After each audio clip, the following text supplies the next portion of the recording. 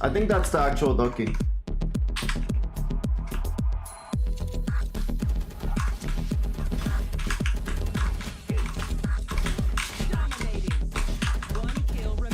Oh, that's mine! Fuck you! Fuck! Fuck! Dude, what the fuck?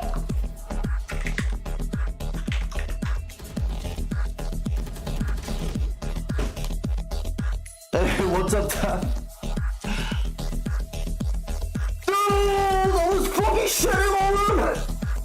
Y'all see that? Y'all see how I played that shit? Oh my god, fucking sheriff, blind, wallbang, heading up the walls. No!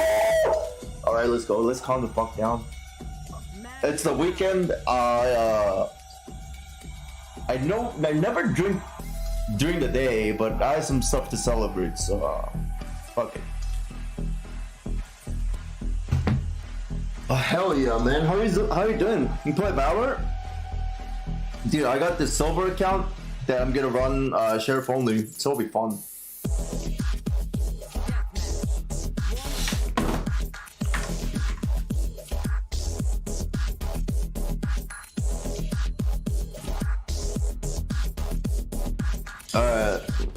Valorant stream, 23 views 4 days ago. Chill.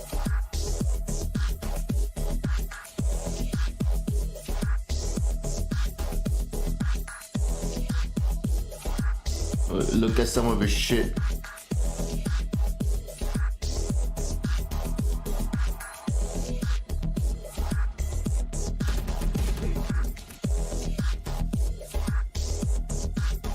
What the fuck?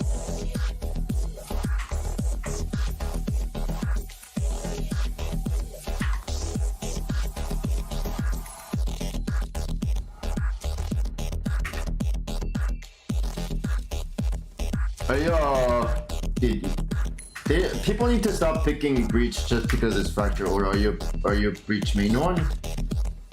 I never see Breach actually being played because of, you know, the Sky meta and everything, and I mean obviously fucking Fade. I feel like now even on Fracture you should play Fade because Breach honestly isn't as strong as Fade. Rage is just a way too fucking OP. I don't know about that one new map. I don't even know what it's called. Mirage? Dust 2, what is it called? Aztec? Dude, play Fade, dude. Oh my god. It's such a good investment. I don't know what you...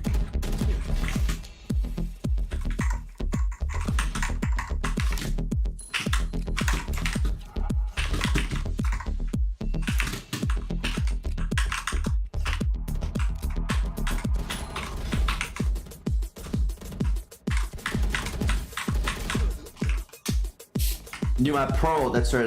Dude, I gotta aimtrain a little bit.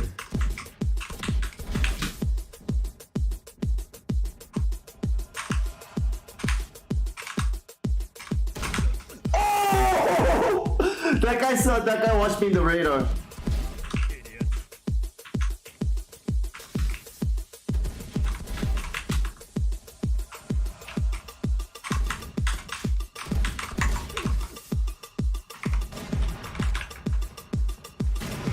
What?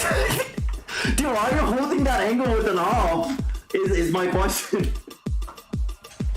Oh, that was funny as shit! What the?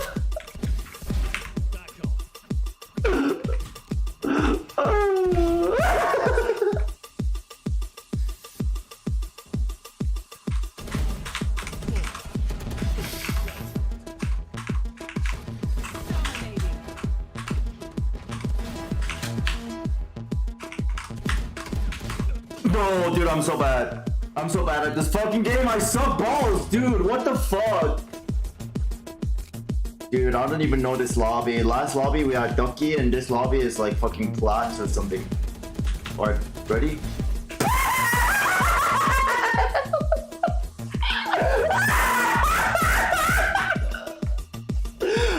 Was faded. I noticed that hard timing when I need to press E the second time. I just fucking play, man. I don't even play Fade.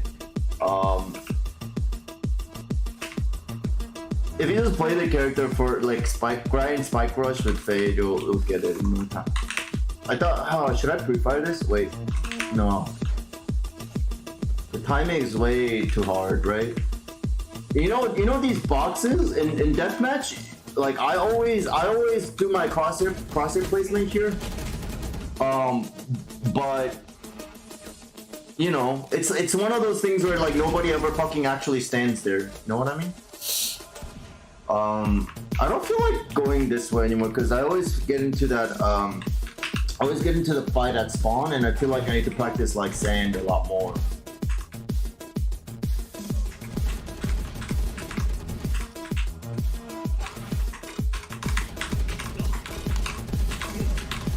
Dude, I'm so bad.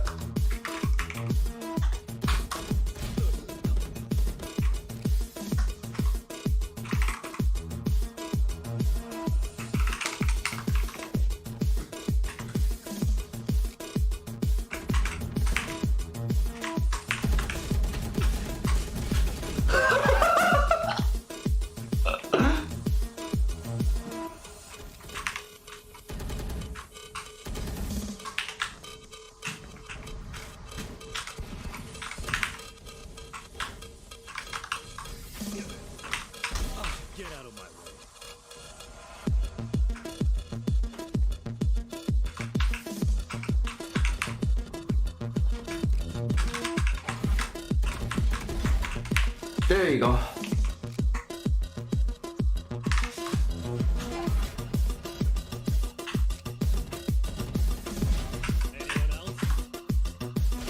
Ah! I thought I could get away with it.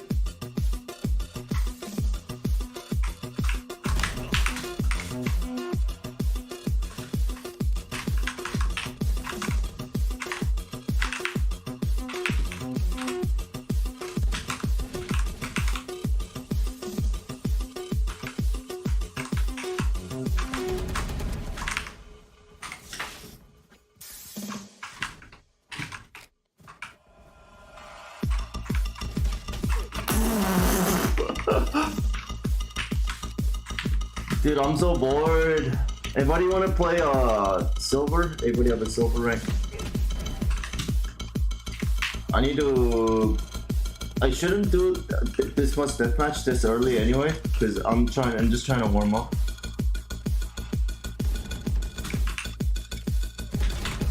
Dude, that was my counter strafing accuracy. That was my correction. So I gotta work on.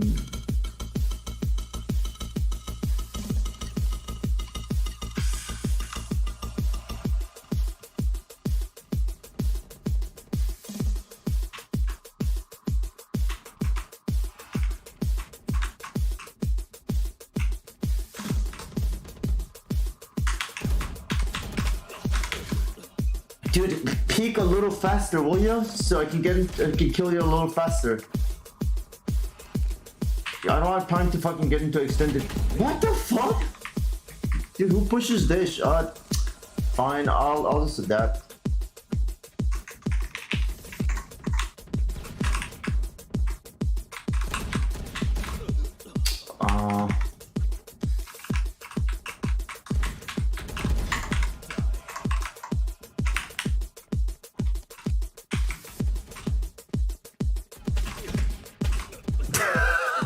This chat. 10 kills remaining. Double key, cause not double kicking isn't fun.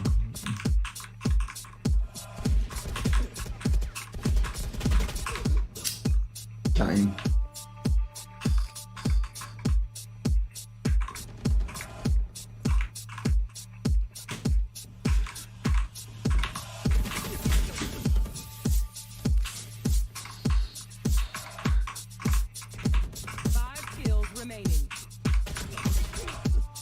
Sage, this is fucking Sage. Okay.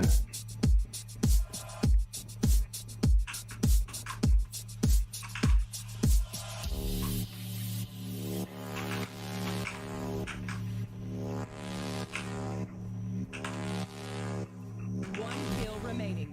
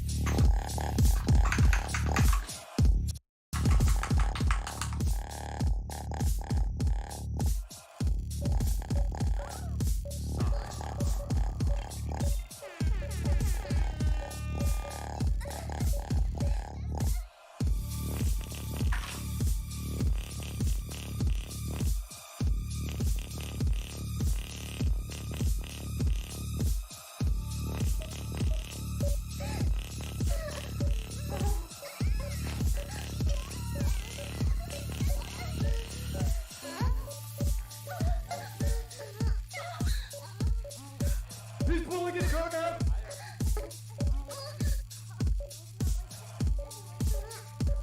He's pulling his cock out! He's pulling his cock out!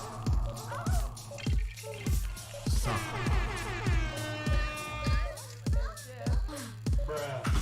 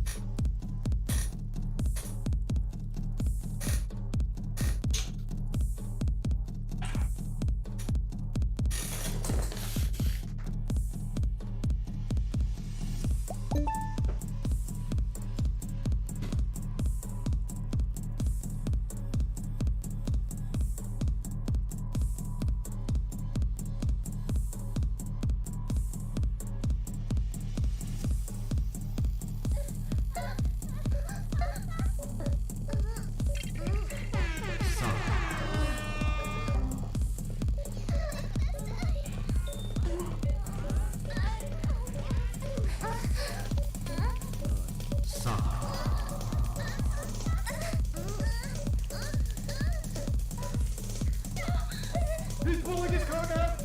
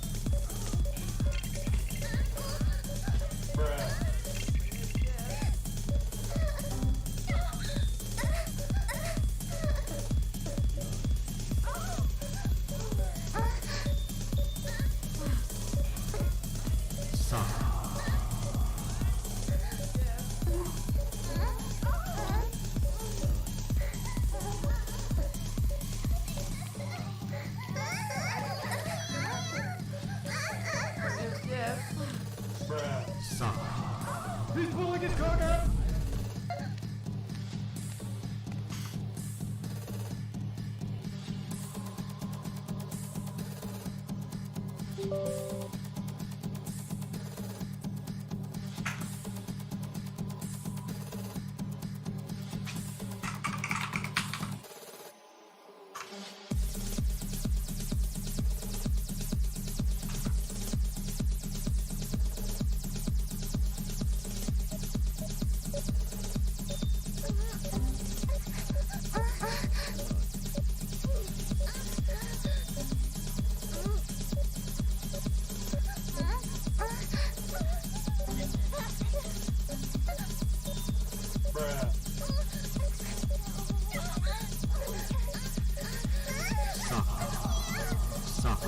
He's pulling his cock out!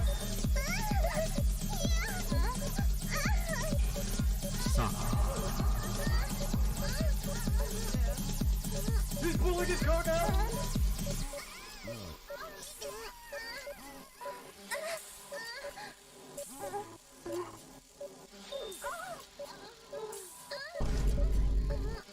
Bruh. I never did. He's pulling his cock out!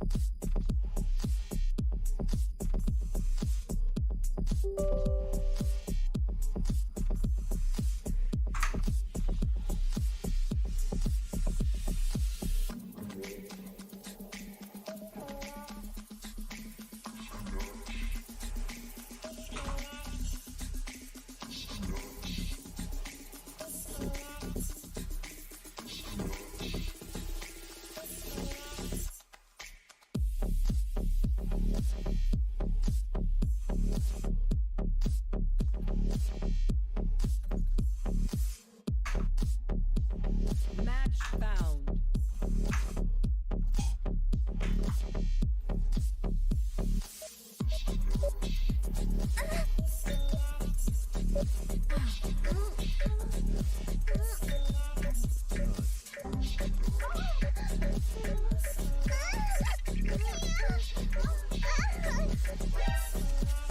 Deathmatch.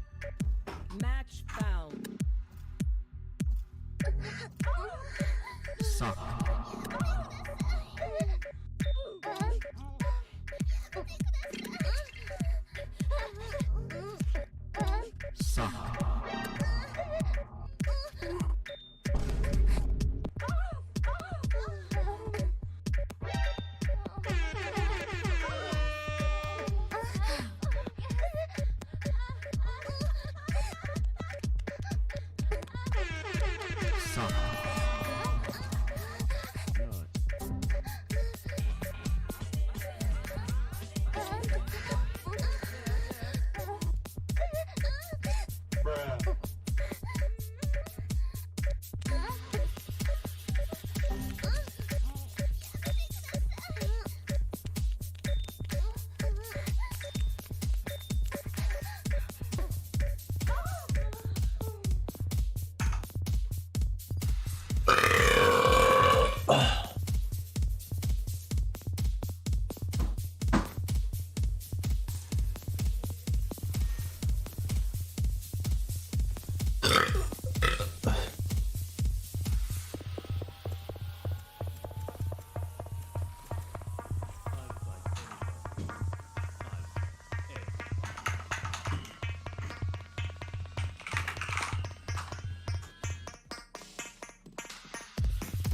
Hey guys, in this video I will show you the best tips and tricks which you can use right here on Tryhard, and we'll start with TPs right here on A side. So first you're gonna get into this corner and place your TP right on this corner right here, like this, and set out your TP.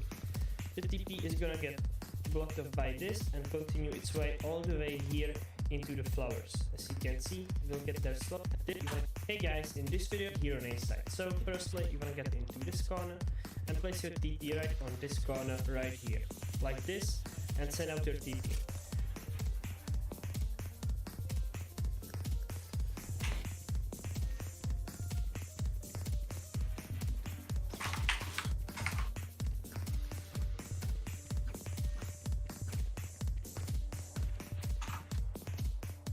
TP right on this.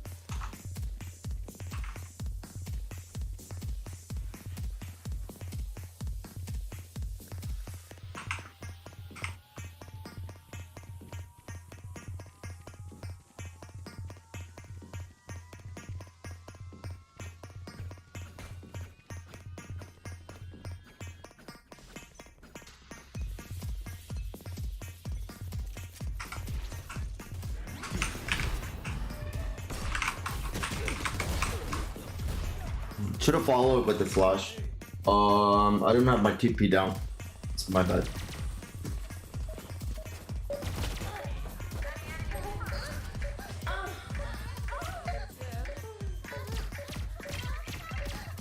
He's pulling his card out!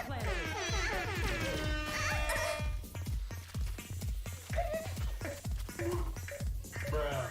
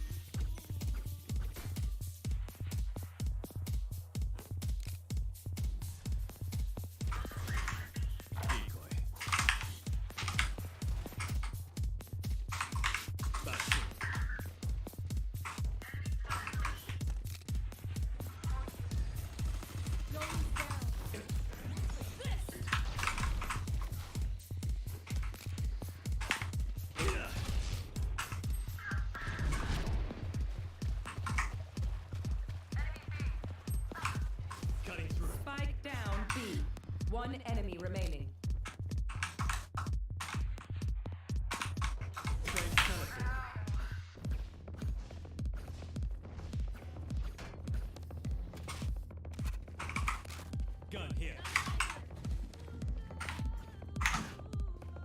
this corner right here, like this, and send out your TP. The TP is gonna get blocked off by this and continue its way all the way here into the flowers. As you can see, we'll get there slower, as you can TP here and try to flank enemies. They would never expect this. From a slightly different spot, you wanna just move a bit to the right, a bit right of this spot, like this, and send out your TP right here in.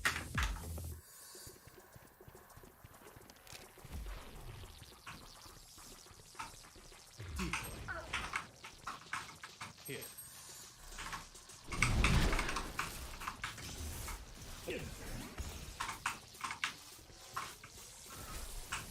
Here.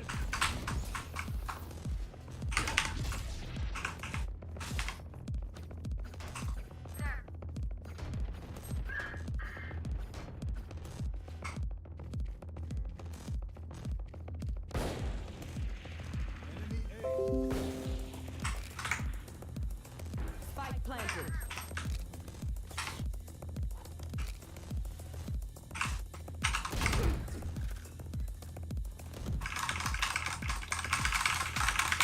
Player standing.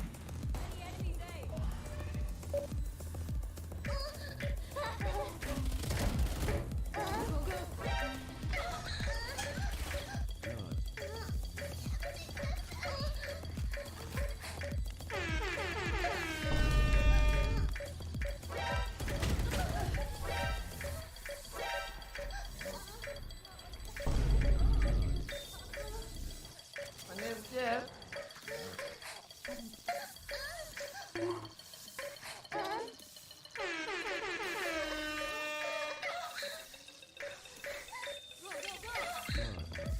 My name's Jeff. Bruh.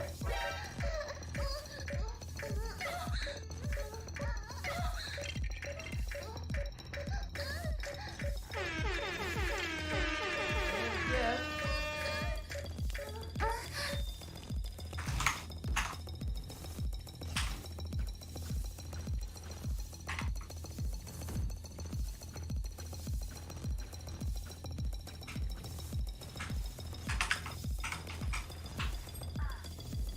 Cutting through.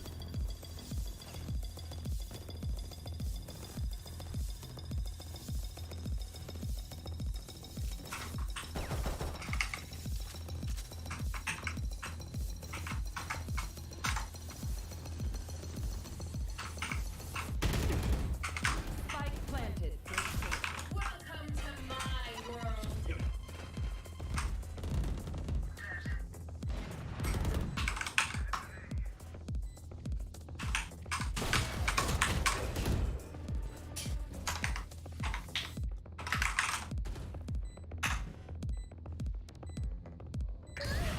My name's Jeff.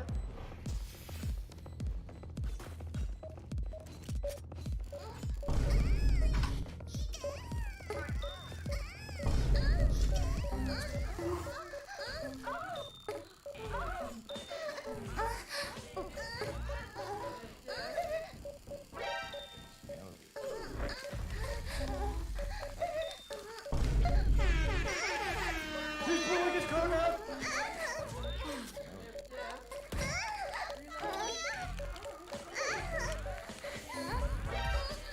My name's Jeff.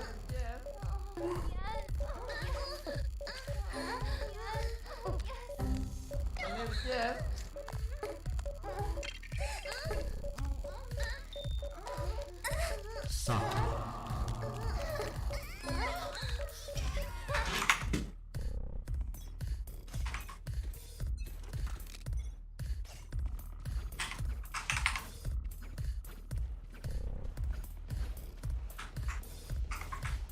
Time to jump.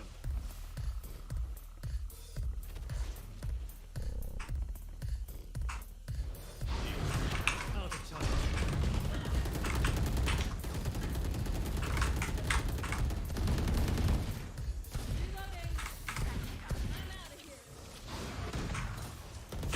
Out of charge.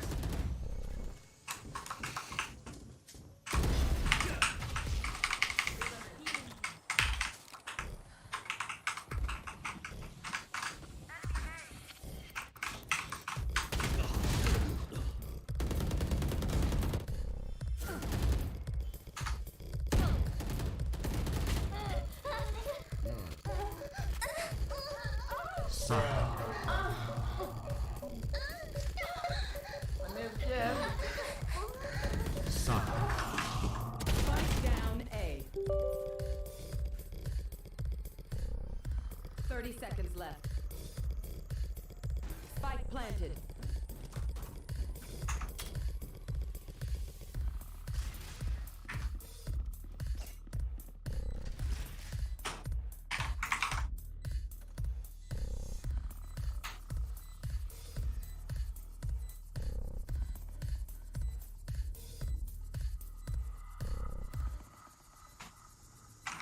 One enemy remaining. Poison orb emitted. Last player standing.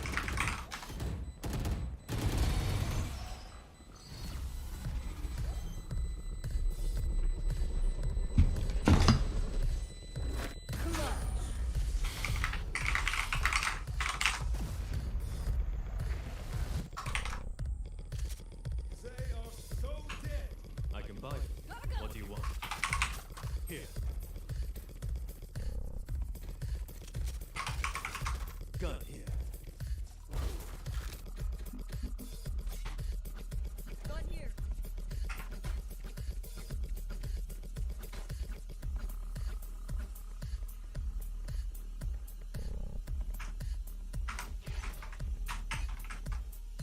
Decoy. You want to play? Let's play.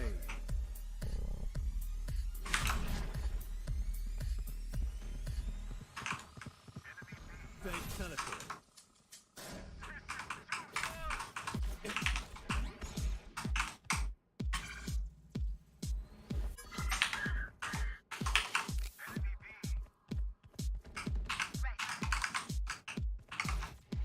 Time to jump.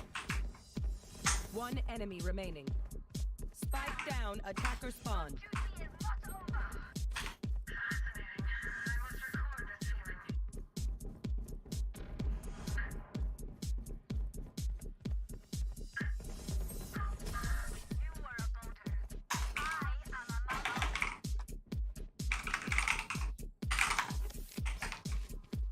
Go, go, go!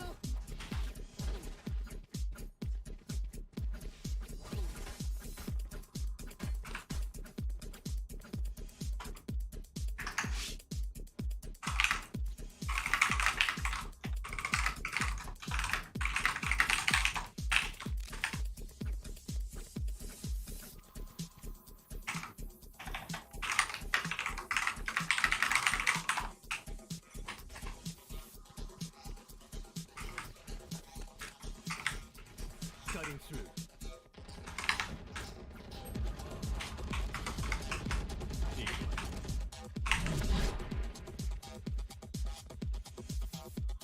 Who's next? Fake teleport.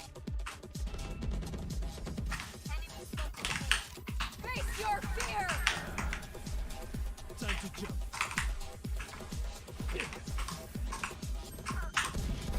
Back off. Spike planted. I'll handle fake teleport. I'm back. Cutting through.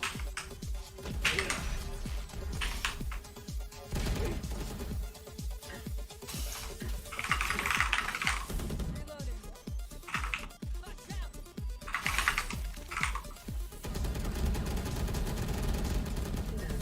I'm out of here. Poison off.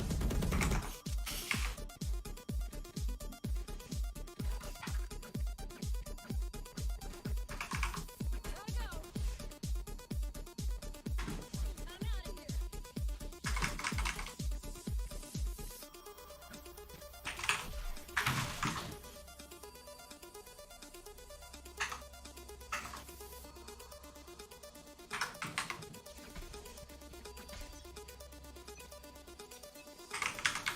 Time to jump. Deep.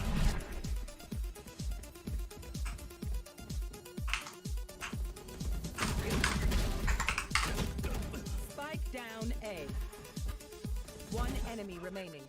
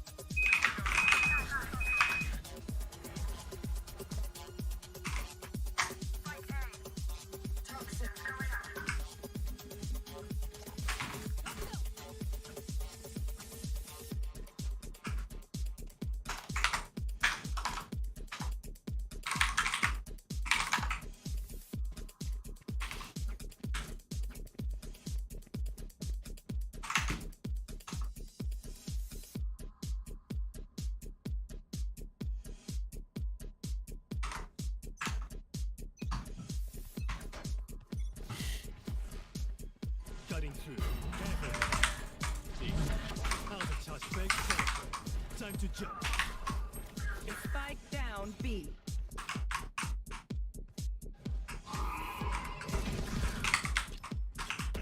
Eliminate.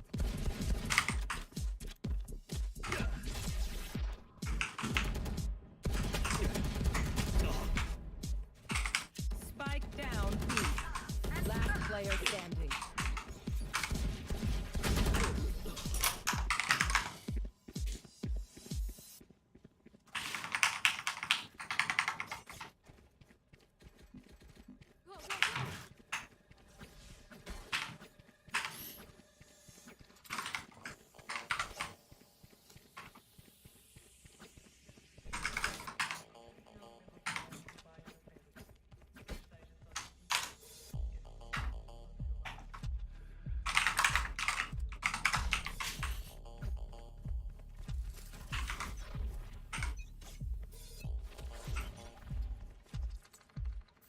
Decoy. Time to jump.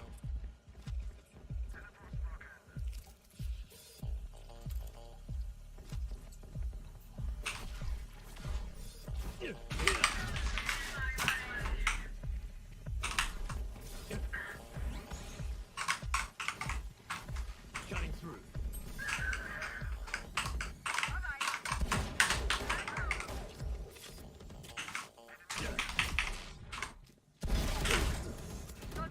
Spike down B.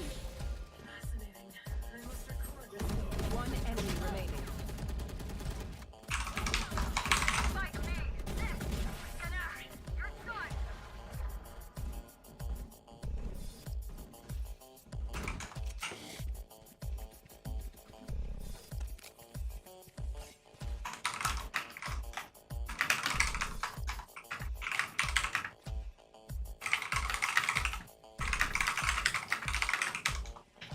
Go, go, go. I'm out of here.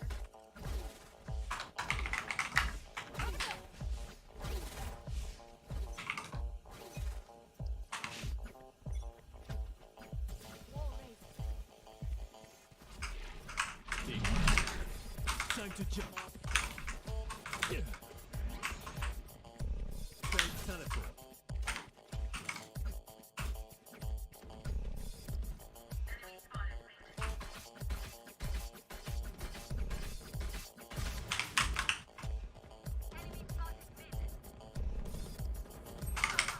Cutting through.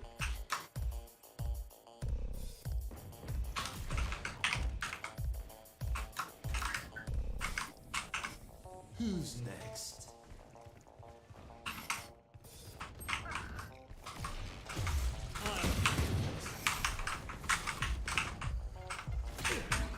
Out of touch. Welcome to my world. Spike planted.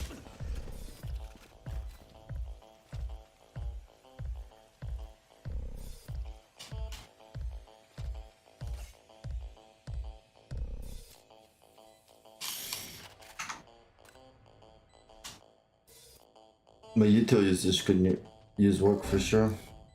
Last player standing. Bruh. I mean, yeah.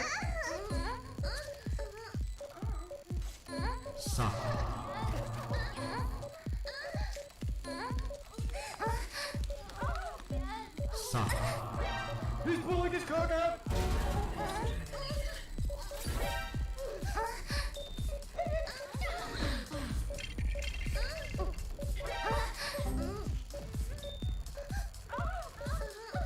He's pulling his cock out! Before the switch.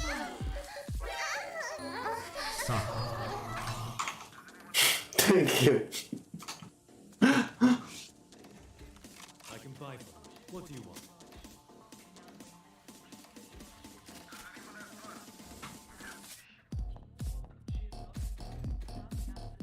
I can buy for you. What do you want?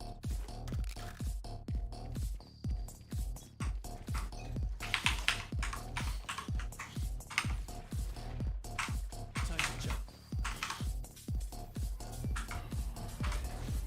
Decoy.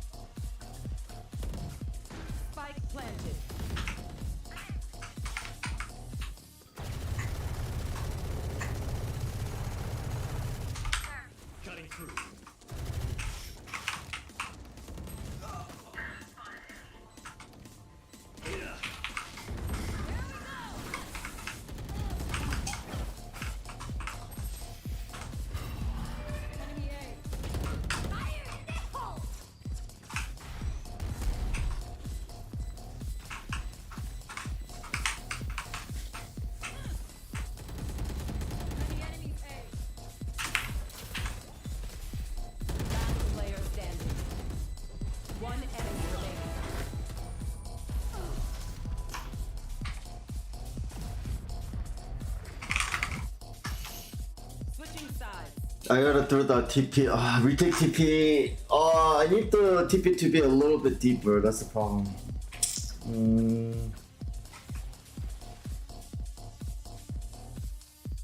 Once you have a side. Okay. In the middle. 1 second right here to B side with this simple TP. Firstly, you want to get into this corner right here, then place your crosshair on this pipe right there. And Dude, these lineups are like very unrealistic. Careful here.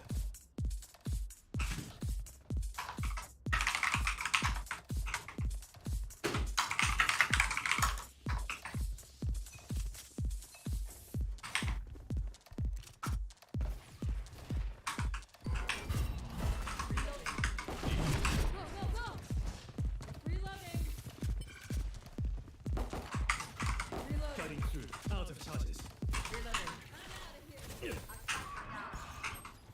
Spike down B.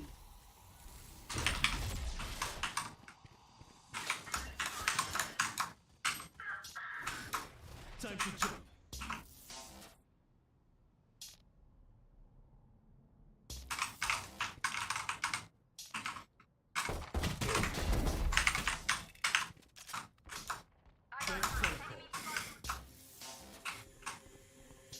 Here. I need backup. I need backup. Healing. I need backup.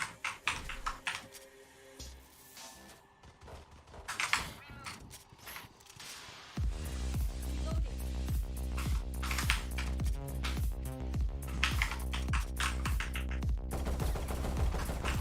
30 seconds left. Last player standing. One enemy remaining. Spike planted.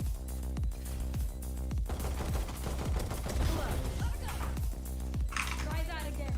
I dare you.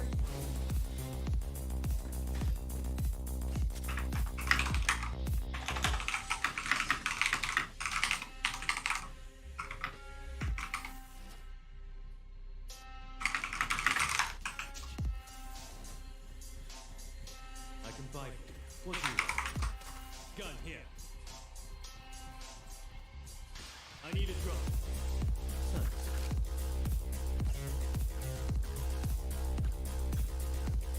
Careful.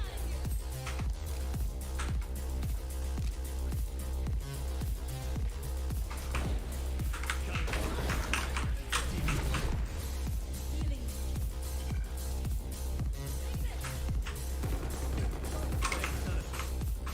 Out of charges.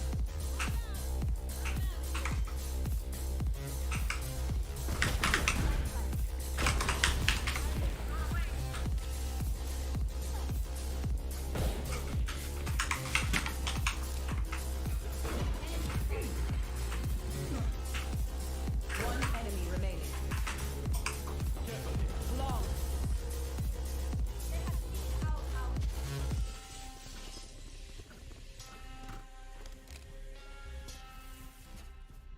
I can buy for you. What do you want? Gun here.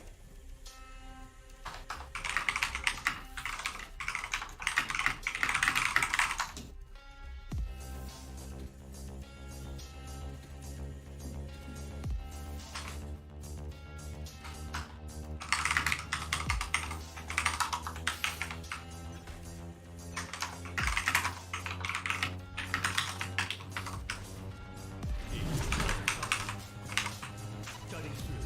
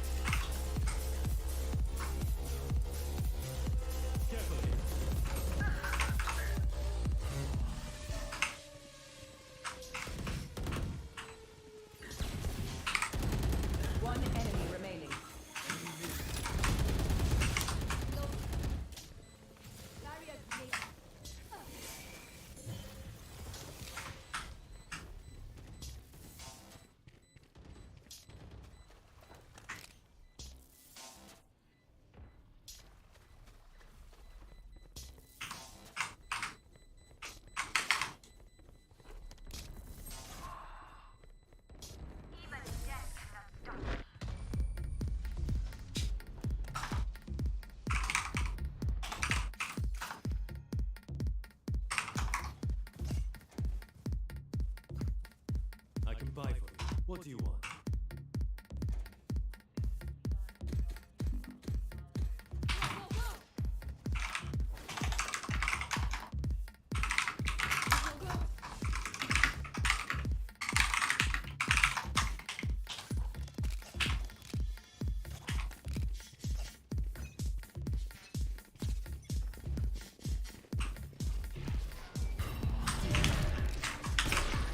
Time to jump. Gotta go. This way. Gotta go. Here. Don't teleport. Time to jump.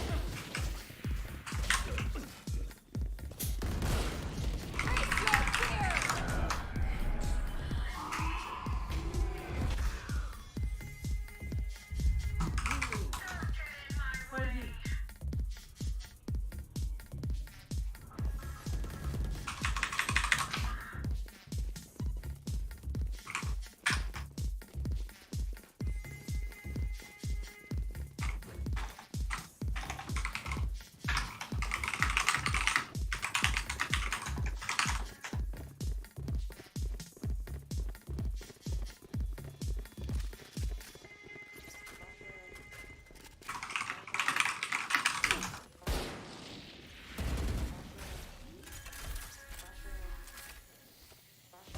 Light planted.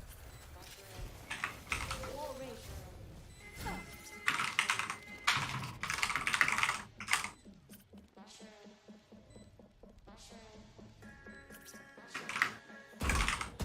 One enemy remaining.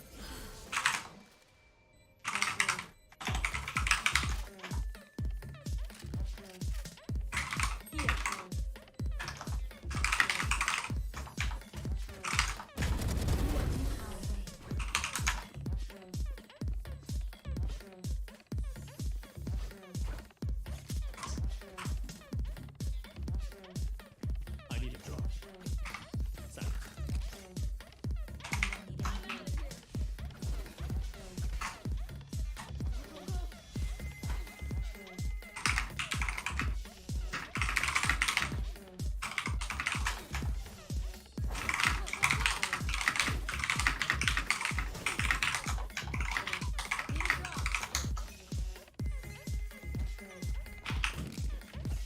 I'm out of here. I'm out of here.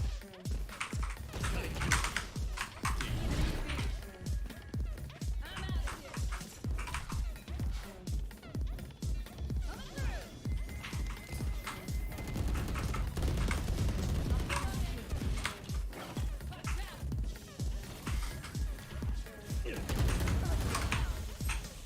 Spike down B.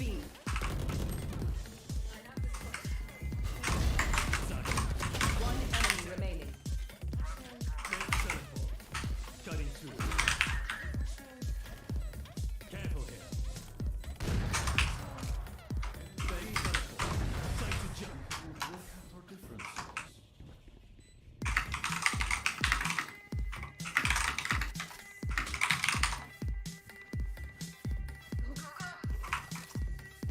Gun here.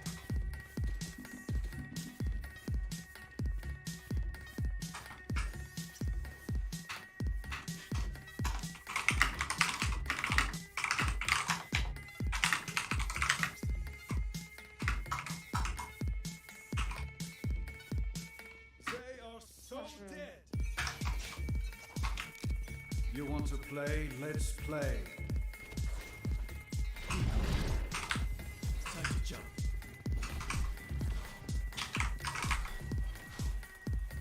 Don't teleport.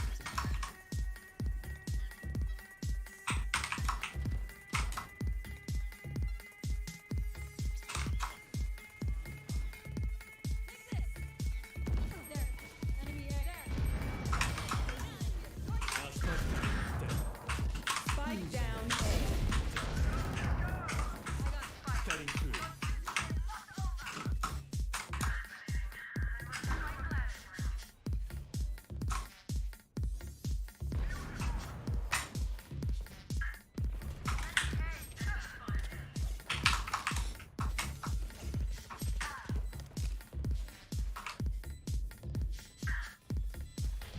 Don't teleport. Out of charges.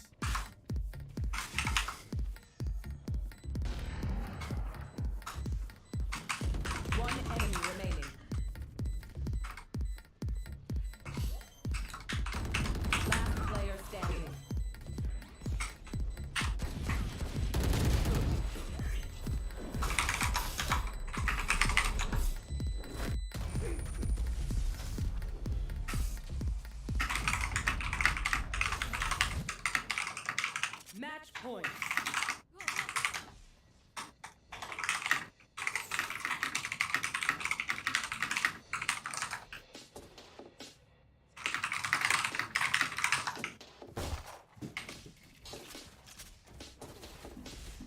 Gotta go.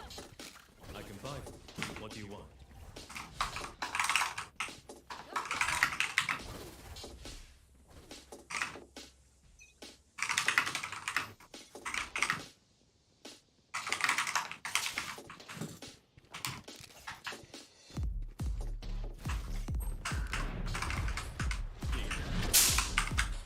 Time to jump.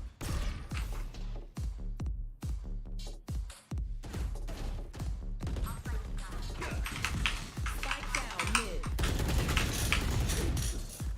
Fuck, that was bad.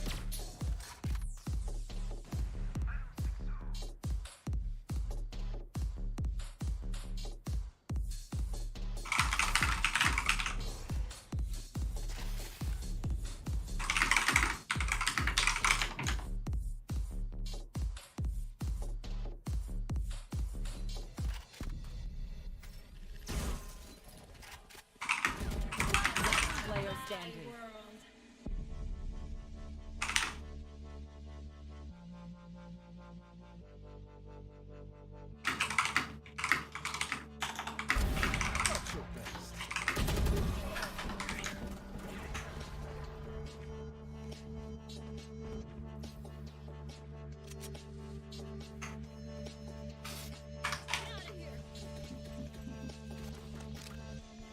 I'm out of here.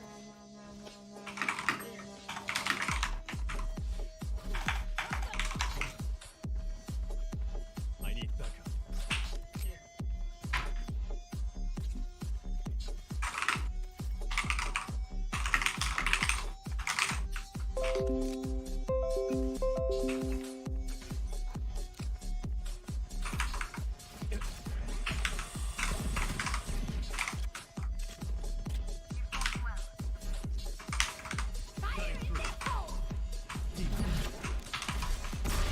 I'll handle this. Great teleport. Out of charges. I'm back. Who's next? Go, go. Time to jump. One enemy remaining.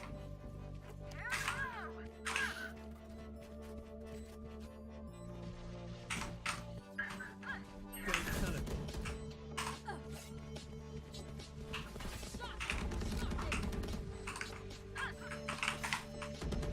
Flawless. Attackers win.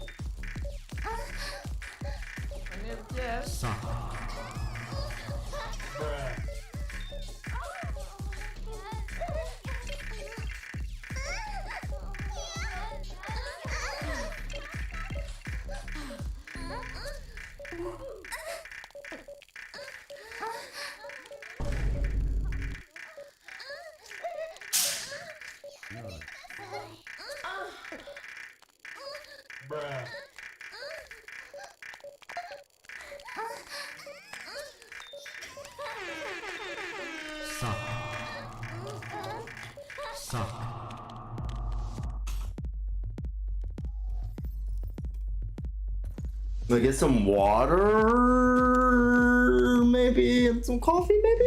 Question mark, I'll be right back, question mark.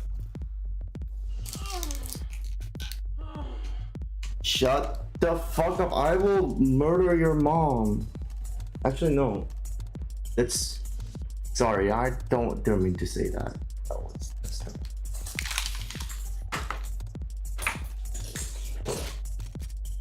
Deathmatch. Warm up.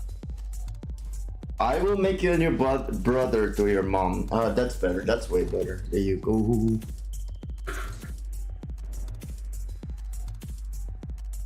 Otto, I missed you. You were here last time. Why are you here again?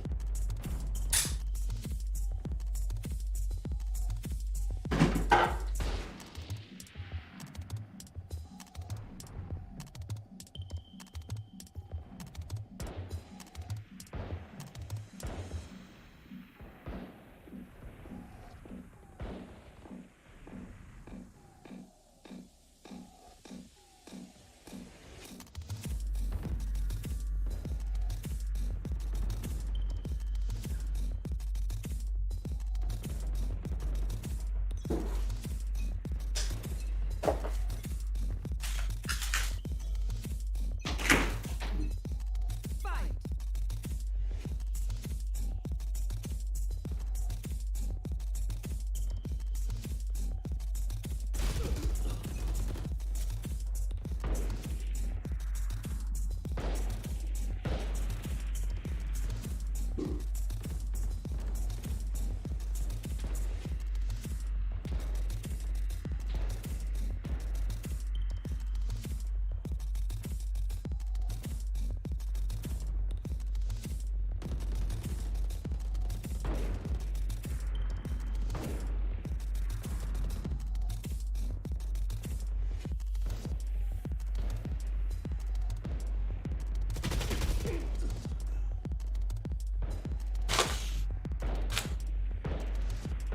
I'm sorry, wife.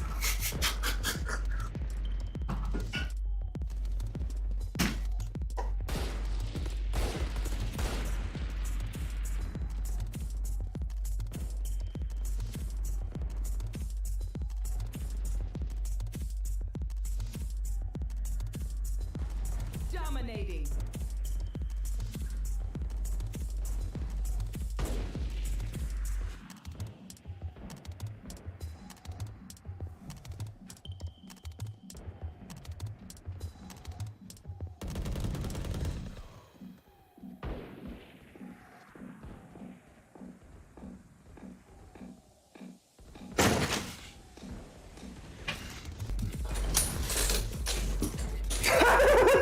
GM and Iron.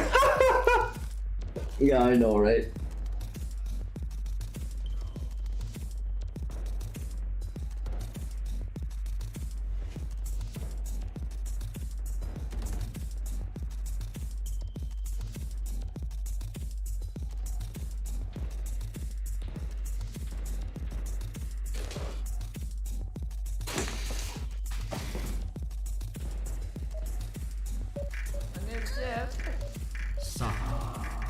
Deathmatch.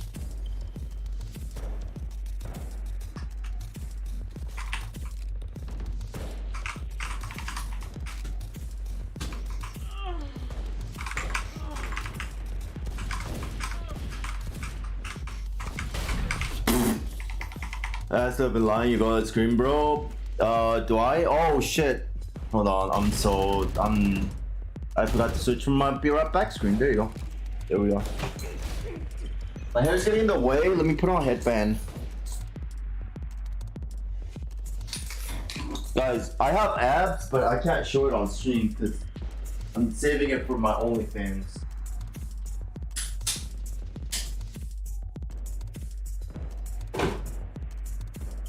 The fuck? Yo, do you think if I like, do you think if I play Valorant with my balls, like I'll get views? Like if I like press the keys with my balls, like left right. Boop, boop, boop, boop. Or like in order to shoot, Like I'll tie like a little string around my dick, and it has to expand to a certain size, and only then it'll register as a click.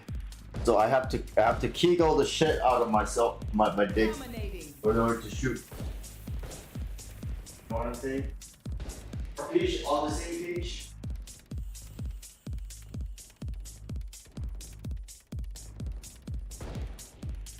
Are y'all feeling it? Y'all feeling me?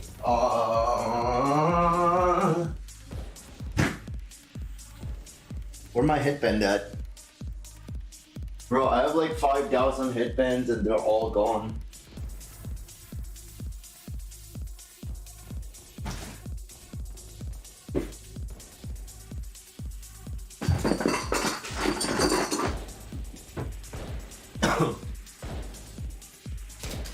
So this is like the only part of my life where I still struggle with.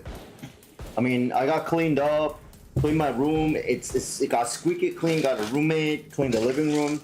But now this room is fucked because I moved all the shit from everywhere else to this room. See? So now I have a new problem where I'm walking. I feel like I'm walking along the goddamn minefield. Okay, let's do a hat. Let's do a hat. How about a hat? You fuck. Coach, glad to see you. How's your job going? It's good. How did Tens get famous? Oh, true. Dude, Tens, you're a little bitch boy. Let me fuck you in the ass.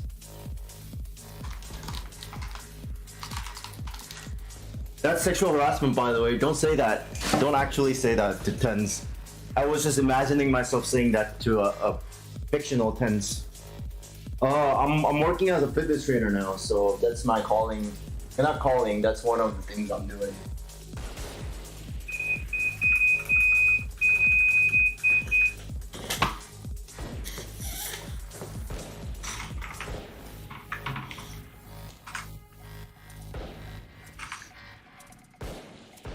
You guys know Jason R? I'm basically like Jason R if he actually knew what he was doing and was good at the game.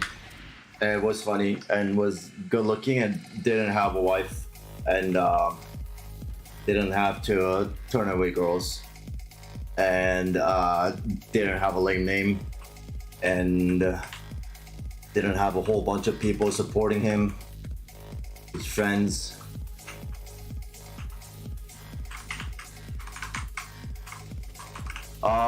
Just tell a woman your name is humongous. How about shortest Stumpus? My name is Stumpus Miraculous. It's a type of a mushroom. It's a type of a mushroom. It looks like one too. Put it in your mouth, it expands. Expands your mouth, it expands your mind. Dude, I want to fuck something so bad right now. What the fuck? Why did I just say that?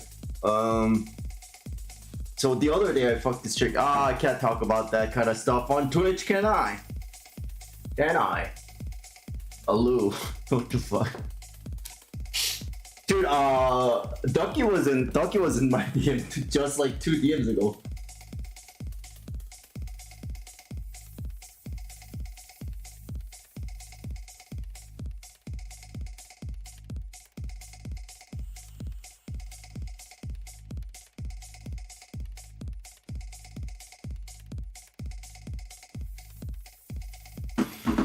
My name is Tiny Waynus. I definitely haven't. I wish I was back earlier, but I had no choice, you know, just too much real life. Are you fucking... Dude, I have a sheriff. Why are you running? Vaya, you're running!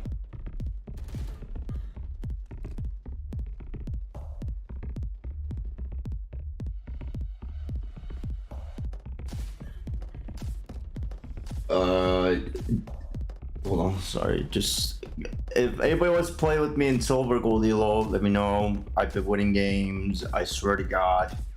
I actually had mouse XL turned off accidentally. I didn't know, so I was missing shots, etc., etc.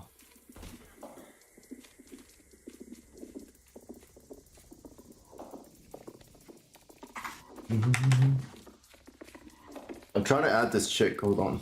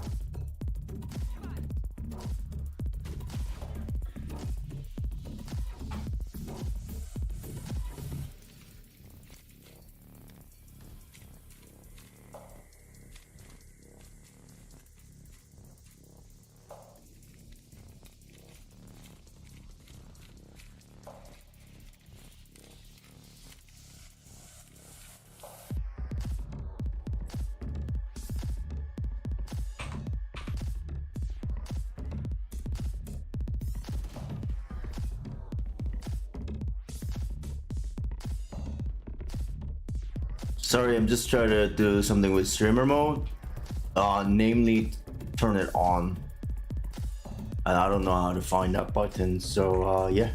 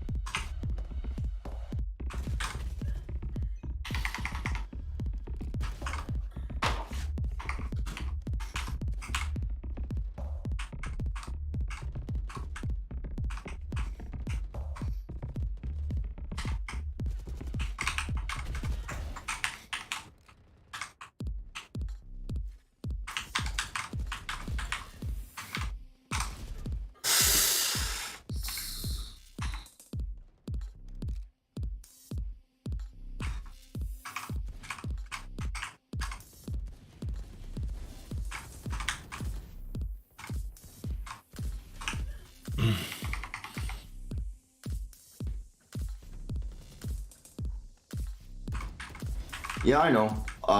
That's why I've been trying to make money. But as soon as I get double peaked,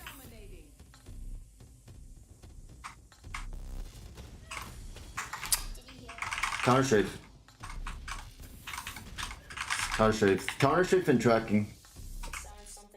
Work on tracking more. I wish I could fuck a job, man. That's I would love to fuck a job. Tracking, same thing. Tracking and micro, shot timing. Tracking, cross replacement. There you go. Not good though. Not good, not good. Why did I just swing out right after that kill? She expects it. She fucking expects it. I could just get pre-fired on that bitch. What the fuck am I doing? Oh, come on, dude. I hate it when I'm not like, I don't care what the score is. I don't like, I know when I'm not playing well. Oh god. Okay, so she thinks I'm right, and then now I swing. See, you see that delay in the swing? That's like 100% necessary. Sense is irrelevant because I use my raw XL, mouse XL. But 0.224 at 1600 DPI. My XY axis is also different. My XY sensitivity is different. What the fuck? It's also different. Did I not? I swear I was crowd spamming. Dude, that's just I wasn't ready for it. Plus, I haven't grinded. Well, I gotta go reminder to myself, grind one more for targets because I haven't done that in a while. What the? I was not ready for that shot. Not ready for that shot. Micro adjustment. This guy expects it, so I'm gonna swing close.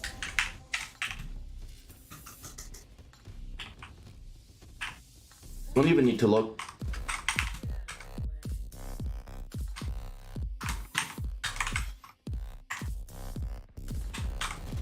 That's dude, I suck balls. I suck so many balls. I suck all the balls in the world. Oh my god, I'm so bad.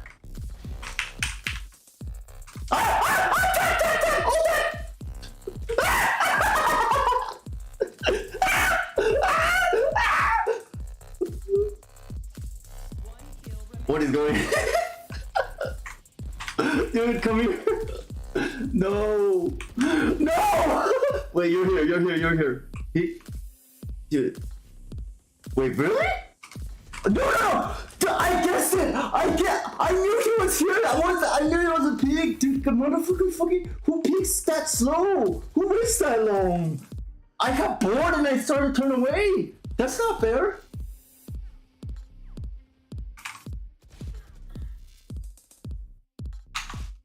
Fuck that. I need another beer. Oh my god. Oh, I'm having so much fun though, dude. Guys, I love fucking Valorant, man. It's such a great game when you just don't give a fuck and fuck around. Oh. Do I wish the gunplay was better? Yeah.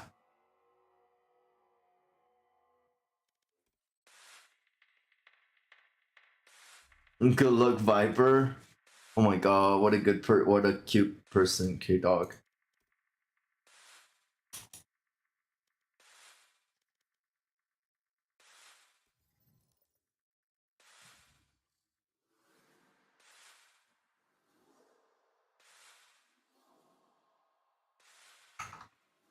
Match found.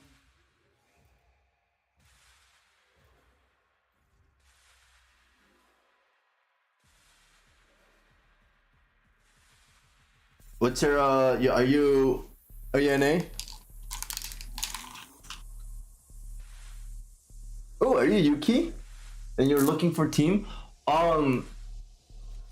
If you're actually serious, I might be able to help out because I know some people. What kind of team are you looking for? What do you play? Also, I play Sheriff only, so. Oh, dude, you saw me on Twitter, right? That's how you know. That's how you ended up. What the? Hey. Dude, you know I low-key kind of got kicked from Yuki. Am I still in Yuki? I think they banned me for quote-unquote soliciting. Because here's the thing, right? I used to grind at least a month ago before I had to work fucking 3 jobs. I was grinding this game like 12 hours a day, right? And while I'm grinding the game, I want to like hang out and talk to people, like just fuck around. So I'd be in the voice channel. And then all the admins thought that I was just there to like, I don't know, like solicit people or advertise, which makes no sense, right? Because who's gonna, like, even if I get people in, anyways. Oh, that's your Riot. I thought that was your Discord. Anyways. Oh well. You're gonna be on for a while? Cool. Let me know whenever, because I prefer playing with girls, especially like, you know, young slim girls, cute, has daddy issues, but you know, you don't have to, what the dude, Jet, fucking what? You're here.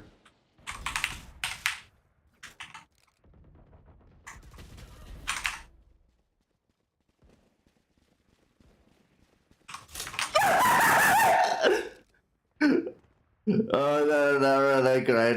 Yeah. Wait. So what are you fucking doing with your life, dude? If you key X's or LFT and you're not grinding the game you're LFTing in, what's up with that? Trying to go pro. My specialty is like picking players pro, by the way. Oh, bounce 180. You don't get to practice a lot of bounce 180, except I guess like Raise and Jet.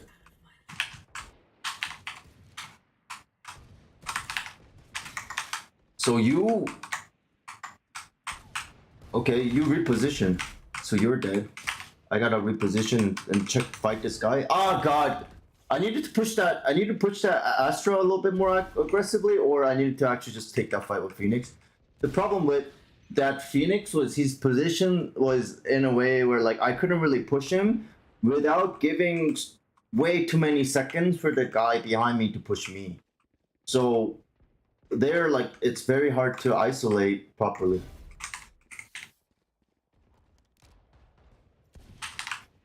I just hope. What the fuck? This Astra is so clueless. What? Dude, I can't aim. Wait, wallbang. Come on, please. Dude, let me just go for. I want to go for an air wallbang. I've never really done that. I've had some sick wallbangs, but I've never had like an air wallbang where a dude was like air strafing. That would have been sick. Taking a short break. That's all good. Breaks are good as long as you're like using them consciously, you know, and you're taking time to recuperate, not just fuck around. Because what happens is if you take break for too long, then you know your fire burns out. That's partially why like I had to play.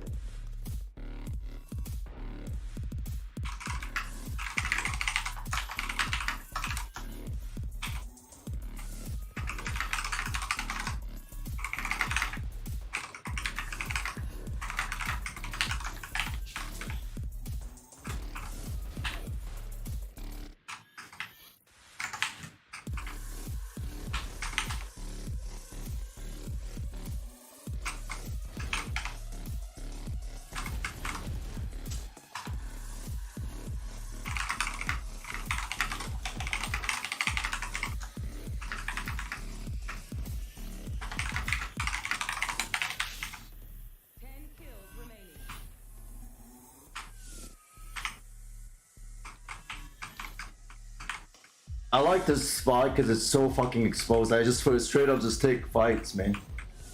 You know, fuck you. Like literally, you will not. There's no way you will not hit me. You will not fucking hit me. Look at this fucking angle. You think you're gonna fucking check this angle? No, you don't. Okay, you're gonna check that angle. That crouch was so bad though, from my part. So one of the things is like, I like to crouch sometimes in mid-range engagements because it's you're not standing completely still, but you still have enough accuracy, and you're close enough distance that the inaccuracy doesn't really matter. So you give yourself like a free edge, right? But then sometimes I forget, and then I do it at long distances, and then I'm retarded, you know? Oh my god, that was so bad.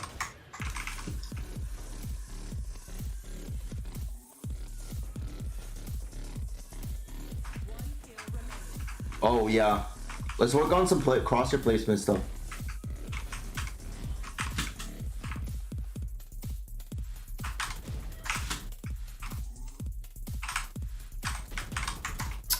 Crosshair placement.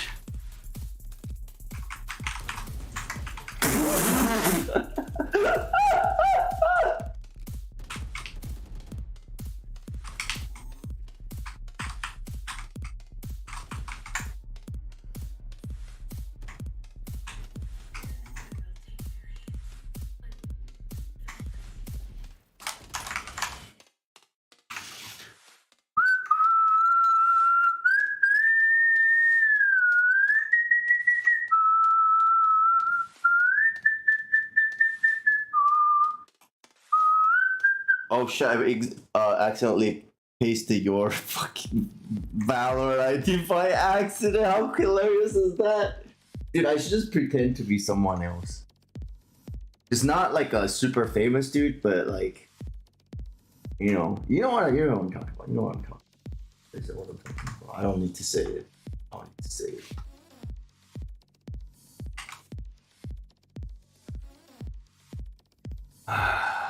It is the hardest part of this game, though, is finding people to play with. I went through like fucking 20 teams when I was trying to go pro. It's nightmare. The game itself isn't. There's definitely not as hard as the real life stuff that you need to go through as a pro player.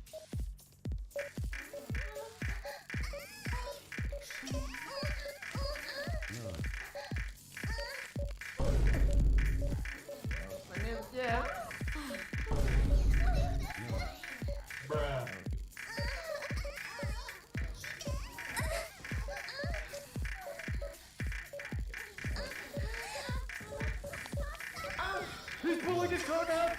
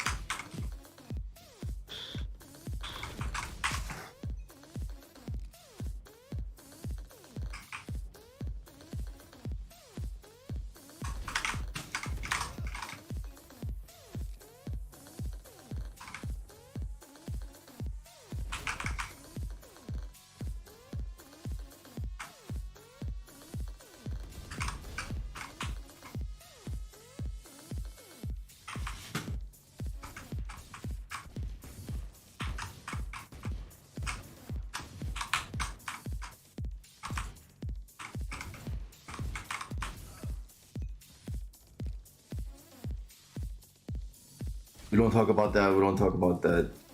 Fuck off.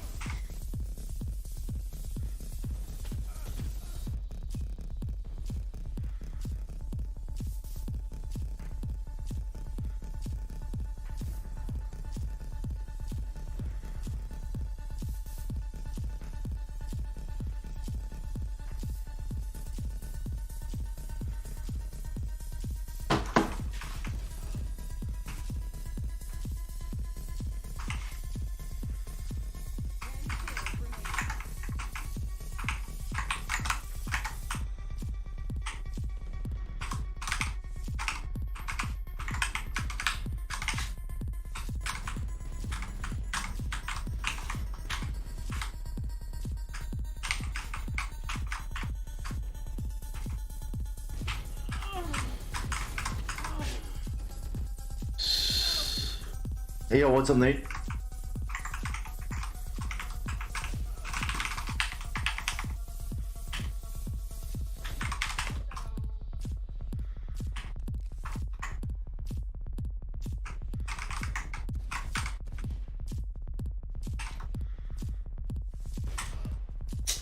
To close, angle advantage, to close.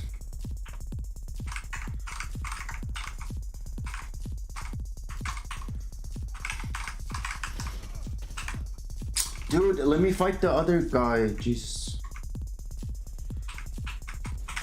5 kills remaining.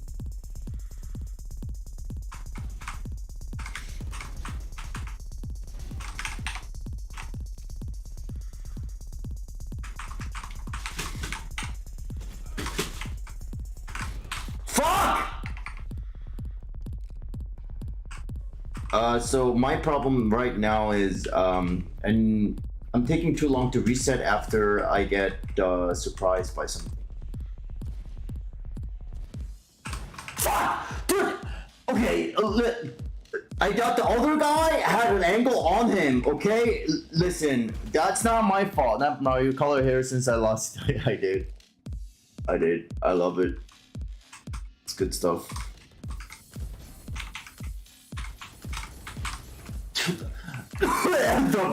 You're gonna double pick it with 2 fucking. Fuck you. In your fucking fully automatic cum stick. Fuck you, Vandal users. Losers.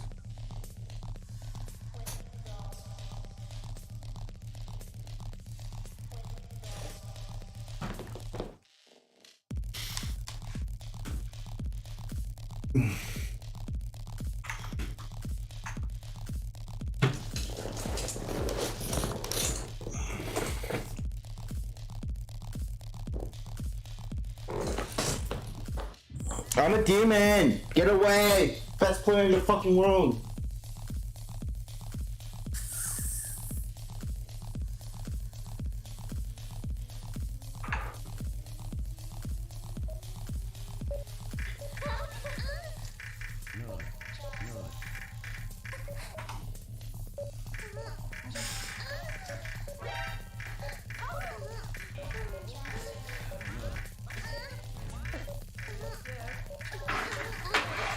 He's pulling his cock out!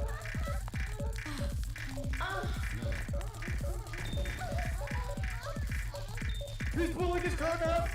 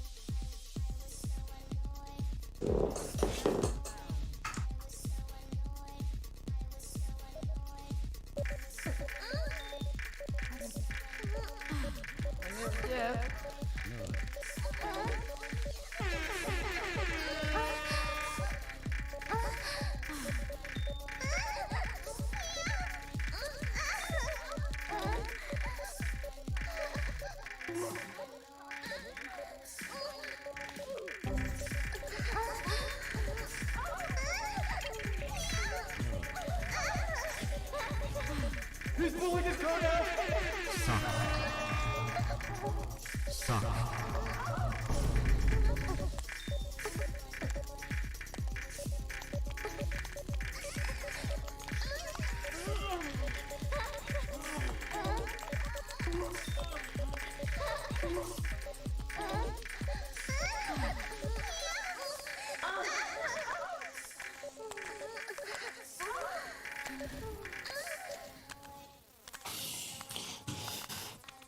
Hey.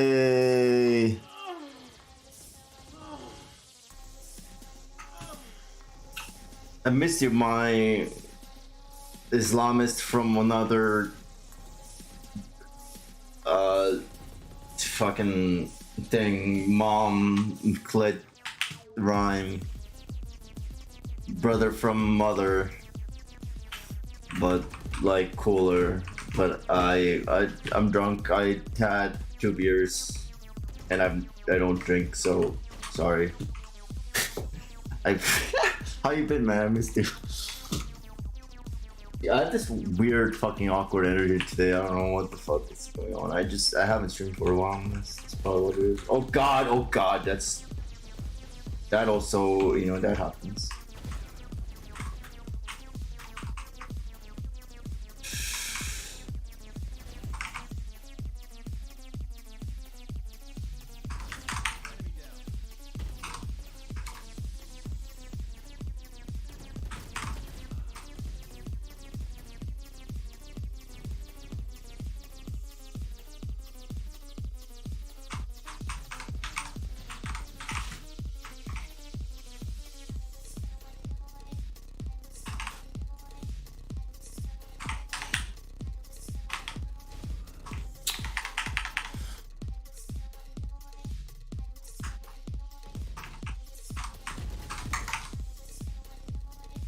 Messed up the rhyme, it's fine.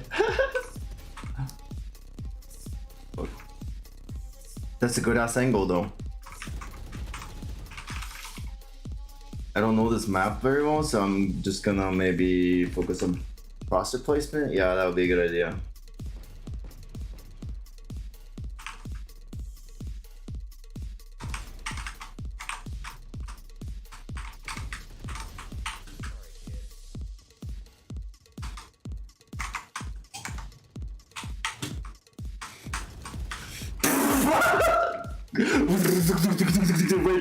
Break, gang bang, double penetration.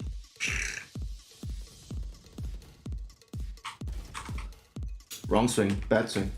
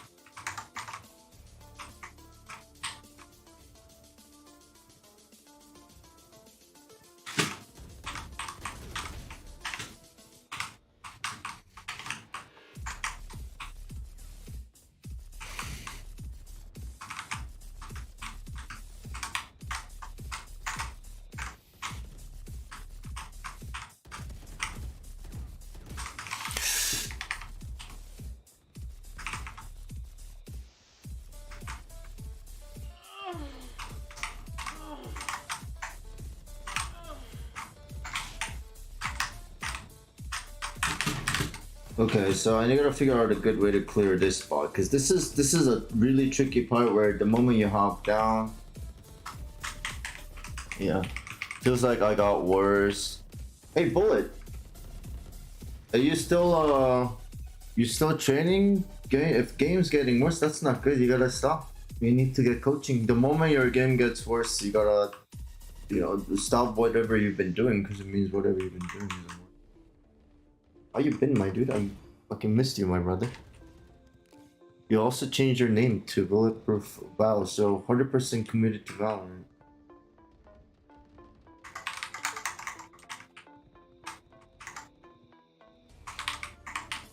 this is a really nice area to fight practice 1v1 with because of the verticality. There's so many different angles. So if I were to make like a map, it would for like micro adjustment 1v1, it would probably be this map is just absolutely gorgeous. You're gone. I know, bro. I was struggling a little bit, so I had to take a break. But I'm down to help you out again. You know, I might need to ask for a little bit of like money just because you know, I've realized I'm spending too much time working because I've been not like asking for money for coaching. But it's not gonna be too bad. It's like for you, it'll be like $5 or something. I don't even know. Whatever. It's like my problem is I want to help people out, but I also don't I don't quite understand that I don't need to help people out for free, you know, because what I offer is in value is much more valuable than a salary comes up. Yeah, for sure, man, but don't worry about it too much. I think minimum I'm gonna charge is like $5 for a session or like an hour or something like that, and then beyond that, because most people if they save for coffee, if they don't buy like the junk food or whatever, they can't fucking afford coaching. Like, you'd be lying. I know people can find money. Like, I've been in a place where I was selling plasma and shit for money so I could buy protein so I can keep working out and stay fit.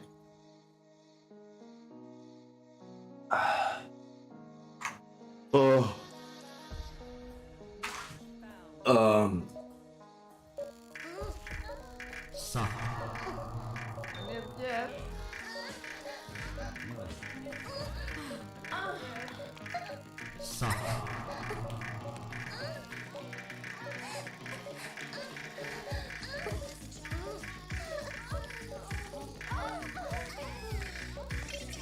Bullet, also play this scenario. I told you to play this scenario. I don't even see you on here.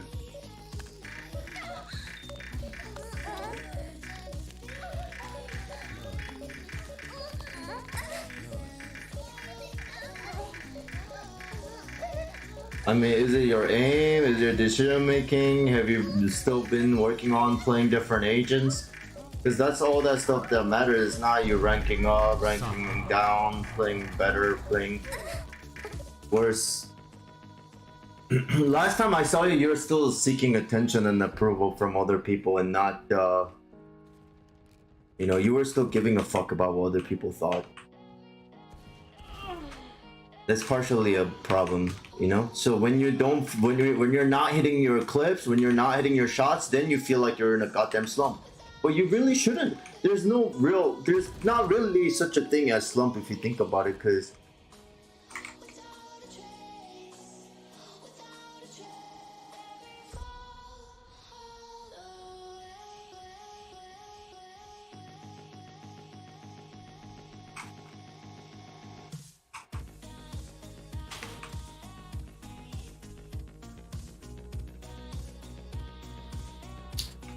try to hit radio with a trackpad and leapfrog keyboard playing Yoru only. Do you think there is hope for me? I mean, I already hit radio with the Prolex Anus, so I feel like that's you know, not as hard.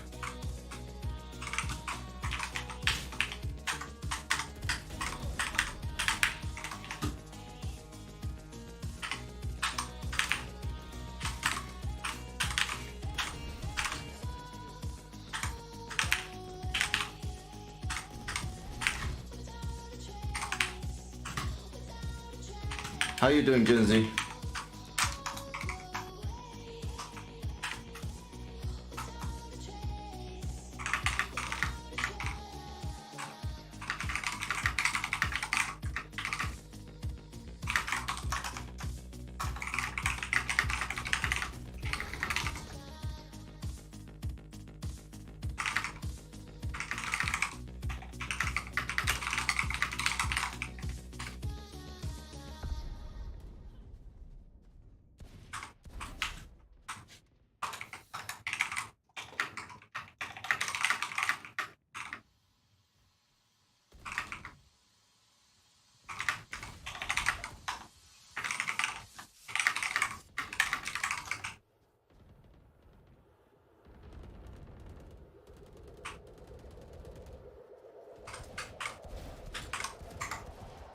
fuck?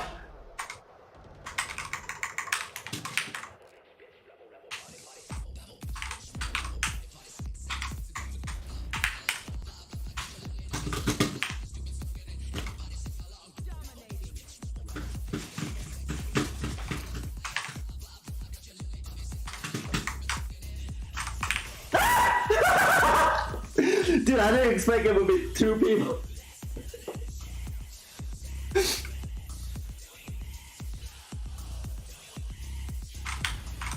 I'm so bored. I'm so bored. I'll be back. I'm bored. I'm gonna drink some coffee. I'll be back. Sorry, guys. I'm a bad streamer.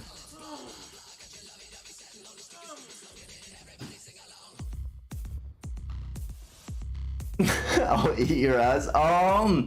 Wait. So, are you offering to eat my ass in exchange for 1 beyond DM? Are you saying winner eats ass? Are you saying winner gets ass eaten? Like, what are the parameters?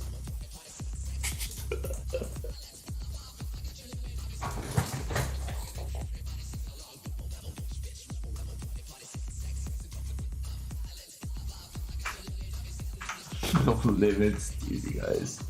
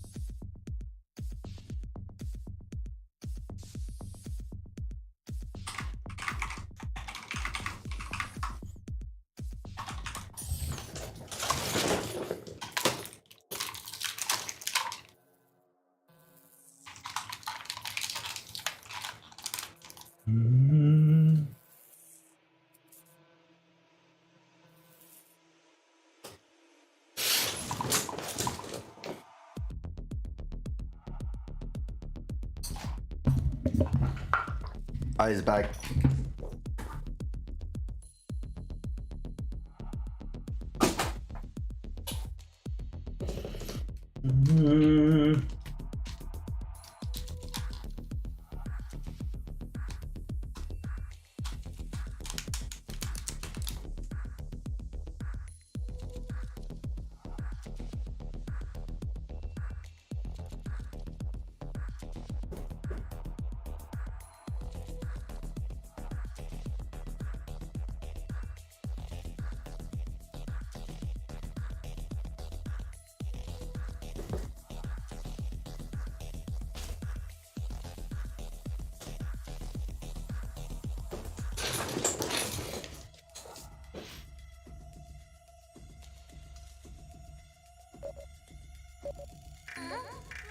He's pulling his cock out!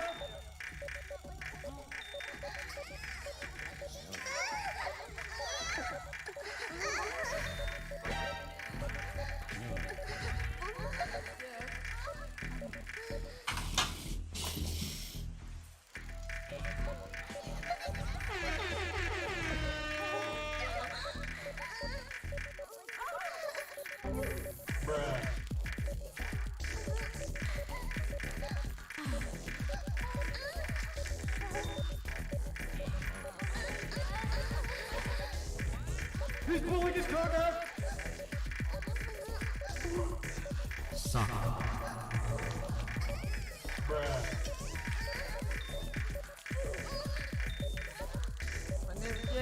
He's pulling his cock out!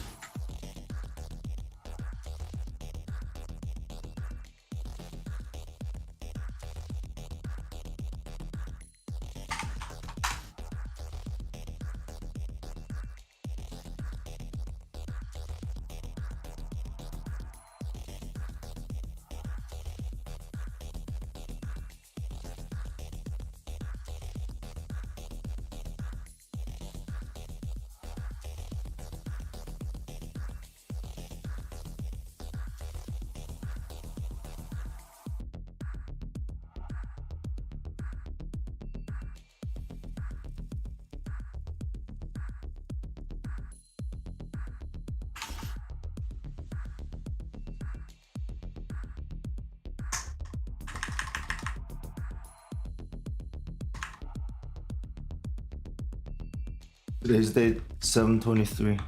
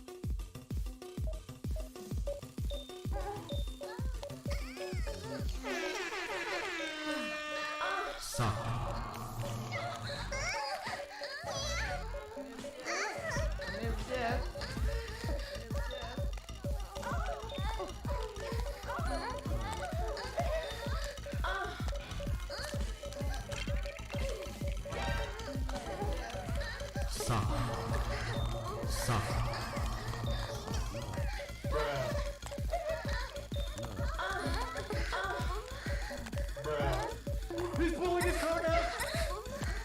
He's pulling his cock out!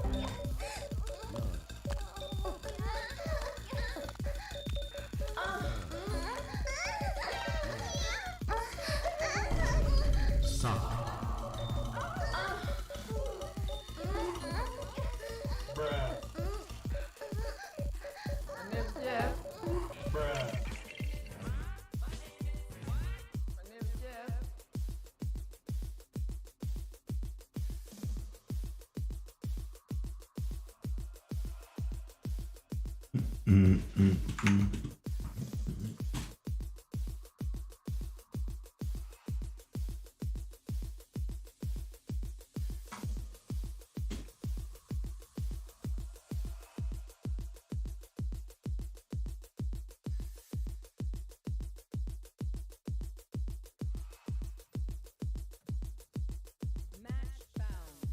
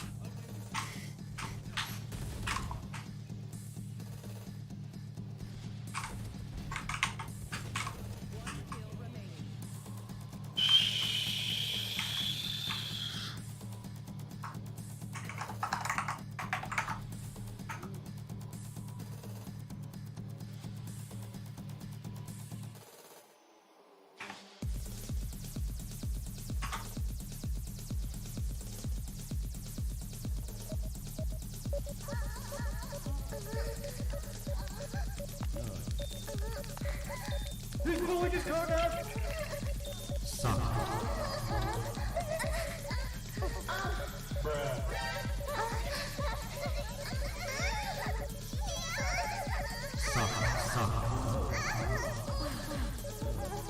He's pulling his cock out! He's pulling his cock out!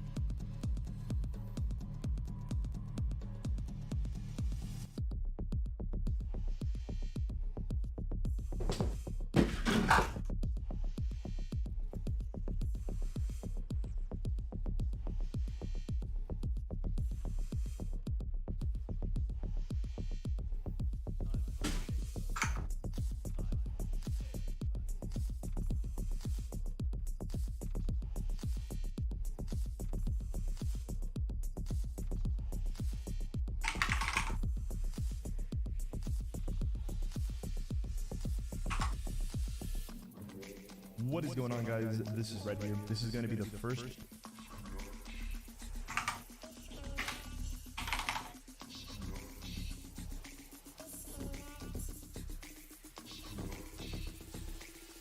Hey guys, my name is Bumpin'. In today's video I'm going to be talking about how to play Yoru.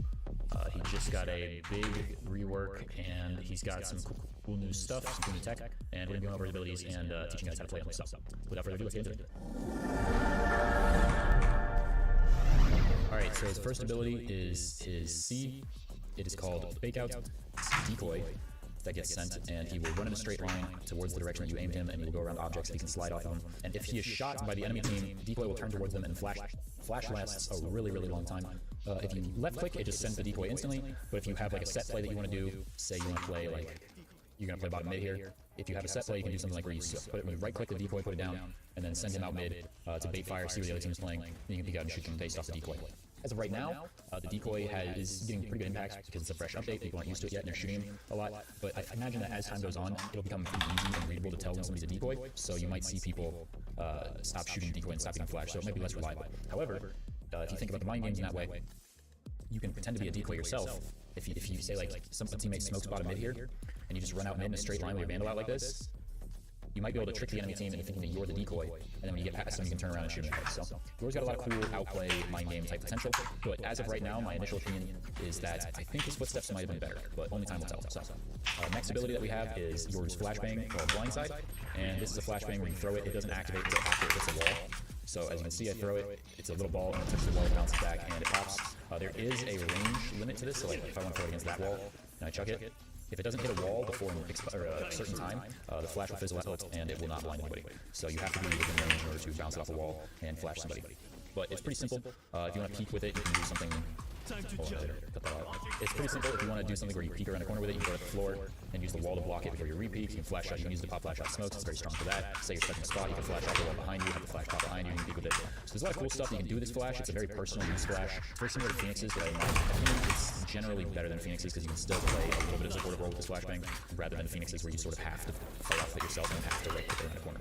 So this flash is a lot more versatile. Last but not least, we have this ability Gate Crash. Now this used to be an ability that was on a cooldown, a timer, but now you have 2 Gate Crashes, and you can actually fake your gate crash. So before, you wouldn't have the option to fake, but now if you look at it and you press C, it'll fake the teleport, it'll leave this little blue spot on the ground, it will make the noise to the enemy team to indicate that you have teleported, but it is actually fake. And then, of course, you still teleport as usual, just by pressing the E button again. The way you fake teleport is by pressing your use key, whatever you have that bound to. I personally have that bound to C, but I think for the default is F. So you press F while looking at the teleport to cause yourself to a fake gate crash. Because if I'm looking away from it and I'm pressing C, it doesn't do anything. But a normal gate crash, you just press the ability button again. There is a little bit of delay on it, so this ability is not very good for taking a fight and then getting out. It's not like a rain of dismiss or a jet dash or a chamber TP. You have to sort of use it more for mind games, and you can't really take good fights off of it, get one and then TP away when you're getting double peak. So it's really a solo fighting piece of utility. You can also use it to rotate early because the gate crash will go around stuff. Unless you get stuck in a corner like that. So there's probably lots of cool lineups you can learn in order to throw gate crashes that will get you from point A to point B. And you can also right-click the gate crash in order to just put it in place. Say you want to fight mid, you put a gate crash here, start around. You play close mid. You can even have, we can do the TP play or the decoy play like we talked about. But you can activate your decoy, flash for it, fight off it, and then when you get one kill, you can TP out, and hopefully you're not getting double peaked at the time. Last but not least is ultimate ability. Before the changes, the ultimate ability was something where as soon as you clicked it, you were instantly invincible. Now there's a little bit of delay. So before people just put the mask out, as soon as somebody peeked them, they would put the mask on, and they'd be fine. But now you aren't invincible until the mask is on you. So now I'm invincible, and now I can use it. And also the fog that was on the ult, similar to like a skydog, like the nearsightedness, is gone on the ult now. So you can see everything on the ult, you can see everything on the map, there's this little routine to it, and you can also use abilities while in the ult now. So you can pop your decoy, you can flash, you can gate crash while in the ult, you can throw a gate crash, you can TP with it while you're still active in the ult, you can throw a TP and fake it, pop out, yada yada yada. So the ult has become a lot more versatile. It's going to allow you to really sneak up on your enemies and create situations in which you will have a very favorable advantage in gunfights. Something else to note, if you get close to somebody now while you're in the ult, they won't see you on their screen, but they can hear your footsteps up to, I think it's at 15 meters. So now if you run right next to somebody, they won't be able to see you anymore, but they will be able to hear you while you're running around. So there's also some cool Euro tech you can do with the ult mask. Basically, if you are in your ult and you come out of it, there's a longer delay now getting your gun out and being able to shoot. But as of right now, as the patches just come out, right now what you can do in order to get out of your ult faster is if you throw your flash and you get out of your ult at the same time, you cut down on the animation. So if I throw my flash, I can instantly be able to shoot. I instantly come out of my ult. I don't have to wait for the animation of the blue to go away. I can just instantly come out and start shooting. Compared to the delay, you just pop out of your ult. Normally, you have to wait until you tear out the ult, and then you pull your gun out. But if you use a flashbang at the exact same time, it cancels the animation. It's sort of similar to Ray's rocket, where if you pop a satchel and pop your ult at the same time, you lower the pull-out time on your rocket. But yeah, that's just some cool Euro tech, in case you wanted to know. I'm not sure if they're going to patch that yet, but you know, until they do, go ahead and use it. A cool little aggressive combo you can do is you can set down your gate crash. Once it reaches your desired location, you can pump a flash with it and teleport with your flash. When enemies are blinded, they lose audio, so they won't actually see you teleport or hear you teleport, so you can catch enemies off guard by this. You can do this on either side. You can use T side and set down your teleporter into the site on T side, and once it reaches at a point where you want it, you can just flash and teleport with it. You create a lot of space from going from here to here, so if you also have like util from your teammates coming in, it'll make it really hard for the enemies to just be purely focused on killing you. In my opinion, bind is probably out. That was on the ult, similar to like a scav teleported. Next ability that we have is yours flashbang called blindside. And this is a flashbang where you throw it, it doesn't activate until after it hits a wall. So as you can see, I throw it, it's a little ball, and then it touches the wall, it bounces back, and it pops. There is a range limit to this, so like if I want to throw it against that wall and I chuck it, if it doesn't hit a wall before a certain time, the flash will fizzle out and it will not blind anybody. So you have to be within range in order to bounce it off the wall and flash somebody. But it's pretty simple. If you want to peek with it, you can do something. Oh, an editor. Cut that off. It's pretty simple. If you want to do something where you peek around a corner with it, you can throw it at the floor and use the wall to block it before you re-peek. You can flash out. You can use it to pop flash out smokes. It's very strong for that. Say you're stuck in a spot, you can flash off the wall behind you, have a flash pop behind you, you can peek with it. So there's a lot of cool stuff that you can do with this flash. It's a very personal use flash. It's very similar to Phoenix's, but in my opinion, it's generally better than Phoenix's because you can still play a little bit of a supportive role with this flashbang rather than Phoenix's where you sort of have to fight off it yourself and you have to right click it around the corner. So this flash is a lot more versatile. Last but not least, we have this ability Gate Crash. Now this used to be an ability that was on a cooldown, a timer, but now you have 2 Gate Crashes, and you can actually fake your Gate Crash. So before, you wouldn't have the option to fake, but now if you look at it and you press C, it'll fake the teleport, it will leave this little blue spot on the ground, and it will make the noise to the enemy team to indicate that you have teleported, but it is actually fake. And then, of course, you can still teleport as usual just by pressing the E button again. The way you fake teleport is by pressing your use key, whatever you have that bound to. I personally have that bound to C, but I think for the default is F. So you would press F while looking at the teleport to cause yourself to fake Gate Crash. Because if I'm looking away from it and I'm pressing C, it doesn't do anything. But a normal Gate Crash, you just press the ability button. There is a little bit of a delay on it, so this ability is not very good for taking a fight and then getting out. It's not overrated, it's nice or jet dash or chamber TV. You have to sort of use it more for mind games, and you can't really take good fights off of it. Get one and TP away when you're getting double peak. So it's really a solo fighting piece of utility. You can also use it to rotate early because the Gate Crash will go around stuff.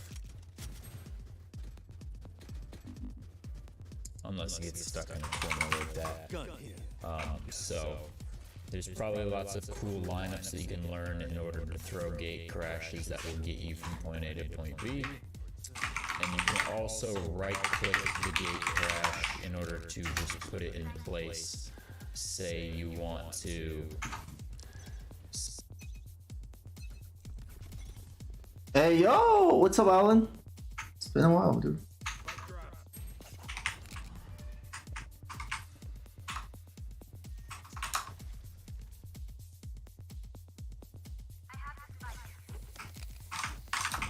I've got your train.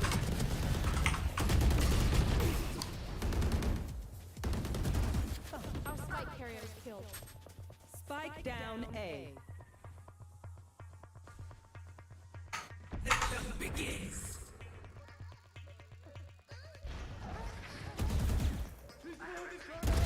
Yikes.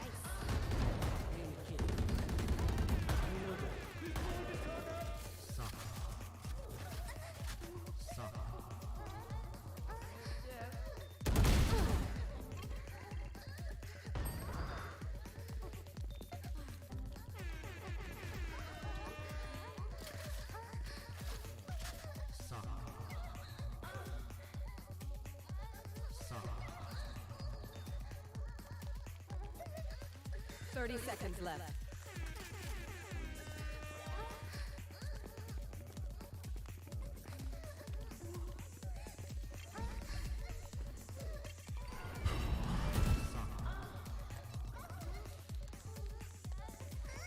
Last player standing. Spike down A. Team doesn't listen or know how to play, but Silver, so my fault. Oh, let's see.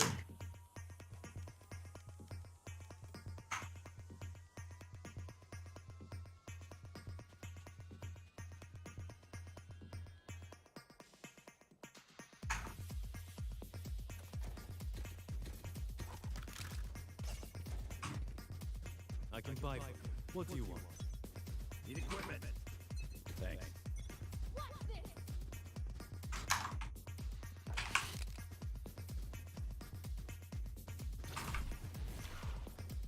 Face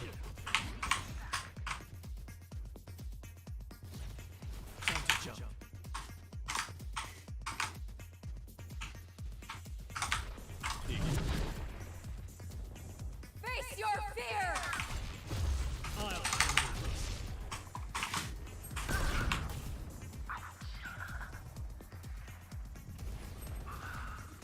Time to jump.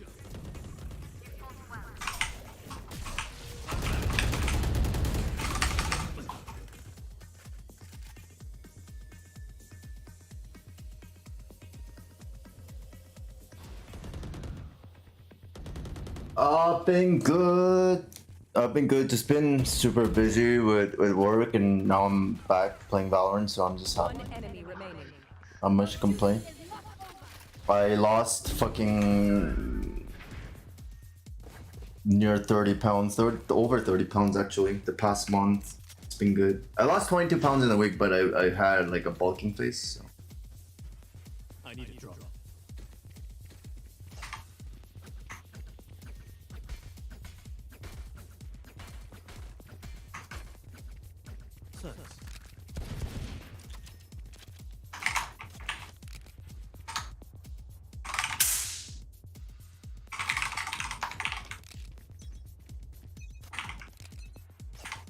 You want to play? Let's play. Cutting through.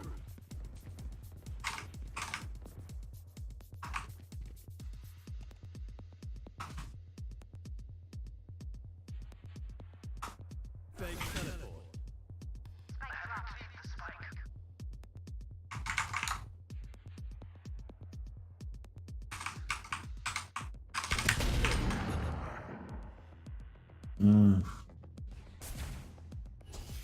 Now the chamber was there. A short. Fuck. I should have flashed in. That's my fault. Ah, so annoying. Dude, my fucking teammates just fucking walking around, man. Thanks. Oh.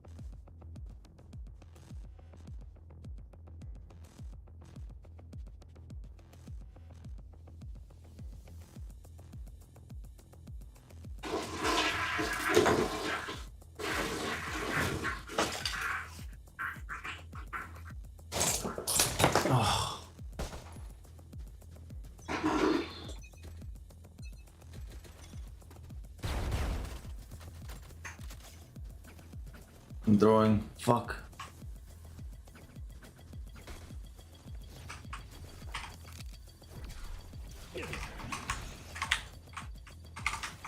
Out of toughness. Time to jump.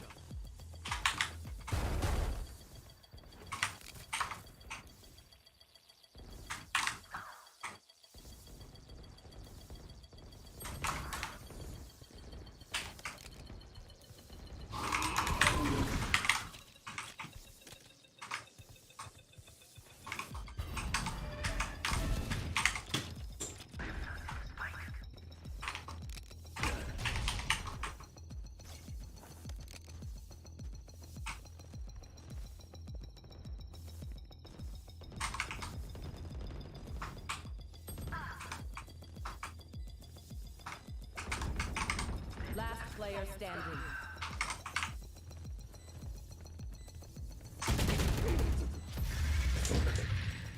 It's on me.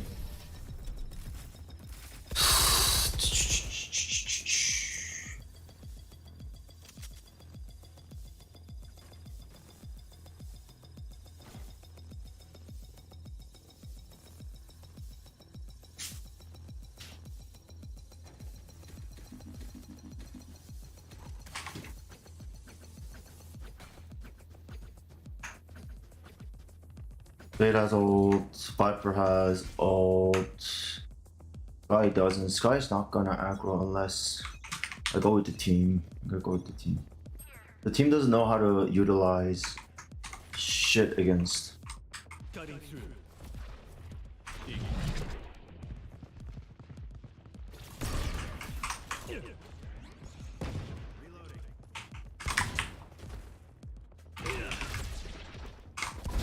Over here.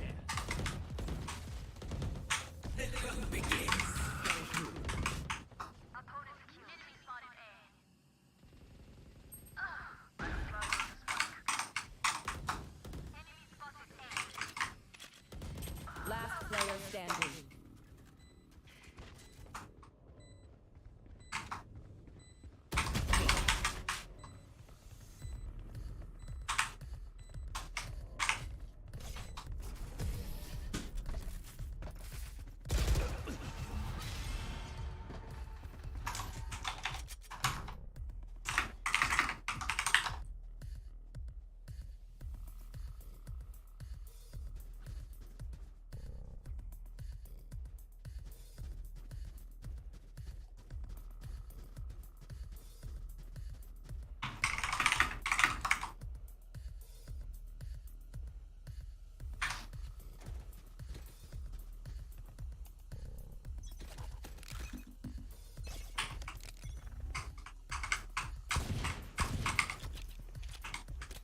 Viper doesn't aggro.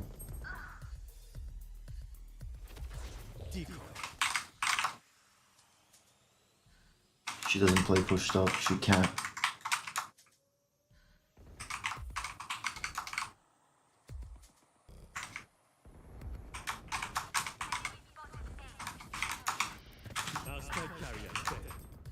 Spike down A.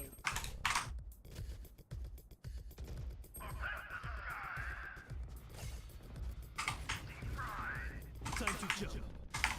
Last player standing. Dude, what the fuck? I've got your trail.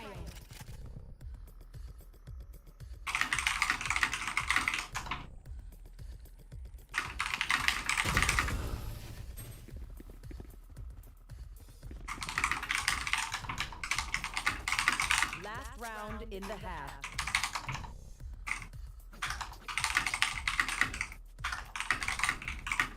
I need this.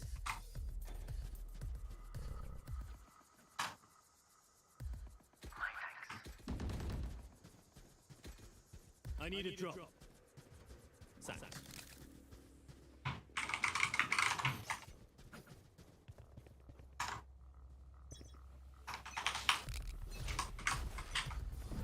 Time to jump.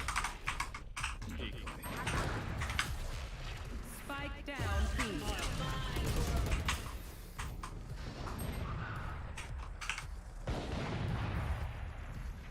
Our spike barrier dead. I'm back. Sky kill. Last player standing. Face your fear!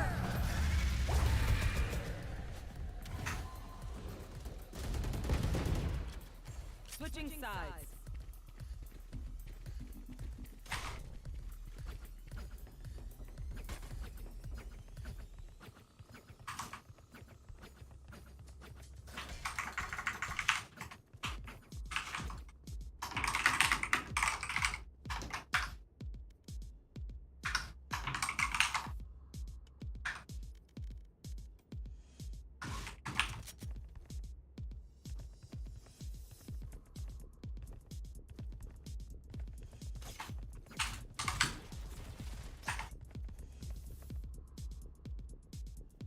I'm sick into their fucking spawn.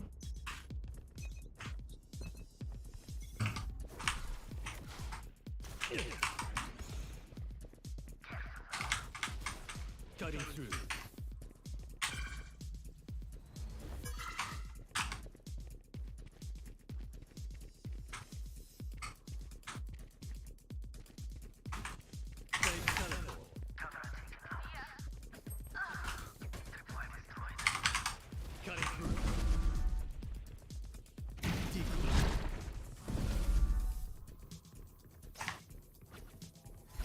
planted.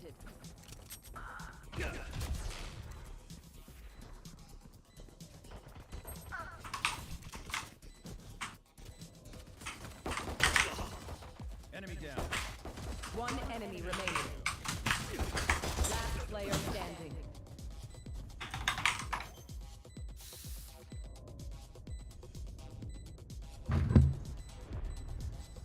Sorry to spoil the party.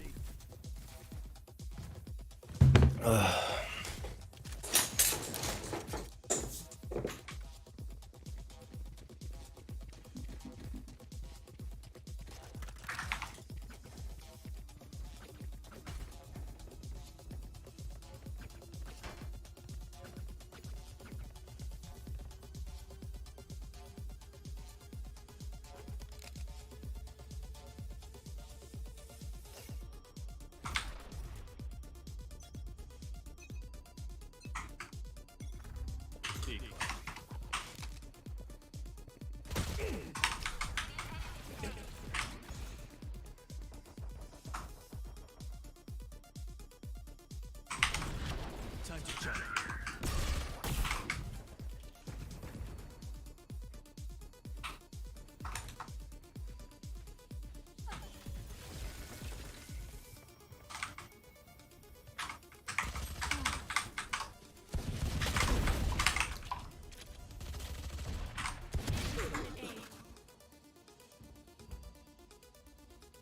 Brim literally watching everything.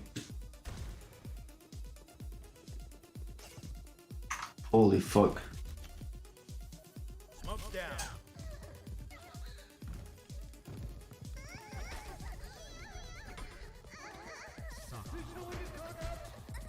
I'm still playing so scared.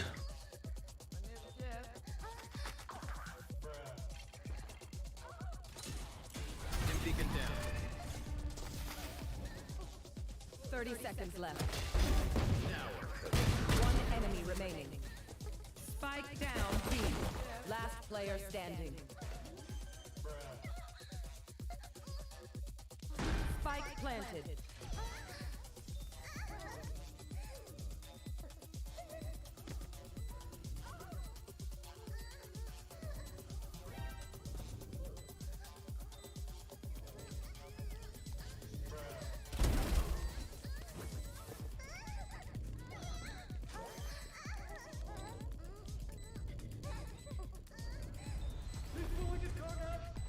Spike defused.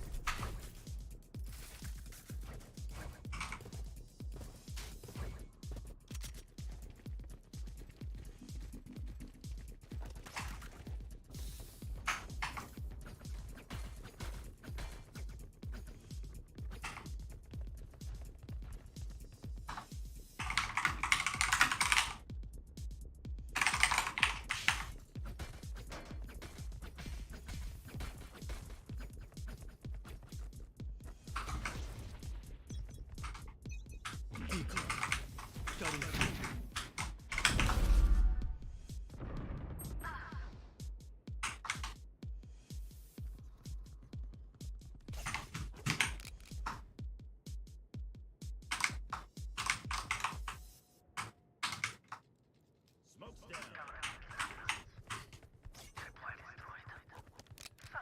Fake teleport.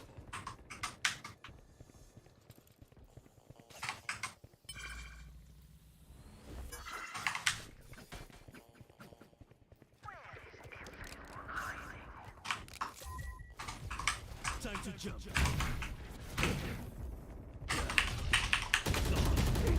Fuck, I thought she was flashed. That's my bad. That's on me, that's on me. Gotta drop from the plane, gotta watch my red.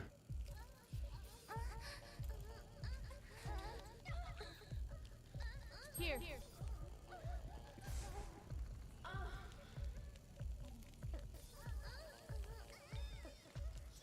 30 seconds left. Gun here. Spike down B. One enemy remaining.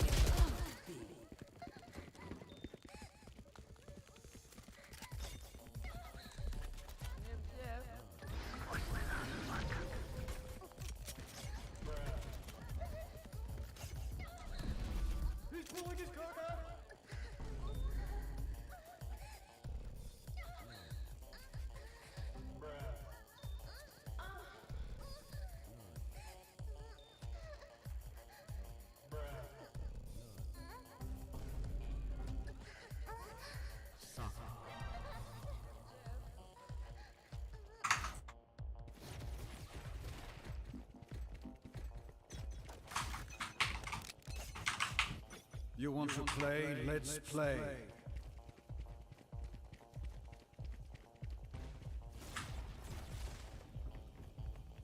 Cutting through. Launching smoke.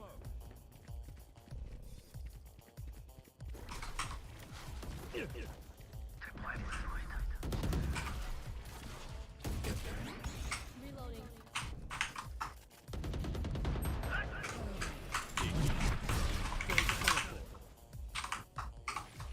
Cutting through. One enemy remaining. Not so tough after all.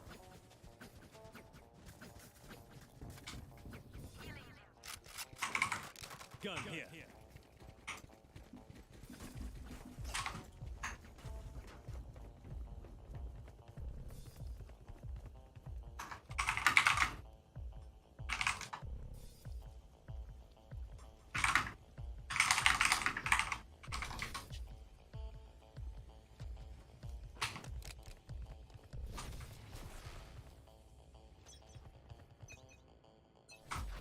Decoy. Out of chances. Time to jump.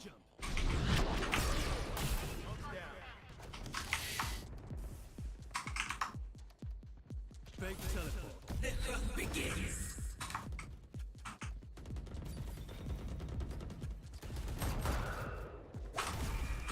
Face your fear! Anyone else? I'll Got yours. I'm back.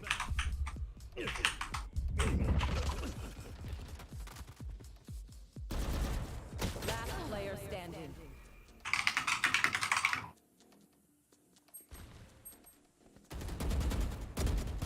One enemy remaining.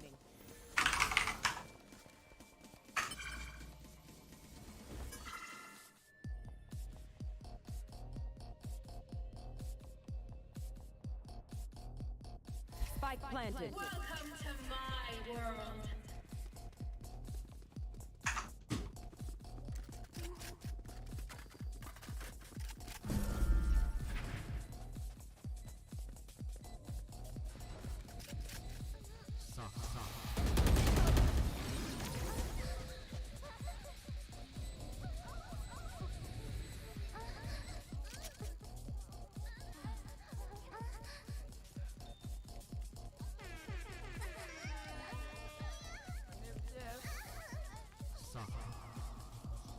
He's pulling his cock out!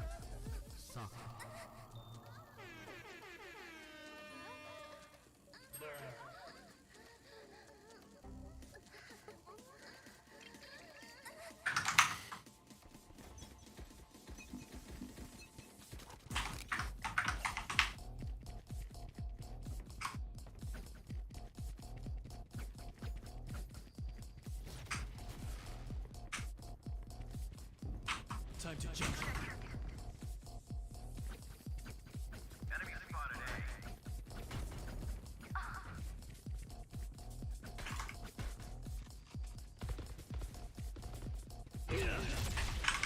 One enemy remaining.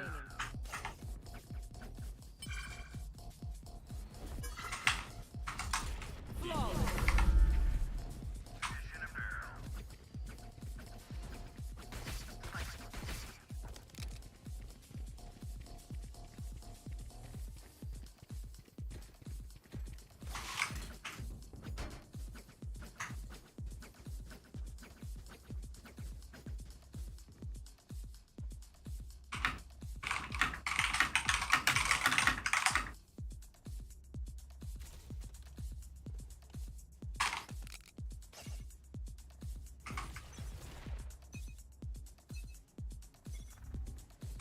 Cutting through. Decoy.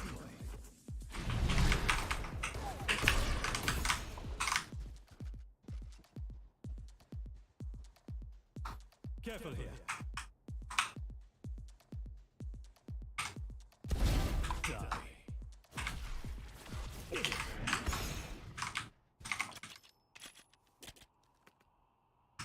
Fake teleport.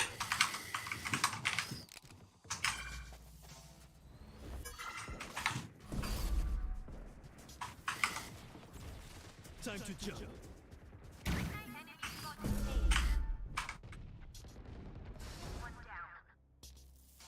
Wall raised.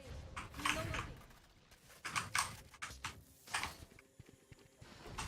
Fake teleport.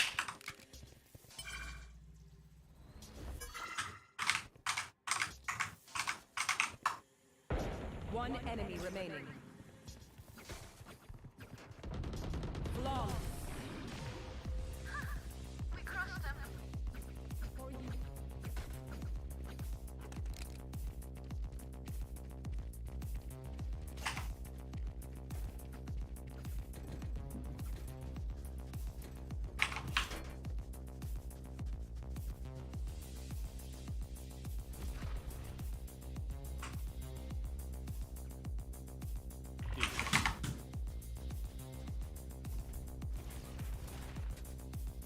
Time to jump.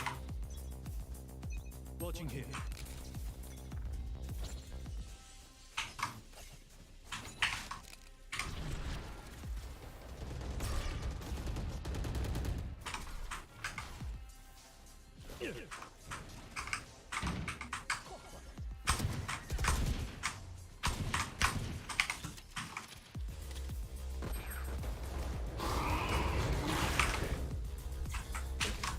Portal closed.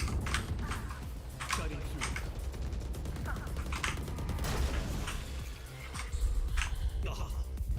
Spike down B. Enemy kill.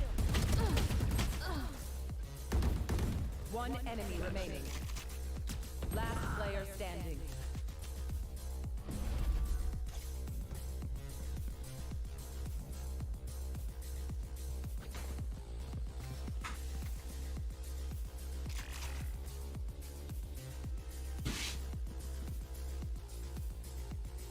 Spike planted.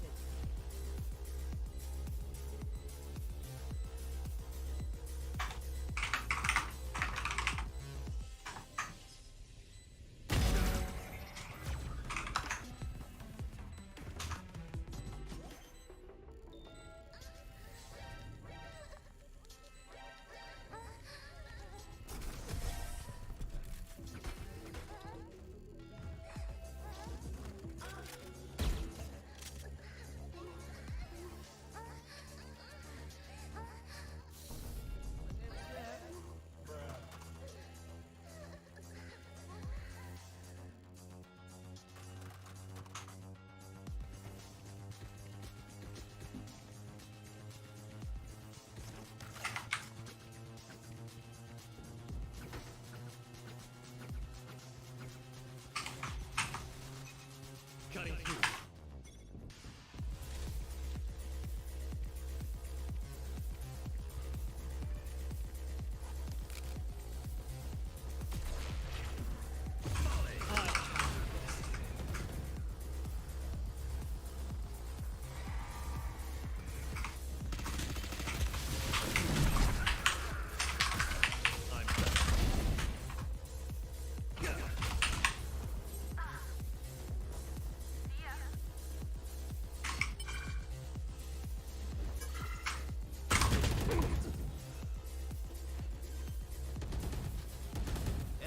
Last player standing. Spike planted.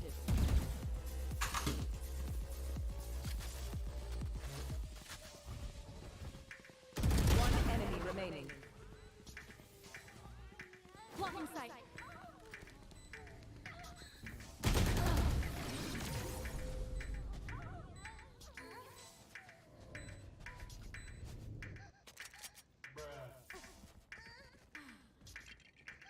He's pulling his cock out!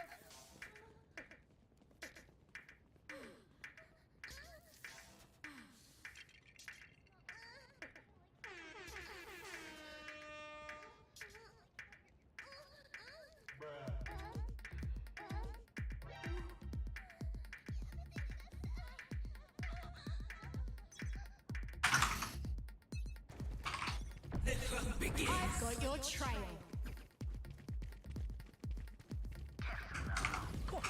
Time to jump.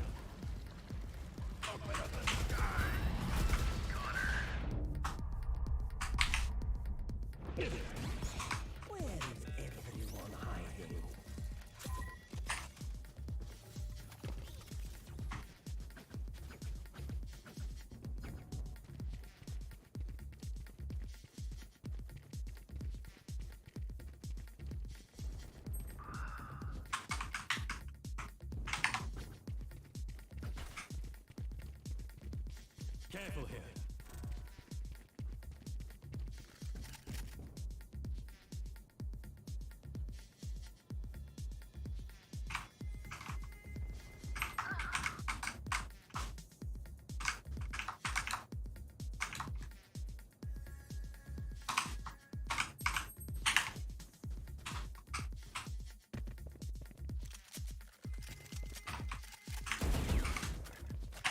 Thirty seconds left.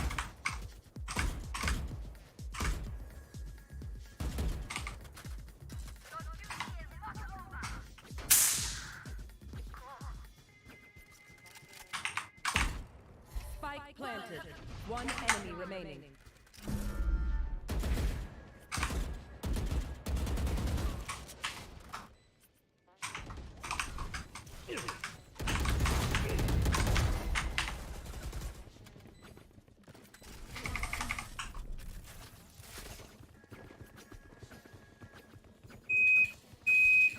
Match point. Here.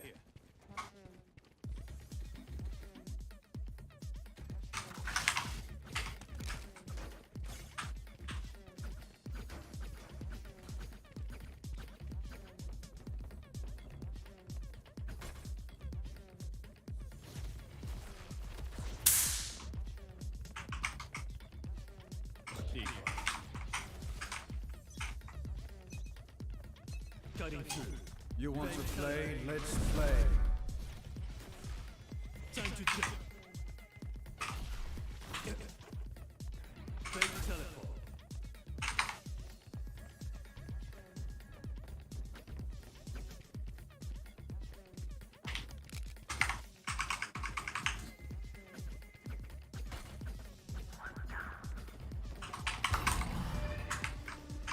Face your fear!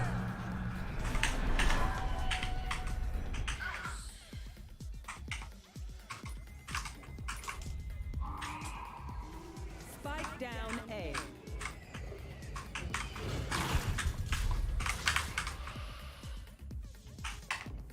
Spike planted.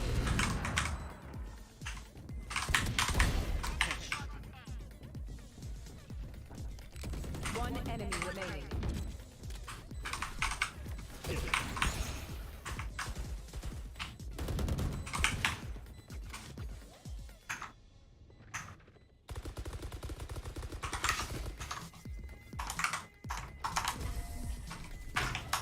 Defenders win.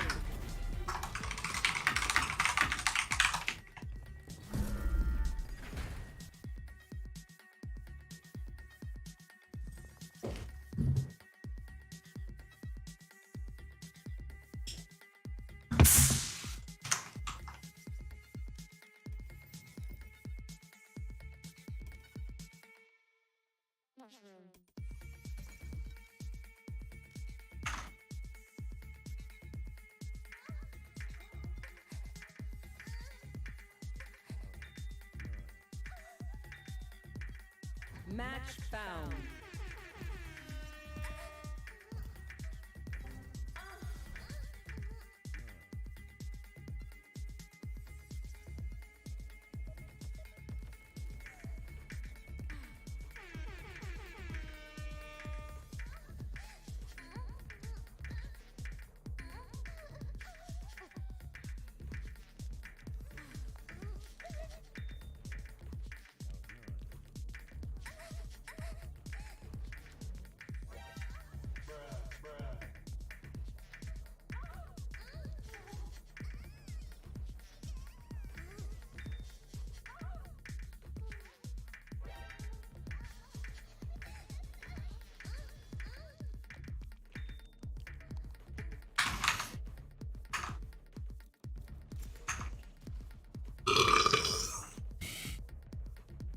Say you want to fight mid, you put a gate crash here at the start of the round. You play close mid. You could even have, we can do the TP play or the decoy play again, like we talked about. But you can activate your decoy, you know, flash for it, fight off of it, and then when you get one kill, you can TP out, and hopefully you're not getting double kill. Last but not least, his ultimate ability. Before the changes, the ultimate ability was something where as soon as you clicked it, you were instantly invincible. Now there's a little bit of delay. So before, people would just sit here with the mask out, and as soon as somebody peeked them, they would put the mask on, and they'd be fine. But now you aren't invincible until the mask is on you. So now I'm invincible, and now I can use it. And also the fog that was on the ult, similar to like a skydog, like the nearsightedness, is gone on the ult now. So you can see everything on the ult, you can see everything on the map. There's this little blue tint to it, and you can also use abilities while in the ult now. So you can pop your decoy, you can flash, you can gate crash while in the ult. You can throw a gate crash, you can TP with it while you're still active in the ult.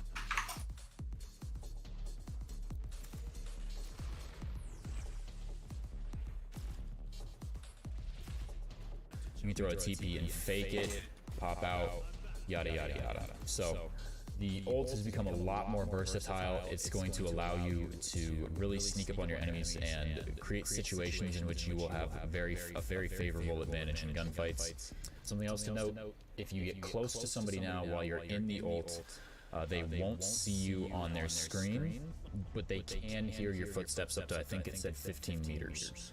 So, but they can't, you're in the ult gunfights.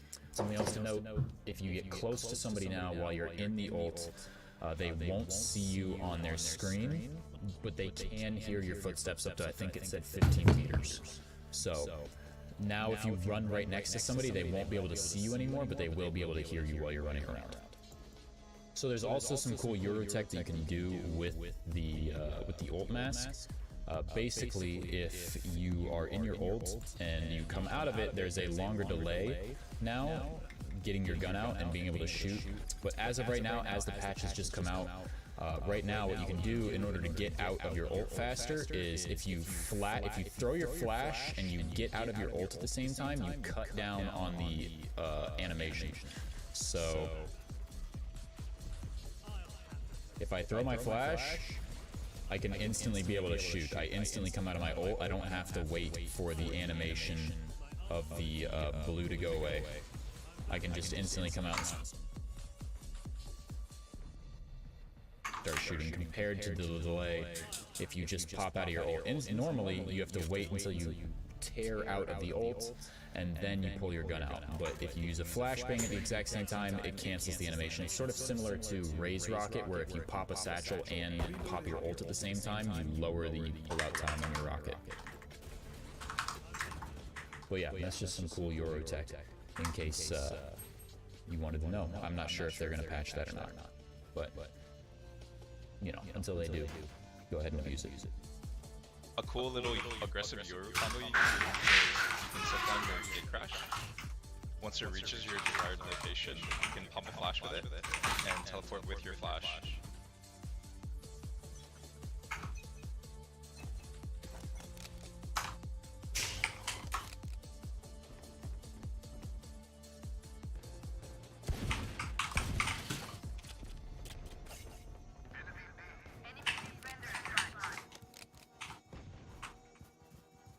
I got the spike.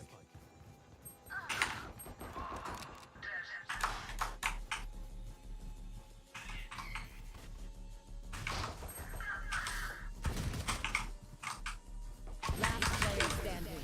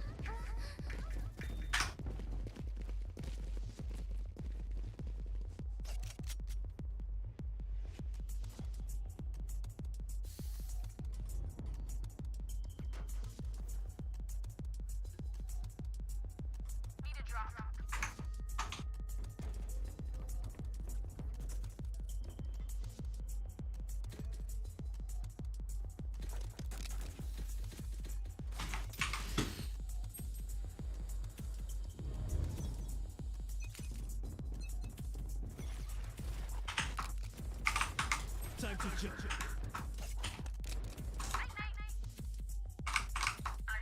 Fake teleport. Cutting through.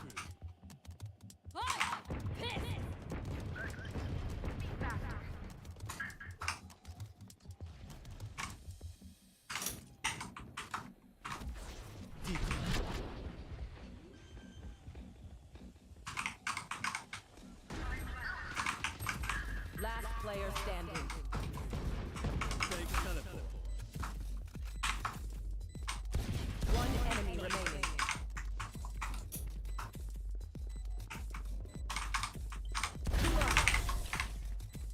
Anyone else think they can kill a guard? Gun here. Need a drop. Need a drop. Gun here. Need a drop.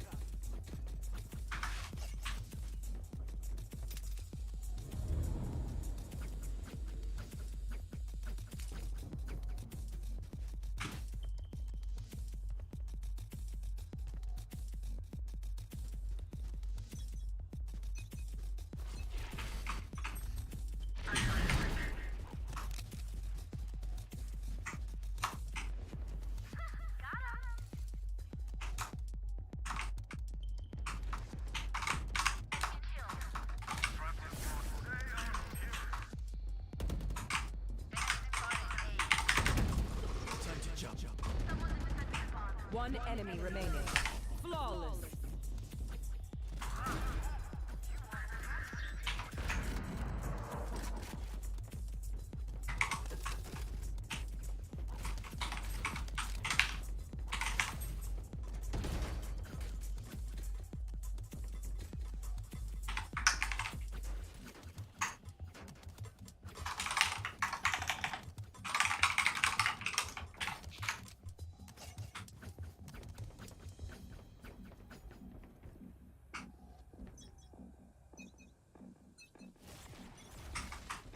Time to jump.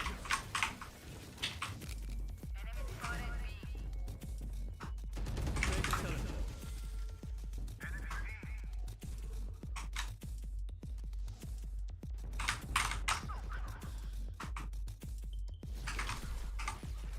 Cutting through.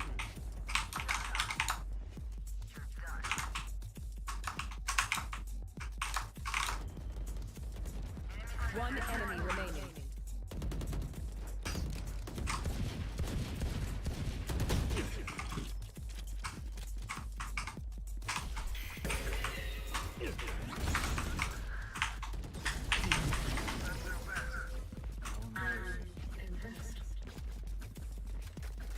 Voltaic.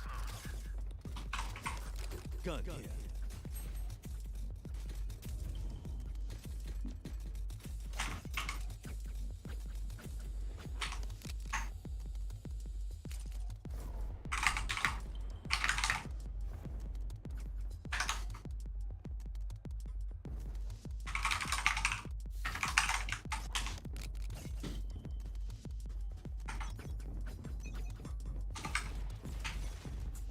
Cutting through.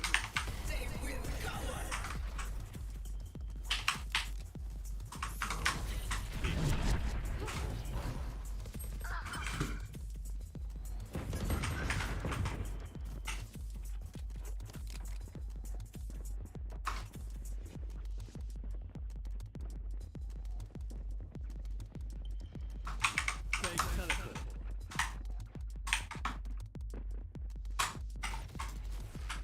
Time to jump.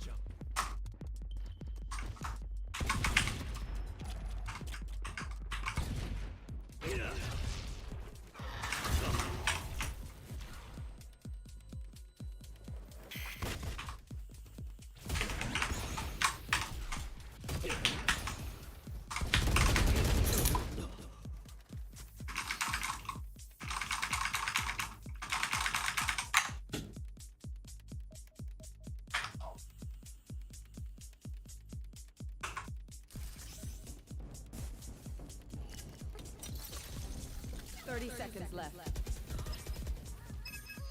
There they are.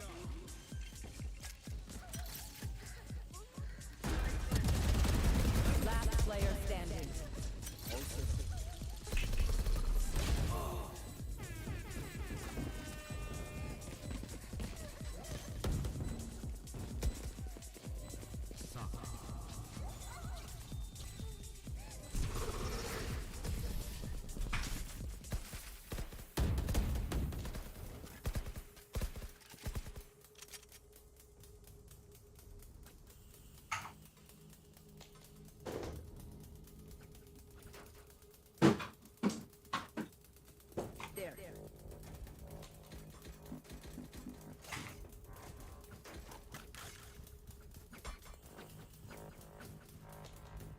Careful here.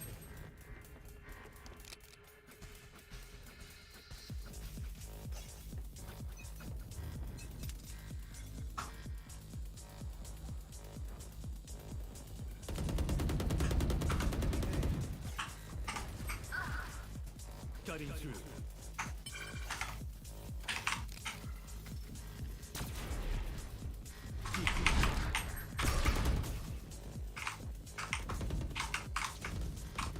Our spike carrier is dead. Spike down A. Fake turret. Cutting through. Last player standing.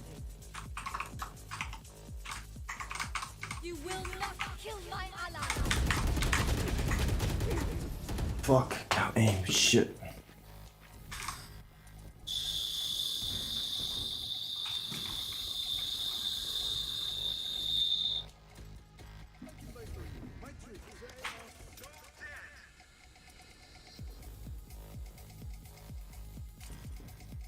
I can buy. What do you want?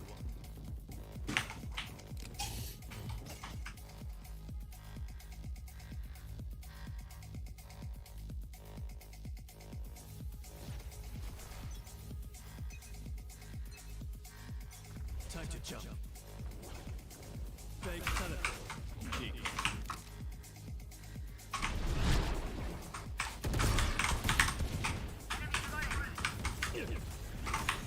Time to jump.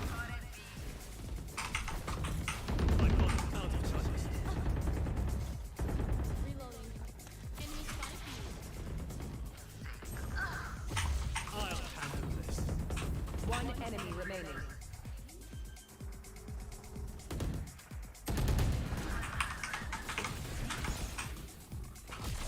I'm back.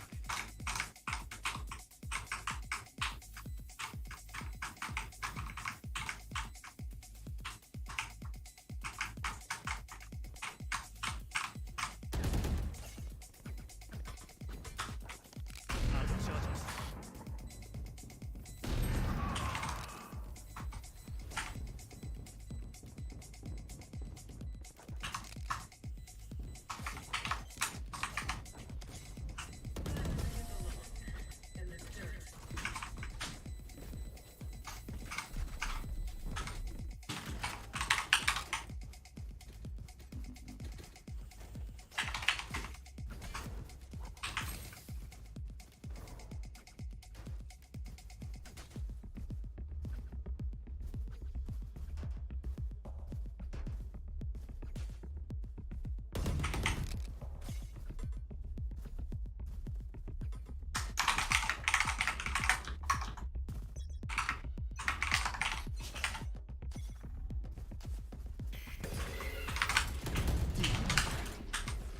Cutting through.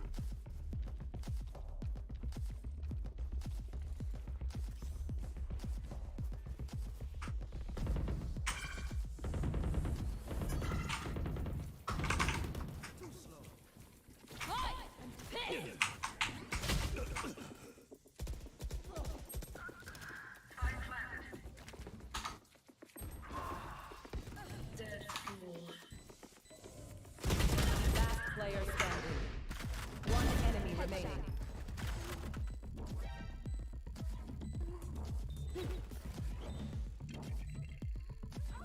He's pulling his cargo!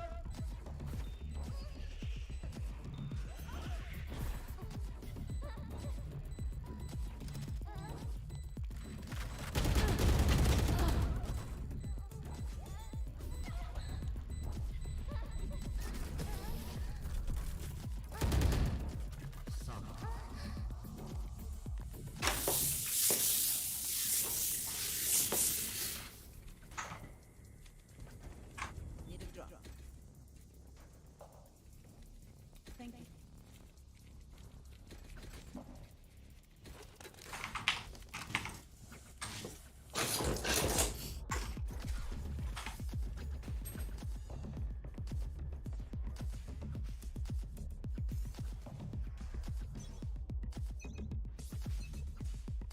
You want to play? Let's play.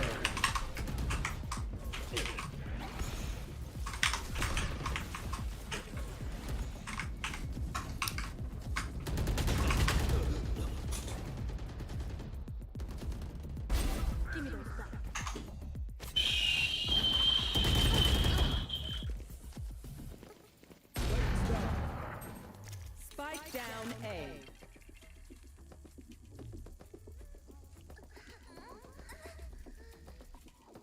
Cutting their vision. Enemy spotted A. Last player standing.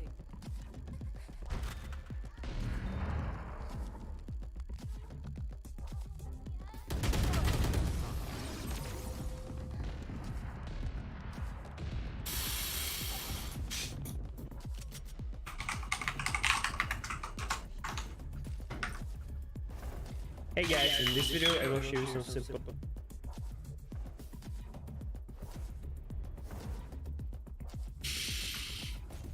Reloading.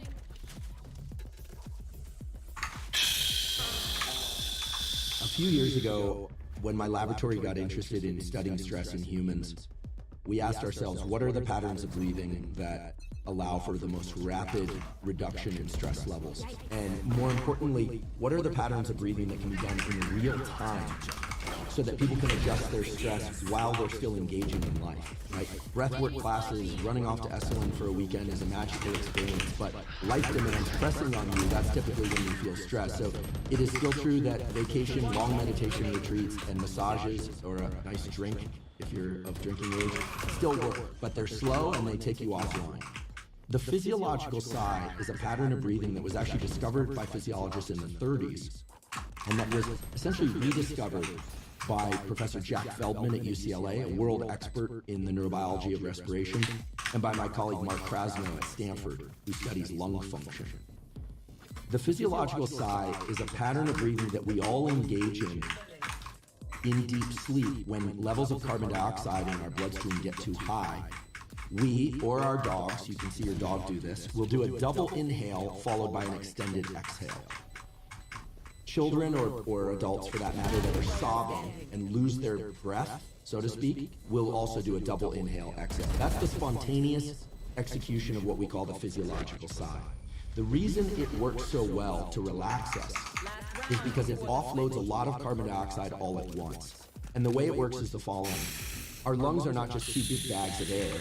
We have all these little millions of sacs of air that if we were to lay them out flat, they would be as big as about a tennis court or so. The volume of air, therefore, and the volume of carbon dioxide that we can offload is tremendously high, except that we get stressed as carbon dioxide builds up in our bloodstream, and it's kind of a double whammy, these little sacs deflate. Now, when we do a double inhale, so I'll do this now twice through my nose, or you could do this, or you could do it through your mouth, but it works best through your nose. It's inhale, and then you sneak a little bit more air in at the very end. When you do that, you reinflate those little sacs, and when you exhale, then you discard all the carbon dioxide at once. So the simple way to describe this protocol is that unless you are underwater, you do a double inhale followed by an extended exhale, and you offload the maximum amount of carbon dioxide. And we found in our laboratory, and other laboratories have found, that just 1, 2, or 3 of those physiological sighs brings your level of stress down very, very fast. And it's a tool that, you can use anytime. I do hope that people kind of watch other people or dogs as they start to relax or go down to sleep. They see this pattern of breathing, but again, it can be consciously driven. The other thing about breathing, and the reason why exhales are so vital, is the following. I know there's a lot of interest nowadays in heart rate variability. Well, most people don't realize this, but your breathing is actually driving heart rate variability. So when you inhale, this dome-shaped muscle beneath your lungs, your diaphragm, actually moves down because the lungs expand, it moves down. When you do that, you create more space in the thoracic cavity, and the heart gets a little bigger, it actually expands. As a consequence, blood flows more slowly through that larger volume, and the brain quickly sends a signal down to the heart to speed the heart up. The short, simple version of this is inhales speed the heart up. When you exhale, the opposite is true. That dome-shaped muscle, the diaphragm, moves up. The space in your thoracic cavity gets a little bit smaller, the heart gets a little bit smaller, blood moves more quickly through that small volume, and the brain sends a signal to the heart to slow the heart down. Physicians know this as respiratory sinus arrhythmia, but this is the basis of what we call HRV, heart rate variability. And the simple way to remember this is anytime you emphasize exhales, in other words, making them longer than your inhales, you are slowing the heart rate down, you're calming your system. Anytime you emphasize inhales, you make them more vigorous or longer than your exhales, you're speeding up your heart.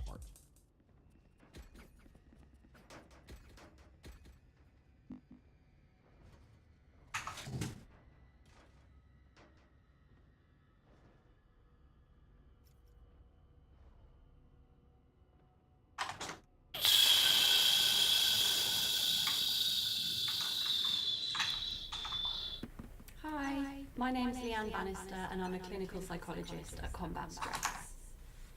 So in this video, I'm going to talk you through what happens in the brain when we experience a trauma.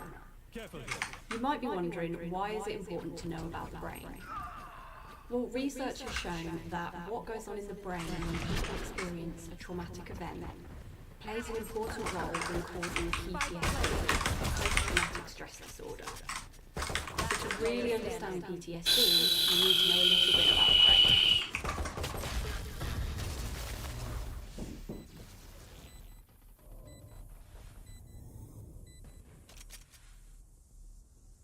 Today, video is going to be different. I've had several people say, but what I would like to do in today's video is to give you a tool that I have found useful in combat stressful situations. Something happened. The Joe Rogan experience. Why is it that so many team guys wind up getting into skydiving, base jumping, parachutes? What is that? Is that what it is? Is it? There's a thing.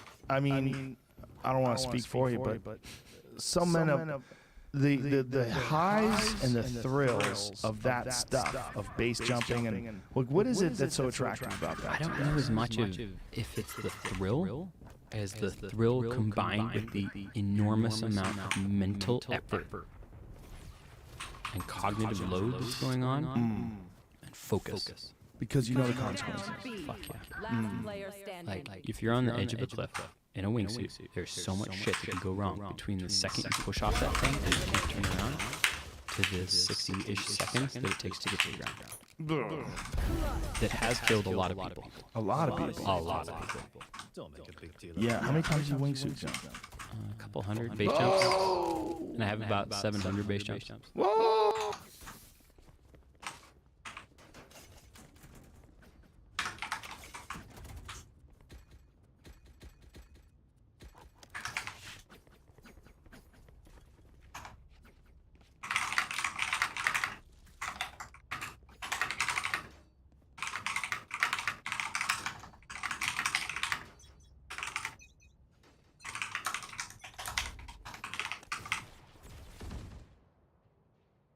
Spike down A.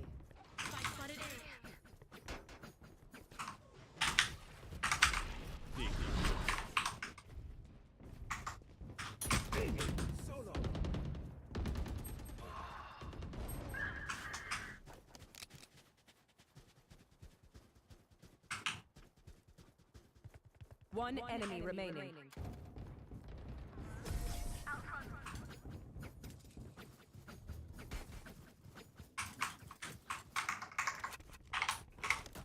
Gun here.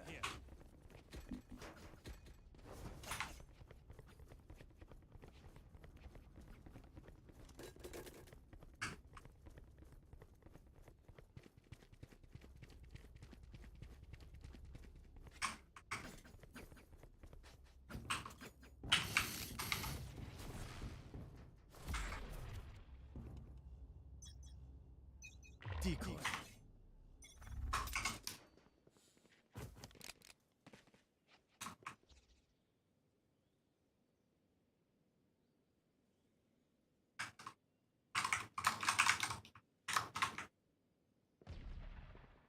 Enemy B.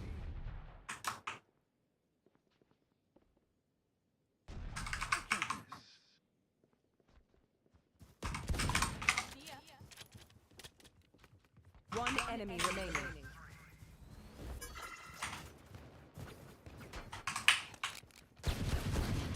Long.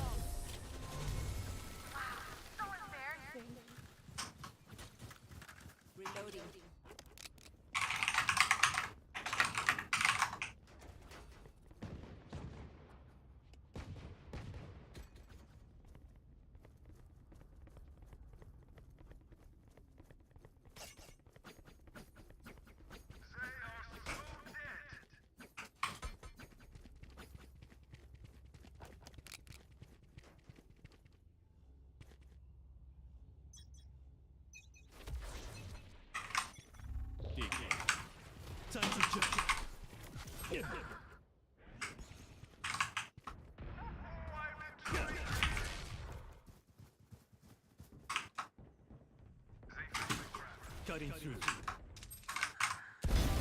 Guy killed. One enemy remaining.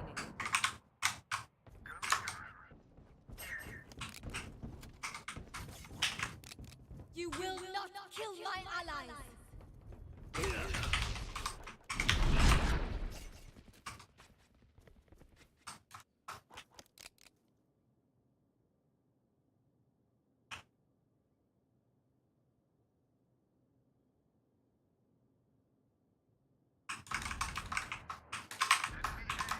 One enemy remaining.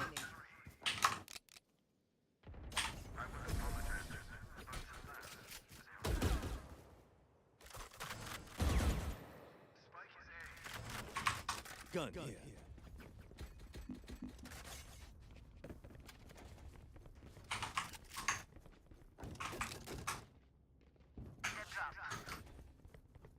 Thank you. Careful Gun here. here. Careful here. Careful here. Careful here. Decoy. Time to Stay jump. down. Enemy spotted B. 3.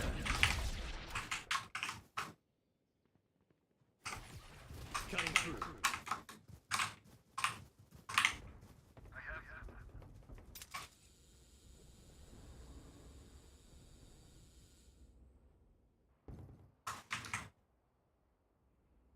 Hi! I'm pissed!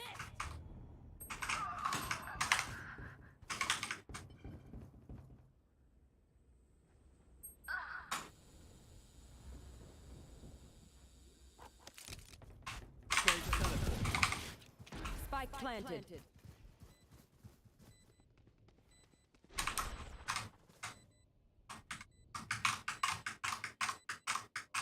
One enemy remaining. I'll handle this. Last player standing.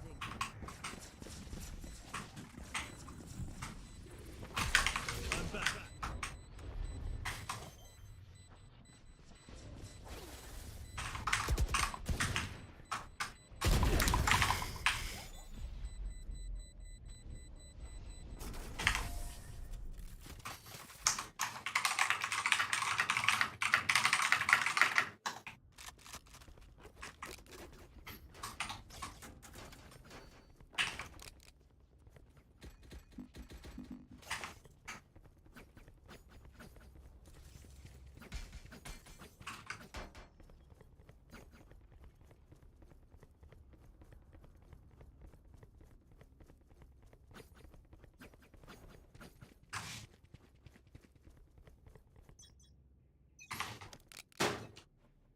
You want to play?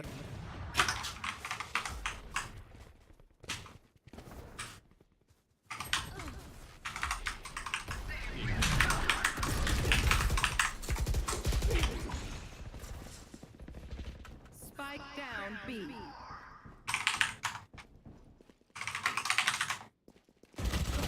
One enemy remaining.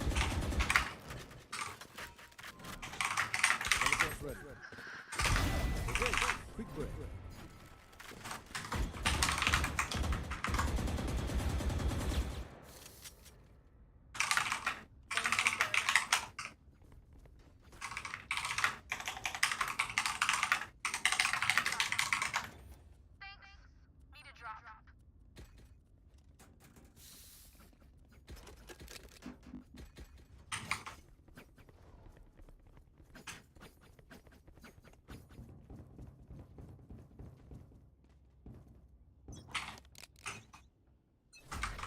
Decoy. I've got your trail.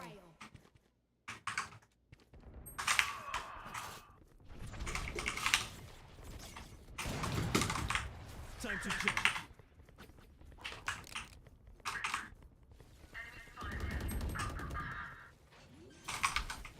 Still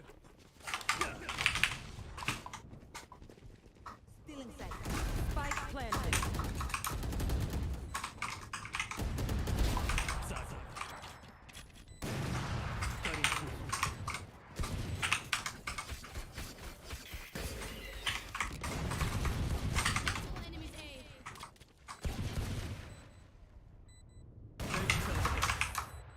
Reloading.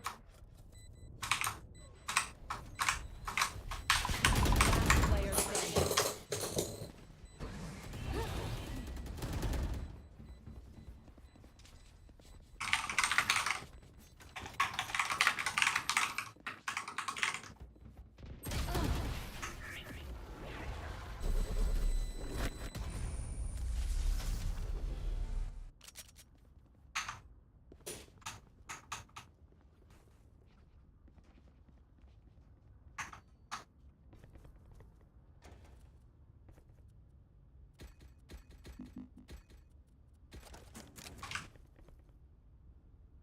I can buy for you. What do you want?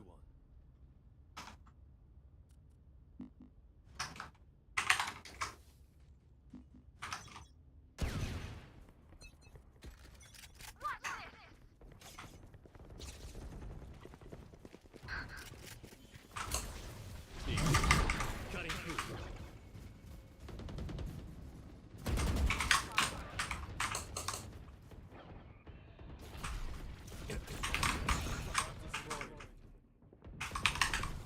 You will not kill my allies.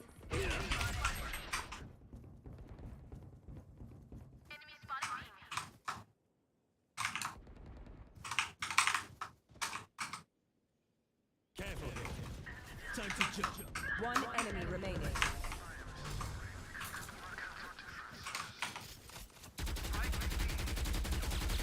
Match point. Gun here.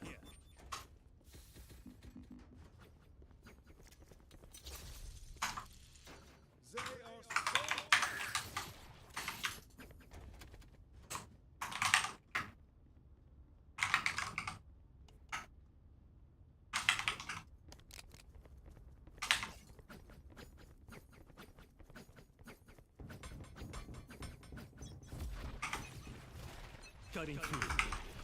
Decoy.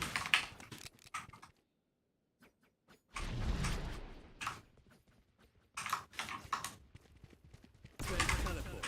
Time to jump. Careful here.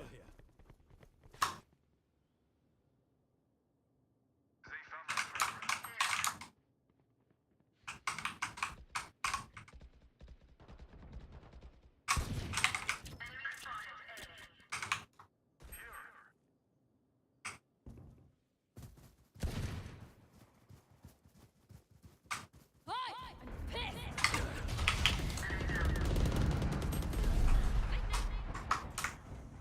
One enemy remaining. Spike down A. Still inside. Defenders win.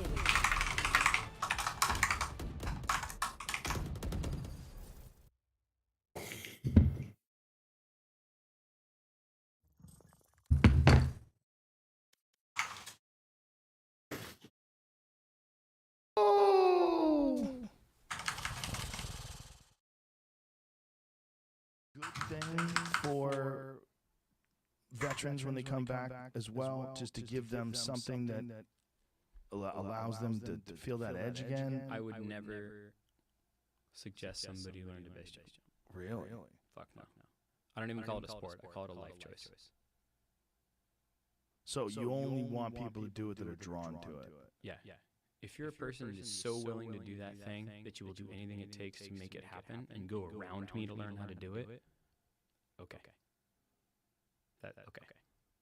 But I'm not going to be like, this is a great choice for you. Yeah. Oh, don't go to therapy. You should jump off a cliff. How much can therapy help veterans?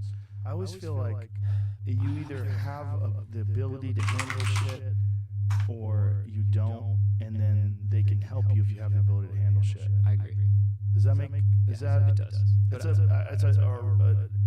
arrogant assumption on my part from no experience, but the way I'm thinking of it, it's like the amount of wrestling that must be done in your mind going from combat deployment to regular society and seeing the petty bullshit that people think of as being like life or death or real issues that need screaming and fighting, and you're like, you fucking babies. Yeah. No, and you see that a lot with guys that come back, is they're just like, the fuck is wrong with you? Yeah. Is this really worth it? Right.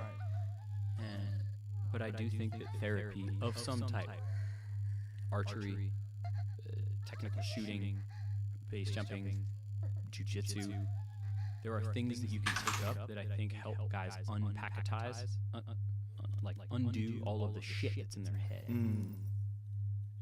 You don't have to go to a therapist to talk. Doesn't have. That's not necessarily the best thing for everybody. There's a weird thing about the mind, right, where it has to be active. Yeah. You have to give your mind tasks. Oh yeah. Even meditating isn't being taskless, right? You're focusing on focusing. Yes. There's something there. There's something going on. Yeah. That gray matter's doing some work. You got to get the engine turning. Yeah. It's and also it's like for people that have experienced combat deployments and then they come back to regular life, it's almost like your body's accustomed to a certain level of stress, and now it's not there anymore, so it might start creating it on its own, or looking for it when it's not there. Oh yeah. And I think Andy's joked about it. I have no idea. I haven't been tested, nor has he, if I know. But so many of us are like adrenal fatigue because we're just wound the fuck up at fifth gear for years. Right. Is that real? Adrenal fatigue? I think so. Yeah. You know, I mean, a lot of guys are very just like, meh, I got so much. Right. And I don't think that's because they don't care. That makes sense. Well, there's also a lot of guys whose hormones are out of whack, from IEDs and from blowing down doors. I've been thumped enough where I felt my teeth. I'm pretty sure you're not supposed to be able to feel your teeth. Jesus Christ. There's so many guys who get bad hormone issues too, because the pituitary damage from chronic brain trauma. I'm not surprised. And that's stuff that really needs to be addressed. And that's the kind of stuff, like you were saying, for the charity for the traumatic brain injury. That's shit that needs to get looked at. Yeah. We need to be doing preventative work. Yes. Like ahead of time. Yes. And then monitoring people. Making sure that they're okay. Because that stuff is degenerative. And people need to know that that's out there. And it can be helped. Is it hard sometimes for veterans to ask for help? I think so.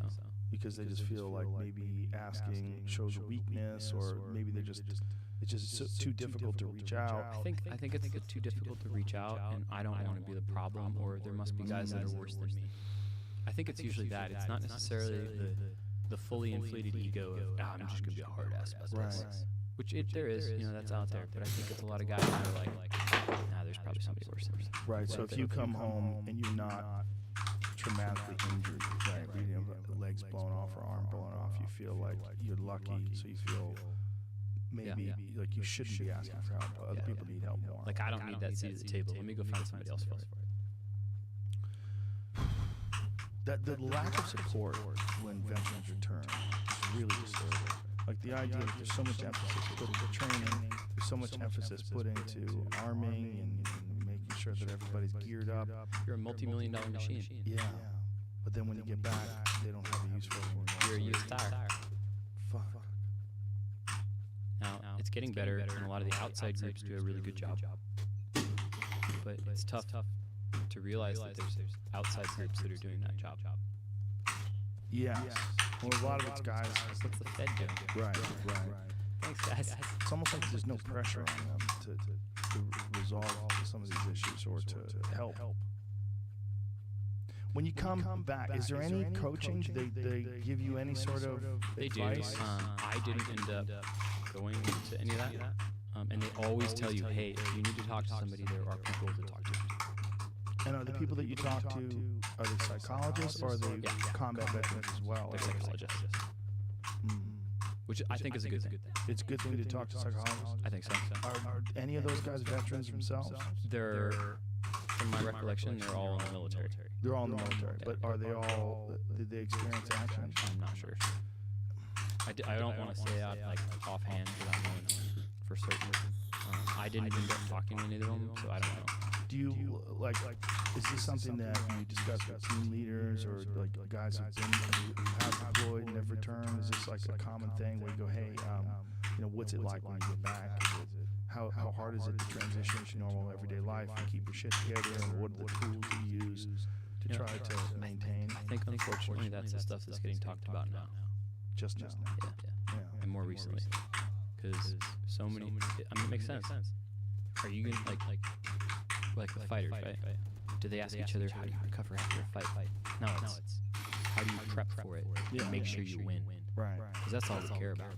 We're looking at front end, right? Front end and action. Front end action. Front end action. How do I train? How do I mitigate all the risk? How do I make sure that my buddy isn't the one that's killed because I fuck up? Right. Yeah. So if that's what we're concerned about, nobody gives two crap about what's going on in the back end. Because you're just going to watch repeat that cycle. Right. Until you're done.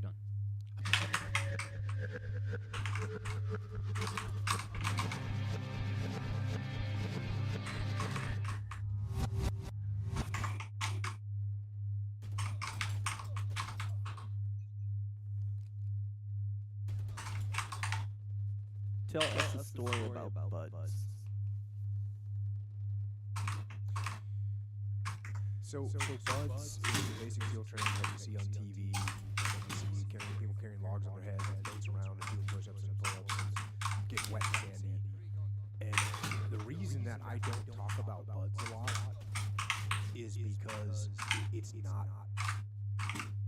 It's a tiny fraction of what the SEAL team is all about. And in fact, when you get in the SEAL teams, you realize that buds is nothing more than a screening process to weed out people. But if you compare it to what you have to do once you get the teams, it's actually nothing. Because there's no way that you can compare, hey, you gotta go get in cold ocean water and roll around in the sand. Oh no. And I always think back to the first time when I was at Camp Corregidor, and I'm rolling out on the first major operation we were doing in the Malab district of Ramadi. And there's tires burning the street, there's smoke, you can hear the gunfire. Getting wet and sandy and being cold is a joke compared to that. So that's why the whole buds thing is something that it's not that big of a deal. And I think some guys try and turn it into a big deal, especially if that was kind of the highlight of their career, was going through SEAL training. But if you were in the teams and you deployed overseas, then that shouldn't be the highlight of your career. It shouldn't be the highlight of your knowledge. It should be the highlight of the man test that people like to consider buds. Not a man test. It means you didn't quit being cold. Good job.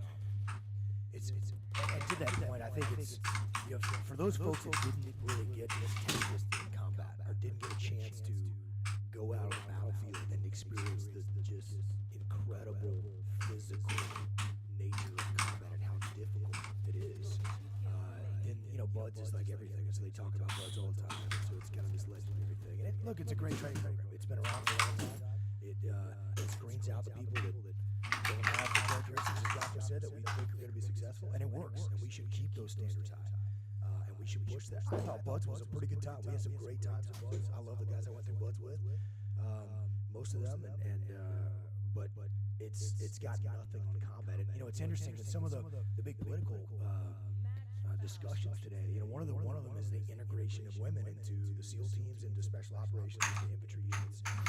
Everyone's always focused on, if they can meet standards and right.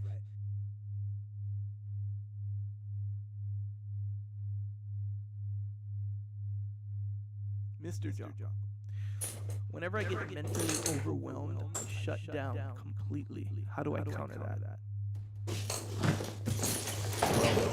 first thing and the first good step that you've already made is you've identified this as an issue. You recognize the fact that you shut down. That's step number one in solving your problem, is identifying your problem. So excellent work there. The next step is actually pretty easy as well. You've identified the fact that you shut down. The next step that you're going to do is not shut down.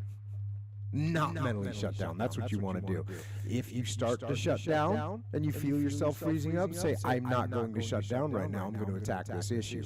Now, the reason that you're getting overwhelmed most likely is because there's a lot of different things flying at you at the same time, and they're all happening at once, and it's problematic for you. We have a very simple solution for that. It's prioritize and execute. So what is the biggest problem that you've got going on? Let's identify what that biggest problem is, then let's attack that problem and get it solved. Once we got that one solved, we can move on to the next one. Once we get take care of that one, we can move on to the next one. We go right on down the line. That's what we do. That's very simple. You know that you're going to get overwhelmed. First of all, tell yourself you're not going to get overwhelmed. Then you actually don't get overwhelmed. And how do you not get overwhelmed? You prioritize and execute.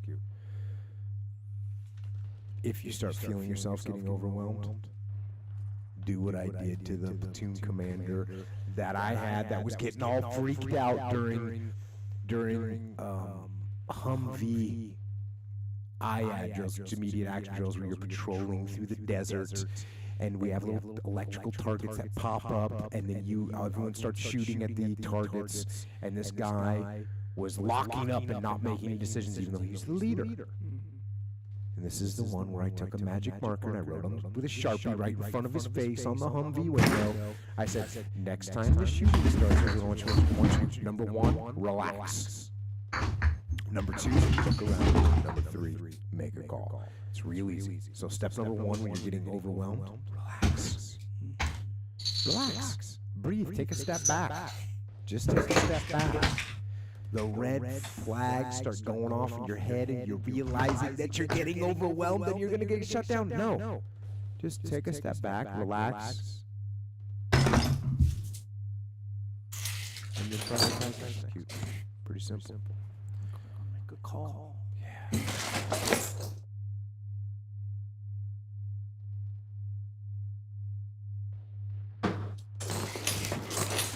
I am not Shakespeare, so I cannot come up with a Facebook message that will express how powerful of an impact you and Echo have had on my life.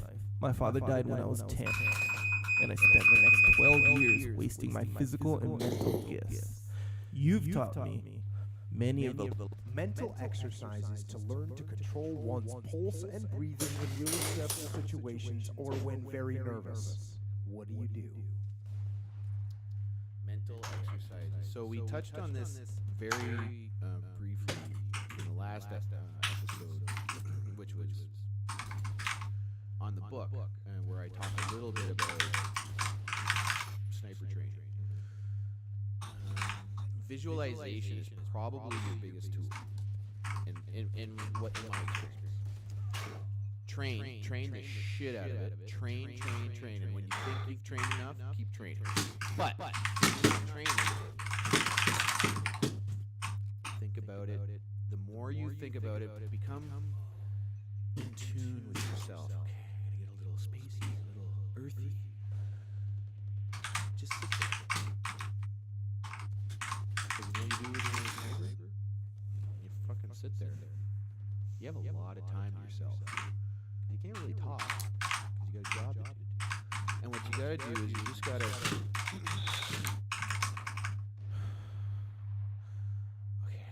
my heart rate's gonna go up here. But I gotta do my best to make sure it doesn't overwhelm my motor functions. And you can control it pretty easily if you prepare yourself for that. But it's all about preparation, training, and visualization. Even making the shot, like Tim Kennedy was on here, right? And he talked about dry firing. Consider dry firing. This is your dry firing for controlling yourself. For your brain, exactly. And dry fire your brain. I like that. And it only comes from experience. Now, I guess there's probably some exceptions to the rule out there that are just born to be cold-blooded killers the second they get behind a barrel, but visualization and just preparing to accept the feelings that were coming, and also overriding, because that they could still be happening, but you can still control yourself with the right kind of preparation. And it's also a perishable skill.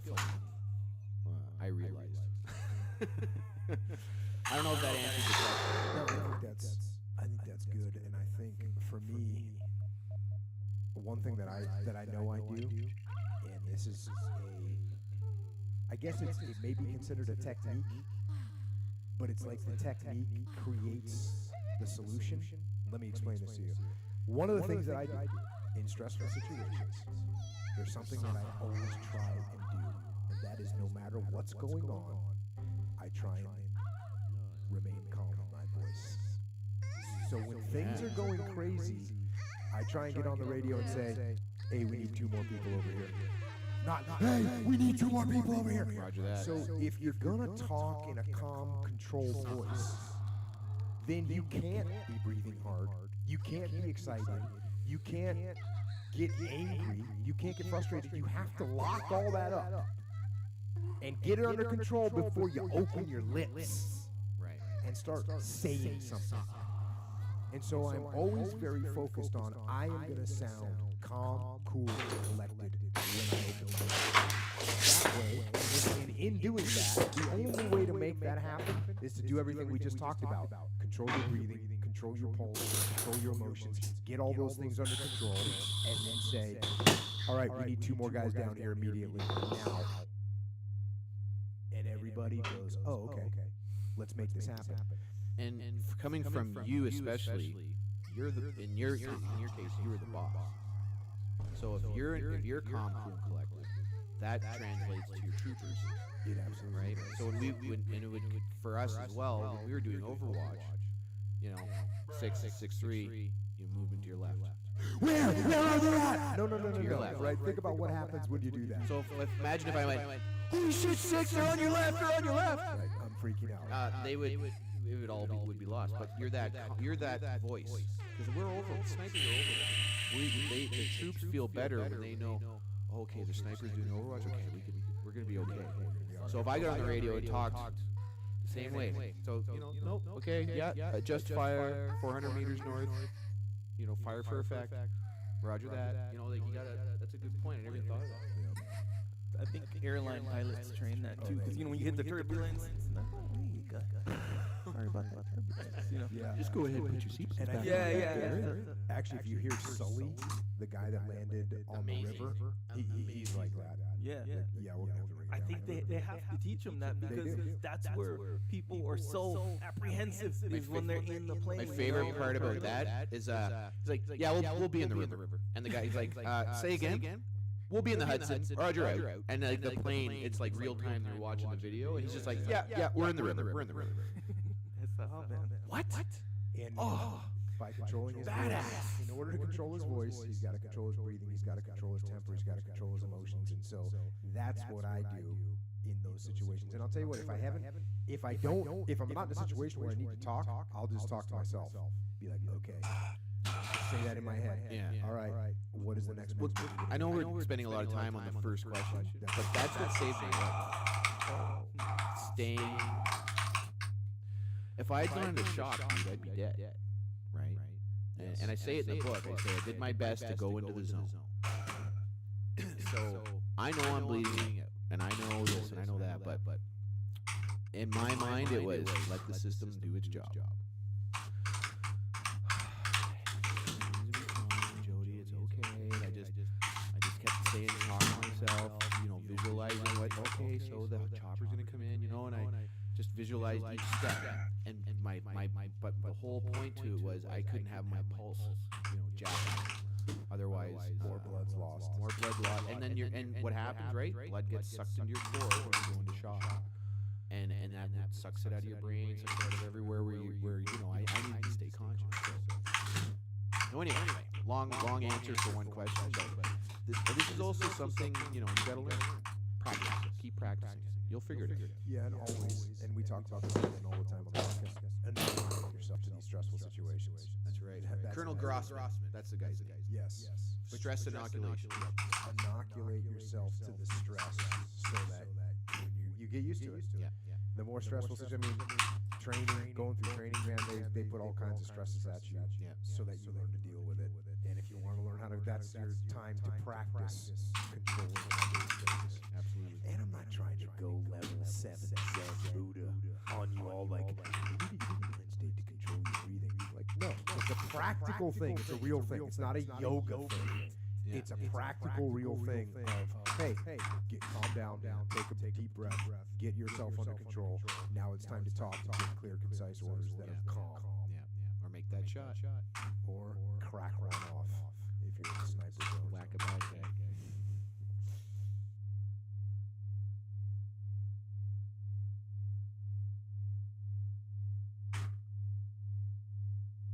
You might get frustrated right now because you haven't eaten and your blood sugar's low. But I'm gonna use the Echo Charles approach of, hey, that's weakness, right? It's weakness. For me to be getting angry, it's weak. For me to be complaining because I'm on a tail end of a 72-hour fast, that's just weakness. I'm not gonna complain. What are you talking about? You don't need to eat for 30 days. People can go 30 days without eating. My daughter, when she was cutting weight for wrestling this past season, she'd say that. She'd say, she'd say, Dad, I would get really hungry. And then I just think people can live for 30 days without eating. I think I can make it through the next 8 hours. Come on. It's not that big of a deal. There's no reason to get hangry. That's just an excuse. Don't do it. Carry on with your airborne self. Also, you know how I've said this before. There's a difference between how you feel and then how you behave. True. So you can get hangry on the inside, but once you start behaving like Jiu-jitsu makes you angry inside. Yeah, exactly. Trading places, pretty good. I like that. Yeah, very good. You know, actually, now that I think about it, when I was doing deployments back in the day, in the 90s, we watched, there was nothing to do on a ship. We didn't have internet. No one wrote us letters. No one cared about us. There was no. So all we did was play spades and watch movies. And with movies, we watched on videotape. So this is back in the day, before CDs, before Netflix. You had videotape. And we had a crate full of videos. And so we were watching the same, cheesy movies over and over and over again, probably trading places. So if you go back, if you were to go back further in the movies, you're not, because what am I, 5 years older than you? Yeah, 5, 6. 5 or 6 years? Yeah, so I'm just 5 or 6 years ahead of you in movies. So there's a whole bunch of cheesy movies that I actually know about that you might not know about. And occasionally we'll get an overlap. Yeah, iconic. Well, yeah, but hangry, right? Karate man bleed on the inside. I like that word, hangry, by the way. That's funny. But that implies that you're kind of like, oh, I'm hangry, like you're expressing yourself. Don't express yourself. Yeah, keep your emotions in. Keep it on the in and act like a winner. You can feel like a loser on the inside. You can feel hangry, but act like that. Don't let it make you. Let other people see you be all pathetic like that. Just be like, oh yeah, I haven't eaten in 4 days. Whatever. You know what? Oh, did you hear this joke? You know what I mean? Just hey, I haven't eaten in 6 days. No big deal. I'm gonna go train jiu-jitsu. What are you doing? Yep. So yeah. Oh, what are you doing? Sitting around being weak?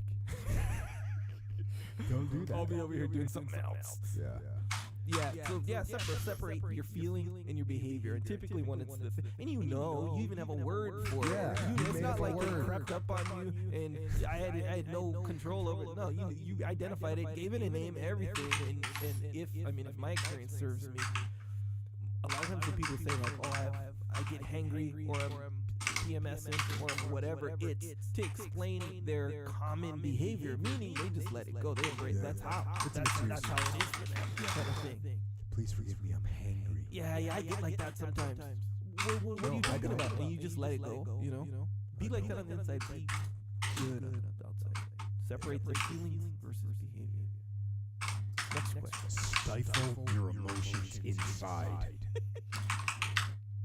You know they say like if you get like emotions, you gotta like, let it out, punch a pillow or whatever. I guess as it turns out, that's not true because if you internal, you know how you say stifle. Well, the reason I kind of say that with sarcasm is because I think the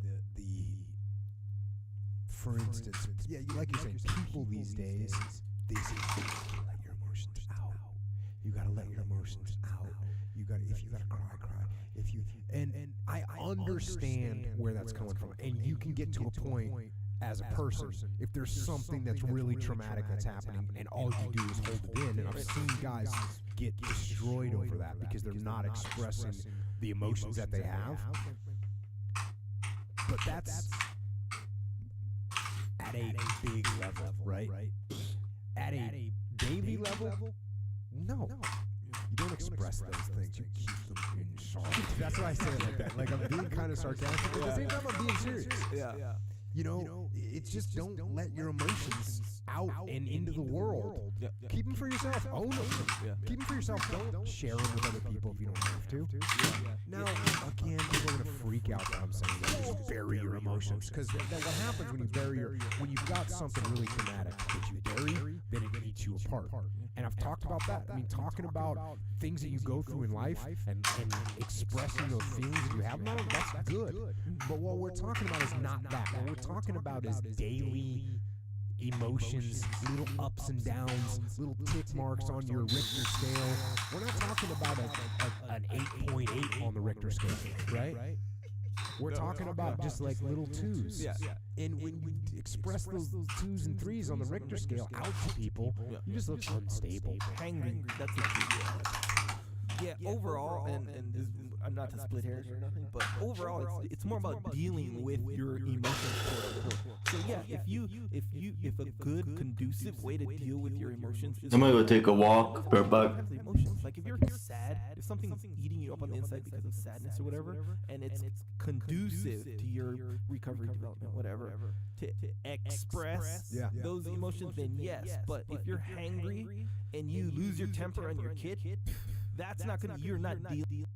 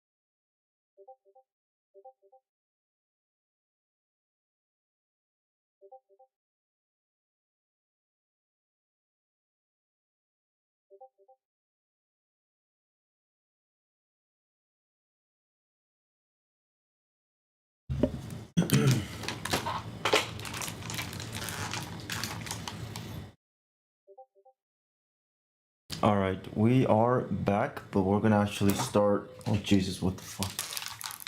My headband was like way up there. We're back, but we're gonna start off with a little meditation. I want it.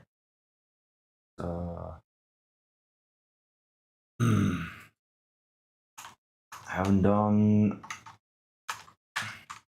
like pre-game meditation in a while, and I feel like definitely need to slow down.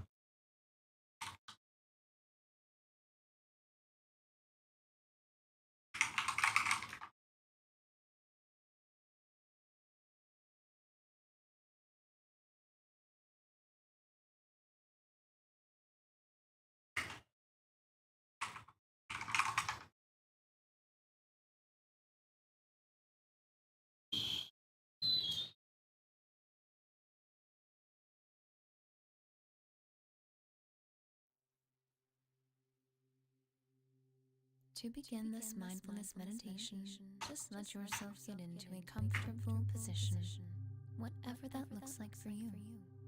Oh my god, this girl has the nasaliest fucking voice. It's like she has fucking 2 rockets up her nostrils. Close your eyes. Oh my god, I shouldn't make fun of people like that, but... I'll fucking concentrate, what the fuck, come on. Simply noticing your body. I also got bitten by like 5,000 mosquitoes while I took a walk outside. And that is not going to help the meditation because I'm like the reincarnation of itch. Oh my god. It's everywhere. I'm like getting gangbanged. And all my itch-erogenous zones. Oh fuck. Oh! Oh! As you observe this, you simply accept and allow whatever it is you notice. Harboring no judgment. Just being mindful. Noticing what is with a sense of compassion in your heart and letting it be.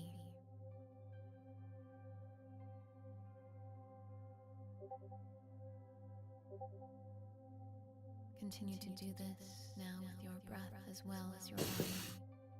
If you haven't already, begin to tune into the sensations of breathing.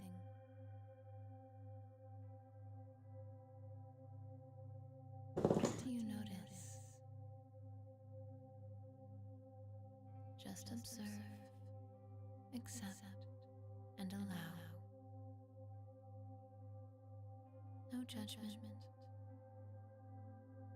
Just letting everything be how it is. As you stay mindful of your breath and your body, with a sense of compassion in your heart.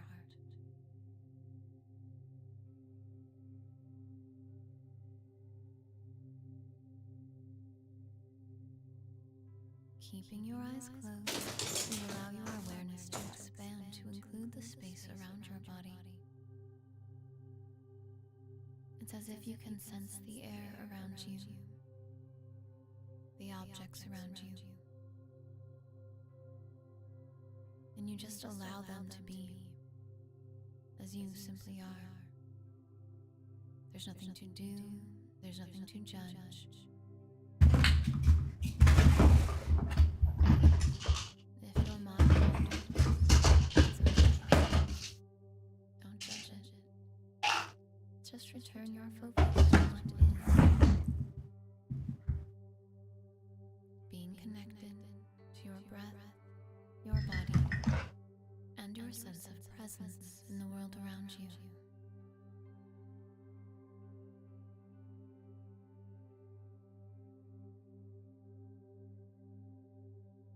You let everything simply be,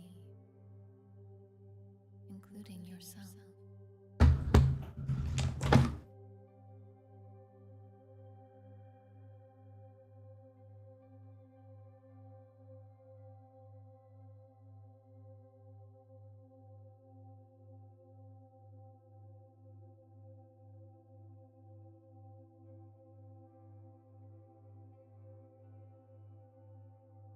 You now begin to let your attention travel back, becoming more and more aware of physical sensations by rolling your shoulders,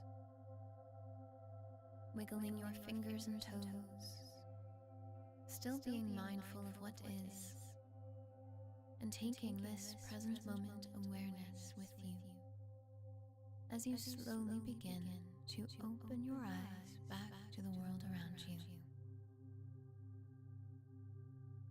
Wonderful job doing this practice.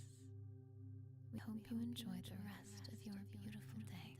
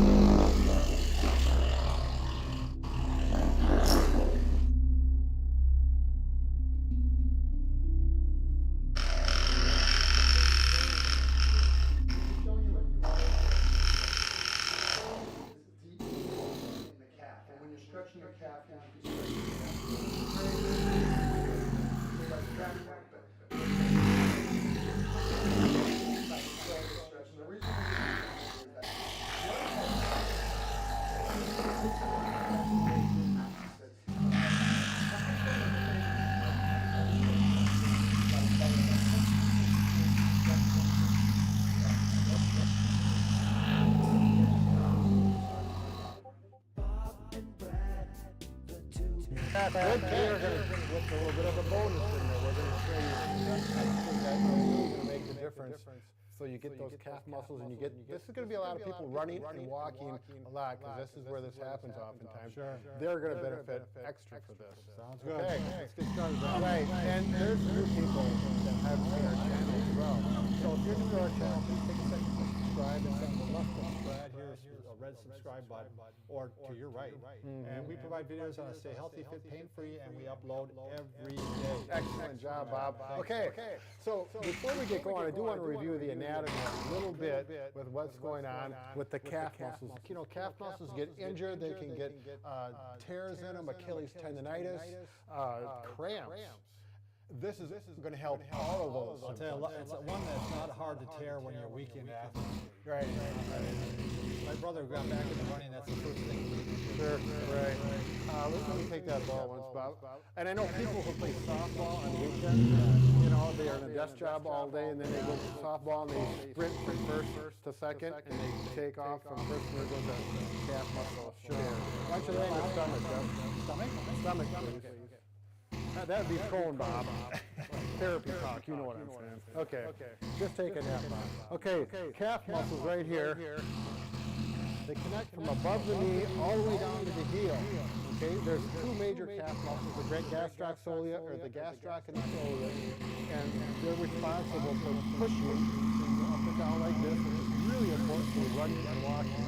And that's why we have these injuries here as far as cramps and tightness as well. But we cannot forget that muscle group right above it.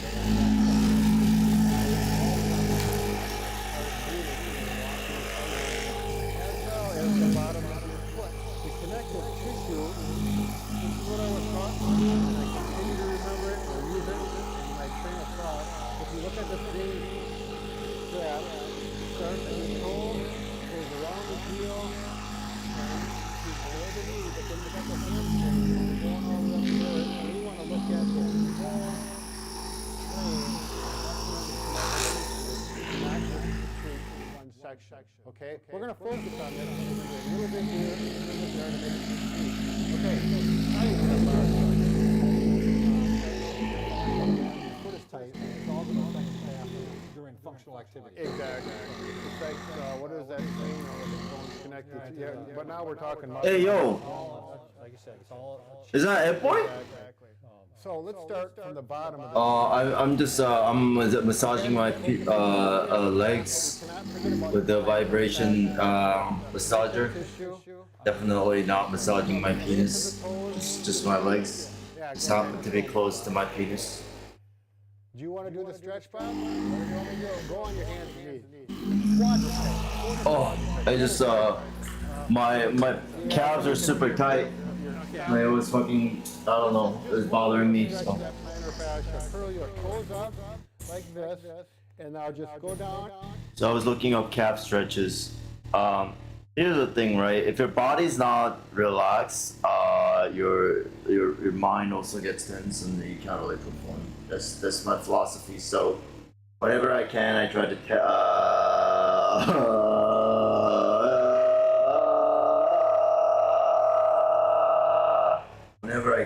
to find different ways to relax. Usually I relax after a workout, but today I made an exception because I want to get back to streaming, you know. So I needed to sit up for the computer more often.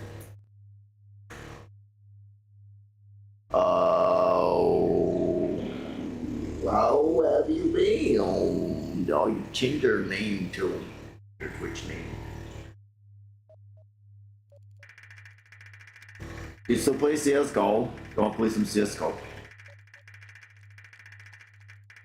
Did I miss your voice?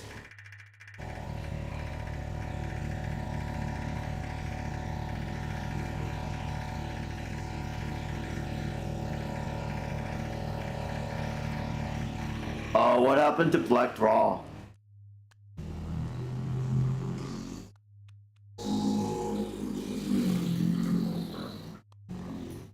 Oh shit.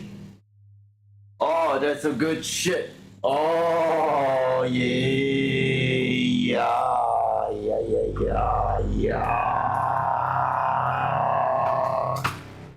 Yeah. It's a good I like fucking around with this. It's like it has the same function as the voice what is it called? Modifier. Voice changer. It would like fucking with this. So let's fuck with it. What about this? Okay. It's not letting me hear myself. Oh, there you go.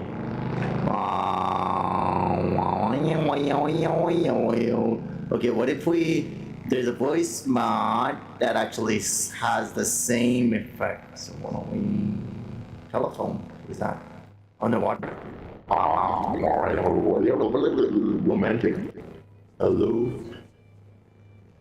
Oh, it's just some bullshit. Spell test.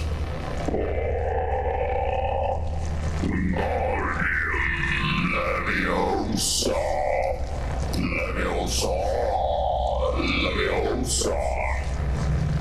Expelliarmus. Abracadabra. Zebra. Stuffbra. Abracadabra.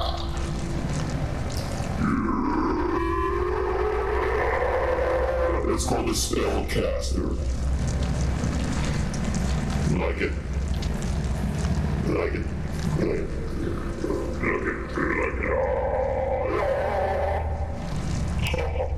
I'm sorry.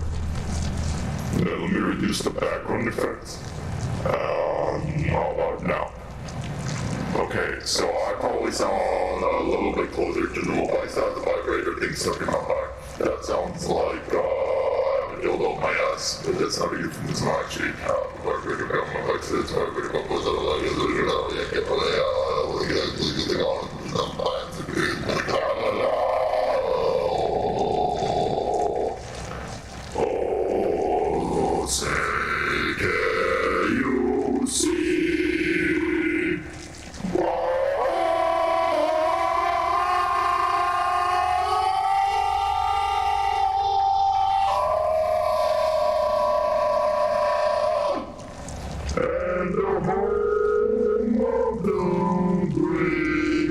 It's the national anthem of USA, by the way. That's the full lyrics. That's the whole song. It's really easy to write, man.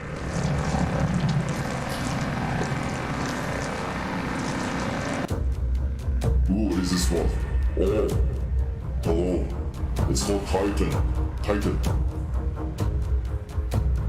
Tight. Super tight.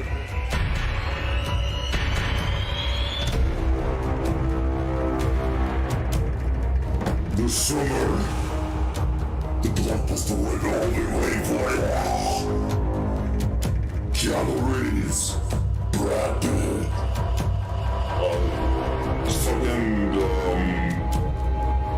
I can't think of any other male actors, man. Morgan Freeman. Jack Daniels, that's a drink, not an actor. Jack Nicholson is dead. All the Jacks are dead, man. What the fuck? Anyway, Michael B. Jordan, cause token black person. Oh, Expendable 3. Coming to theaters without Sylvester Stallone. Leonardo DiCaprio.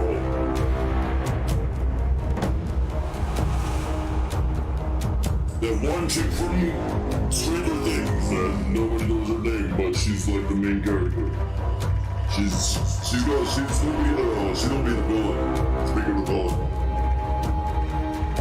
Dude, you guys seen the Stranger Things? Oh, what? Shows, Netflix shows, no, Netflix shows, talk! Tell us about, tell the chat, tell each other, all your Netflix, your obsessions. TV. Excitement! Conversation! Alright, no, this is a different one. It's called telephone? I don't really understand. I don't understand. Doesn't do anything. What about this one? Cute. Hello.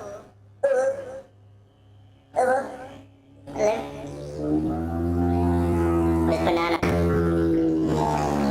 Oh shit.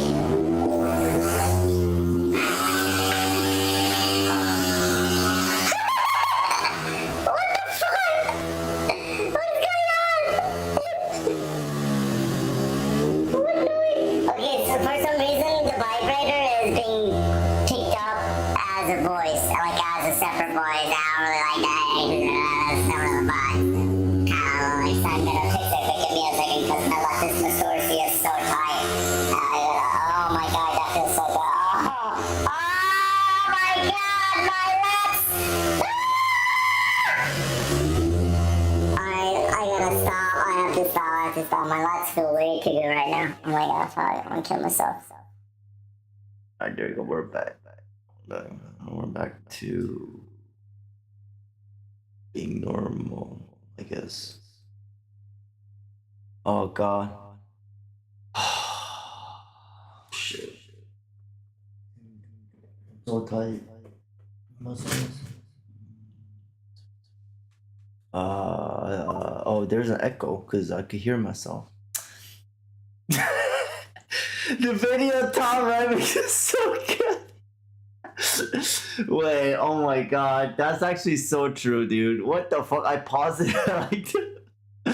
I didn't even. Okay, I honestly did not know it was paused there because I can't see the monitor as well as you guys can. But good shit. Good session, guys. I don't know. I feel like the voice kind of carried that one a little bit. That was fun though. And you can put your butt to your ankle. That's actually a good way to stretch this, Brad. I've never tried this. Are you getting a stretch? Oh yeah, yeah. You can get fairly aggressive with it, can't you? This is a great way to stretch. Oh yeah, and it's not a lot of work. It's just a matter of running your hands and knees. This, I'll tell you, is critical with plantar fasciitis. Oh yeah. This, in fact, I've saw some of the studies on this, Brad, too.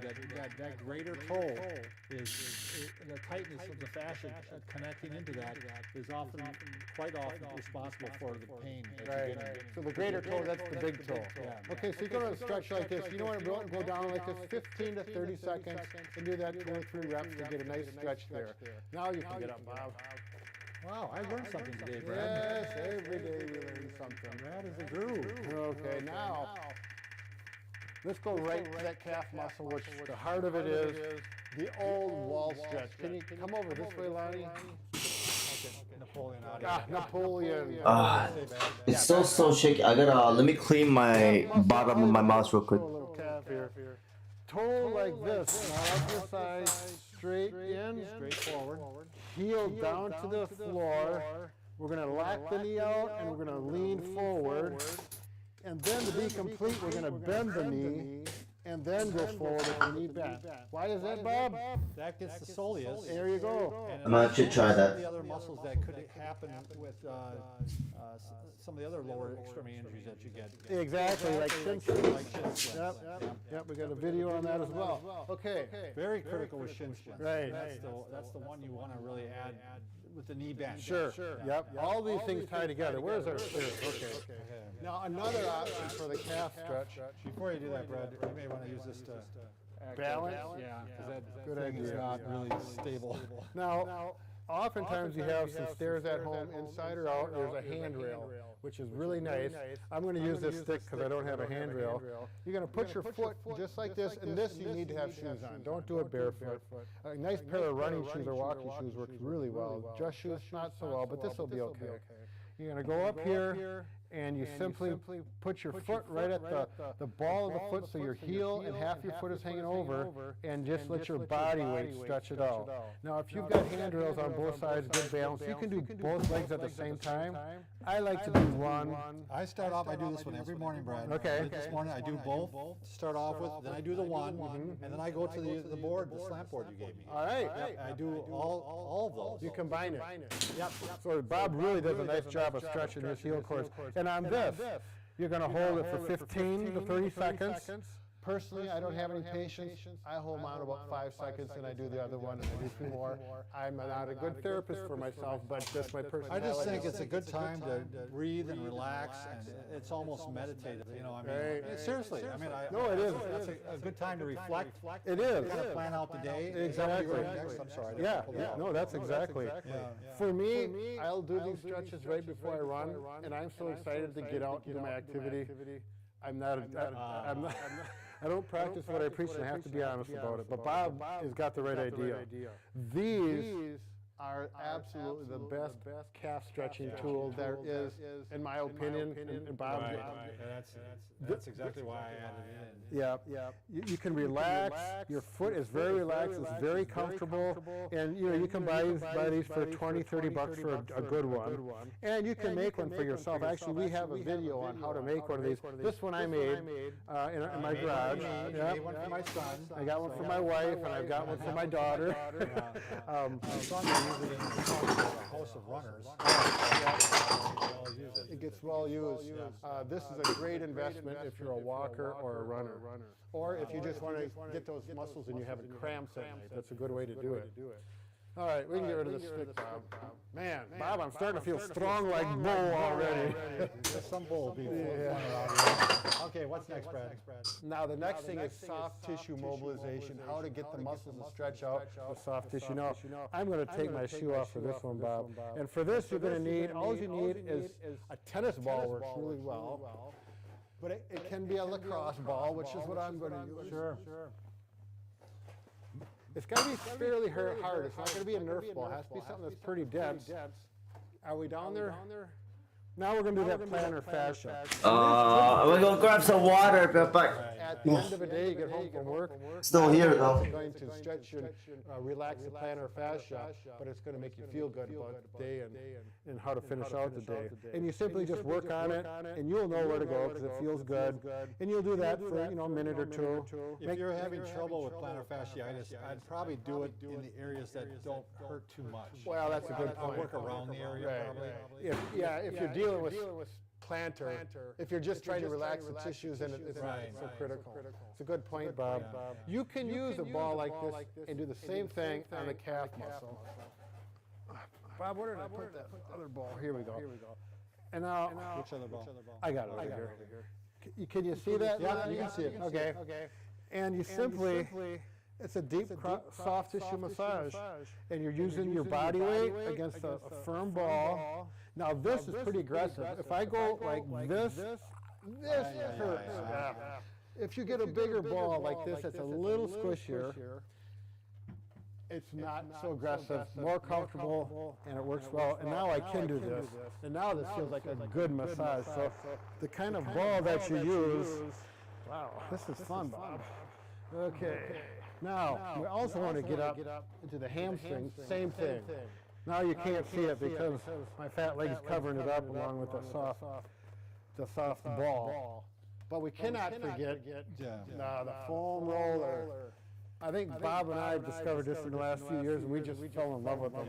And this is a nice foam roller from OPTP. Right. It's not quite as hard as a lot of the other ones. You can really press in. This is a really nice one, isn't it? Yeah, if you want to get a good foam roller, OPTP is the place to go. Okay, so with this nice lower density foam roller, I like it. You can get the hard ones, and they're a little more aggressive, and I think it's overly aggressive. I think for those younger people, real hardcore type of people, they might appreciate that. But while you're doing this, I talked about the hamstrings being part of the whole chain.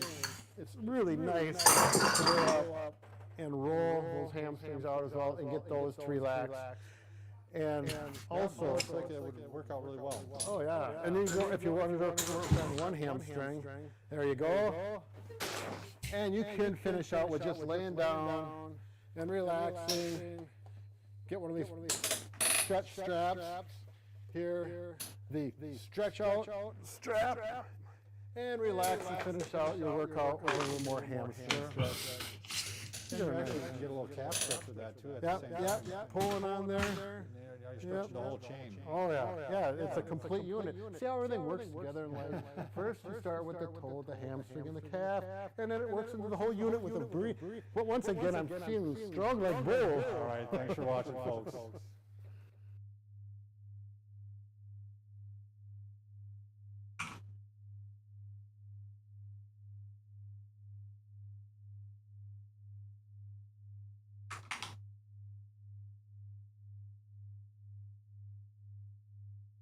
In this video, I'm going to show you how to get rid of calf muscle pain for good. Stay tuned.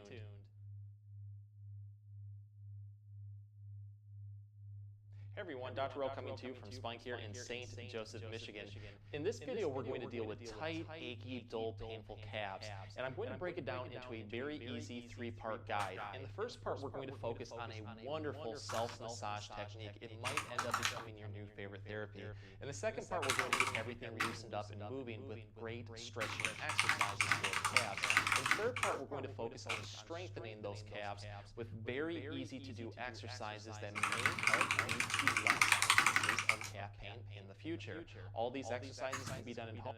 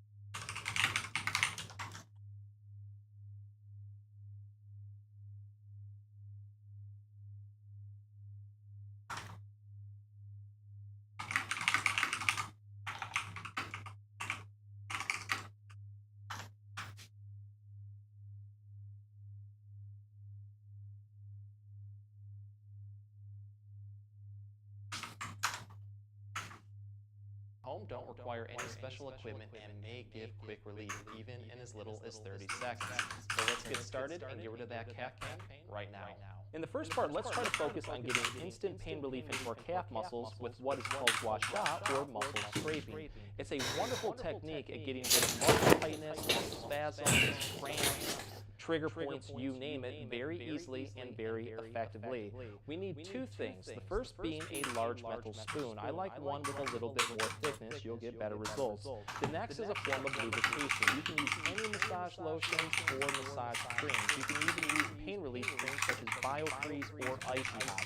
Just coat pretty much from the knee all the way down to the ankle, front and back. And when it comes to lubrication, a little bit more is always better. So after we've done that, what I'm going to do is take my spoon. It doesn't really matter what part of the spoon you take. I find that using the handle is a little bit easier, but you can use the rounded portion here. Actually experiment with it and take what is most effective. But what I'm going to do is start at the bottom of the leg, right at the ankle. And when you do this, make sure to only go over soft tissue, muscle that you can grab onto, skin. Stay off any bony spots like this because that can cause irritation, and we definitely don't want that. So I'm going to take my spoon, and I'm going to use the handle right here and put it at about a 30-degree angle. And I'm going to press in to the point where there's enough pressure that once I start to scrape upwards like this, it will feel like a nice self-massage. You don't want this to cause discomfort. So if it does back off a little bit, only go to your comfort level. But just work your way up. When you do this, you want to go bottom to the top. And you want to do about 5 to 10 slow repetitions in each spot, and then once you're done with that, just switch over to a different spot and repeat. You want to go front to back and pretty much just target those spots. When you do this also, you might find that one certain spot just feels very gritty, almost like sandpaper. That's a spot of adhesion, and you want to make note of that. That's usually a spot that's causing tightness and possibly pain. You want to break that up. When you do this also, you might notice that pockets of redness form on the top of the skin. That is completely normal. That's blood flow coming into the area, which is good. It's improving circulation and bringing in blood to hopefully promote healing. But once you're done with that, really try to focus on the front here on the chin. Chin pain is very common, so really attack that, but work your way up into the calf, all the way up to the knee, front and back. When you're done with that, you can definitely use different parts of the spoon, dig in there and experiment with it. You can also attack it at different angles. So instead of going up with it, go at 45 degrees forward and then go 45 degrees backwards. Take whatever you feel is working the best. And any spots that feel like they're locked up tight, throw more repetitions in there to break up that muscle tightness, that spasm, whatever you might have. Once we're done with that, let's throw some motion into that calf muscle to challenge it to open up new spots that might be causing pain or discomfort. So what I'd like to do is press with my heel into the floor, and then I'm going to just take my toes upwards towards the ceiling. What this will do is activate that calf muscle. So again, start to go over that, and you may find that new spots of tightness have formed, or new spots of pain can be targeted, so really dig in there and try to loosen that up. I also like to do a little bit more ankle motion. So what I'm going to do is turn my ankle inward, repeat that, and then once I'm done with that, I'm going to turn my ankle outwards and then repeat that also, because this just activates that calf muscle just a little bit differently. So go through all of those motions, go through all of the areas, target spots of adhesion, or any spots that you feel are tight and achy. Try to loosen that up, and I hope that gives you a lot of quick calf pain relief. In the second part, let's focus on getting rid of calf muscle pain with some wonderful stretching exercises. Let's just get everything loosened up. This first exercise is called a calf rock up. It's very easy to do. We're going to start off on all fours on the floor just like this. From there, what I'm going to do is go into kind of like a push-up position. I'm going to put my feet out like this. My weight is going to be placed on my toes. Whatever side that we're focusing on, let's say that I have a little bit more off to my right. I'm going to lift my left leg up, keep my right leg straight, and then just place my foot over the calf muscle on the right side, just like this. What I want to do from there is a rocking motion. So I'm going to rock forward, that is with my whole body is one complete movement, rocking forward by driving through my toes. When you do this, you're going to feel the muscles into that calf really start to fire. Really focus on that as much as you can. You want to feel it into the calf. But hold this position for about 3 to 5 seconds. From there, you're going to try to then take the heel towards the floor. Press with your hands right here, too, to lower your heel down even further. And it is a deep stretch into that calf muscle. Again, hold 3 to 5 seconds, only to your comfort level. From there, just do this for about 15 complete repetitions. With each repetition, always challenge yourself to go forward and then backwards even more. It will help engage those muscles even more to hopefully give you more pain relief. And when you're done on one side, always switch to the other to keep them both in balance. So here is a great calf stretching exercise that you can pretty much do anywhere, even at work. You just need to go next to a door or a wall. I recommend doing it next to a door because you'll see why here in just a minute. What I'm going to do is start off in a scissored stance like this. Whatever side that we're focusing on, in this case I'm having right calf pain, I want to place that one forward, and then I'm going to place my toes on the door and then lower my heel down into the floor for a stable anchor point. When you do this too, you also want to bring the toes back towards you or raise them up on the door as much as possible. Build an initial stretch into that calf muscle. You want an initial stretch to begin with. You'll get better results with this. You can then take the hand, whatever side you want, grab onto the doorknob if you need to for extra stability. But what I want to do is keep this knee straight, the side that we're focusing on, the other one can go bent. I'm going to use this back leg right here to push forward with my body weight. So I'm kind of lifting off like this and pressing my body towards that door or the wall. The more that you do this, go forward, the more intense the stretch is going to be felt into the calf. So only go to your comfort level. Hold this comfortably for 20 seconds. From there, relax, take a breather, and then repeat this up to 5 times. With each repetition, try to drive your body weight forward even more because it will only help stretch those calves out and hopefully lead to more pain and tightness relief. If you want to take this one to the next level, what you can do is stretch into it, but then pull forward even more with the doorknob. So I'm using my hand right here at the doorknob to pull myself forward even more. And this can become extremely intense of a stretch. So again, only to your comfort level. If you want to take this one even to the next level, move over to the door frame right here. Open the door, grab the back side of that door frame, and pull yourself forward even more. But again, only to your comfort level. Go through those, take what is most effective, and remember, always switch to the other side to keep them both in balance. So without a doubt, if we want to get rid of calf pain for good, we have to strengthen all of those muscles to hopefully future-proof them from pain and tightness. This one is best done next to a staircase, but you can also use something like a yoga block, and I'll get grief for this, but you can use a stack of hardcover books or just a block of wood. I call this the calf smashing circuit, and if your calf had a butt, this would kick it. So I'm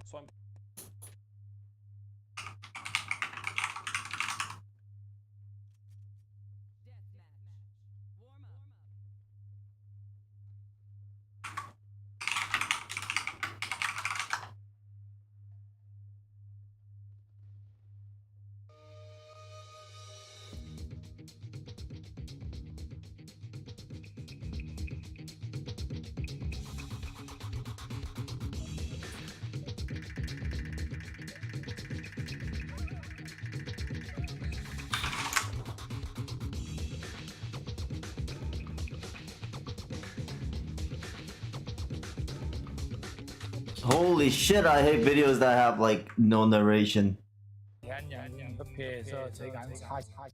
Fuck. Robert with RC Archery. Thank you for tuning in to another Tuesday's Tip of the Week. It's been a while since I've done one of these, and I want to apologize for that, but I have another business that I'm starting, and it's keeping me busy. So, why do Korean archers shoot so quickly?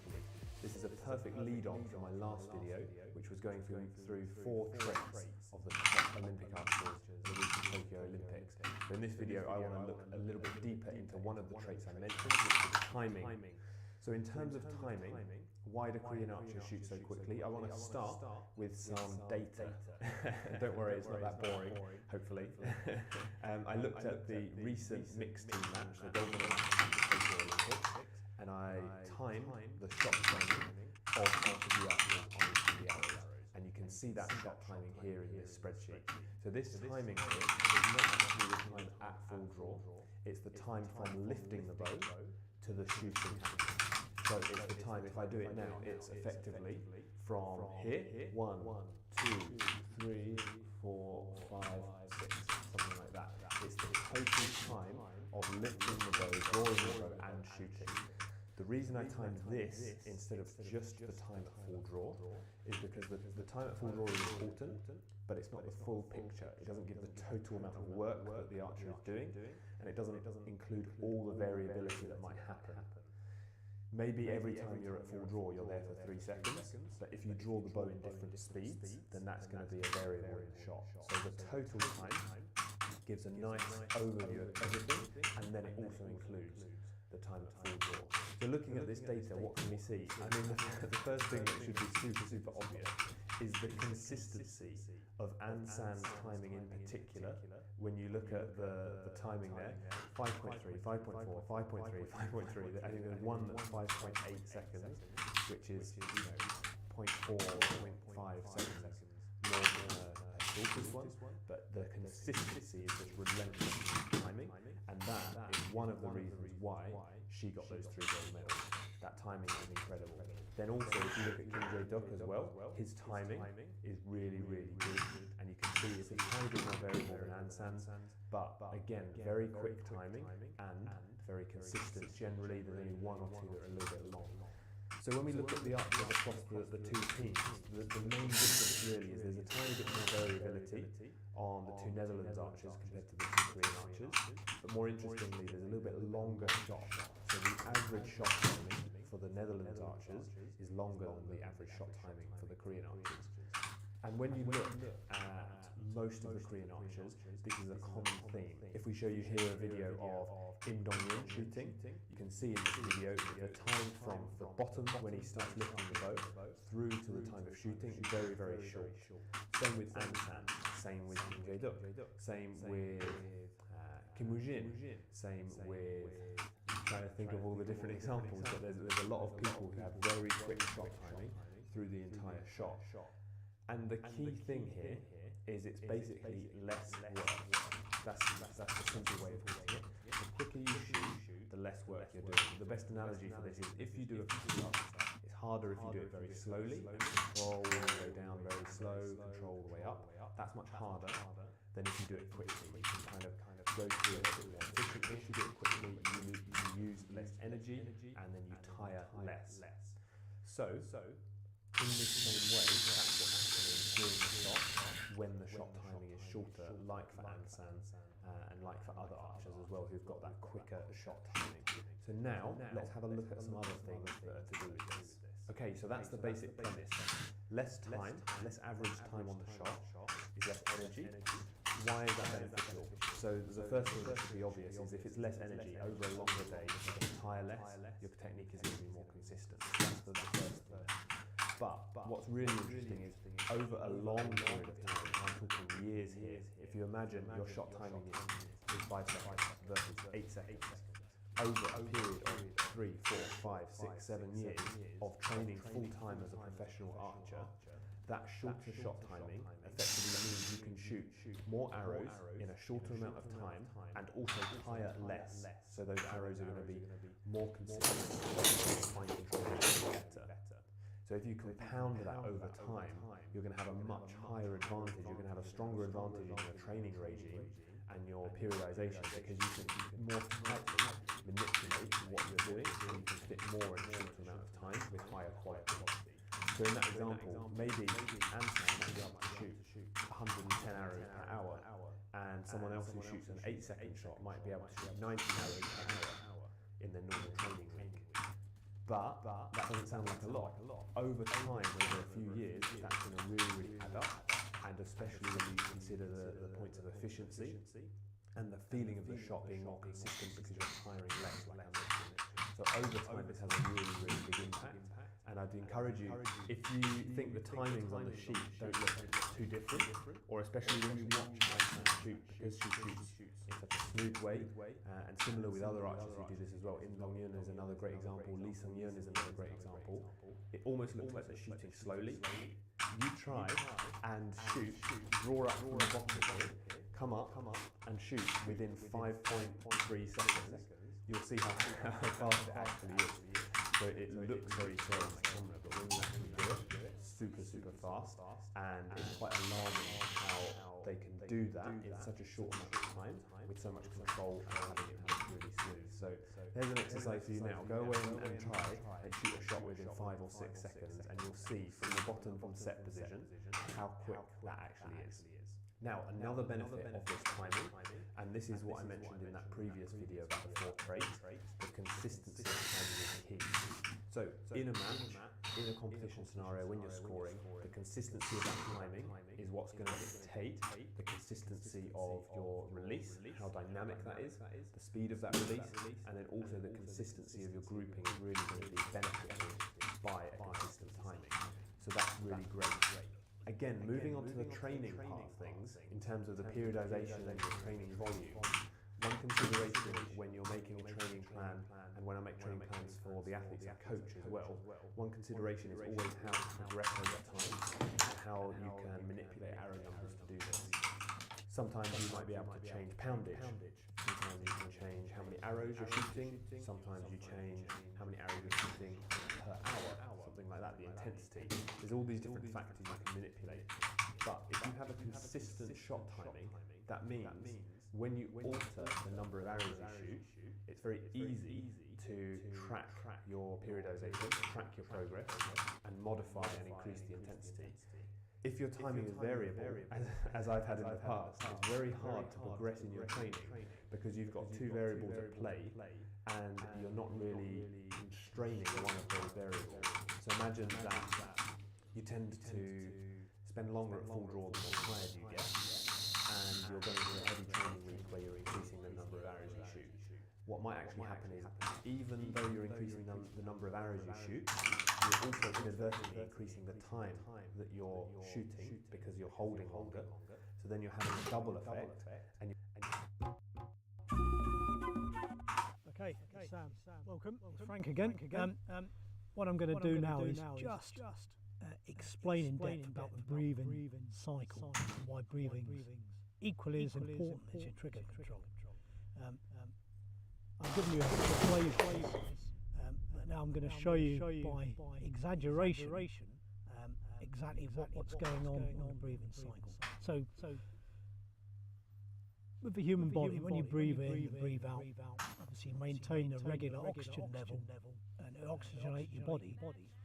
But actually when you breathe out and you let most of the oxygen out of your lungs, you're the most calmest and most still that you can get yourself into. So what we're looking at doing is we're inflating the lungs by breathing in, and then we let out the oxygen by breathing out. And when you do it yourself, you can feel that you're fairly flat and still. Now the idea is to maintain a pattern of this. We breathe in, breathe out, breathe in, breathe out. And of course this is the key to one of the goalposts of life. In the shooting side of it, we want to be able to maintain something similar, and by taking a couple of deep breaths, when you're under pressure,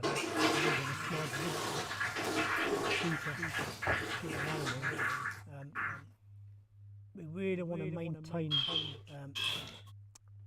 a nice, comfortable, relaxed, calm situation. And of course this is a key element of target shooting as well. So by breathing in and breathing out and taking that shot, this is a very important aspect. So like I say, when we do this, we're going to exaggerate it. Let's see the oxygen coming in, the oxygen going out. Now the important thing is, when you breathe out, is not to wait too long.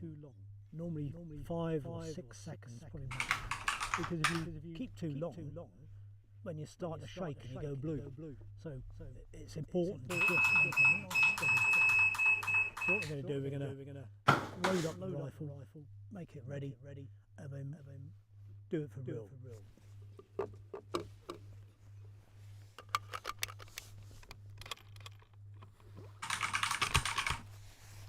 The private safe catch to start off with, we get set up.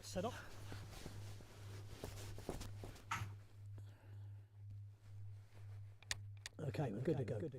So what we're going to see now, I'll demonstrate first by explanation. So we're going to breathe in, going to breathe out. And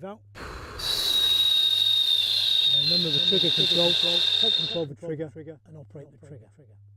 Like I say, this is exaggerated, but this is a good technique to get into. And the fact that when you do this yourself, you calm yourself down, you get control of your breathing, and then you can actually improve your shooting. Let's put all that together. So remember the trigger control, we're taking up the slack on the trigger. Breathing in, breathing out. Fine within 5.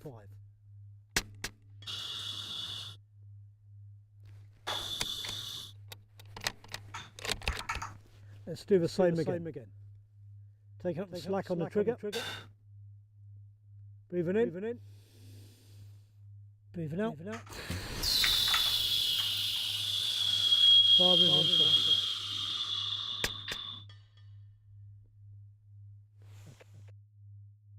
This is Mick from King of Spades. Now, if you consider yourself as a modern knight, you're constantly looking for ways to increase your performance.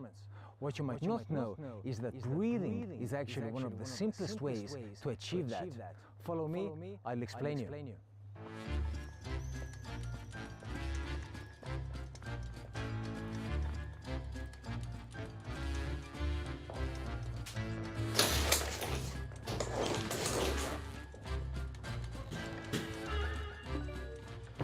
You see, most of us breathe in a wrong way, me included. We breathe with our chest. But this accelerates our breathing cycle to a point where it puts our body in a very specific stress mode called fight or flight. This in turn brings about a myriad of biochemical changes in our body, as well as impairs our ability to think clearly. Now, if you are in a life-threatening situation, this is all good because this helps us to survive. But being in that kind of state day in and day out is definitely not where you want to be. Now, in this video, we're going to be teaching these 2 simple breathing exercises used by the knights of today, the Navy SEALs. And these are very effective and pattern proven. Let's go to the balcony, I'll show you.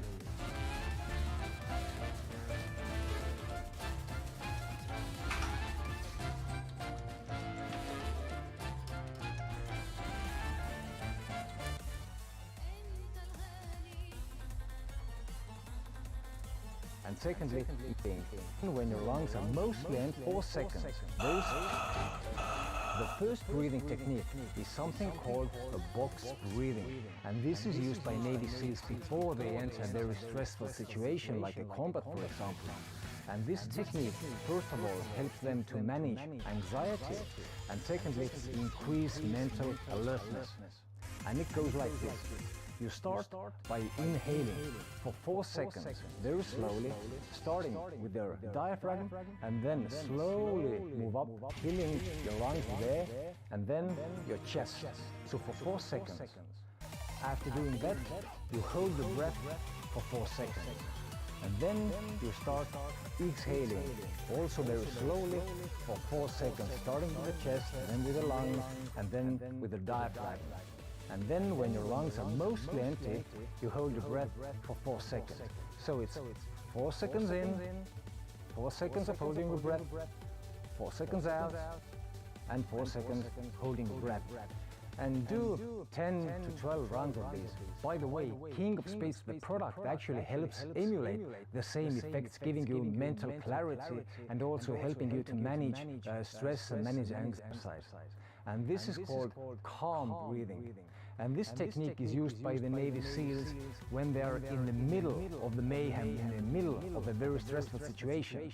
And this technique is even simpler than the first one, which means that they can actually do this technique while remaining in contact with the outer world, so you don't have to get into this meditative-like state. And it goes like this. So basically the first step is similar to the first exercise. You start by inhaling for 4 seconds, starting with the diaphragm, then moving up and up and up, filling your lungs, filling your chest, but there is no holding your breath. You start exhaling, and the exhalation period is for 6 seconds, so slightly longer than the inhalation period. But the technique is the same. First, you deflate your chest, then your lungs, and then your diaphragm. And start over again. This technique helps them to keep their composure during a very stressful situation. It's so easy they can do that without losing contact with the outer world. And you, as a civilian, or probably a civilian, can use this during, heated conversation or negotiation. And I have found this technique to be extremely helpful on a daily basis. As you know, this channel, the King of Spades channel, is all about a modern, nicer lifestyle. And King of Spades, the product, is about supporting this lifestyle. So take your time, subscribe to the channel, check out kingofspadesofficial.com, but most importantly, start doing these breathing exercises. See you soon.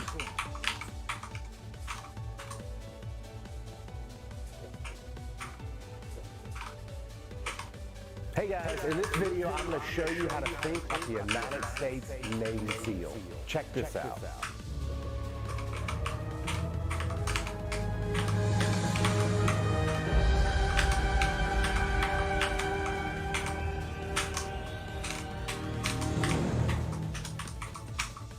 Hey guys, Ron Wright here, two-time USA Memory Champion. When I was training for the United States Memory Championships, I hired a former United States Navy SEAL, T.C. Cummings, to be my mental coach. And people would always ask me, what does a Navy SEAL know about memory tournaments and memory competitions? Nothing. But he knew everything about being confident, focused, and disciplined. And that's what he taught me. And in this video, I'm going to share with you 5 secrets that he taught me on how to think like a Navy SEAL, and these helped me become a national memory champion. So I ended up becoming the 2-time USA Memory Champion with T.C. Cummings as my coach.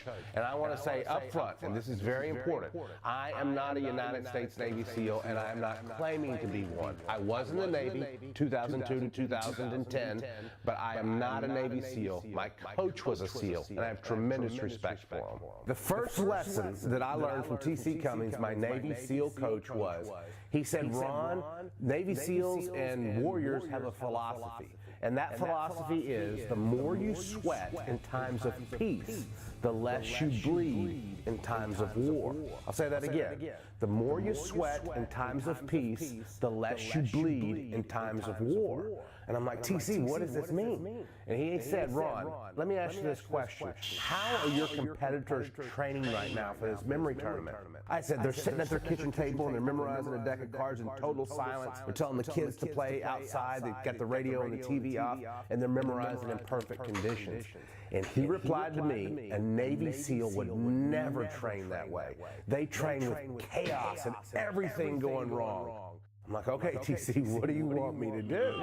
He said, I want you to get plastic playing cards and snorkel gear, and I want you to memorize cards underwater. Now imagine this, you're at the pool, you're hanging out, eating hot dogs, drinking Cokes, playing volleyball, and some guy walks out of the pool with snorkel gear, plastic playing cards, dives in the water, goes underneath and starts memorizing decks of cards underwater. And that's what I was doing. And the philosophy was this, if I was hard on myself in my training, then the tournament would become easy on me. Just working on my breathing. On myself and my training, the tournament would be hard on me. I would be memorizing a deck of cards underwater, and the water would be creeping into my goggles. I would have a hard time breathing. Kids would throw volleyballs and they would hit my head. I'd be floating in the cold water. It was so cold I had to wear a wetsuit sometimes because it was in January sometimes when I was doing this. I got so good at memorizing a deck of cards underwater, I eventually got to the point where I could do it underwater faster than anybody else could do above water in the United States.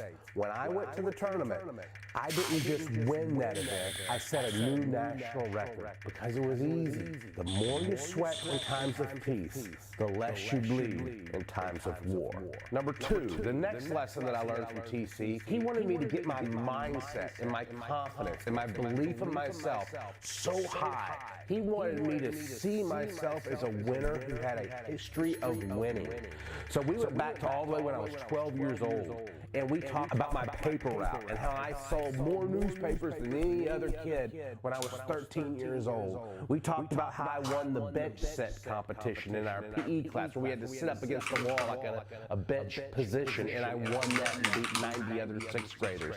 We went back to junior high school, college, and all my successes, all my business successes, and some of them were so small. Some of them might have been as small as I gave the right answer in that Spanish class when I was called on, or I got the key hit in that 9th grade softball tournament. And it was just a list, such a long list. And TC would have me read this list over and over again. And it was programming my mind to say, hey, I have a history of winning. Winning is what I do. It is who I am. This tournament is just going to be another example of how I win. It's all about having the mindset, the confidence of a Navy SEAL, and that's what that exercise was for. It was an incredible one that really built my confidence when I walked into the tournament. Number three, the next lesson TC taught me was to set small goals throughout the day. And again, it was all about confidence and belief in myself. And we had such small goals. Be up and training every day by 8:30 in the morning. Memorize a deck of cards 25 times today. Make your bed today. What does making your bed have to do with winning a memory tournament? Nothing. But it was a small goal. And if we set small goals throughout the day like that, then by the end of the day, 5 p.m., I might have accomplished 10 goals that day. And then at the end of the week, I've accomplished 70 goals. At the end of the month, I've accomplished over 200 goals. By the time I walk into that tournament, I've accomplished 1,000 goals. So again, it was all about believing in myself and that confidence building and programming myself and programming my mind that, hey, I hit goals here and I'm going to continue to hit the goals in the memory tournament. And that exercise was really key for me in building my confidence and my belief in myself going into that tournament. Number four, the fourth point that I learned from TC was a Navy SEAL will always face a consequence for not hitting a goal. For example, I had a goal every day to be up and training by 8:30. Well, on this particular day, my alarm went off late. I woke up at 8:35. I shot up, I scrambled, and I started training as soon as I could. But in the back of my mind all day was eating at me. You weren't up by 8:30 in the morning training. I had my call with TC that afternoon. He could sense something wasn't right. I shared with him that I hadn't met my goal of being up at 8:30 in the morning, and he said, "Ron, as a Navy SEAL, you don't get a punishment for not hitting a goal, but you do have to face a consequence. Because if you don't face a consequence for this, you're going to be beating yourself up over it. And then when you're up on that stage at the memory championships, you're going to be thinking, who am I to win a national memory championship? I can't even get up at 8:30 in the morning." And that doubt's going to creep in your mind. Holy fuck. Okay, this is some like gold fucking content. Okay, I'm really glad. So this is what I mean by you can find a lot of wisdom in a lot of top athletes in other fields. Holy moly, this one video is insane. My God. TC, what is a consequence? What do I have to do? He said, when I was a SEAL, I would always do something that I hated, and I hate cold water. So I would stand in the shower for 2 minutes just with nothing but cold water coming all over me. He said, it's brutal. If you don't believe me, try it, okay? I asked him if that's what I should do. He said, that's what I did. Tell you what you should do. You need to come up with your own consequence. I hung up the phone. It was 31 degrees outside in January. Got my swimsuit, called my girlfriend, put her on the line, just in case my heart stopped when I jumped in the water. But I went outside, set the phone down, dove in the water, swam across the swimming pool, came out, jumped up, got back on the phone with my girlfriend, and after that point, I never again beat myself up for sleeping 5 minutes late, because I faced the consequence, it was done, it was over, and I moved on. And as a Navy SEAL, you need that clear conscience. And as a national memory champion, I did as well.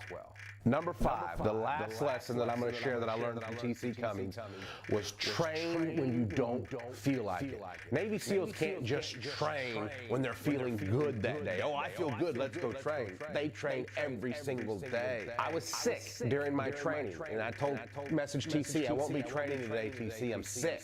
And he messaged me back immediately. He said, what if you're sick on the day of the tournament? Are you not going to compete? I said, no, TC, I'm going to compete, but this is different. He said, it's not different. You train today. And I trained all day that day with a fever and just exhausted and throwing up. Well, in 2010 at the USA Memory Championships, I wasn't sick, but I was equally as handicapped because I had only gotten 45 minutes sleep the night before. My nerves were so wound up I couldn't sleep. I literally walked into a national memory tournament against some of the sharpest people in the country on 45 minutes sleep. But as I was doing the events that day, it crossed my mind.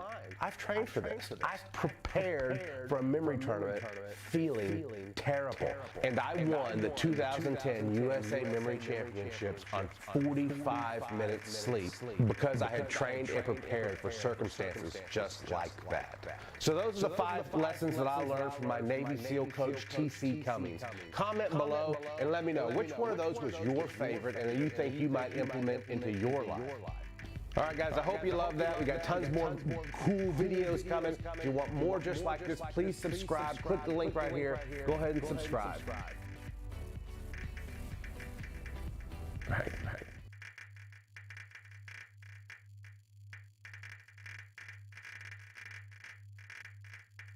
Hey guys, this video is 8 ways to train your brain. Really cool stuff. Check it out. Step number 1. This is a big one. Read every day. Reading does a lot of good things for you, and the first thing that it does.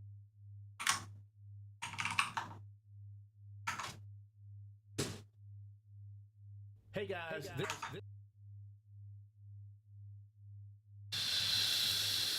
Hey guys, Ron White here, two-time USA memory champion. My company is called Brain Athlete, and so Brain Athlete deals with memory, it deals with speed reading, it deals with learning anything fast, but it also deals with everything that's inside of the brain. And a lot on this channel I talk about anxiety, depression, and panic attacks and that kind of thing, because it's something that in my process of becoming a brain athlete that I've had to deal with. I used to be overcome with anxiety and panic attacks. So in this video, I want to talk about what is a panic attack, the right way to deal with it, and the wrong way to deal with it. Because in my life, I've dealt with it the wrong way, and it's destroyed some important part of my life. But now I handle it the right way, and it's made all the difference in the world. So being part of the Brain Athlete is having a good memory. I do have a memory course called Black Belt Memory down below in the comments or the description of this video. If you want to get my Black Belt Memory course, just click that link and download it. Watch this video on panic attacks and anxiety, and then when it's done, get the memory course, Black Belt Memory. So first of all, what is a panic attack? A panic attack occurs when there's some stimulus. And that stimulus, whether it's something that somebody says, or it's a thought, or it's a sound. You know, you hear people who have PTSD, they've been to war. They were in a war zone, they heard a sound, and then there was an explosion. Maybe that sound was just a horn honking. Then they go back to the United States, and they hear a horn honking, and boom, it sets off the same panic that happened after that, the bomb explosion in the war, because that's a trigger that triggers the same emotion. But the problem is the bomb's not there. They're still feeling the same panic and anxiety and fear and terror, but it's not real. But their mind doesn't know it's not real.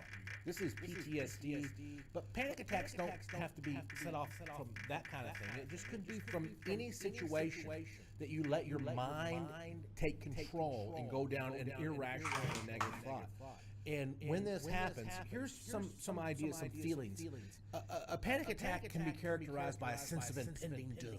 Oh my God, everything's out of control. The sky is falling, the world is about to end, my world is about to end, it's over. Life is never going to be good again. This is the worst thing that can happen. This is terrible. That's a panic attack. It can be a fear of loss. Oh my God, I just lost this person, this relationship, it just ended, this is terrible. I've lost it, I'll never have that again, I'll never feel good again. A fear of loss. It could be, or maybe just a fear of a rapid heart rate. Your heartbeat is beating really fast. And this could be a sign of a panic attack. Sweating. You could start literally sweating, and you'd have no reason to be sweating. You didn't just run a marathon, but your body is reacting in a way that is going through a panic attack. Another example of it could be maybe you have headaches or dizziness. Sometimes in my I gotta clean the bottom of the mouse. I swear. I have to, otherwise it's just keeps getting snagged. I don't know where. Not very slidey. Feeling of a panic attack or detachment. Now, when these things happen, let's first of all talk about the wrong way to deal with them. And I dealt with it in these wrong ways. An absolute wrong way to deal with a panic attack is to go grab some alcohol. And that would be how I would deal with it. I would get overcome with anxiety. Oh my gosh, I'm so stressed. I'm having so much anxiety. I'm breathing so hard. My heart's racing. You know what I'm going to do to solve this? I'm going to go binge drink. Give me a double shot of scotch. Boom, slammed it. That's not the time to solve it. If you have, I eliminated alcohol from my life. Why? Because I don't want it to be an option anymore. Whenever I have a panic attack, I don't want to say, let's go have a drink. Because that's not an option in my life anymore. I have to deal with it in a different way. Healthy. So alcohol is a terrible way to deal with it. Going and confronting somebody is a terrible way to deal with it. If you're having a panic attack, going to somebody that you have conflict with or that you have a disagreement with, that's not the time to solve it. If you have somebody that upsets you in your life, that irritates you in your life, going and talking to that person in the middle of your panic attack is the absolute worst thing that you can do. It's gonna elevate to a fight, whether it's physical or verbal, and that is the worst thing to do. Do not drink alcohol in a panic attack. Do not go confront somebody that you have a disagreement or an argument with in a panic attack. In a panic attack, in life, think about this for a second. In every decision that you make, there is a gap between stimulus and response. In everything, there's a stimulus, and there's a space, and there's a response. Sometimes we think we have to react right now. You have a stimulus, it sends you into a panic attack. Guess what? There's a space before you respond. That space is your friend. in that, use that space to make the right decision. How do you respond properly to a panic attack? My dad, who's passed away now, he also had anxiety and panic attacks. Now maybe I know the pattern that I inherited it from. Maybe I inherited, who knows how I got it, but he had it, and I had it as well. My dad would deal with it in a very unique way, and this is a tool that may help you. I would see my dad just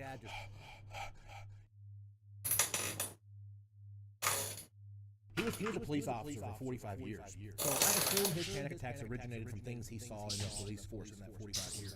Like at the age of 72, we'd be sitting in his living room, and he'd be like, okay, I'm having a panic attack. He was intelligent enough to identify it and then respond properly. He also used to satisfy his panic attacks with alcohol. He also made the same decision I did to give up. This is how he would deal with his panic attacks. He would pick 5 spots in the room.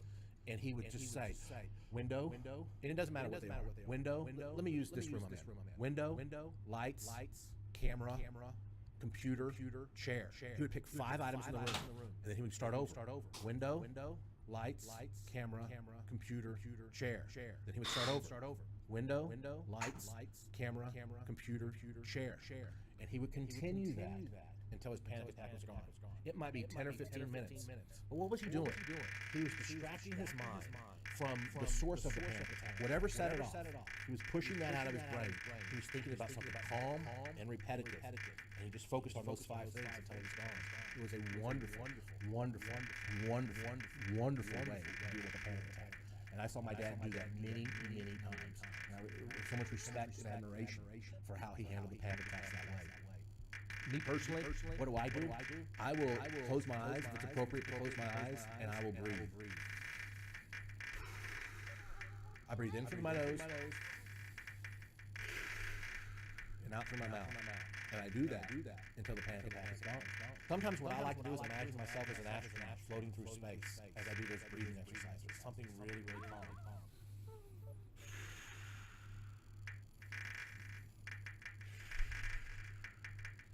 Another thing that I will do in my panic attacks is you could implement a form of meditation. I don't necessarily meditate other than the breathing and the floating in space that I just talked to you about. But if meditating is something you do, that is really good. One thing that I will do is something called CBT, cognitive behavioral therapy. A lot of panic attacks are results of irrational thoughts. An irrational thought could be, oh my God, that person's not calling me. That person's mad at me. Oh my God, that person's going to break up with me. They don't like me. They haven't called me. These are irrational thoughts that have no basis in anything other than maybe past trauma, and you're trying to connect the dots with that. So CBT, cognitive behavioral therapy, would be, how do I know that person's about to break up? How do I know that person is mad at me? What else could they be doing right now that is they're not calling me or they're not answering the phone? Oh, well, maybe they're taking a nap. Maybe they're in the shower. Maybe they're on a phone call with their mom. Oh, maybe they're talking to a friend. Maybe one of their friends is having a panic attack and they're talking to one of their friends, helping one of their friends. Maybe they're out mowing the yard. Maybe they're at a movie. There could be so many things going on right now. This is cognitive behavioral therapy. When you get an irrational thought, you want to combat it with a rational thought to calm yourself down. And find a great cure for panic attacks is to just get outside. Go outside, get the fresh air, and go for a walk. Go for a walk, get some exercise, do some push-ups if you want, do some sit-ups, run, jog, lift weights, do a sport, tennis or baseball or jiu-jitsu or yoga. But if you can change your body's state. I told a guy I was talking to once who's an expert in, and I might have him on this channel one day talking about panic attacks. He's an expert in it. And I told him, I said, man, Mark's his name. I said, Mark, I was having a panic attack and I just started breathing. And over a period of 30 minutes, the panic attack was gone. He said, of course. I said, what do you mean, of course? He said, anxiety cannot exist in a relaxed body. So if you can relax your body through meditation, through breathing, exercise, through going through a walk, you can get yourself out of that panic attack. But remember this, the worst thing to do is to turn to alcohol or drugs. It may change. You won't be in a panic attack anymore. You'll be in an inebriated or intoxicated or drugged up state. Yeah, that's true. But what are you going to do then? Are you going to get in a car? Are you going to get in a fight? Are you going to do something crazy? You're not solving a problem. You're not advancing yourself any as a human. You know what giving up alcohol forced me to do? It forced me to deal with my problems. You're just masking the problem if you're turning to alcohol. But by learning how to control it and find the source of it, I'm figuring out how to deal with this panic attack. So So don't turn to alcohol, don't turn to drugs. And I'm not saying you gotta give up alcohol. That's extreme. That's what I did. If you can enjoy a glass of a beer at a baseball game or a glass of wine with dinner, do it by all means. It's just something that I chose to do. And maybe one day I'll have alcohol again, and I've proven to myself that I don't need it anymore for panic attacks. Don't turn to alcohol. Use these techniques. Take 5 steps to distract your mind until you calm down. Do breathing, do exercise, do meditation, do yoga. Realize what a panic attack is. Do the thought process and ask the question, rational questions. And I think you're gonna be happy when you learn you can treat it in this way. Here's the thing, guys. When you can master your mind, you can master anything. That's the secret to life. The secret to life is not defeating someone else. The secret to life is mastering your own mind. If you want to master your own mind and improve your memory, get my Black Belt Memory course. Down below in the comments, I have a course down there. Click the link, get my gift, my Black Belt Memory gift, and then get my Black Belt Memory course. If this helped you deal with panic attacks and anxiety, give me a like or give me a thumbs up. Comment down below if you have panic attacks, how you deal with your panic attacks and anxiety. There's no shame in it. There's nothing to be ashamed of or embarrassed about. I talk about it openly, put it out on YouTube for everybody in every country. There's internet access to hear about it, and I don't care. All right? I'll see you on the next video.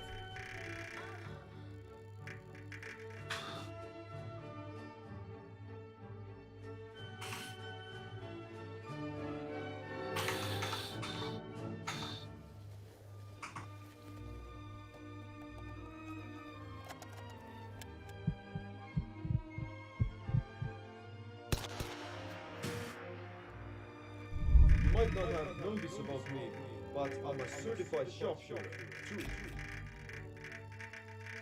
My name is Steve, and this is a story about the life lessons I learned at sniper school.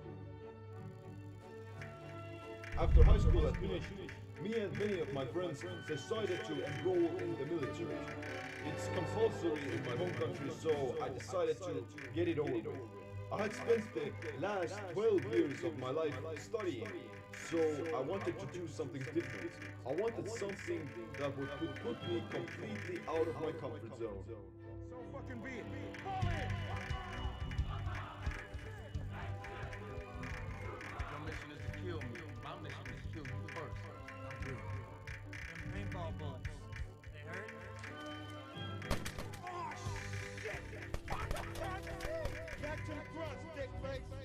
I'm not going to go into too much detail as to what happened there, but you can check out my blog post in the description box below. My designated service lasted for 8 months in total. After 3 months of basic training, we had to pick a profession. I chose the sharpshooter because I was drawn to it the most and I wanted to get the toughest job. Our instructors were talking a lot of frightening stories about those guys.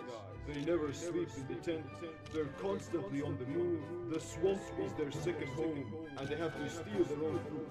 After I was selected to be one of those 8 guys who would comprise the sharpshooter squad out of those 200 men, my fate was sealed.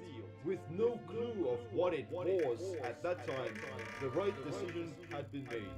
We were sent away to participate in a sharpshooter course to get our training, where we learned the most basic stuff, measuring distances, using the optics, drawing observation maps, and a lot of drilling. In order to engage your target, you must see your target, but your target must not see you. Shevitz. You laugh, you die. Scratch your nose, you die. If you wait to take a piss, you will die. You wanna shit, you better shit in your pants. Still kinda cute, huh, Swamp? The suit will hide you. Rock, you are mine, sand, and in order to fire accurately, you must be able to judge distance and wind direction. How far are those trees? 500 yards. 600. 3 football fields. 3 football fields, that's right. You take what you know, and then you multiply. Please don't use your dicks. You're too small, and I can't count that high. I don't hear 400,000 inches. Now, wind is what you have. Use a flag. From the smoke to the dust. Spit on your finger and hold that bitch up. These are formulas that you can use, but in the end, you have to trust your gut. During the last week, we went out to the field to test our skills. Meanwhile, the weather conditions had got a lot worse. It was the coldest time of the year, with temperatures dropping below minus 30 degrees Celsius, which is minus 22 in Fahrenheit, or simply put, insanely freezing. everyone. Chill. Spending too much time outside was actually dangerous. Not to mention the fact that we would go camping. Great idea, guys. Let's go camping. It was so cold that our water and food would freeze over. And one of the guys almost lost his toes because he fell into a small little pond, like a few centimeters, while taking a piss. During the day, we would keep training the same things. We would take our rounds, run to the targets, examine the results, make adjustments, take notes, and repeat it over and over again for as long as we had daylight. It was difficult to use the pencil with gloves on, not to mention pulling the trigger, so I decided to do it with my bare hands. The results were better, but at the same time, it caused a lot of frostbite. You killing your target killing you. We've all been taught that. Thou shalt not kill. But hear this. Fuck that shit. After a few weeks, we graduated and went back to our home barracks.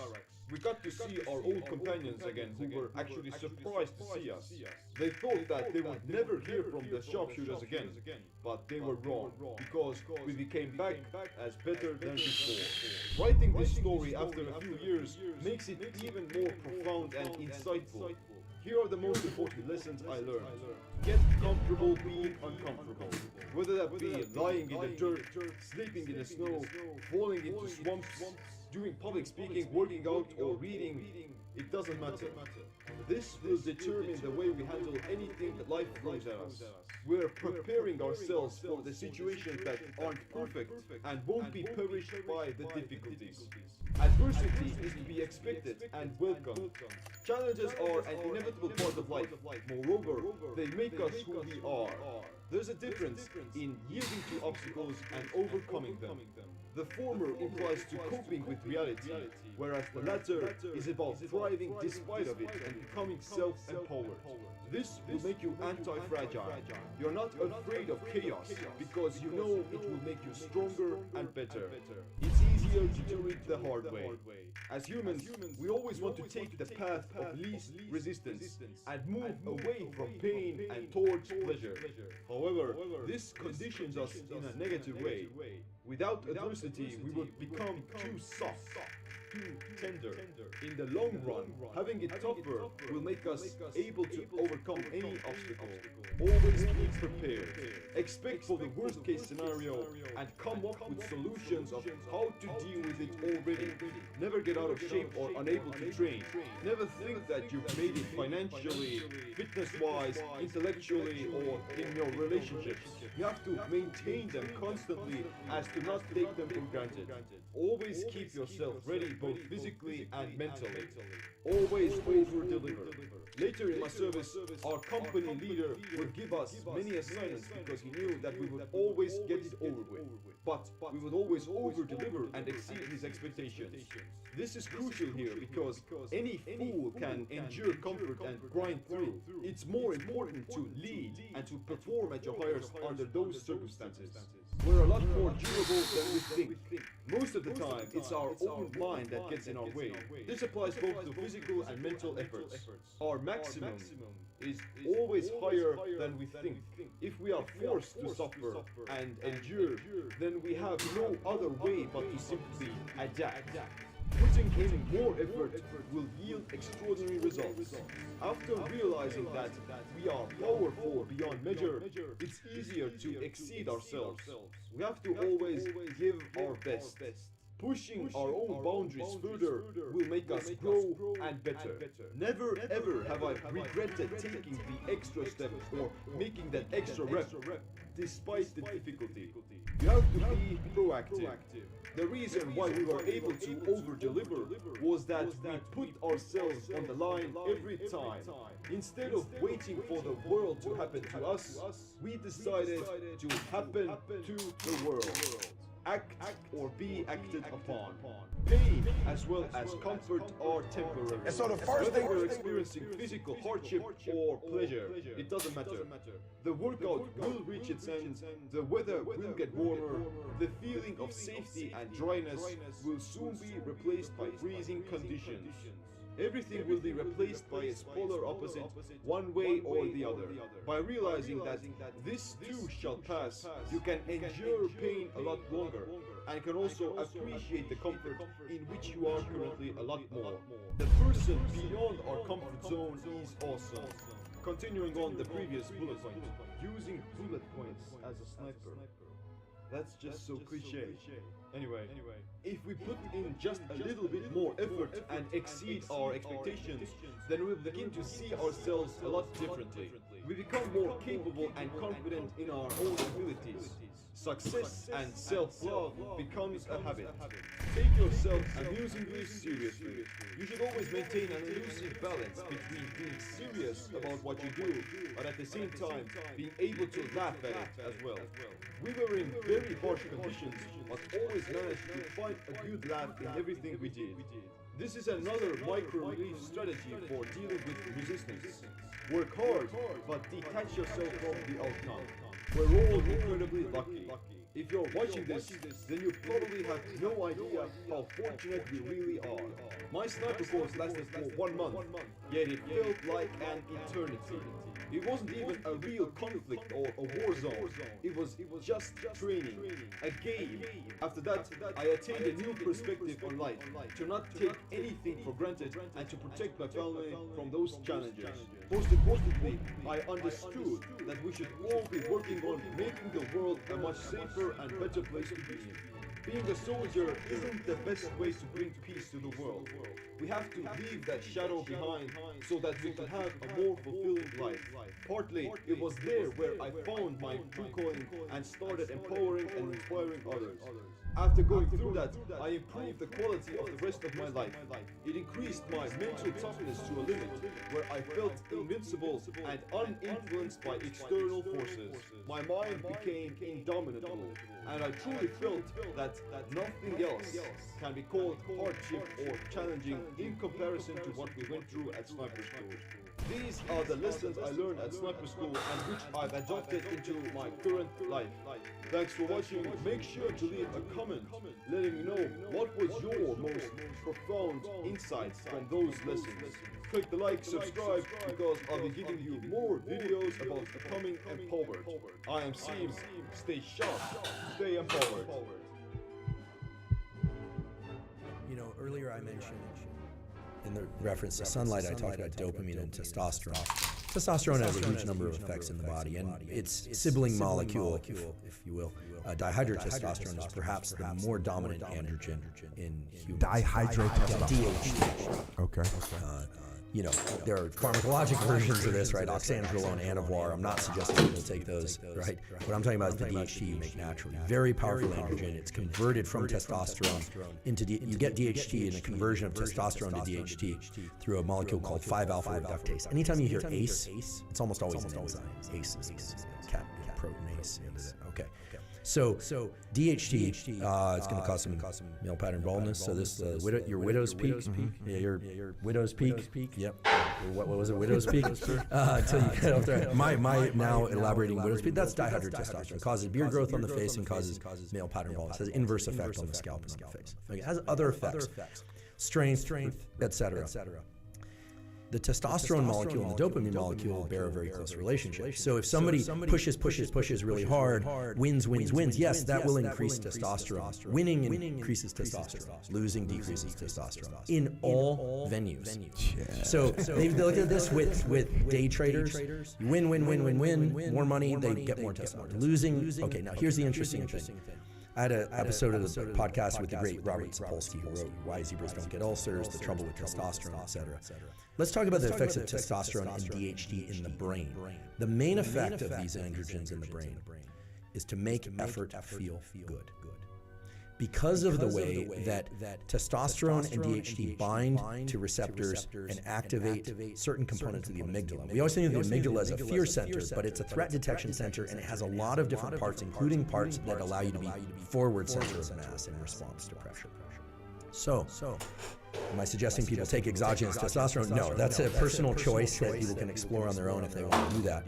But if you've been pushing, and winning, or just pushing really hard, and then you've experienced that crash, A lot of people need some time to recover in order to be able to come back and be able to move forward again. But here's what's really interesting. Not only does testosterone make effort feel good, effort increases testosterone. So this is the athlete or the student, like, I don't want to do it, I don't want to do anything, getting into some degree of forward center of mass. I always say, I think I picked this up from a team guide, it's very team guide language. You can either be back on your heels, flat-footed, or forward center of mass on anything. Getting into that forward center of mass, mental orientation, can start to trigger some of the pathways related to these hormones and these hormones. What you don't want to do is start using a lot of exogenous factors, caffeine, or a lot of things outside of you in order to try and create those states, because then you're going to further deplete your dopamine and so on. When I think you went on Rogan at one point, and I overheard a portion, I listened to a portion of the conversation where you said you'd been working really hard, and then you went on vacation, and then you got sick. Yeah. So this is interesting. That's the autonomic nervous system. That's happened to me like numerous times. Okay, so there's a very clear explanation for that and a very simple remedy, although it's not obvious, which is why many people experience this. Many people experience studying for finals and then it ends getting sick. Taking care of a loved one, round the clock. The person either gets better or sometimes dies or whatever it is, and then the caretaker gets sick. Why is that? Well, we always hear that stress compromises the immune system. Nothing could be further from the truth. Stress activates the immune system. Think about it. How would your immune system, your spleen, and your other immune organs in the body know when it's under pressure? Well, you could have some foreign bacteria or virus in your body, but when you are in a mode of go, go, go, the molecule adrenaline triggers the release of killer B cells and T cells from the spleen. It's when you relax. Now, you need to get your sleep, but it's when you finally experience that symmetric swing back of the seesaw. So you go, go, go, go, go, boom, boom, and then you completely relax, and you're hanging out, and all of a sudden you get the sniffle and the rest of the thing. There's a beautiful study that was done in response to none other than Wim Hof, believe it or not. There's a really beautiful quality scientific study published in the Proceedings of the National Academy of Sciences, where they had two groups of people. One group meditated, the other group did Wim Hof type breathing. So what we call in the laboratory cyclic hyperventilation. So inhale, exhale 25 times. Forceful inhales and forceful exhales. Then hold your breath, lungs empty for 15 seconds, repeat for about 3 rounds. What does that do? Why do you heat up? Adrenaline. It's such a generic thing. It's adrenaline. You could have gotten into an ice bath. Adrenaline. You could have someone shout in your face. Adrenaline. It's just adrenaline. What did they do? They injected both groups of people with E. coli. Injected them with E. coli. One group gets nauseous, vomiting, and feels sick. The group that does this cyclic hyperventilation, Wim Hof, also called sumo-type breathing, far fewer symptoms, if any, including lack of fever. So why? Well, they were able to combat the attack of this bacteria. So if you're coming off of a hard bout of work and you're starting to relax into vacation, you would be wise to still get into some cold water. You would be wise to still do some cyclic hyperventilation breathing. Certainly don't do those at the same time. A number of people actually have died doing cyclic hyperventilation and then doing breath holds, because when you exhale a lot of carbon dioxide is the trigger to breathe. This is really important. If you do hyperventilation and then you hold your breath, you can do a much longer breath hold than you could if you just started off without having done that. Why? That you don't take breaths because of a need for oxygen, although you do need that. You take breaths because of a buildup of carbon dioxide, triggers these brainstem neurons, which have you do the gas reflex. Okay, well, if you dump all your carbon dioxide and you're not a skilled free diver, like Mark Healy or somebody like that who really understands that, what happens is you're swimming along, you're like, wow, I can really hold my breath down here a long time. Lights out. Actually, I'm aware of a few people in the military community who've dabbled with Wim Hof and Tumo type breathing and have died. And it's not good. I think it's not allowed, basically. It's not certainly not encouraged from what I understand. So do it on land away from water. And the idea here is that adrenaline protects us. You don't want it cascading out of control so that you can't sleep. You want to use things like non-sleep deep rest and the appropriate timing of light and exercise, etc., to be able to sleep well at night, to reset all these systems.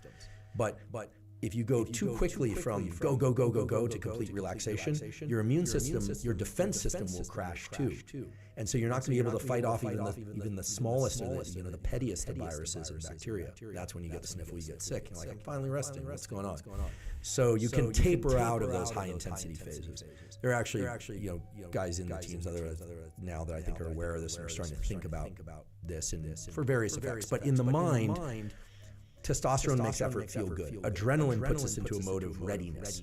Dopamine puts us into a mode of motivation. And then there's the mirror side of this, which are the neurochemicals that broadly defined promote relaxation and parasympathetic activation. And those come under the names that you've probably heard them before, like serotonin, oxytocin, and the hormone prolactin. Serotonin and oxytocin are molecules that make us feel good, make us feel soothed, not in response to things that we're motivated to go get, but in response to what we already have.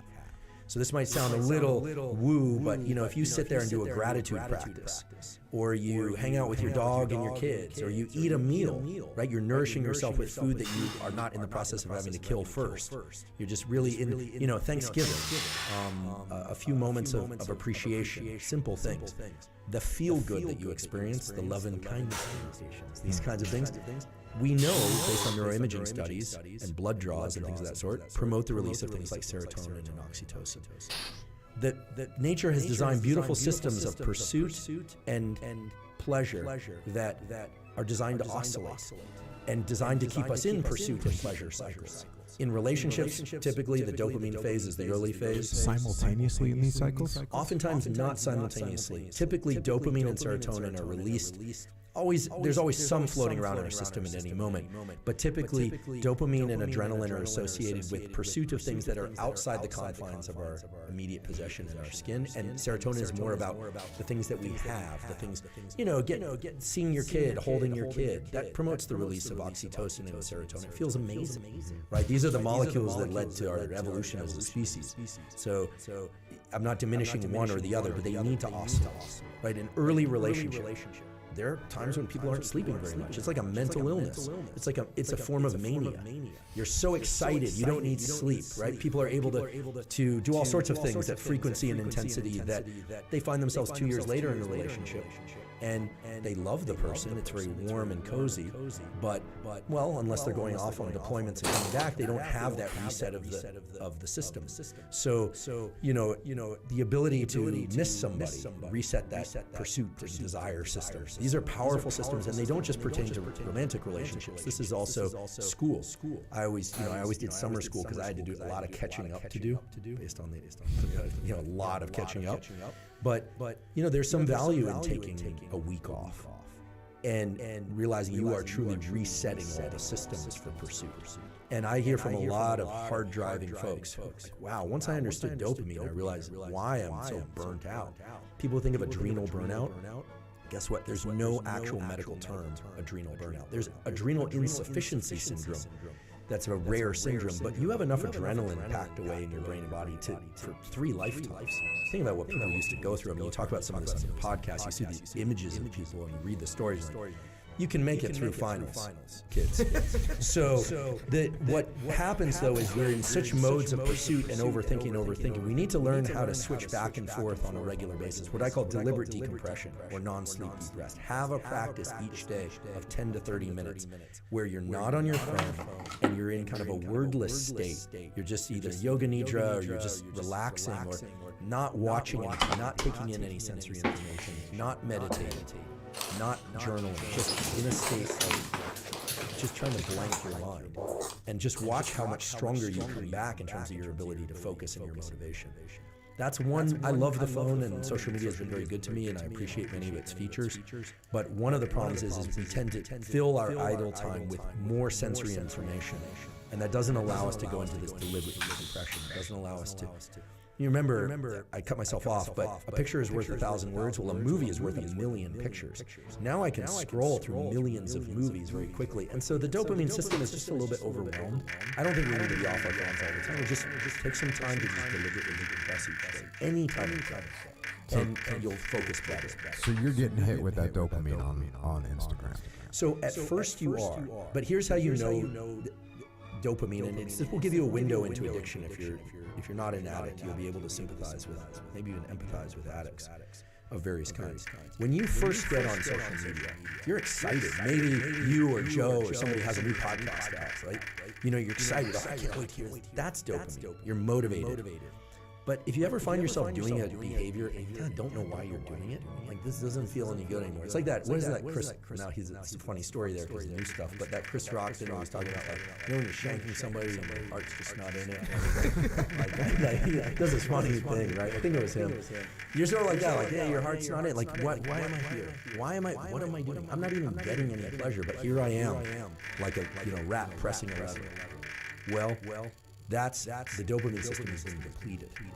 And so what you need is some time away from it. Could be 10 minutes, could be 10 days. And then it feels good again. True for relationships, true for exercise. You know, I believe in training hard and training often.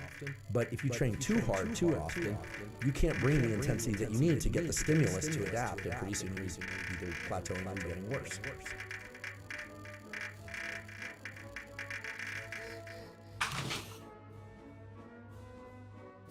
Back in the day, I had an RV, and for whatever reason, I had taken the mint chocolate chip ice cream and put it in the RV freezer for some reason. I forget why.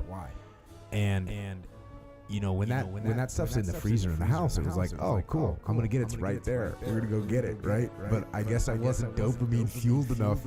Like 3, 4, 5 days went by before I was like, all right, I really want it, so I'm gonna go get it.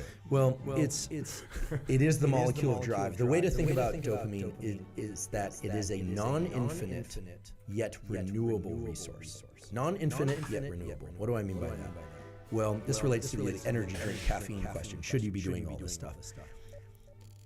Just as adrenaline, epinephrine, is released in response to psychological stressors, physical stressors, cold water, final exams, broken relationship, excitement. I mean, these are generic molecules, right? I mean, they're used to create activation states in the body. Dopamine is the molecule of motivation, pursuit, and desire. And it can be triggered by a number of different things. However, it is a non-infinite yet renewable resource. So if you have too big a dopamine release, let's say from methamphetamine, cocaine. Damn, we're going there. We're going there. Or let's say, to be fair, because I know people, or from being in a lot of gunfights in a short period of time. The period immediately after that will involve a mirror symmetric decrease in dopamine. You don't go back down to baseline, you go below baseline. So we all should guard our dopamine peaks very carefully. A little bit goes a long way, a lot goes even further, but it also takes you down deeper afterwards. This is the basis of addiction.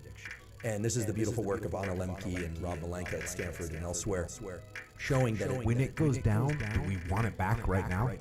So the dip afterwards is actually associated with a molecule called dynorphin, which is the opposite of endorphin, and involves pain in the body. So for every bit of pleasure that we get from pursuit and getting the thing that we were pursuing, the crash that comes afterwards feels painful. And all that we need to do in order to return to a baseline of dopamine, renew that resource, is to wait and make sure that we don't try and trigger yet more dopamine in that time. So you asked about should I be taking caffeine in addition to training and blasting music. I always say people differ on this spectrum, but be careful about stacking dopamine. Training itself is a stimulus for dopamine release. Cold water is a stimulus for dopamine release. But if you start doing training, cold water, listening to your favorite music, plus you're taking, let's say, some stimulant. It doesn't, obviously, the stimulants we've been talking about are terrible, but some of the stronger stimulants out there. Used to be ephedrine back when I was in college, but now people taking Adderall, is that Rivulet? Now illegal, right? Now illegal. Yeah. I had a guy I worked with. Unfortunately, he died, but you would see, like he was in my platoon. You would see. He would take that. He called it rip. Well, it readies you. Actually, you can tell if somebody has a lot of dopamine and adrenaline in their system just by looking at them. Their pupils are big. So somewhat paradoxically, when pupils are big, your visual aperture is narrow. That just has to do with the so-called accommodation of the eye, the optics of the eye. So remember, big pupils means somebody is high on their own dopamine and adrenaline. Could be drug-induced, could be situational, etc. Small pupils are going to be a relaxed state. Now, of course, it's also going to be modulated by how bright it is in the environment because of the way these systems work. But when you can see somebody wide-eyed, well, dopamine and adrenaline also do something else. They actually trigger activation of the brainstem cranial nuclei that cause opening of the eyelids. They also cause an eyes-up effect. When we get sleepy, what happens? Our eyes go down. When we're awake, eyelids are open and eyes are up. They might not be up like this. These relate to 3 different cranial nerve nuclei. For the future med students, you'll learn what these are. So it all makes perfect sense when because nature is beautiful and the biology is laid out for us. But if we start stacking behaviors plus pharmacology plus mindsets that increase dopamine, great. But what that means is that if you get a really big dopamine increase, well, then that afternoon you might not feel the drive to do the work. You might think, why am I sleeping in the afternoon? Why am I kind of less motivated? Or next day for training without that pharmacology, you're thinking, the workout isn't, I don't get quite as intense a contraction of the muscles. Train left. Exactly. Is that what you thought, the hype train? Well, I'm just thinking about it because, a lot of times people ask me, I have a hard time, like get fired up to do stuff, but then I don't actually do it. That's a common sort of thing for humans. And now I can kind of track it a little bit. Oh, you got yourself super worked up. And then you let that go, or maybe you worked for a little bit of time. Writing a book. Right, I've written a bunch of books. You're not like hyped to write the book. You might, oh man, this is gonna be, and you that only lasts for 7 minutes of typing. That's it. It's chop wood, yeah. Then it's like, oh, this is just gonna suck, and that's just the way it is. But now I realize if you, this is what I like about this. If you're aware of the fact that this is my dopamine crash, and I shouldn't anticipate continued hype through this situation. I need to push through it. That's good awareness to have. Definitely. And nowadays you hear, especially in Silicon Valley, about dopamine fasting. The people, I don't even want to look at somebody else's face. I'm not going to eat any tasty food. I'm not going to do anything that stimulates dopamine. Sure, that will reset what you find pleasurable. But let's be realistic. The better way to do things would be to modulate dopamine release. Control it, make it work for you.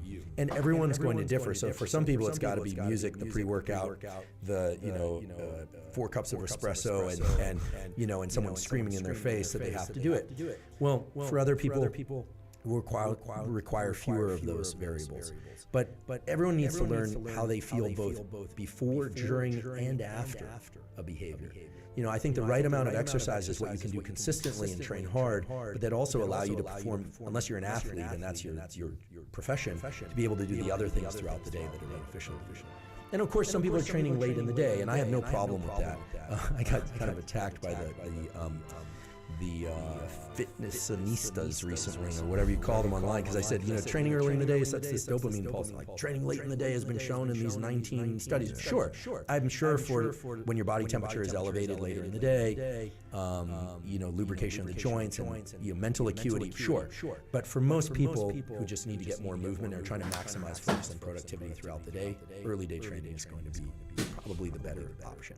But sometime is better than no time. But if you're training late in the day, and you're getting a big increase in body temperature, and you're doing it under bright lights, and you're drinking a pre-workout, and you're wondering why you can't sleep at night, it's, you don't have to be Sigmund Freud or a neuroscientist to understand that you basically just have your body cranking your body temperature up.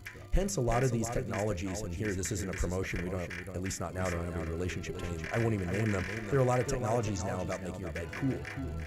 This mat or this, to cool down your body temperature at night so you can sleep. So if you start thinking about this in kind of a rational structure, it makes sense. It also makes sense why, for instance, after a big win, sometimes we feel a crash. And we need some time to reset. And that low or depression, sometimes people make the mistake of going out and pursuing more dopamine. One of the areas that I have real concern about, just because I hear about it so often, and it wasn't an issue when I was growing up, is a lot of young guys in particular approach me because they're based on the questions I'm getting, they're watching a lot of really intense pornography. And that has, we know, there are studies now going on at Stanford and elsewhere. Pornography creates a strong dopamine rush. These are very primitive pathways that in some ways can overwhelm the dopamine system. And then, another thing is happening. There's a lot of young guys are getting all this arousal from watching other people have sex. And then they're in the real world scenario, and it's like, wait, you're no longer third personing this. You're actually in this scene. And it's completely collapsing. And so I'm not one of these anti-porn people. I'm not here to judge. I'm just a scientist. I'm reporting I always say I'm not a doctor. I don't prescribe things. I'm a professor, so I profess things. You can decide what you want to do with it or not. But if once you understand dopamine, that all makes perfect sense. They're getting this enormous dopamine release from something that is external to them, and real life, may not mimic the intensity of the combination of variables, right? Or people are exercising for a little while and it's all exciting to them, and they're taking tons and tons of pharmacology to do it, and then they kind of lose motivation. Well, remember, non-infinite yet renewable resource.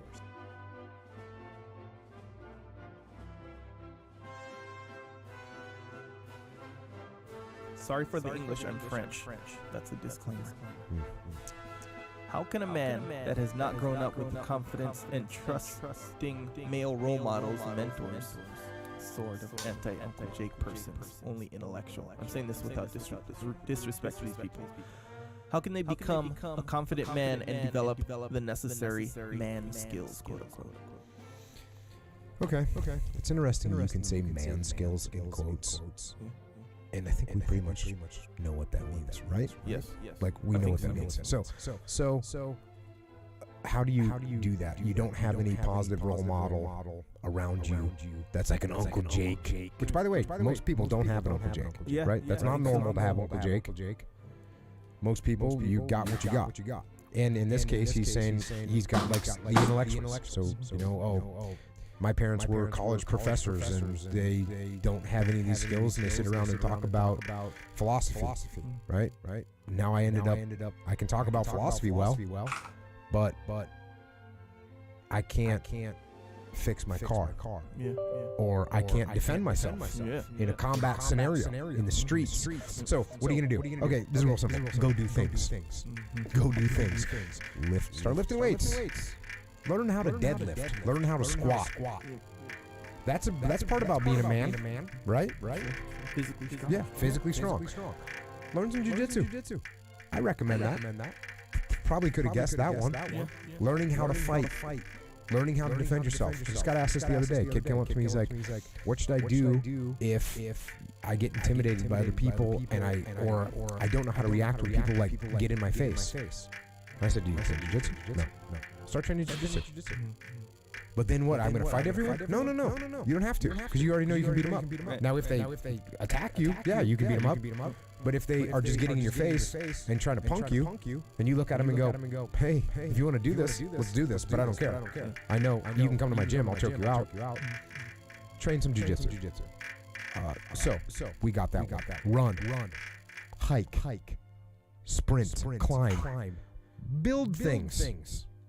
Start building things. Rewire things. Do some plumbing. These things are not they're not impossible to do. Now it's going to take you longer, right? Like I've rewired my parts of my house. I've replumbed parts of my house, so done all the plumbing in parts of my house. Now if you watch a skilled electrician do what I'm doing, it would literally take him 1/8 of the time, maybe 1/4 of the time, because, or like the drywaller we were talking about earlier. A good drywaller, they are like masters. A good electrician, masters. A good plumber, they're smooth. Me, it's going to take a while. So, but what I'm saying is it's not impossible. It's not impossible to do. And it'll take you more time, but you're learning how to do it. And that gives you... What does that give you? It gives you the self-reliance, right? Hey, I can fix my electrical outlet if I need to. So those are good things. Work on your car. Change your oil. Whatever. Do those things. And again, those things, like I took electricity class in high school where we learned how to wire rooms and everything. Is that what it's called? Electricity? It was called electricity class. Right on. I took electricity with Scotty. Was the teacher's name. Wait. Everyone called him Scotty. He was an older guy. His name was Scotty. We all called him Scotty. So Scotty But we learned how to wire houses and all that. Well, I didn't remember any of that. When I was now 20 years later or 15 years later, I'm rewiring my kitchen where I ripped out of my house. Okay, so what did I do? You know what I did? Went down to Home Depot. I bought a book called Electrical Wiring. And I read through it and I followed the directions. Same thing with plumbing. Go down, buy a book called How to Do Plumbing. And you do it. And the good thing about this stuff is it's very satisfying to do that kind of work. It's very satisfying to do it. And you can over-engineer things. You make things super solid in your own house, super secure, super. Yeah, you can just kind of go the extra distance because it's your own house. So that's cool. So those are all physical things and some kind of knowledge things that you can start working on. What the hardest thing to overcome here is like a level of embarrassment. Yeah. Right. How so? Like I don't know anything about wiring. Oh yeah. You know, I'm embarrassed to say I don't know anything about wiring. Yeah. And so people don't want to say anything, so they'd rather just say, "Hey, let's get an electrician in here to figure this one out." Yeah. Or "Hey, let's get yeah." So they're too embarrassed. But if you have time, do it yourself. And don't be embarrassed about it. Be like, "Hey, I'm rewiring my kitchen. I have no idea what I'm doing. Give me this book. Yeah. What do I need to get? Oh, give me some tools. It's good to have good tools. Yeah. Also, so that's like I said, those are things that you can do. You know, learn to shoot. You know, learn to shoot. That's a good skill to have. Also, read. Right? Read about history. Read about survival. Read about the world. Read about human beings under duress. Read books. Good books. About good stuff. About challenges. And then just like Mark in Way to Warrior Kid, he doesn't know his times tables. He has to learn them. You have to go learn all this stuff I'm talking about. You have to go learn it. And with time, your confidence is going to grow. And from humility, you'll grow into being more confident. Now, you also say you don't have any mentors or role models around you. That's okay, because those mentors and role models are in books, and you can find them. I just talked about David Hackworth.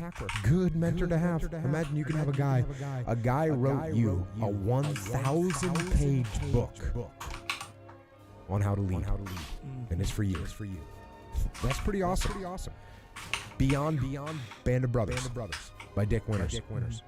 Guess what? Here's a guy that was in charge of the Band of Brothers in Normandy. And he wrote a book for you to learn how to lead. So those are some examples. And like I said, most of the books that we've covered on this, or many of the books that we covered on this podcast, give you a mentor better than anyone could possibly hope for. So you can get it there. But and we mostly cover war books, but there's books about all kinds of people that can be virtual mentors. So read, study, do. That's my advice on that one. Yeah, that physically strong thing is, in my opinion, a big deal. Because especially with intellectual types and that kind of environment, since that's not really a priority a lot of the time, you tend to, you know how like you're not into something, so you kind of shun it as a result. That happens. You know how like, and I've seen this. I'm not saying all the time, but you know sometimes the intellectual. I don't like breakdowns, so I'm not going to do them. Yeah, and then you think of all the reasons why you don't need to do it, and how guys focus too much, you know, or whatever. So in intellectual circles, circles sometimes. You'd be like, oh yeah, those meatheads or whatever, you know, they'll shun it. Are you sensitive about that issue? No. Yeah, maybe. No, I don't think so. Yeah. But they'll do that, and then there'll be these physically frail people. But since they're in their mind smarter than everyone, they feel like they have the one up, and there's an element of satisfaction there. Yeah. But at the end of the day, you're physically weak when it comes down to it. And I think most of the time, I don't think, but it seems like most of the time they'll have these feelings like this guy asked right here. Like, man, how can I develop? Because I feel it. Yeah. Unless they just want to be in denial. Right. That's what exactly. And by the way, the same thing happens in the reverse, right? Yeah. A guy that's just a meathead, he shuns and disrespects or disregards the intellectual side of things. And that is equally as bad because they don't know what's going on. They're not knowledgeable. They're not learning. They don't understand the world in a clear way. So find the balance between those two things. And what's great is those things are not mutually exclusive. Like you don't have to just be a meathead or just have to be a bookworm. You can do both. There's plenty of time in the day to do both. Be a smart ass guy with a big deadlift. That's a good thing. I'm trying to be that guy. Yeah. Not there yet, but I'm working on it. Yeah, and then that one level up, which is the jiu-jitsu part of it. Jiu-jitsu, here's the thing too, I was thinking about jiu-jitsu. Oh yeah, well, jiu-jitsu combines the intellectual piece with the physical piece. Yeah, and in a way, you can I'm not recommending this at all. In fact, I'm against this, but this is the nature of jiu-jitsu. You don't have to be that. You don't have to have a big deadlift to dominate it. For sure. You don't have to do any of that. So you can essentially overcome the physical part of it. Even though jiu-jitsu is physical, but it's you don't have to. You can overcome the physical part of it to a point. Yeah, but in everyday life, I mean, you're trying to be the guy. Like if someone's better than you at jiu-jitsu in the training room, it really bothers you. Are you talking about everyone, or are you just talking about me? You, Jocko. It doesn't bother me. Well, let's say it motivates you. I don't know. Like it doesn't bother me. Right. I mean, like for instance, I train with Dean Lister all the time. Yeah. He's better at me in jiu-jitsu. I every day want to train with him. Right. So it doesn't bother me. Yes, it's not bother, but like what I don't know, compels you. It compels me. Like you know, maybe it does. Like I hate it. At the end of the day, it depends on what you mean by bother. It's funny. I hate it. I hate it, and I love it. And we were just joking about it the other day because we got into a little scrap yesterday. You know, kind of ended training, and all of a sudden things got escalated. And there was some shouting going on, and shouting. Yeah. You know, he was saying what he says, and I was saying what I say, and but we had a mutual truce at the end. I think he didn't really want any more. I didn't really want any more, so we just kind of said let's laugh and call it good. Because you're rolling the dice. When I'm rolling with Dean, there's a dice roll. Because if he ends up in a good position on me, there's gonna be pain. There's gonna be pain. If I end up in a good position on him, there's gonna be pain. So I think both of us, we got away a little bit unscathed. Neither one of us got a really good position, and I got back up to my feet, and then we both kind of just had a mutual agreement, an unspoken agreement that we were done for the day. Yeah, I know that. Yeah, I can dig it. You see how that happens. But the point there being is, almost like in this weird way, you know how like intellectually you can excel, so you can kind of find it justifiable to avoid the physical part of it. It's almost like you could almost say the same thing about jiu-jitsu. You could still be effective in defending yourself without be physically strong necessarily. But my point is that there's a limitation to that. Like, ultimately, if you can be unbelievable at jiu-jitsu. But if you're really, really weak and you go against someone that's really good at jiu-jitsu, but they're a hell of a lot stronger than you, you're gonna have some issues. Right. Yeah, and that goes for everything. You gotta be both. Yeah, ideally, and that's ultimately the main point. Is just like how intellectually you can be, a black belt, and you can sort of in a way get away with not necessarily being physically above people, and vice versa. And then jiu-jitsu is like that third element. You can sort of get away with not being super strong, but still be effective in jiu-jitsu. You know what I mean? So ideally, just somewhere in the middle. Yeah, get that balance. I hear you. But being able to defend yourself is a whole other thing than being physically strong. And, seems obvious, but when you go through life, I think it's not, because you get these like big jack guys, and it's like no one wants to mess with him. Well, bro, this medium to small guy who knows jiu-jitsu or knows these, for real fighting stuff is way more of a I don't want to say dangerous, but ultimately way more dangerous than this big jack guy who can lift a lot. For sure. So it's that third element that are kind of. Isn't it weird when you roll with somebody that's super jacked and they don't know jiu-jitsu? Yes. And it's amazing. It's like amazing. Yeah. You just think to yourself, how is this happening? Yeah. This is the magical power. Yeah. Because you look at a big jack guy, your human instincts tell you, look out. Yeah, that person is stronger than you. watch out. But when you know jiu-jitsu, you don't, and eventually you realize you don't even have that anymore. Everyone you're looking at thinking, wait, you don't have what? Oh, you don't have the instinct of fear. You don't have that yeah. instinct of fear. Although you're still, my first thought when I look at someone is like, do they train or not? Yeah. Do they train or not? If they train, we may have issues. This could be a problem. If they don't train, no factor. Yeah. No train, no factor. Yeah. If they train, may have a factor. That's why I got to work out hard. So I got to be strong. Yeah. Yeah, you know, because they might be coming to take my lunch money. Maybe. Right? Don't want that. Oh, how's this? Last night. Literally last night. I didn't see. You didn't train last night? I did not train last night. This is a real world experience.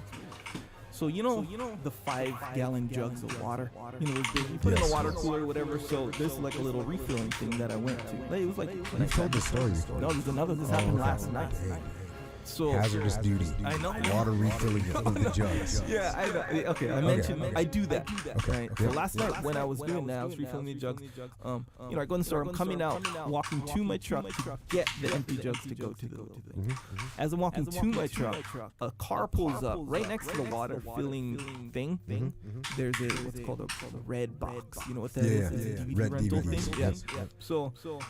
Car pulls up, a kid, maybe 12 years old, jumps out of the car. He starts like, was he yoked? No, normal kid, whatever. And from in the car, there's a male, probably his dad. Someone, maybe stepdad, really. And immediately the dad starts yelling at him, like, just put it in the thing, and just to the point where I thought he was kind of joking, where because I'll joke with my daughter like that, be like, kind of like how you'll do sometimes. I do that. Yeah, you'll get up, but and it sounded like a joke. And I was like, bro, this guy's serious. And the kid is like, you could tell he was kind of used to it. He was like, I'm trying, whatever. And the whole parking lot could hear. And this is at nighttime. To give you a setting. So I'm walking to my truck. I'm like, bro, if I get to this place and this guy's still there, not even yelling, I'm still there, I'm gonna have to say something. Not be a dick. Not be like, hey, don't talk to him like that. I'm gonna try to solve this problem. Be like, hey, this kid, whatever. I had this little thing. Before I knew jiu-jitsu or anything like that, I wouldn't mess with it. I would, even being like big or whatever and strong, I would have been like, oh man, that sucks. You never know what that guy's got going on. Yeah, But man, I was like, man, I'm gonna do this. So I grabbed it and they left. So I didn't get the opportunity. But I'm just saying, these are things that can happen on varying levels every day. And if you're an intellectual type, I'm not saying if you're an intellectual, but if you don't have these elements of whether it be skill or knowledge or whatever, like those things mess with you. You're like, dang, I can't. Yeah, when I didn't know jiu-jitsu, and when I figured out what jiu-jitsu was, when Master Chief Steve Bailey choked me, and he was an old man at the time, probably 3 years younger than I am right now. And I was thinking to myself, how this guy just do this to me? That's insane. That's completely insane. I need to learn whatever he knows. Teach to me whatever you know, because I don't want to feel that way ever. Bro, and then you're training it, like, let's say you train for 5 years. For 5 years, you're training not against people who don't know. You're training against people who do know. Dangerous people who do know, like, how to defend your shit. And then you go in the real world. Yeah, this guy has no idea how much control you have over him, and you didn't even. Yeah. I see. Yeah. That's totally true. So this whole thing where you're thing about some guy with his problem was like when people get in his face or whatever. His problem wasn't getting beat up. It was when people get in your face and how you react and how you feel and stuff. Right, that feeling gone. Yeah, because you're right. You're 100% right, because he said he wasn't scared of fighting. He was saying like I might get in trouble. He didn't like how he felt. He felt like he should do something, and he felt like a wimp basically. When you know that you can destroy someone, then it doesn't matter. You just think they're an idiot. Yeah. You beat them. You get the strength and the skills, and you actually beat them on an intellectual level. So it's like a double gravitational effect. So if you can get those three, intellectual, psychological, whatever, mental, physical, and skill-wise defending yourself, bro, that's the three right there. Good stuff. Now it's just how hard you want to hit it. Really. You want to hit it hard. I think so too. It's very beneficial to hit it hard.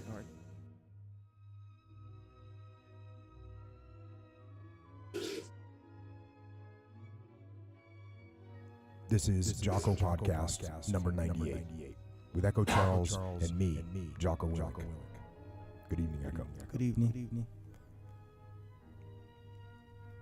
They asked us to take off our headscarves and loosen any buttons to reveal our chests. That courtyard became the marketplace where ISIS men came and chose girls they liked. So they first sent all the older women to another place and the women with babies and other children to another place. We do not know the whereabouts of these women, and that includes my mother and my sisters. I had my period that night, but no matter how much I told him I have my period, he did not believe me.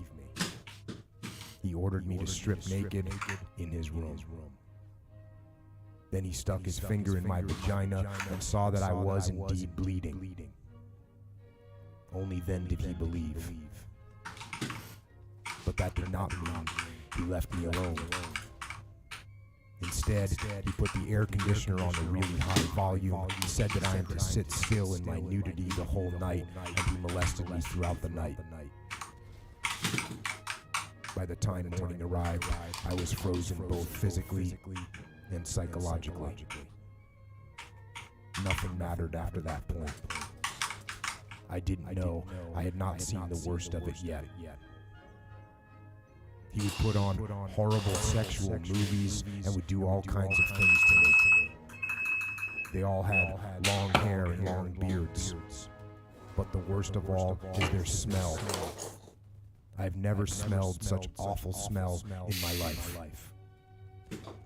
They do not bathe. They feel more like beasts than human. Only Yazidi women are taken as slaves. Shia women, they burn alive. We saw one Shia woman burned alive in front of us. Christian women, they leave on the condition that their family must pay a fee for ISIS for being Christian in ISIS territories. And Sunni women are left alone as long as they follow ISIS orders. If they don't, they are whipped and tortured. Some of them are the wives of our captors. Some of the wives were as helpless as we were, and some were very mean women who encouraged their men to rape us. As long as a girl has some breast, she is considered a woman, and that entitles them to rape her. Some girls are as young as 10 and 11 years old. I have no past and no future at the moment. I am stuck in my anger and pain at what ISIS did to my family, my community, and myself. I have a new behavior that I can't stop, including washing my mouth over and over again. Oh, definitely lagging. Wash my mouth as I remember what they did to me and how they forced themselves on me. I am a dead person now. I have no life. I only hope that my mother comes back from capture so my life can resume.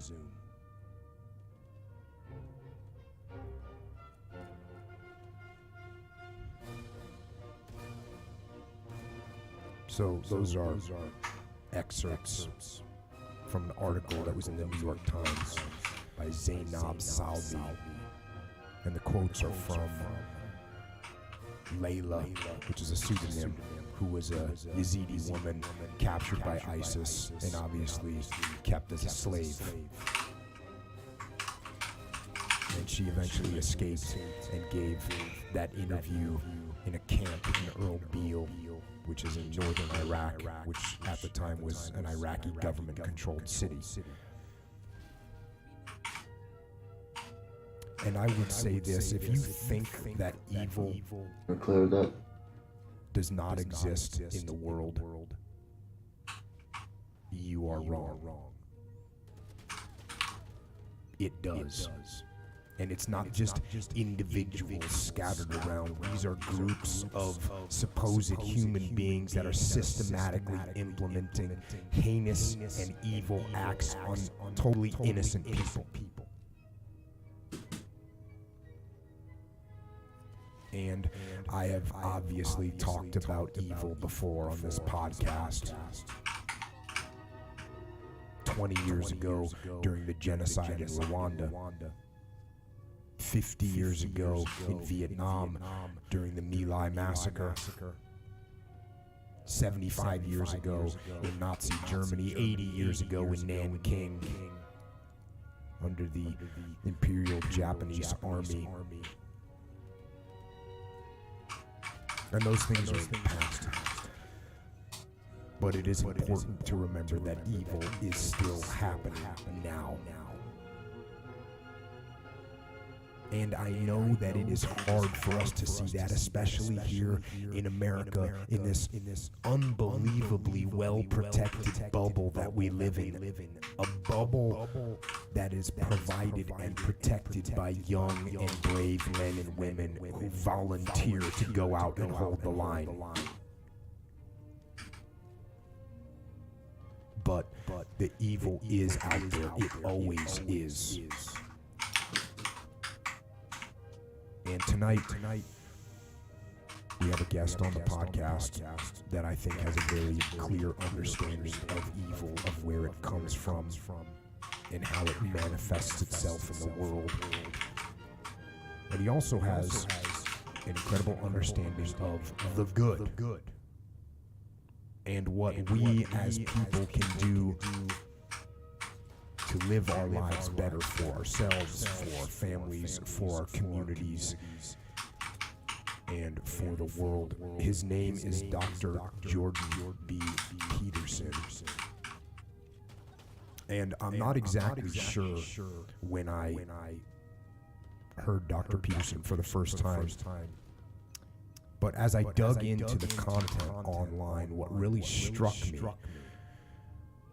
was that what he was saying, and he was an academic, an unbelievably smart, unbelievably well-read person, and yet when he said things, they aligned almost perfectly with things that I believed and things that I had learned in my life.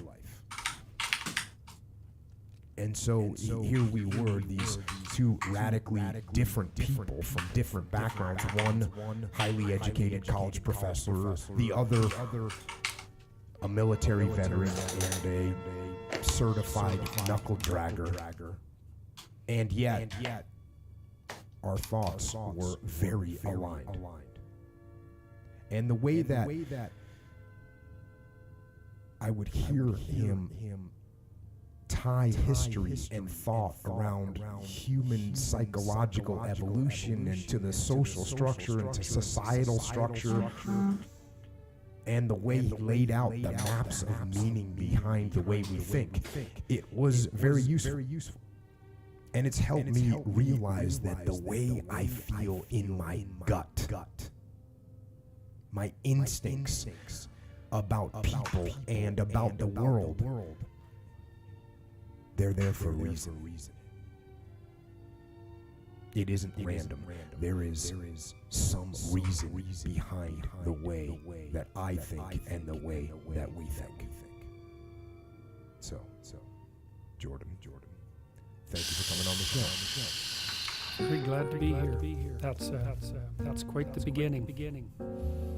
Yeah, I think, like I said, it's very easy for people to lose track of the fact that while you're sitting in an air-conditioned space somewhere thinking about your next Netflix movie that you're going to watch, there are people that are in the most horrible and heinous situations that are being put on them by other human beings. And it doesn't really stop.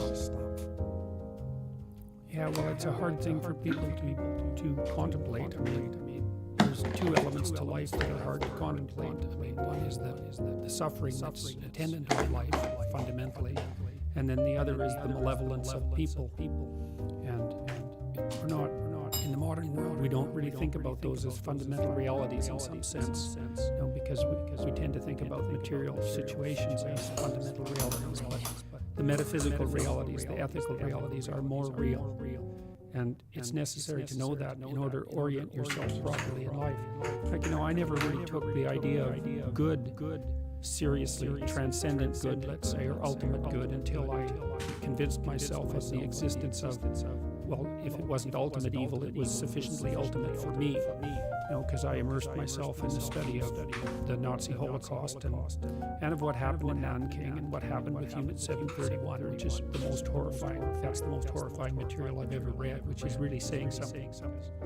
There's plenty of horrifying material to read, and what happened in the Soviet Union and what happened in Maoist China, which so few people know about now, and I guess what I found most striking, especially with regards to what happened in the Soviet Union, was, well, and in Germany, was that there were a number of people who were writing about it, like Viktor Frankl, a psychiatrist who wrote Man's Search for Meaning, and also Alexander Solzhenitsyn, who wrote The Gulag Archipelago, which should be required reading for every American citizen.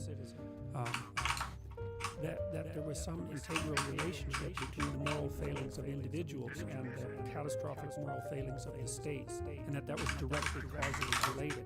So Solzhenitsyn made a great case with regards to the analysis of the Marxist catastrophes in the Soviet Union, that they were tied integrally not only to that dogma, but also to the willingness of the typical citizen to swallow endless lies and come out. And he included himself in that set of deceitful people. It really struck me that one enemy remaining. Because those writings are so profound. Viktor Frankl is another good example. You can't really read that without it really punching you. It really struck me that it was possible to have some direct integral relationship between the individual moral choices that people made in their day-to-day lives and broad-scale social movements that happened around them. And I think I've come to believe that that's the case. Well, certainly the story that you read, the person who was written about the rapist was making all sorts of individual choices. And, he might have been convincing himself that he was on some kind of holy mission, but I guess that would be in part so that he could stand looking at himself in the mirror in the morning without running away screaming if he saw what was really there. So. One of the things in Frankl that kind of in answer for me, that definitely two points that really hit me hard when I was young. One is I didn't understand the extent to which the capos, which were the Jewish prisoners that got taken on board to help, would get special treatment. Number one, I didn't realize the extent to which they were in existence. I knew what they were, but I didn't realize that they were as aggressive as they were. And the other thing that hit me is the paragraph or the lines where he's saying that the best of us didn't make it. That if you were going to live, you had to do things that would a better person. Maybe you wouldn't do it. And to me, that was harsh. I mean, this was his admitting that. If you wanted to survive as a person in that situation, you might have to take someone's piece of bread. You might have to move a number on a list to get someone else sent down to the execution area a day earlier than you, and that happens to postpone your execution long enough that you can make another move, and that's a scary thing. 10 We seconds saw the left. same thing with Solzhenitsyn's description of the beat by the inmates.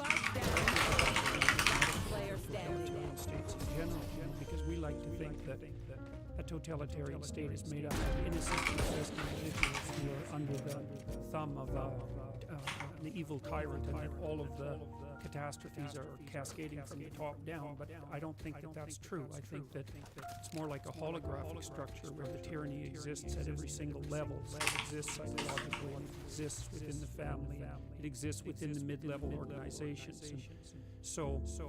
Well, you know, in Eastern Germany, for example, 1 out of every 3 people was a government informant. So what that meant is if you had a family of 6 people, that 2 of them you couldn't trust. You can't just say that that's a consequence of your top-down structure. A tyranny is something that exists everywhere simultaneously once it gets a grip. And it's easy for people to say things like, well, I was just following orders, and you know, I'm not trying to put myself in a position where I'm claiming that if I was in that position, I would follow orders in the same way. God only knows to get it right. That's for sure. But what that did to me was focus my attention more on the necessity of individual responsibility. I thought if it was individuals in the final analysis who were responsible for the great evils of the 20th century, of conceptualizing it, then it might be individuals who could be responsible for whatever good there might be in mankind that could help us avoid those situations in the future. And I thought of that as an alternative in some sense to nihilistic disbelief and ideological possession. Because if your group identity is too tight, then you start acting like a cog in a mob. And that's a really bad thing. But then if your group identity disappears completely, then you're left alone with the rest. So those are bad alternatives, right?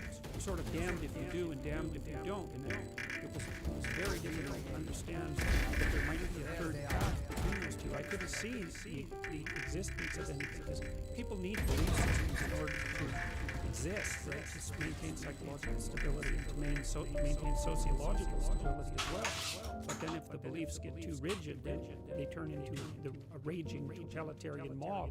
So maybe you let that go because you don't want to play that game, but then you dissolve because you have no identity. That's not acceptable either. When I first laid that out that clearly, it was really hard on me because I couldn't see a third path to that.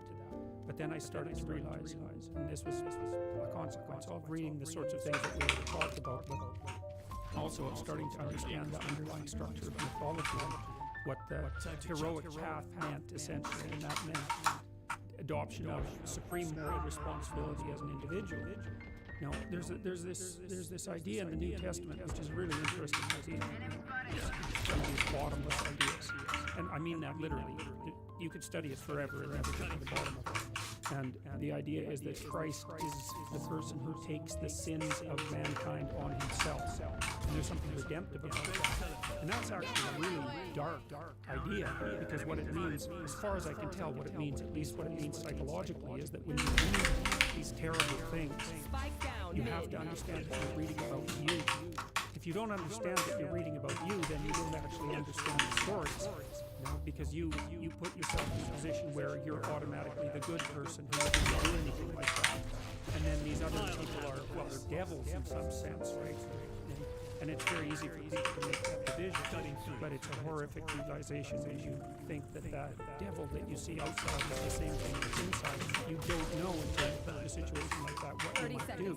And then it's even worse, because if you look at the historical evidence, it was ordinary people in some sense that produced the catastrophes of Nazi Germany and the Soviet Union, Maoist China. I mean, they might not have originated it, but they certainly had the option to say no at different parts, at different steps along the way, and they didn't, you know, and these things do happen one horrible thing at a time. There's this great book called Ordinary Men, which describes the descent of a German police force from ordinary bourgeois middle-class men, essentially just ordinary policemen, who actually were raised before the Hitler Youth. They weren't indoctrinated, you know, as young people. And they were brought into Poland to sort of mop up after the Germans had walked through, and it describes how they descended into the sort of fields, pregnant women out into the middle of fields and shoot them in the back of the head. And what's horrifying about the book is that the author, Brown, details the stages by which this occurred. It's well, for example, the commander of this unit told the men that they were going to have to do terrible things, but that they could go home if they wanted to.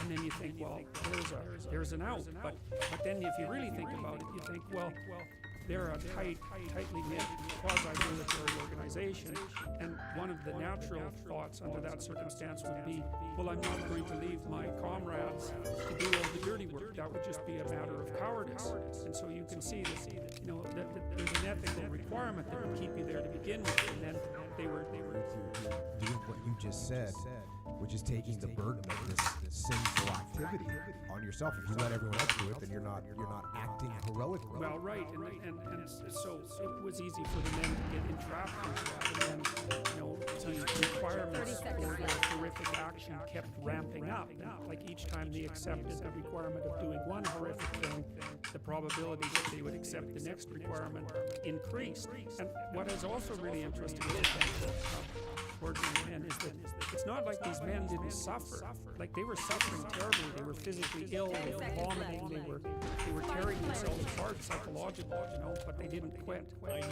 So that's a great book, because if you want to know how you walk down, how you can be enticed to walk down a terrible path, that's the book to read. And it's very frightening, because if you read it properly, then, you know, you have to read it again, as I said, as if you're one of the people to whom this is happening, not the victim, but the oppressor, you know. And I mean, you can also read it as the victim. That's fair enough, but it's ordinary people who participate in these things, and that's a very, very terrifying thought. I can buy from We actually covered that book on this podcast. Yeah. Both Viktor Frankl and Ordinary Men. Careful here. It's interesting because I watched all your stuff, read, and one of the things that I was thinking about is, you know, you talk about where the hero comes from, where this idea, and how we ended up looking at these types of people as they're good, and it happens over ages and ages and generations of saying, oh, that's a good quality, and that's a good quality, and there's these 10 people that are all considered good people, and they all have this couple qualities in common, so those are good qualities, and eventually that becomes elevated to the point where we say that's a hero. And what I was thinking of, so that's what happens, and now we all have this elevated thing to look at and say, that's something we can aspire to, that's where we want to go, that's where we want to be, we want to help, we want to support, we want to make sacrifices for the tribe. How do we end up, or who ends up saying, I see something beautiful and I'm going to follow in that direction? Well, I think that the story of Cain and Abel is a very tightly constructed representation of that process, because I mean, it's a very strange story, because, well, for a variety of reasons. First of all, it's very ancient.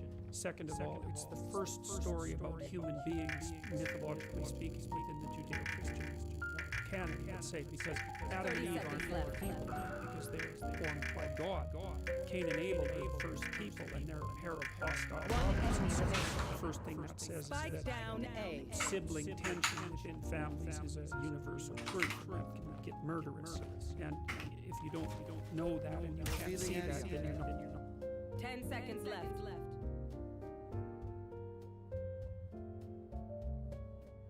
12 Rules for Life by Jordan Peterson. Forward. Rules? More rules? Really? Isn't life complicated enough? Restricting enough without abstract rules that don't take our unique, individual situations into account? And given that our brains are plastic and all develop differently based on our life experiences, why even expect that a few rules might be helpful to us all? People don't clamor for rules, even in the Bible.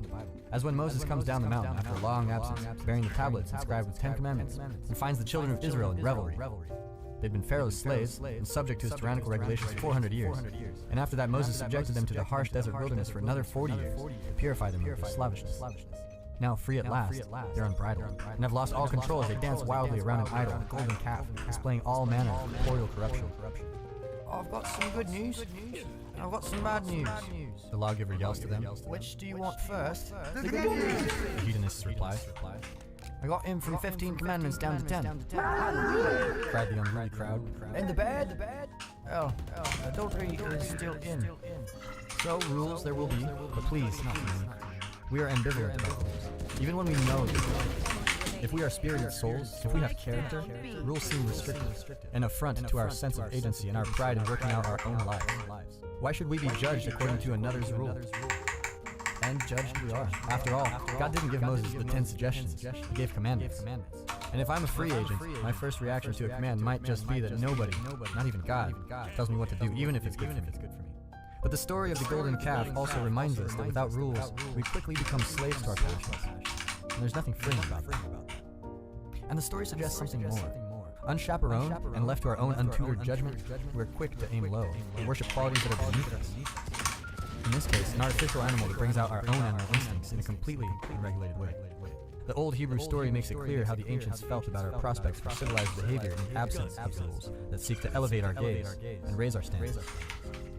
One neat thing about the Bible story is that it doesn't simply list its rules as lawyers or legislators or administrators might. It embeds them in a dramatic tale that illustrates why we need them, thereby making them easier to understand. Similarly, in this book, Professor Peterson doesn't just propose his 12 rules, he tells stories too, bringing to bear his knowledge of many fields as he illustrates and explains why the best rules do not ultimately restrict us, but instead facilitate our goals and make for fuller, freer lives.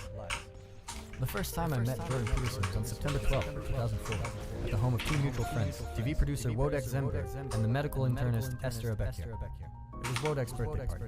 Wojtek and Esther are Polish amigos who grew up within the Soviet Empire, where it was understood that many topics were off limits, and that casually questioning certain social arrangements and philosophical ideas, not to mention the regime itself, could mean big trouble. But now, host and hostess luxuriated in easygoing, honest talk by having elegant parties devoted to the pleasure of saying what you really thought and hearing others do the same, in an uninhibited give and take. Here the rule was, speak your mind. If the conversation turned to politics, people of different political persuasions spoke to each other, indeed looked forward to it, in a manner that is increasingly rare. Sometimes Wojtek's own opinions or truths exploded out of him and did his laugh. Then we'd hug whoever had made him laugh or provoked him to speak his mind with greater intensity than even he might have intended. This was the best part of the party, and his frankness and his warm embraces made it worth provoking him. Meanwhile, Esther's voice lilted across the room on a very precise path towards its intended listener. Truth explosions didn't make the atmosphere any less easygoing for the company. They made for more truth explosions, liberating and more laughs, making the whole evening more pleasant. Because with de-repressing Eastern Europeans like the Zember Bekiers, you always knew with what and with whom you were dealing, and that frankness was enlivening. Honoré de Balzac, the novelist, once described the balls and parties in his native France, observing that what appeared to be a single party was always really two. In the first hours, the gathering was suffused with bored people posing and posturing, and attendees who came to meet perhaps one special person who would confirm them in their beauty and status. Then, only in the very late hours, after most of the guests had left, would the second party, the real party, begin. Here the conversation was shared by each person present, and open-hearted laughter replaced the starchy airs. At Esther and Wojtek's parties, this kind of wee hours of the morning disclosure and intimacy often began as soon as we entered the room. Wojtek is a silver-haired, lion-maned hunter, always on the lookout for potential public intellectuals who know how to spot people who can really talk in front of a TV camera and who look authentic, because they are. The camera picks up on it. He often invites such people to these salons. That day, Wojtek brought a psychology professor from my own University of Toronto who fit the bill. Intellect and emotion in tandem. Wojtek was the first to put Jordan Peterson in front of a camera and thought of him as a teacher in search of students, because he was always ready to explain, and it helped that he liked the camera, and that the camera liked him back. That afternoon, there was a large table set outside in the Zember Bekier's garden. Around it was gathered the usual collection of lips and ears and loquacious virtuosos. We seemed, however, to be plagued by a buzzing paparazzi of beats, and here was this new fellow at the table, with an Albertan accent, and cowboy boots, who was ignoring them and kept on talking. He kept talking while the rest of us were playing musical chairs to keep away from the text, yet also trying to remain at the table because this new addition to our gathering was so interesting. He had this odd habit of speaking about the deepest questions to whoever was at this table, most of them new acquaintances, as though he were just making small talk. Or if you did do small talk, the interval between, how do you know Wojtek and Esther? Or, I was a beekeeper once, so I'm used to them. And more serious topics would be nanoseconds. One might hear such questions discussed at parties where professors and professionals gather, but usually the conversation would remain between two specialists in the topic, often a corner, or if shared with the whole group, it was often not without someone preening. But this Peterson, though erudite, didn't come across as a pedant. He had this enthusiasm of a kid who had just learned something new and had to share it. He seemed to be assuming, as a child would, before learning how dull adults can be, that if he thought something was interesting, then so might others. There was something boyish in the cowboy, in his broaching of subjects as though we had all grown up together in the same small town, or family, and had been thinking about the very same problems of human existence all along. Peterson wasn't really an eccentric. He had sufficient conversational chops, had been a Harvard professor, was a gentleman, as cowboys can be. Though he did say Damn bloody a lot in a rural 1950s sort of way. But everyone listened, with a fascination on their faces, because he was in fact addressing the questions of concern to everyone at the table. There was something freeing about being with a person so learned, yet speaking in such an unedited way. His thinking was motoric. It seemed he needed to think aloud, to use his motor cortex to think. But that motor also had to run fast to work properly, to get to lift off. Not quite manic, but his idling speed revved high. Spirited thoughts were tumbling out, but unlike many academics who take the floor and hold it, if someone challenged or corrected him, he really seemed to like it. He didn't rear up and knit. He'd say in a kind of folksy way, yeah, and bow his head involuntarily, wag it if he had overlooked something, laughing at himself for overgeneralizing. He appreciated being shown another side of an issue, and it became clear that thinking through a problem was, for him, a dialogic process. One could not but be struck by another unusual thing about him. For an egghead, Peterson was extremely practical.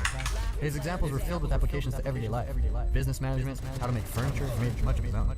Designing a simple house, making a room beautiful, now internet meme. Or in another specific case related to education, creating an online writing project that kept minority students from dropping out of school by getting them to do a kind of psychoanalytic exercise on themselves, in which they would free associate about their past, present, and future, now known as the self-authoring program. I was always especially fond of Midwestern prairie types who come from a farm. They learned all about nature.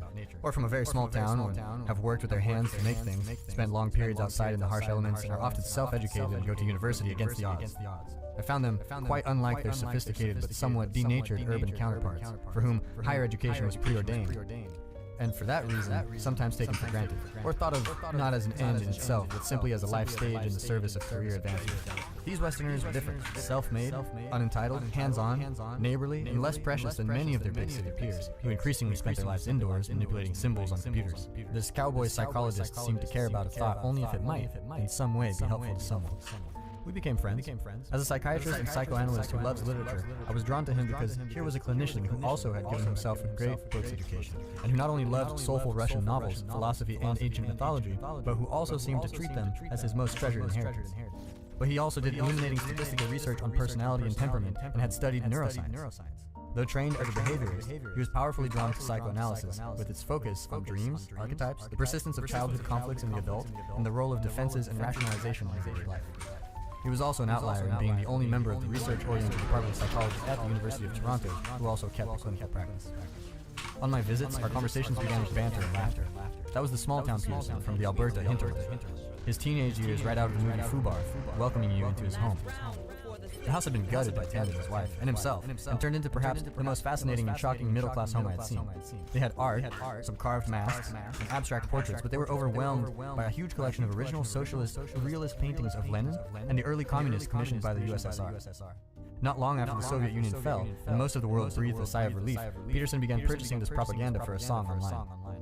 Paintings lionizing the Soviet revolutionary spirit completely filled every single wall, the ceilings, even the bathrooms. The paintings were not there because Jordan had any totalitarian sympathies, but because he wanted to remind himself of something he knew he and everyone would rather forget. That over 100 million people were murdered in the name of utopia. It took getting used to. This semi-haunted house decorated by a delusion that had practically destroyed mankind. But it was eased by his wonderful and unique spouse, Tammy, who was all in, who embraced and encouraged this unusual need for expression. These paintings provided a visitor with the first window into the full extent of Jordan's concern about our human capacity for evil in the name of good, and the psychological mystery of self-deception. How can a person deceive himself and get away with it? An interest we share. And then there were also the hours we'd spend discussing what I might call a lesser problem. Lesser because rare. The human capacity for evil for the sake of evil. The joy some people take in destroying others, captured famously by the 17th century English poet John Milton in Paradise Lost. And so we'd chat and have our tea in his kitchen underworld, walled by this odd art collection, a visual marker of his earnest quest to move beyond simplistic ideologies left or right, and not repeat mistakes of the past. After a while, there was nothing peculiar about taking tea in the kitchen and discussing family issues, one's latest readings with those ominous pictures hovering. It was just living in the world as it was, or in some places is. In Jordan's first and only book before this one, Maps of Meaning, he shares his profound insights into universal themes of world mythology and explains how all cultures have created stories to help us grapple with, and ultimately map the chaos into which we are thrown at birth. This chaos is everything that is unknown to us, and any unexplored territory that we must traverse, be it in the world outside or the psyche within. combining evolution, the neuroscience of emotion, some of the best of Jung, some of Freud, much of the great works of Nietzsche, Dostoevsky, Solzhenitsyn, Eliade, Newman, Piaget, Frey, Frankl. Maps of Meaning, published nearly 2 decades ago, shows Jordan's wide-ranging approach to understanding how human beings and the human brain deal with the archetypal situation that arises whenever we, in our daily lives, must face something we do not understand. The brilliance of the book is in his demonstration of how rooted the situation is in evolution, our DNA, our brains, and our most ancient stories. And he shows that these stories have survived because they still provide guidance in dealing with uncertainty and the unavoidable. One of the many virtues of the book you're reading now is that it provides an entry point into Maps of Meaning, which is a highly complex work because Jordan was working out his approach to psychology as he wrote it.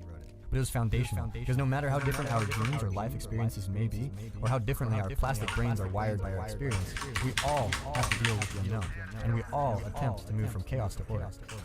And this is why many of the rules in this book, being based on Maps of Meaning, have an element of universality to them. Maps of Meaning was sparked by Jordan's agonized awareness as a teenager growing up in the midst of the Cold War, that much of mankind seemed on the verge of blowing up the planet to defend their various identities.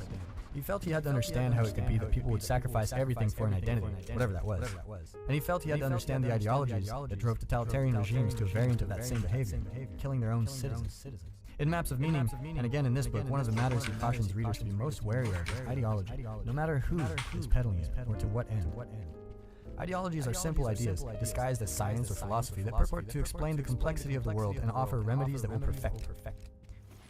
Ideologues are people who pretend they know how to make the world a better place before they've taken care of their own chaos within. The warrior identity that their ideology gives them covers over that chaos. That's hubris. And one of the most important themes of this book is set your house in order first. And Jordan provides practical advice on how to do this. Ideologies are substitutes for true knowledge, and ideologues are always dangerous when they come to power, because a simple-minded, I-know-it-all approach is no match for the complexity of existence. Furthermore, when their social contraptions fail to fly, ideologues blame not themselves, but all who see through the simplification. Another great U of T professor, Louis Foyer, in his book Ideology and the Ideologists, observed that ideologies retool the very religious stories they purport to have supplanted, but eliminate the narrative and psychological richness. Communism borrowed from the story of the children of Israel in Egypt, with an enslaved class, rich persecutors, a leader like Lenin who goes abroad, lives among the enslavers, and then leads the enslaved to the promised land, and utopia, the dictatorship of the proletariat. To understand ideology, Jordan read extensively about not only the Soviet Gulag, but also the Holocaust and the rise of Nazism. I'd never before met a person, born Christian and of my generation, who was so utterly tormented by what happened in Europe to the Jews, and who had worked so hard to understand how it could have occurred. I too had studied this in depth. My own father survived Auschwitz. My grandmother was middle-aged when she stood face-to-face with Dr. Josef Mengele, a Nazi physician who conducted unspeakably cruel experiments on his victims. And she survived Auschwitz by disobeying his order to join the line with the elderly, the gray and the weak, and instead slipping into a line with younger people. She avoided the gas chambers a second time by trading food for hair dye so she wouldn't be murdered for looking too old.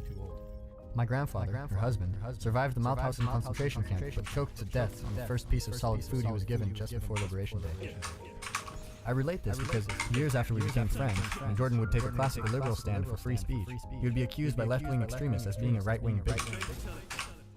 Let me say, with all the moderation I can summon, at best, those accusers have simply not done their due diligence. I have. With a family history such as mine, one develops not only a radar, but underwater sonar for right-wing bigotry. But even more important, one learns to recognize the kind of person with the comprehension, tools, goodwill, and courage to combat it. And Jordan Peterson is that person. My own dissatisfaction with modern political science's attempts to understand the rise of Nazism, totalitarianism, and prejudice was a major factor in my decision to supplement my studies of political science with the study of the unconscious, projection, psychoanalysis, the regressive potential of group psychology, psychiatry, and the brain. Jordan switched out of political science for similar reasons. With these important parallel interests, we didn't always agree on the answers, thank God, but we almost always agreed on the questions. Our friendship wasn't all doom and gloom. I have made a habit of attending my fellow professors' classes at our university, and so attended his, which were always packed. And I saw what now millions have seen online, a brilliant, often dazzling public speaker who was at his best riffing like a jazz artist. At times he resembled an ardent prairie preacher, not in evangelizing, but in his passion, in his ability to tell stories that convey the life stakes that go with believing or disbelieving various ideas. Then he just as easily switched to do a breathtakingly systematic summary of a series of scientific studies. He was a master at helping students become more reflective and take themselves and their future seriously. He taught them to respect many of the greatest books ever written. He gave vivid examples from clinical practice, was appropriately self-revealing, even of his own vulnerabilities, and made fascinating links between evolution, the brain, and religious stories. In a world where students are taught to see evolution and religion as simply opposed by thinkers like Richard Dawkins, Jordan showed his students how evolution of all things helps to explain the profound psychological appeal and wisdom of many ancient stories, from Gilgamesh to the life of the Buddha, Egyptian mythology, and the Bible. He showed, for instance, how stories about journeying voluntarily into the unknown, the hero's quest, mirror universal tasks for which the brain evolved. He respected the stories, was not reductionist, and never claimed to exhaust their wisdom. If he discussed a topic such as prejudice, or its emotional relatives, fear and disgust, or the differences between the sexes on average, he was able to show how these traits evolved and why they survived. Above all, he alerted his students to topics rarely discussed in university, such as the simple fact that all the ancients, from Buddha to the biblical authors, knew what every slightly worn-out adult knows, that life is suffering. If you are suffering, or someone close to you is, that's sad. But alas, it's not particularly special.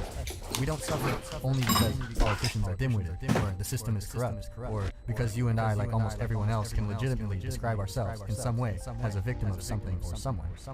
It is because we're born human that we are guaranteed a good dose of suffering. And chances are, if you or someone you love is not suffering now, there will be within 5 years, unless you're freakishly lucky. Rearing kids is hard, work is hard, aging, sickness, and death are hard. And Jordan emphasizes doing all that totally on your own without the benefit of a loving relationship, or wisdom, or the psychological insights of the greatest psychologies only makes it harder. He wasn't scaring the students. In fact, they found this frank talk reassuring, because in the depths of their psyches, most of them knew what he said was true, even if there was never a forum to discuss it. Perhaps because the adults in their lives had become so naively overprotective that they deluded themselves into thinking that not talking about suffering would in some way magically protect their children from it. Here he would relate the myth of the hero, a cross-cultural theme explored psychoanalytically by Otto Rank, who noted, following Freud, that hero myths are similar in many cultures, a theme that was picked up by Carl Jung, Joseph Campbell, Eric Newman, among others. Where Freud made great contributions in explaining neurosis by, among other things, focusing on understanding what we might call a failed hero story out of Oedipus, Jordan focused on triumphant heroes. In all these triumph stories, the hero has to go into the unknown, into an unexplored territory, and deal with a great new challenge and take great risks. In the process, something of himself has to die or be given up so that he can be reborn and meet the challenge. This requires courage, something rarely discussed in the psychology class or textbook. During his recent public stand for free speech and against what I call forced speech, because it involves the government forcing citizens to voice political views, the stakes were very high. He had much to lose and knew it. Nonetheless, I saw him, and Tammy for that matter, not only display such courage, but also continue to live by many of the rules in this book, some of which can be very demanding. I saw him grow from the remarkable person he was into someone even more able and assured, through living by these rules. In fact, it was the process of writing this book and developing these rules that led him to take the stand he did against forced or compelled speech. And that is why during those events he started posting some of his thoughts about life and these rules on the internet. Now, over 100 million YouTube hits later, we know it struck a chord. Given our distaste for rules, how do we explain the extraordinary response to his lectures, which give rules? In Jordan's case, it was of course his charisma and a rare willingness to stand for a principle that got him a wide hearing online admission. Views of his first YouTube statements quickly numbered in the hundreds of thousands. But people have kept listening because what he's saying meets a deep and unarticulated need. And that is because, alongside our wish to be free of rules, we all search for structure. The hunger among many younger people for rules, or at least guidelines, is greater today for good reason. In the West, at least, millennials are living through a unique historical situation. They are, I believe, the first generation to have been so thoroughly taught two seemingly contradictory ideas about morality simultaneously at their schools, colleges, and universities by many in our own generation. This contradiction has left them at times disoriented and uncertain, without guidance, and more tragically deprived of riches they don't even know exist. The first idea or teaching is that morality is relative, at best a personal value judgment. Relative means that there is no absolute right or wrong in anything. Instead, morality and the rules associated with it are just a matter of personal opinion or happenstance, relative to or related to a particular framework, such as one's ethnicity or one's upbringing or the cultural or historical moment one is born into. It's nothing but an accident of birth. According to this argument, now a creed, history teaches that religion, tribes, nations, and ethnic groups tend to disagree about fundamental matters, and always have.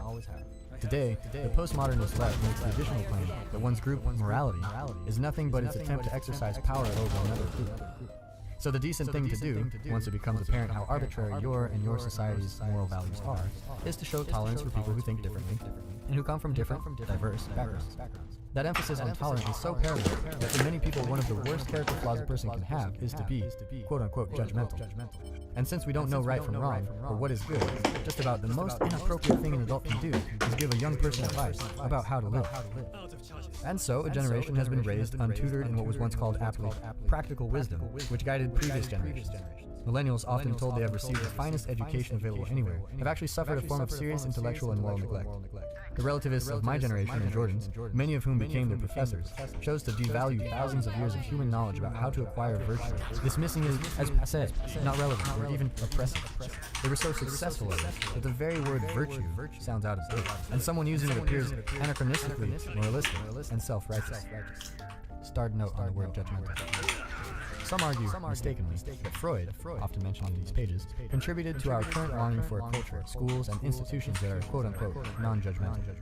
It is true that he recommended that when psychoanalysts listen to their patients in therapy, they be tolerant, sympathetic, and not voice critical, moralistic judgments.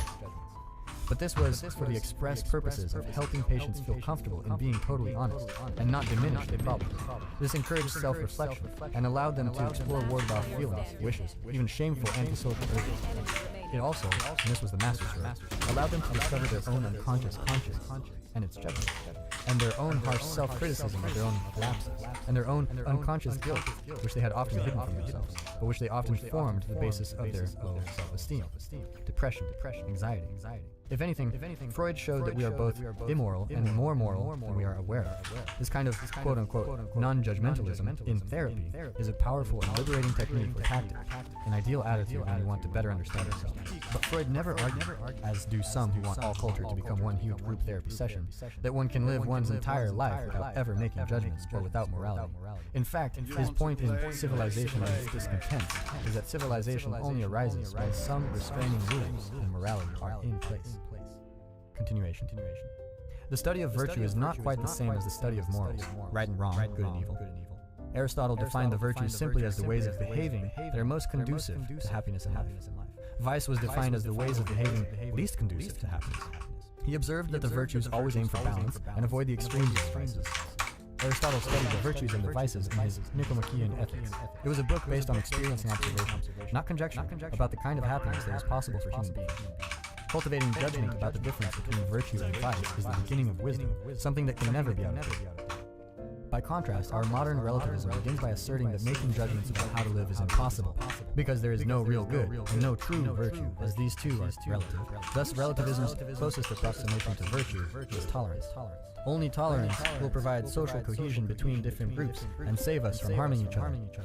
On Facebook and other forms of social media, therefore, you signal your so-called virtue, telling everyone how tolerant, open, and compassionate you are, and wait for likes to accumulate. Leave aside that telling people you're virtuous isn't a virtue, it's self-promotion. Virtue signaling is not virtue. Virtue signaling is, quite possibly, our commonest vice. Intolerance of others' views, Dude, I suck. Oh no!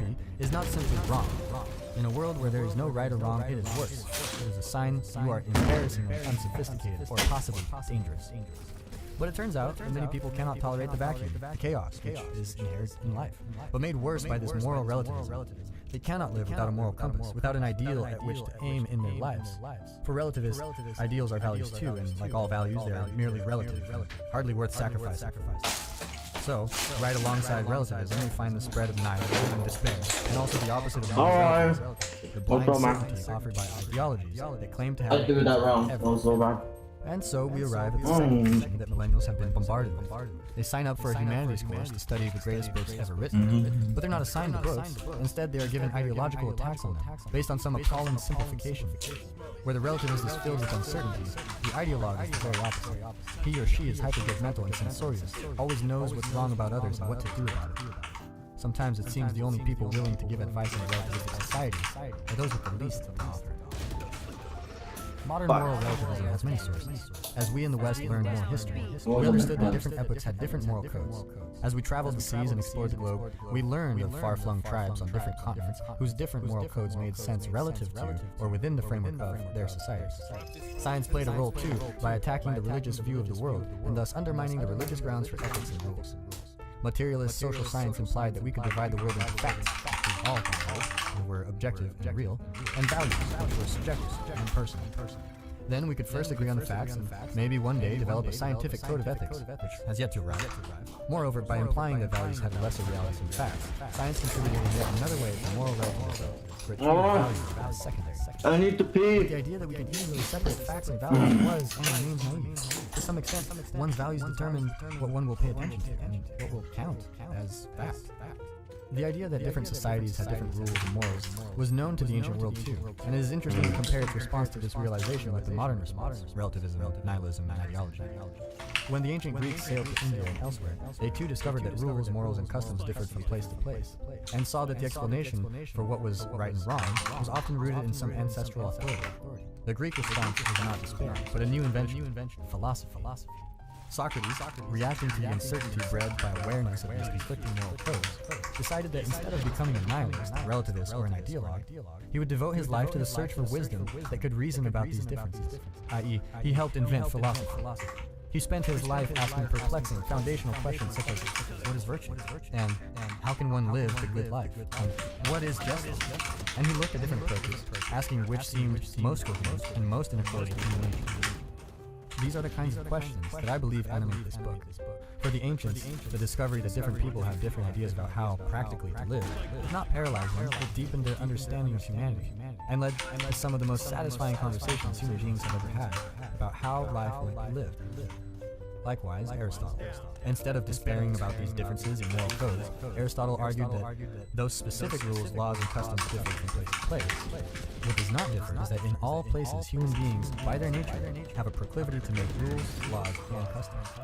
To put this in modern terms, it seems that all human beings are, by some kind of biological endowment, so ineradicably concerned with reality that we create a structure of laws and rules wherever we are.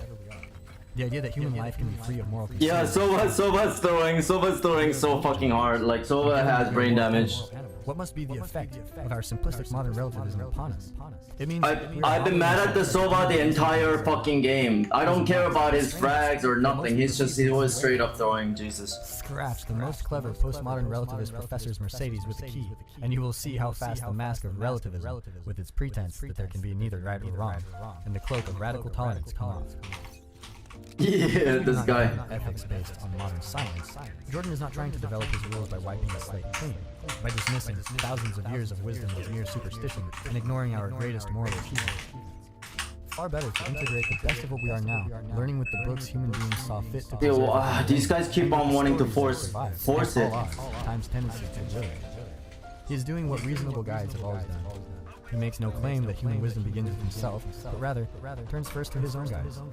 And although the topics in this book are serious, Jordan often has great fun addressing them with a light touch, as the chapter headings convey. He makes no claim to be exhaustive, and sometimes the chapters consist of wide-ranging discussions. I ult now, because Sova's retarded. So why not call this book of guidelines a far more relaxed, user-friendly, less rigid-sounding term than rules? Because these really are rules. And the foremost rule is that you must take responsibility for your own life, period. One might think that a generation that has heard endlessly from their more ideological teachers about the rights that belong to them would object to being told that they would be better to focus instead on taking responsibility. Yet, this what the fuck? Hell? Maybe a little fucking hell! I'm getting 2v1 by... in universities with safe spaces where they don't have to hear things they don't want to. What the fuck? What the fuck? Dude, what the fuck? What the fuck? What do they want me to do? Like, I'm stalling, I'm literally doing everything, I'm creating space. What the I don't understand what they want me to do. I'm like doing everything. Dude, like all you need to do is just peek the fucking jet, do something.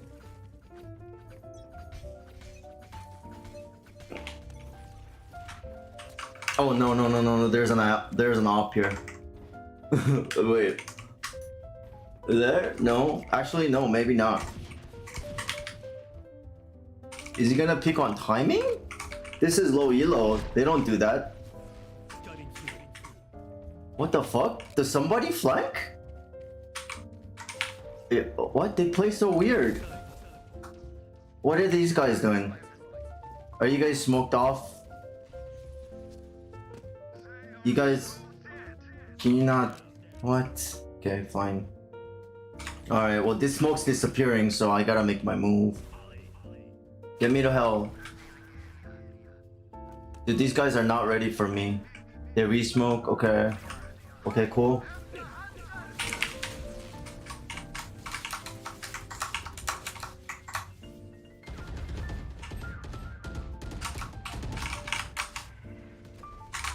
Dude, guys. Site! Come to the site! Fuck you! Fuck this! Fuck this fucking game, dude!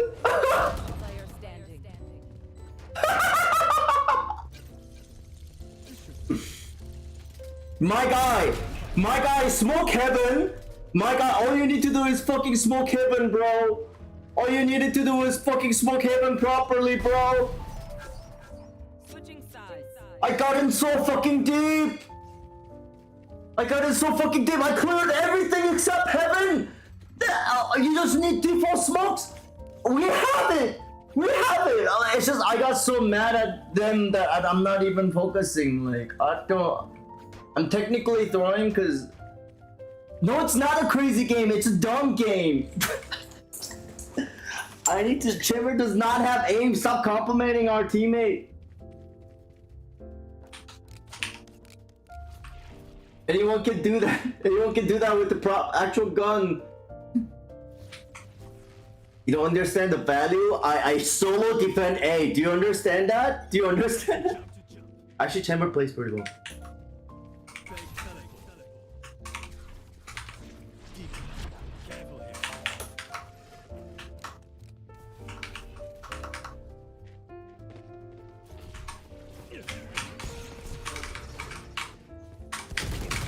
Fuck! I knew. Why did I swing into that? I flashed and then I. Fuck! I got. I'm not focusing at all. Anyway, whatever. Spike planted. I know if I focus there, at least I get 1K. You know. I kind of panicked, man, cause And I normally do a TP there and fake it to draw out Sova's Sova drone. Well, this is a Sova account, but it's new, so I think that's why it's getting mashed up.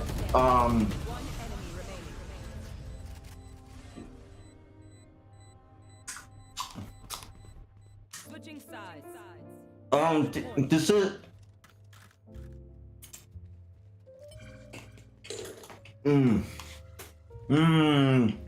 So good. It can make me feel bad. Wow. This doesn't feel like a silver game though. So there's definitely some smurfing going on here, and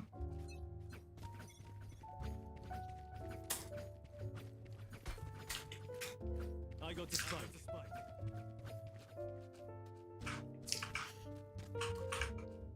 I think it's just our. Oh my god! So what? Please don't do that without me, please. Jesus, I have the bomb. What are you guys trying to do? What is their intent? Oh my god, he's using his drone for this. Hell no. Oh no. That's not good. I have bomb, 1 tree, 1 heaven. B, go B. I don't know how to I can't calm that with ping because I can't figure out I have no mouse. Like, mouse doesn't show up on my screen, so I can't ping. What? Okay, I'll just fake. I need backup.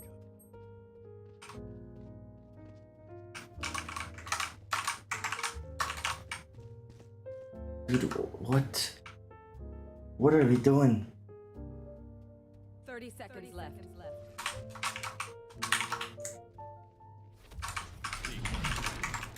That was bad.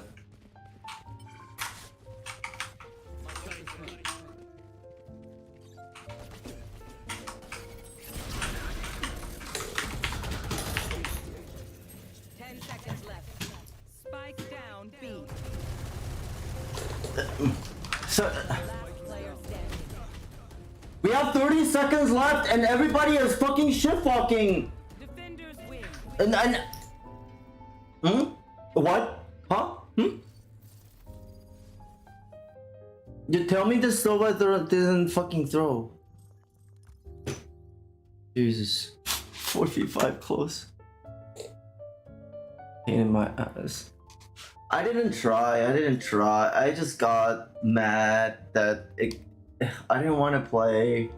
I got dragged on, man.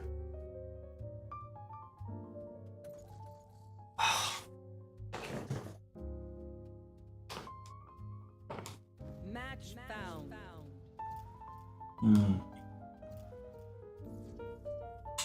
I don't call that trying.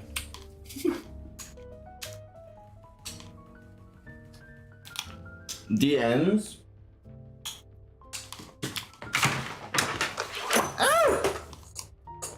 What the fuck? Warm up. Fucking silver scrubs. Okay. Man, you have so much time for Valorant. What the hell?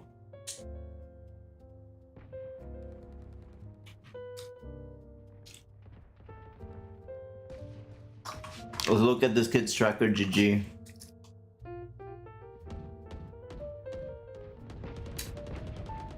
Oh, I forgot they tell you playtime. Okay, interesting. So yeah, you do have some inconsistency. How much deathmatch do you run?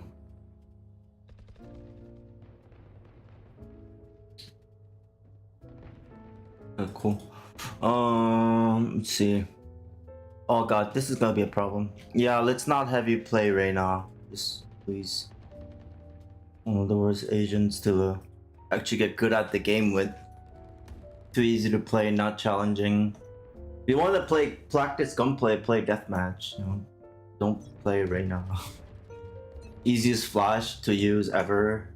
Just store it up, man. Just up. That's it. Don't need placing.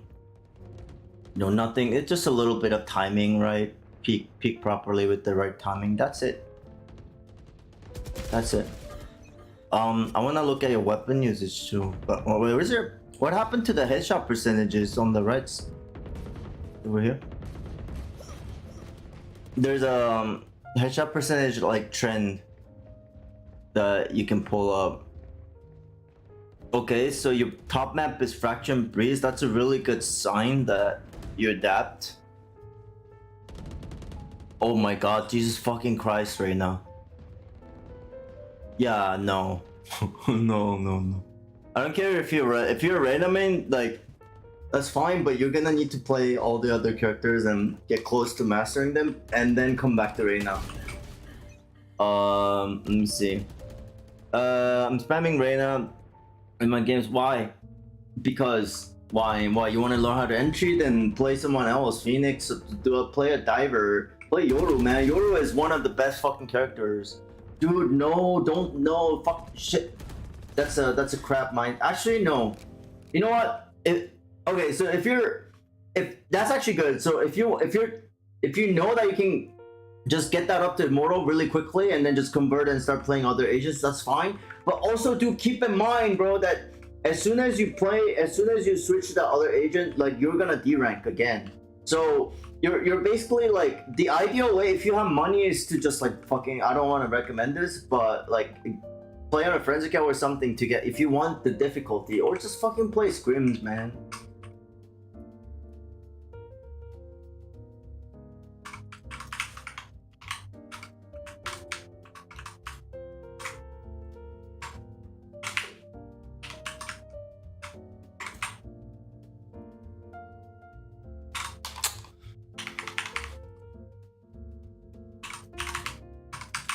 Oh my god. I'm not smooth at all right now.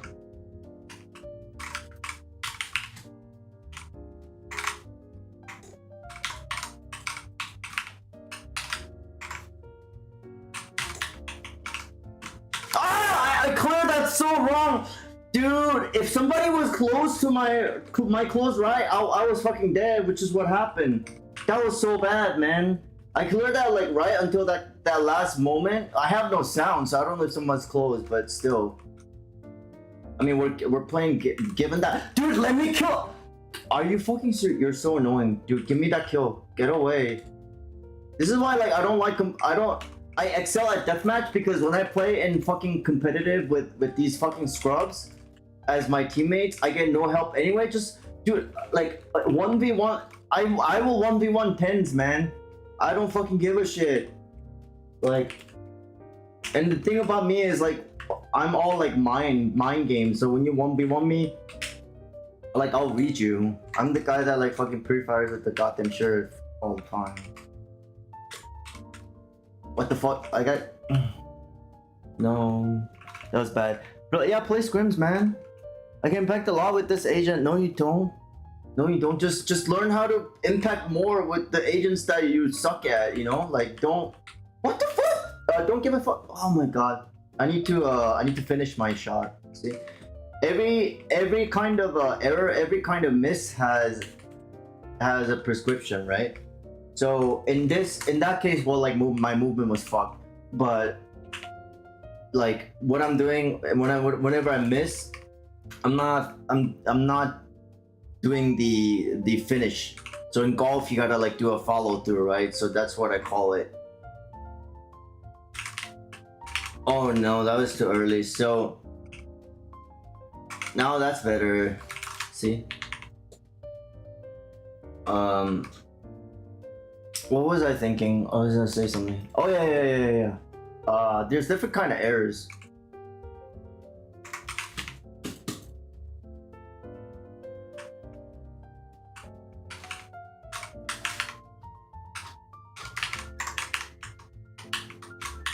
Oh my god, I didn't. I thought I saw something, but then I was like, alright, I just want to get like, because when I play deathmatch, I make plays, you know, like I don't just fuck around. I either make plays or I practice something specific, you know. So I was making a play on somebody else, and I didn't consider the other dude that's close. But dude, yeah, don't play right now, man. Just go play other duelists. You can make a lot of impact. Same exact thing. Just like what you're basically saying is your gunplay is really good, you know. And you talk about, oh, please look at my aim, blah blah blah. You basically you're begging me to look at you and be like, oh my god, you're the greatest aimer in the fucking world. Oh my god, you're so mechanically talented. I just need to like equip you with my fucking genius, you know, coaching and tactics and game sense. You'll be fine. But that's not how it works, is it? You know. I'm sure your aim is fucking strong, but forget all of that. Just play like pretend this is League of Legends, right? Play League of Legends.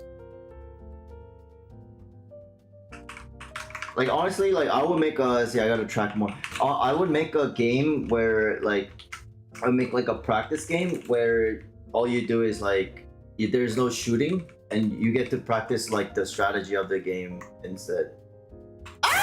That was so bad. Okay, so when I first missed my initial shot, I just got stuck in a crouch because I was like, oh my god, I hit that shot, right? But then that motherfucker crouched too. All right. Okay. Okay. So did you drop? If you drop, you're left, or if you didn't, or someone's behind me. Fuck. You killed Raze? What? No. You're here. Wait, where? Okay, Heaven? Oh my god, you're so annoying, dude. That guy probably died too. Like I can't follow the kill feed.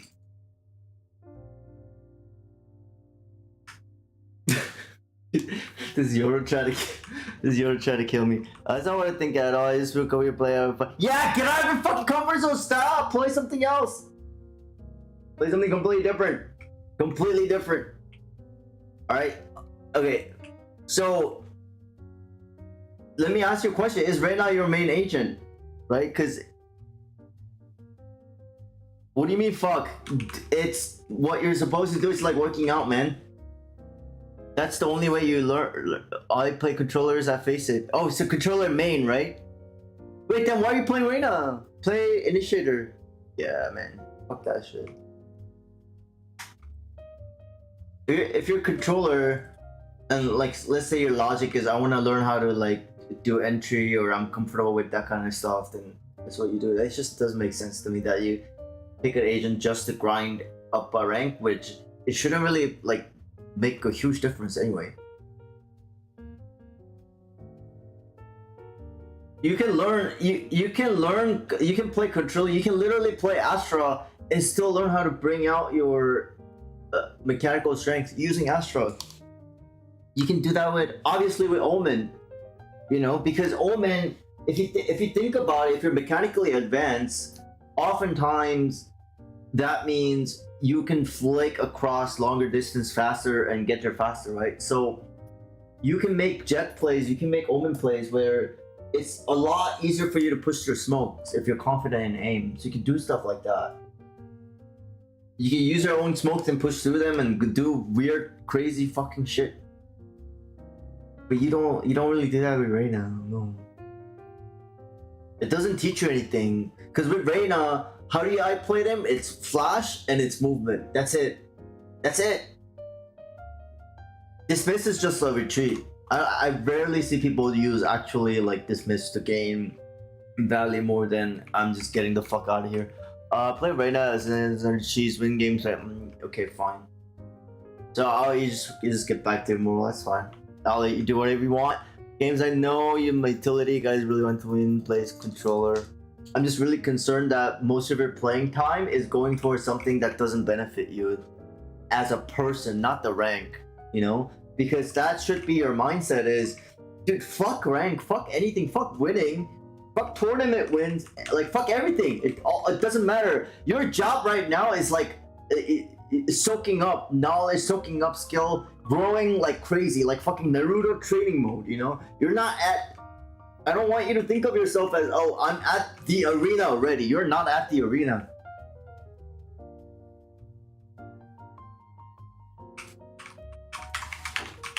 Oh my god, are you guys seriously doing this to me? Are you fucking serious, dude? Where's this kid? Oh my god, I missed that. Counter strafe wrong too.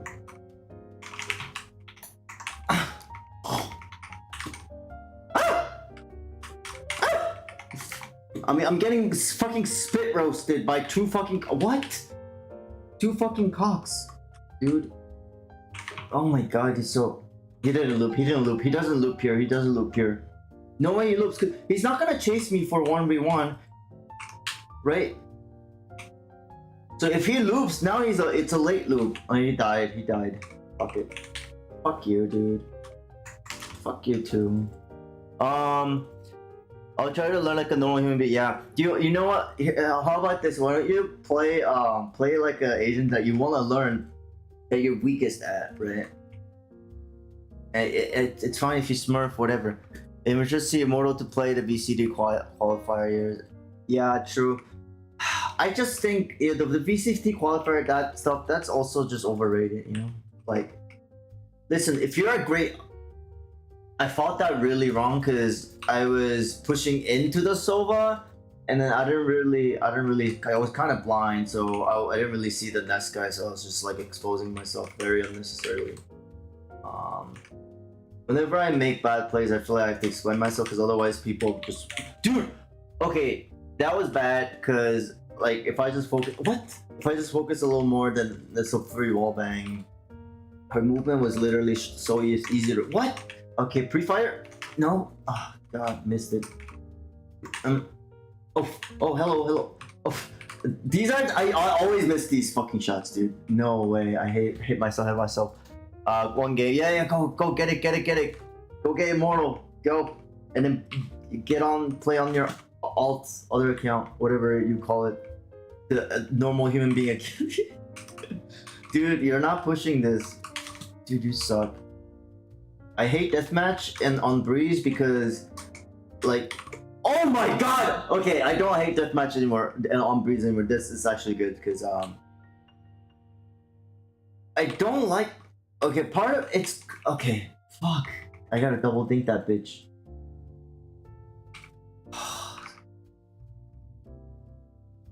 I like taking I love taking fights where it's realistic. In ranked, realistic fights are around common angles, and off angles are just like risky bets, right? So I'd rather fight like simulate a thing where like we keep playing like the same area, and like you know the angles don't change. You don't get shot in the back. Of course, like this is fine. I do love this aspect of like chaos. I keep doing that's not good. What's the play here, right?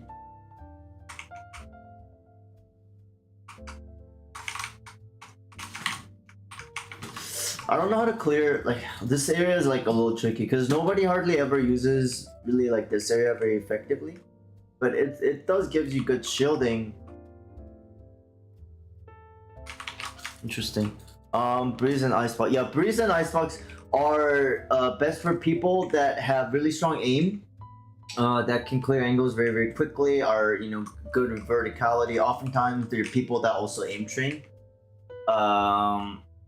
They also know how to isolate angles, so they're usually deathmatch demons.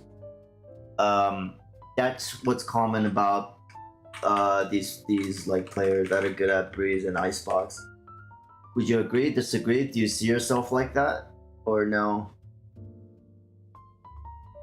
Oh, this jazz music's so calming though, right? Like, I just wanna just drink like some morning fucking coffee from, I don't know, just like fucking Starbucks.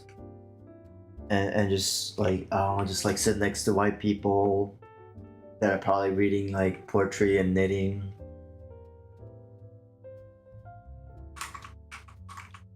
And just play some fucking Valorant.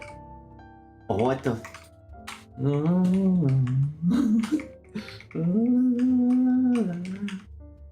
Yeah, that was Space Grid as Viper, that's true. Oh yeah, true, if you're a controller player, well, but I mean, think about a map like Fracture too. Like, you don't necessarily create a lot of space, but because everything is built like a, oh my god, that pre-fire was so long.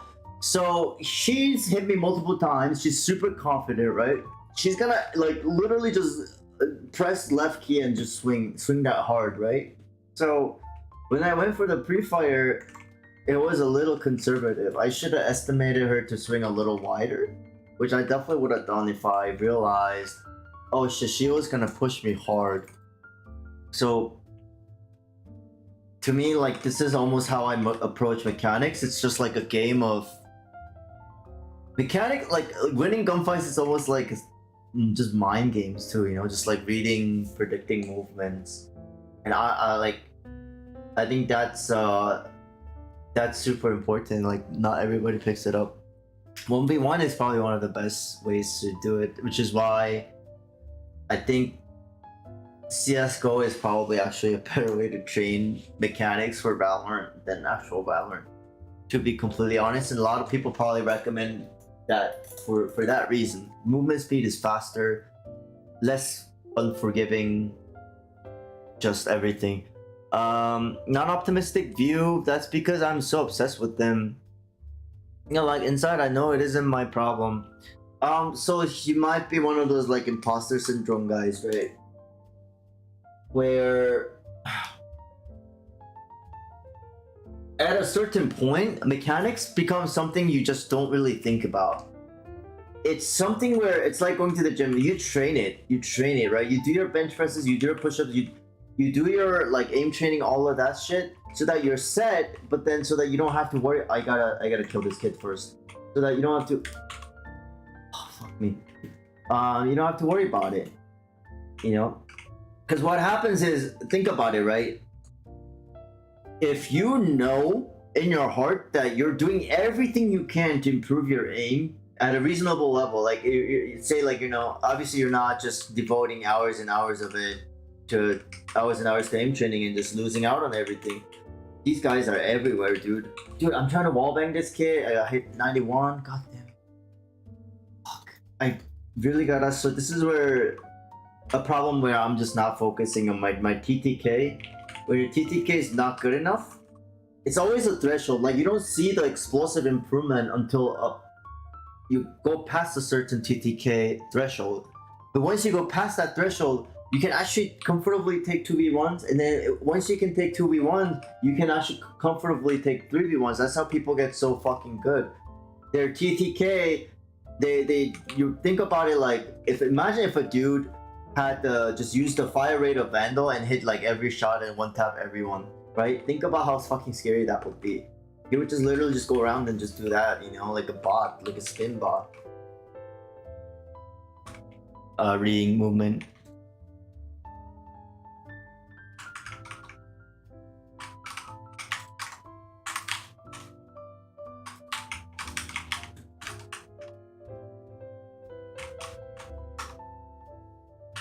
Oh wait, he died? Oh, window. Oh, he died from window, huh?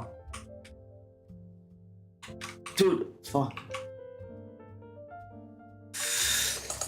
This is where like kids are moving a little bit more tricky. So then, you know, like it's a lot less movement prediction, and it straight up becomes tracking. Like the less predictable the movement becomes, the more actual pure tracking is required.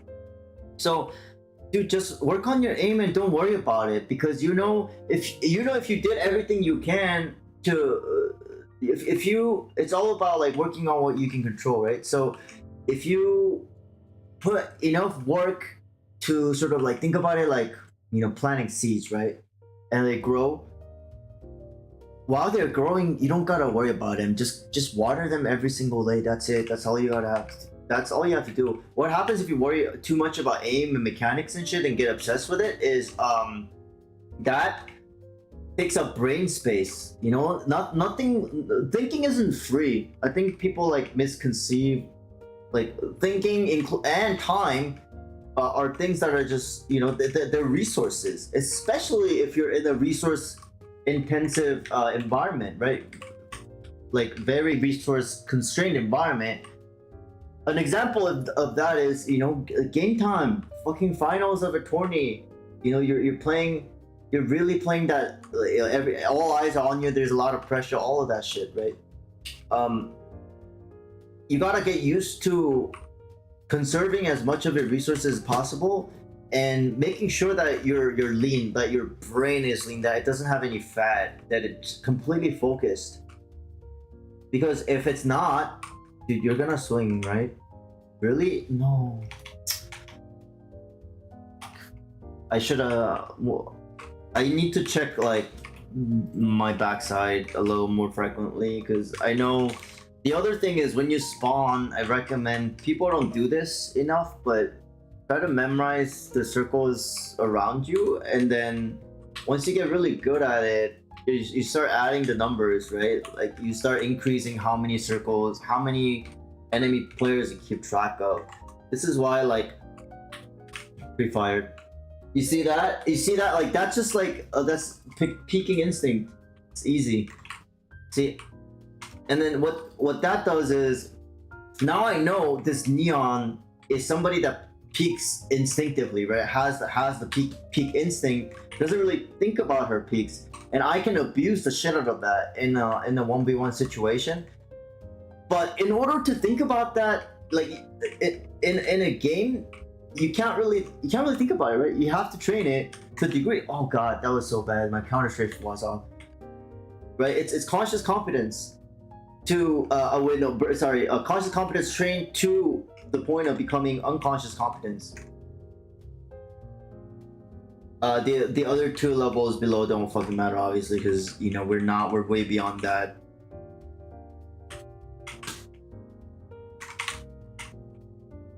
She didn't even swing it. She just fucking straight. Fuck. I mean, this is. I think that this lobby is kind of shit lobby anyway. Doesn't matter.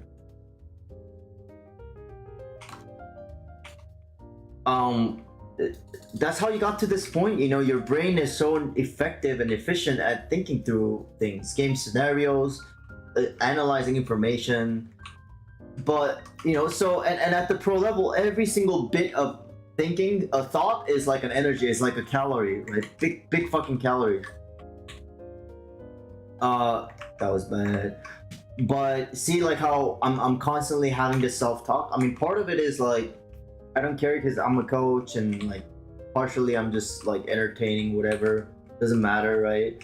But if I'm a player, all of this needs to go, because not only is it's detrimental to my mental, but it's just waste of extra energy. Anything any single moment where you're thinking about stuff that's not the top priority, it's not good. You need to learn how to distribute your thoughts and prioritize what you need to think about. You gotta think about thinking. Isn't that crazy? Especially if you're IGL. You gotta think about, all right, I have, my freeze time of, how many, like, let's say it's like, second round and you don't get that bonus seconds, right? So was it 25 seconds?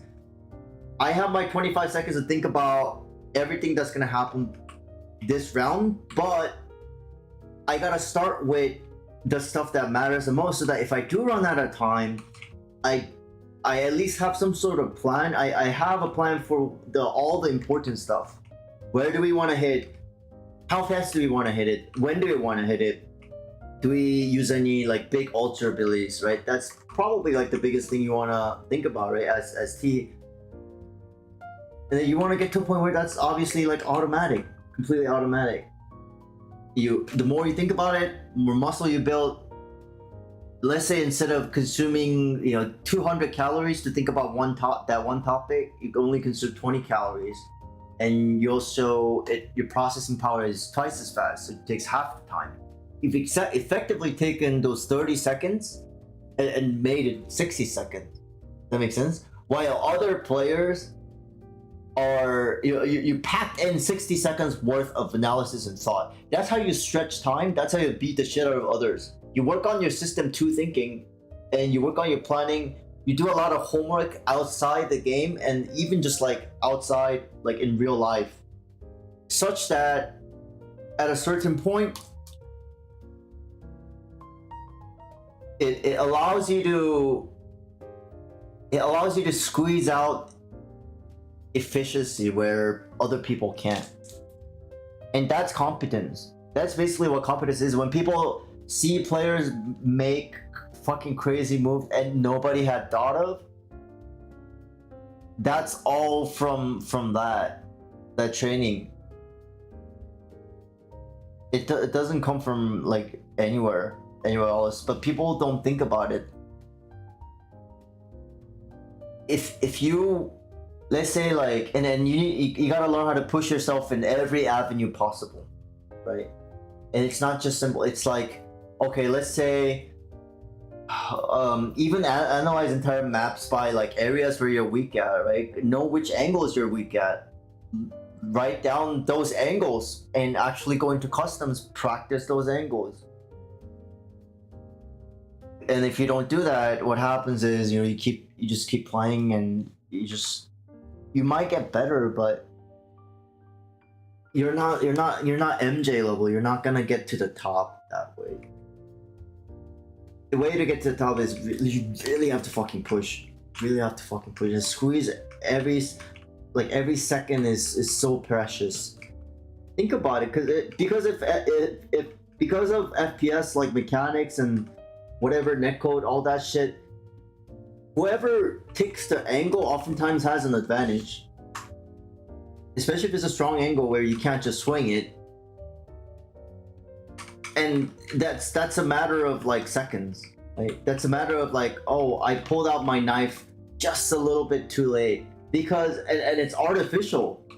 The game doesn't determine how fast you need to be there. Your enemy players determine it. They're constantly figuring out ways to get to a certain spot faster than you.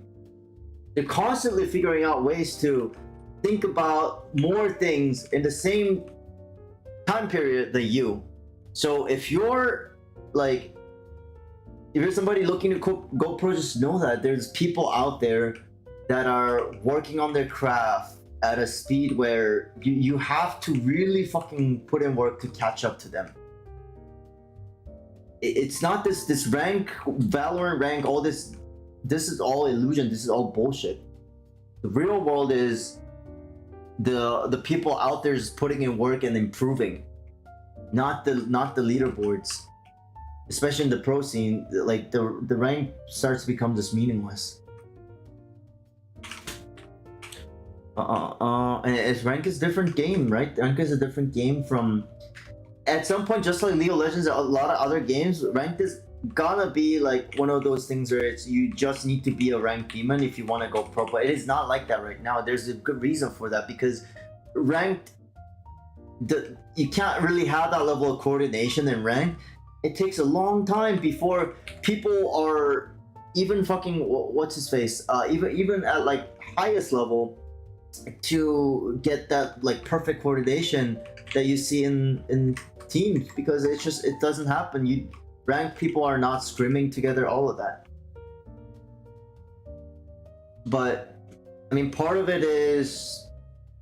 what ranked gives you is the ability to work with different people and learn how to play with different scenarios.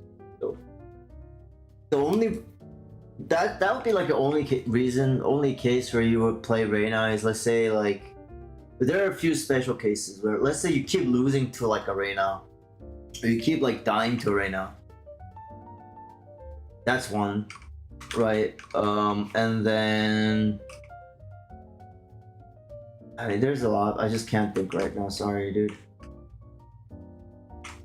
That was a long ass rant too. Let me shut the fuck up for a second. I'm sorry. Here in Brazil, I feel so aim related. Everyone, 1% is a demon. We cannot better chat things tomorrow. Fuck ADS, got it. Agree. You were saying, what? The scouting platform for now is for his leaderboards. Consistent people, yes, consistent people.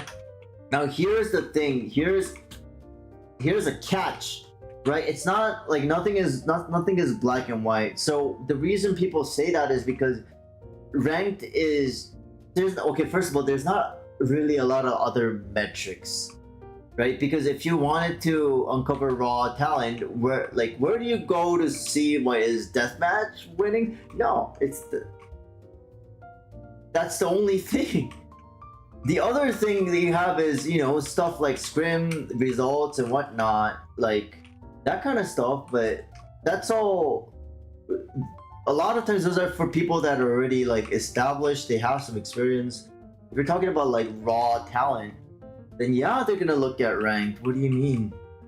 It doesn't change the fact that I think ultimately ranked doesn't always have what you need. And it's not about ranked or anything, it's about, let's strip down all the names of all these game modes that we that Riot gives. In the end, it's just human versus human. And all it is you're trying to go up against a lot of other scary ass, hardworking, talented fucking humans. That's it. Know that there's other humans out there that you're gonna need to do a lot of work to overcome if you want to get good at this. Yeah, and obviously, one of the things I'm gonna have you walk me through is your motivation, right? Why do you want to be a gamer? Why do you want to be a pro gamer? Why do you want to play? Why is it Valorant? Right? I like to come up with as many reasons as possible and organize it and look at it and review it consistently with the player, because not only is it something that gives you motivation, it also gives you direction. It is the question that you're going to ask yourself, why am I doing this? When the times are hard, that's what you're going to be asking. Going pro has nothing to do with skill, like this mechanics, all this bullshit. It's all fucking mental, man. It's all mental. It's overcoming yourself. I shouldn't say mental, because you need to overcome yourself in terms of intellect, in terms of body, in terms of your mind. Challenge yourself in every way possible. You're not a creative person. Let's say you come up with, your IGL, you come up with like a tactic a week or something, right? And push yourself to come up with 2 or something innovative, man. Cool. And let's say like everybody is an aim demon. Now, I want you to ask yourself, okay, what do I want, right? Do I want to be an aim demon? Do I want to be known for that? Or do I just want to win games? Do you care about personal branding or self-branding? That's another thing I would ask myself. Because if you care, then, this is one of the things I care about, personal branding. I don't really care about winning. I want to win. If I want to win, I want to hit Radiant on my own terms. I want to hit it using a goddamn sheriff. That's all I care about. and nothing else matters to me. I don't want to do it with the goddamn vandal, because that's, to me, that's like cheating. Not even fun. I don't find it challenging. I don't find it exciting, motivating, nothing. But that's the reason why you pushing this? No? Okay, so you loop and then now you're here. Wait, you're pushing again. You're aggressive. What the fuck? This Yoro is going nuts. That's just fucking one more six targets at this point. Fuck you. That was. Why did I just stare at KOs? Oh, because I was thinking about how I killed those two. That's why. See, that was a mind moment. That was like, at the pro level, your effectiveness is all becomes about the mind and not so much all this other skill training. If you just relax, if you just lose focus for a second, if you not even lose focus, if your focus goes from 99% to 98%, you lose that fight. That's how it works. If for a single second you doubt yourself, you lose that fight when you peak. Because your fucking fingers feel it. Your fingers feel it, your arm feels it, your eyes feel it, your eyes feel the doubt. That's just to do with confidence too, There's a lot of this mental stuff that needs specific training. It was talented. Kobe, yeah, man. Kobe, Jordan, like, I respect those guys the most because they always had these weaknesses and they weren't the best. They sucked. They weren't like the single best at any of those, individual basketball skills. But they were really good at reflection and growth. They were good at growing. If you wanna become the best, you wanna get good at growing. Be obsessed with growing, not winning, growing. Later on, when you get to a certain point, you can start to get obsessed with winning, and now you can combine those two things together. But then what happens is, when you have your winning mind, like you just want to win, it's a whole different mind state. People that have kind of gone through kind of know what I'm talking about. If you really get obsessed with winning, you kind of, especially during the game itself, like you don't really take much from it. You have to have a learning objective. That's the important thing. You can be competitive, you can try to win, but always keep in mind your learning objective, and your learning objective should be more important in most cases, unless it's a tournament with like important tournament or prize winnings, whatever, than that itself. And it actually gives you freedom because you don't get stressed. You're like, this is an experiment, this is play, I'm here to play Valorant, right? This isn't stressful. You're free. You don't have to win, man. You're here to grow. You're not here to win. You're here to grow. And then that's when flow happens. That's when players, when players get flow happens when you get met with a significant challenge that you're confident about tackling, right? And it also happens when you're able to take your mind from this kind of like stressed place to you basically want like relaxed concentration, right? We talk about that. You want to take your stressed mind, calm it down,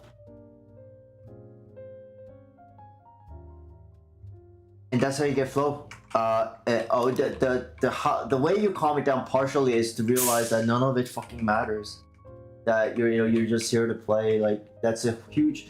There's other components of flow, right? Including things like supplements, health, like what do you do with your body. There's other mindsets that will help you get into a flow mindset. That's how you get into flow, though.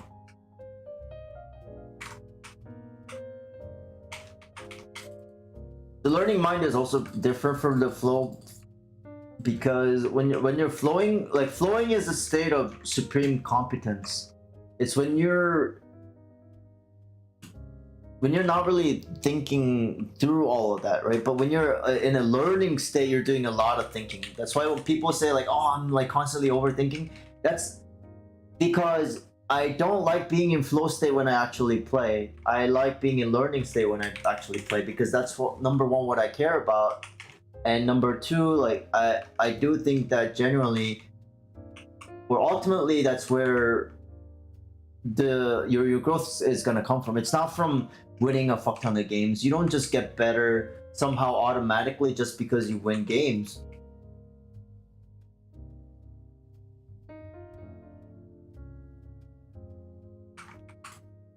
The winning comes naturally. It's supposed to be so effortless. Why? Because you put in so much work at training.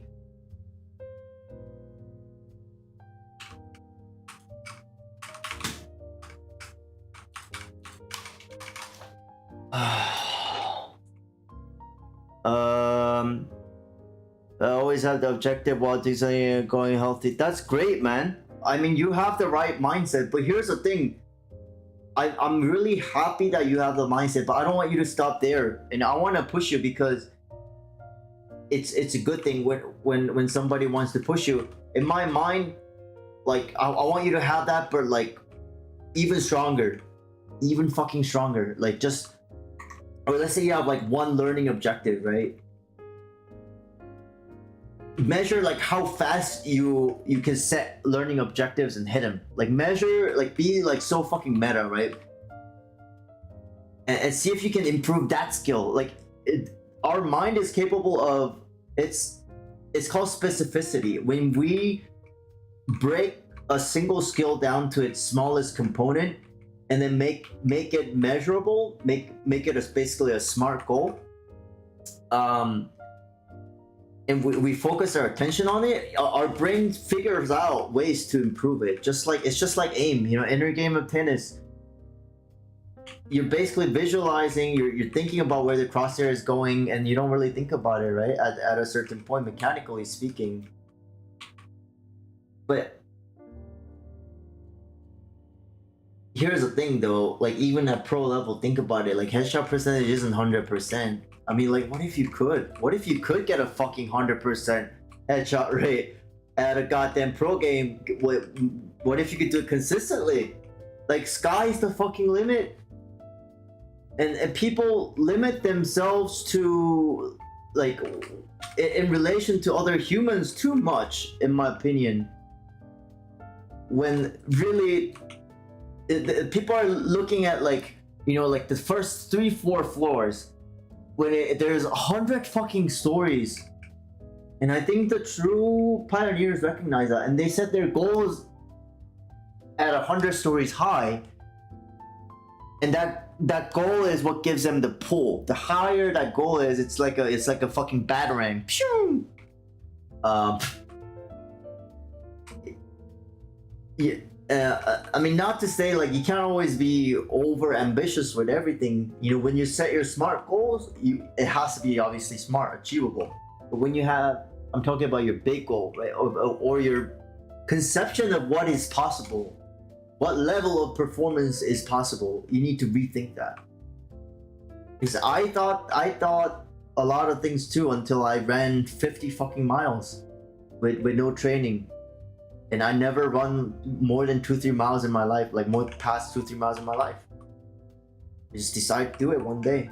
I read some fucking David Goggins, and I was, you know, sick of not practicing what I preached, which was, if I want to be a coach, and let's say I tell you guys, hey, like you need to keep fit, you got to overcome yourself, all the shit that I'm telling you right now, am I gonna be able to say that with confidence, to say that with absolute passion? Am I gonna be able to believe what I say with absolute certainty when I tell you all this shit about, all right, you need to push yourself, you need to have, you know, this insane level of fucking, you know, ambition and drive, and you know, aim so fucking high that like nobody even thinks about aiming that high?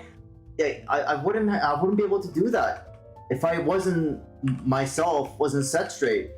So I wanted to set myself right. That was not setting myself right with the Omen.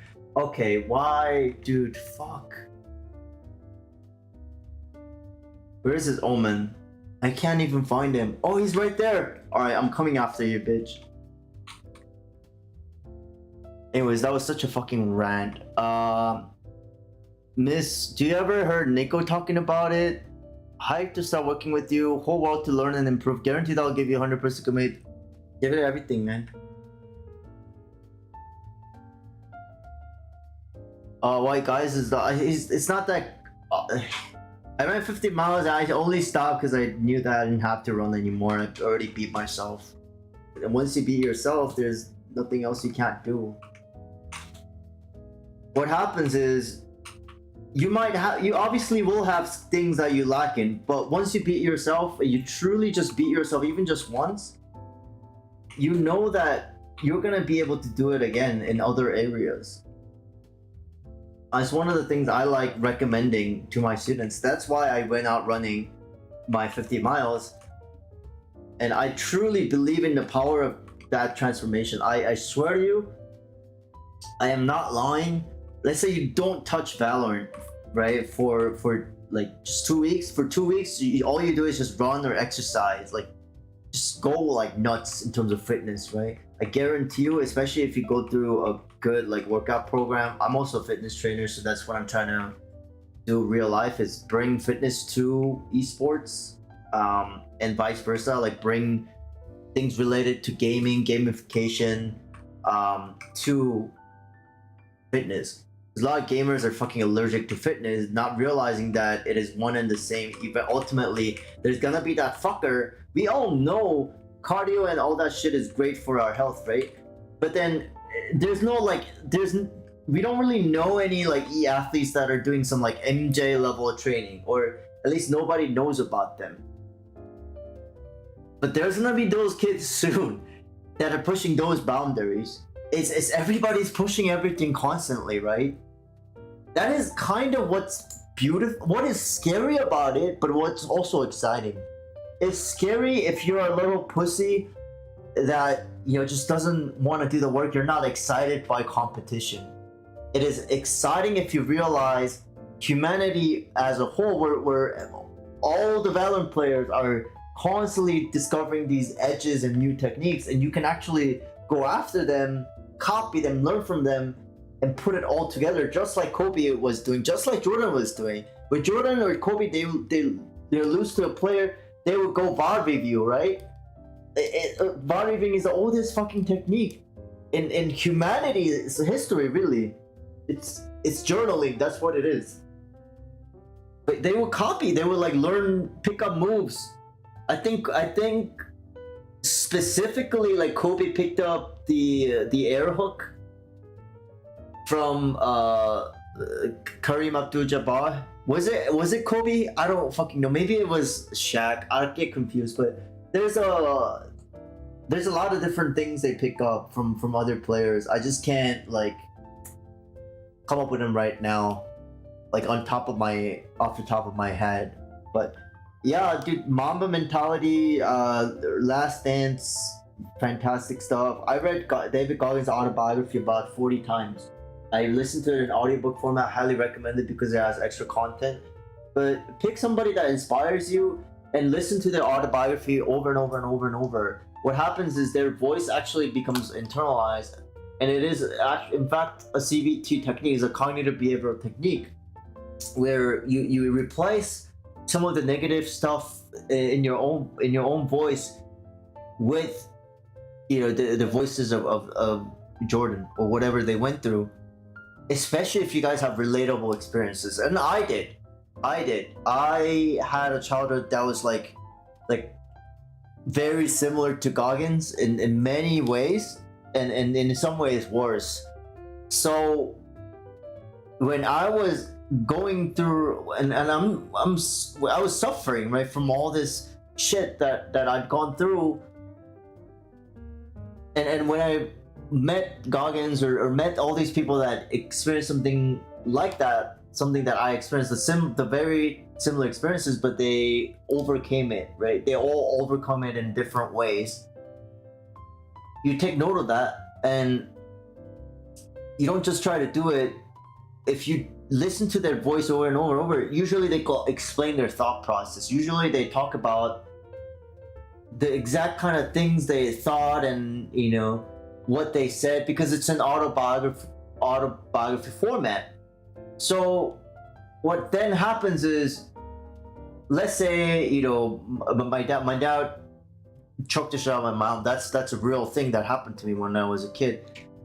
And let's say like I'm fucking hurt or traumatized by that. But I know when Goggins, he actually like took that and flipped it, right? So he made it a thing where he had this desire to protect his mom, and he decided he wanted to grow up fast so that he can be like the pillar of the family.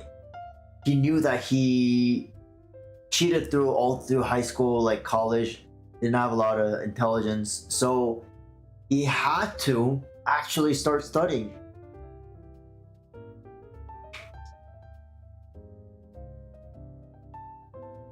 And so the choices that he makes and the thought process that he explains while he's making those choices, if you repeat it over enough, it becomes like a workout. It becomes your own voice. You know, obviously use your own judgment. You know, don't because not everyone's perfect, right? And you know, while players can be role models, you can't be them. They can't be you. The beauty of this technique, and I'm actually writing my own autobiography about it. They actually have pages going, and you know, it's gonna be published and everything. It's gonna be for you guys too, because I talk about my fitness journey, how my esports journey, and I talk about something called writing your own story before you're done with your life. Because a lot of people succeed first and then start writing about it. But what I want a lot of people to try, regardless of whether they're like trying to make money off of it or not, is it's a technique, right? So start writing your own story, just bit by bit. See what happens. Because you realize once you start telling your own story, what happens is you discover that you have this kind of in fiction you can make whatever the fuck up. You can make anything happen. In autobiography, you can't. You can only tell the story that you've lived, unless you're being dishonest, right? So it ends up being sort of this great motivator almost to really push you to live the best life that you can live, because you start thinking, okay, what do I want my story to be? And remember, it's permanent, right? It's all just etched forever in eternity. Whatever you do, it's permanent. You only have this one moment, right? So let's say, you know, you had choices like, oh, I could take a disciplined approach to Valorant, and I could have peaked this guy like with a fuck ton of discipline, like with full concentration, blah blah blah, or I could be like messing around, being distracted. Let's say you're writing a book about it. What the fuck would you choose? It's kind of this like equivalent of like what would Jesus do, but then more like cooler, because you're thinking about it. I want you to think about it like, what would make the best story? Do you really want your story to be, all right, then like I lost every fucking gunfight and because I wasn't focused, and I don't know, like I wasn't improving, and my mechanics weren't that great, so I just lost my confidence and I focused too much on that, and you know, like on and on and on, and I never became good enough. And that's the story of kids, how I, you know, almost became somebody good, that almost became somebody that you'd be proud of. Right? Like, you don't want that. You don't want to tell that story. Like, what story do you want to tell? And I like to ask people to do that and imagine themselves telling that story, especially to people they admire or people that admire them. And you realize you have no fucking choice, bro, but to live life the best way that you can, not what other people think. I gave you some examples of what's possible. That's why I'm doing this sheriff thing, because I'm the guy that's not supposed to be here. I'm fucking over 30. You know, what the fuck? I don't have this competitive background. I'm not even like, people compare me to like Hiko, or they bring up Hiko or all these old people. But dude, I'm way worse than them. You know why? Because I didn't walk this pro path. These guys are pro players that are like aging. I am a guy that's trying to break into the scene, right? I'm a guy that's trying to break into greatness at this age. and I want to do it with the sheriff. And that's the point of it. Isn't like you make it, you don't make it. The point of it is I shouldn't even fucking be here. I'm the fucking, you know, I'm like the Goggins. I have a goddamn congenital heart defect, mechanically speaking, or like, you know, because of the age, all that shit. But I don't believe in any of that, you know. What do I care? I just gotta focus on what I can control. That means what I practice. That means how I show up. That means how I talk about myself. The point is to be an example. The point is to be there so that you guys look at me and be like, oh my god, this old fuck, it's like that Skyrim grandma, right? This guy shouldn't even be here. Fucking Coach Godlike. I don't know, like I gotta work harder because it's like having an iron player being on your team. Imagine how you feel, man, if you're on a pro team and this is fucking iron. This kid just started playing Valorant. Like, oh, dude, like the owner's son. Imagine how you feel, you know. But I want to be that kid, you know. I want to be like, dude, you guys ain't shit, cause look at what I can do with 2 arms, or no arms, or whatever. Athlete life. You might want to look to compete, living from competition, go life. Yeah, then this is for you. You can't be the best if you don't thrive on competition. I love fucking competition. I didn't admit it because I didn't like being competitive, because I thought, you know, part of being competitive is aggressive. You know, it's do or die. It's win or lose. I wasn't a fan of that.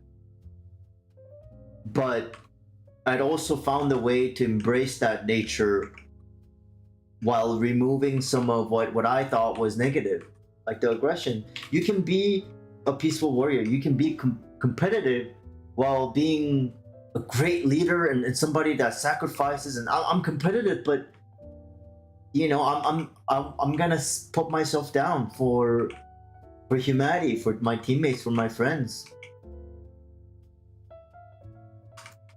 So those are just different things. Competition, I think, is here's the thing. I think the people that enjoy competition don't really enjoy competition. They enjoy challenge, and competition is what gives them challenge. Because guess what? No man-made or machine thing is gonna give them that same feeling of holy shit. Like, no matter what I do, this guy's always getting better, and I always have to strive to be like on my toes. Other human beings give you that. It's called emerging gameplay or emergent gameplay, right? In a lot of these games like CS, especially older video games, the intended gameplay wasn't always what ended up creating the esports scene. Bunny hopping, right? Air strafing, those are examples of mechanics weren't intended.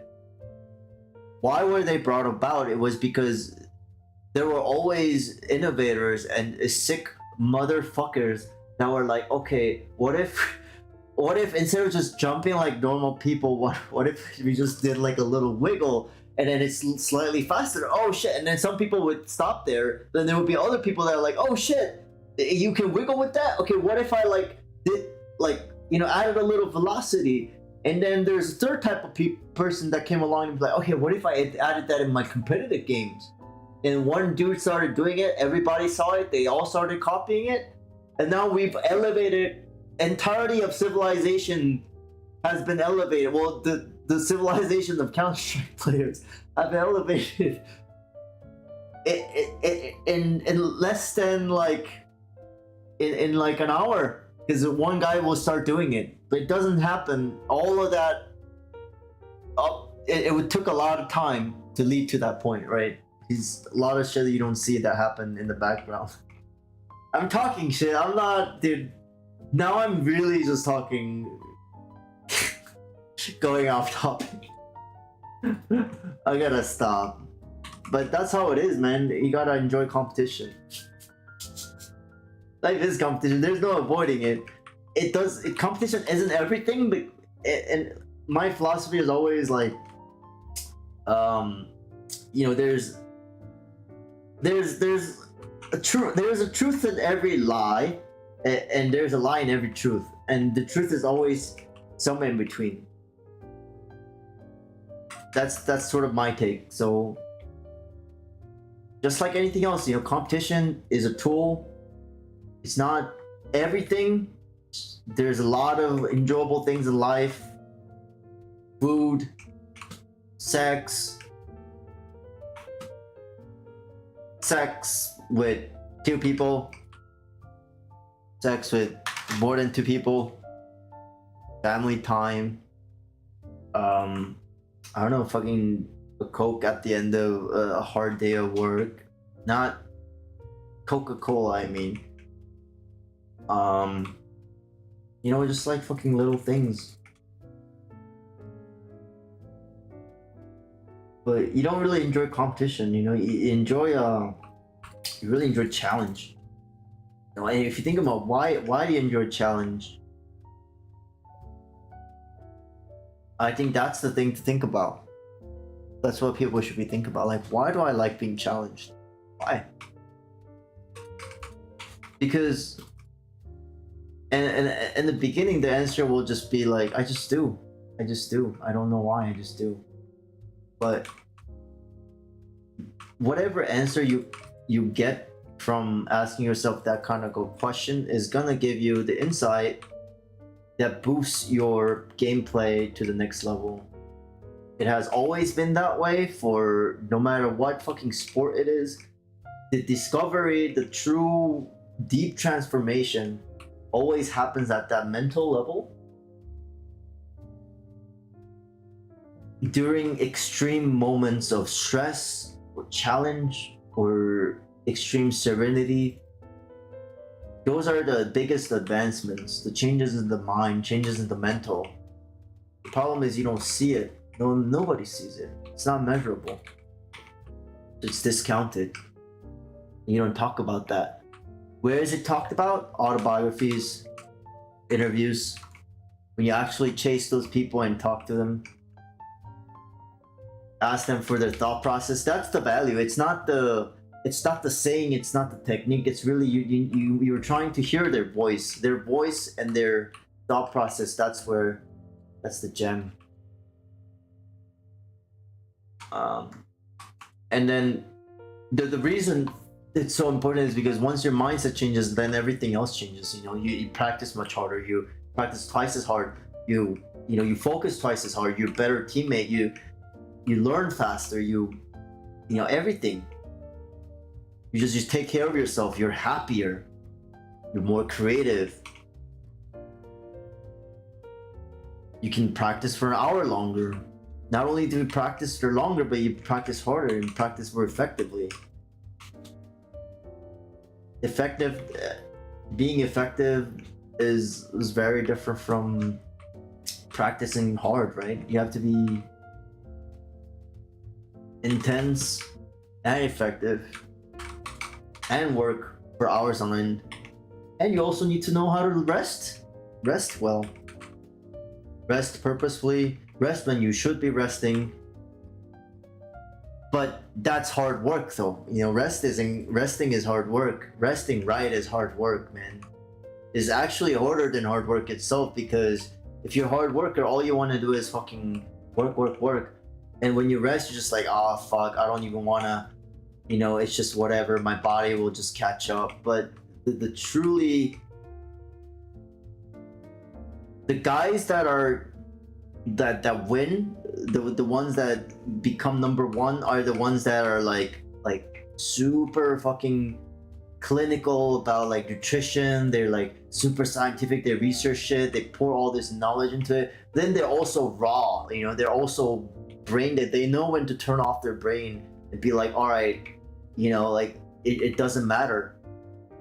Right? I definitely need to know how much protein I'm consuming and all that shit, and I figure that out. But let's say I'm about to lift this deadlift or this fucking piece of weight. I'm not thinking about all this mechanics and shit, right? I know how to turn off my brain. The best know how to do it all. The best know how to do it all. That's all I gotta say, man. The best know how to do it all. And the best know how to. Not only do they know how to do it all, they know how to do everything better than everybody else. That's a competitor. Now you got to take that and apply to a team setting, but you come first. You know, the individual comes first before the group, obviously. What? Oh, okay, that's just one of those things where I know if I flick there, I hit that Viper in the head, but I don't know. Maybe I thought wrong.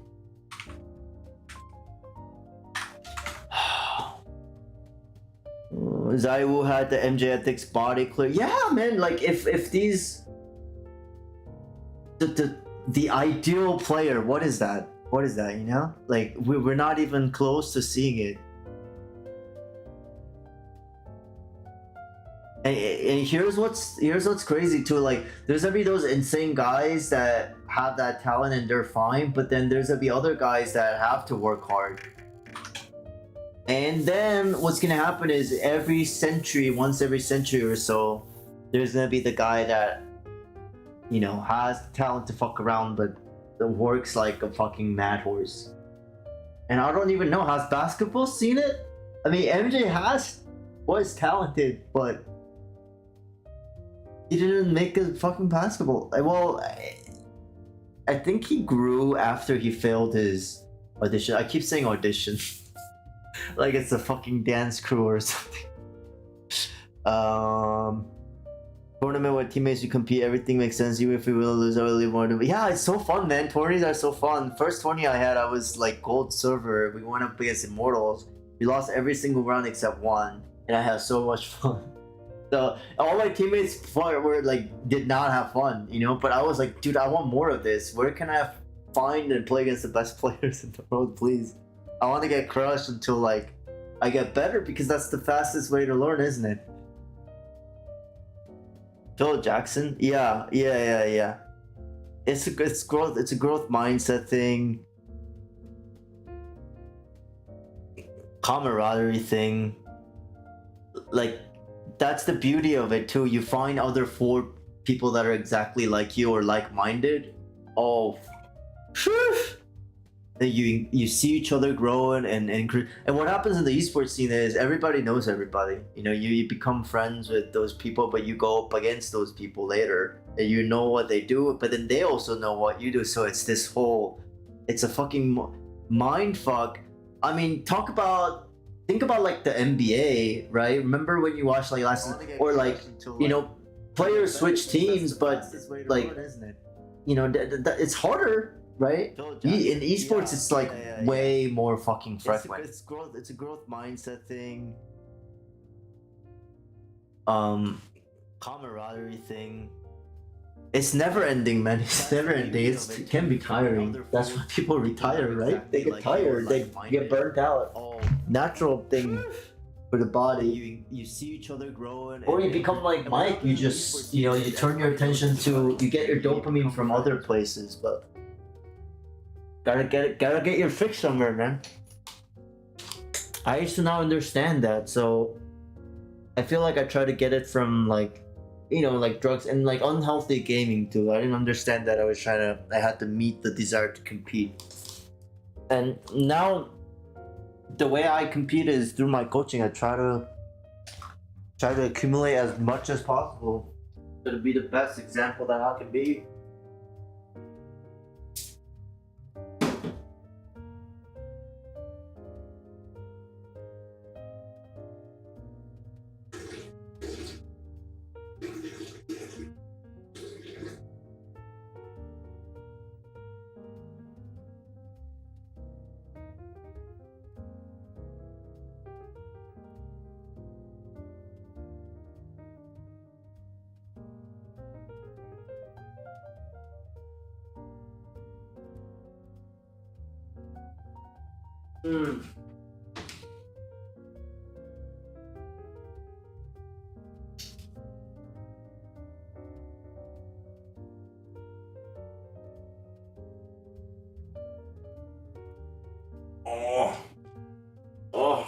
haven't had junk food in so long, man. Oh my god.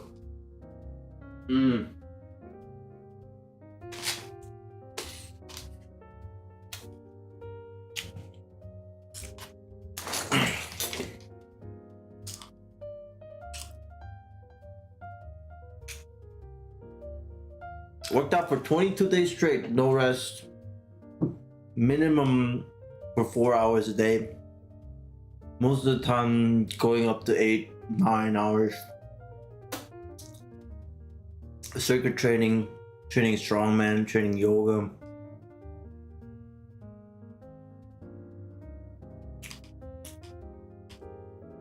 Doing skill movements. Practicing strength.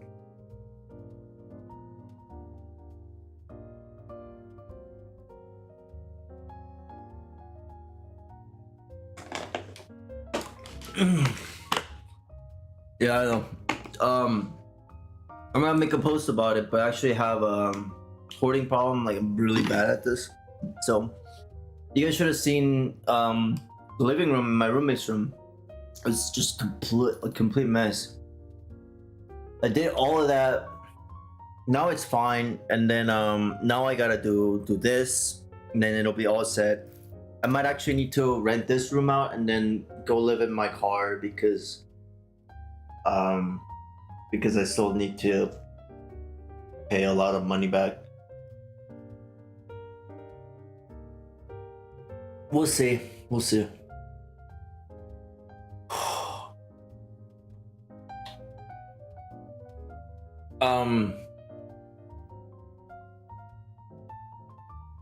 I get a little worried because the Uber, like, they're taking so long with their fucking background check and shit, and I need to do that because with other jobs, you don't always want to work a job where you don't have, it doesn't leave you any room for anything else. Unless you're working an actual 9 to 5 that's in line with your career goals, then yeah, go for it. That's what I used to do. But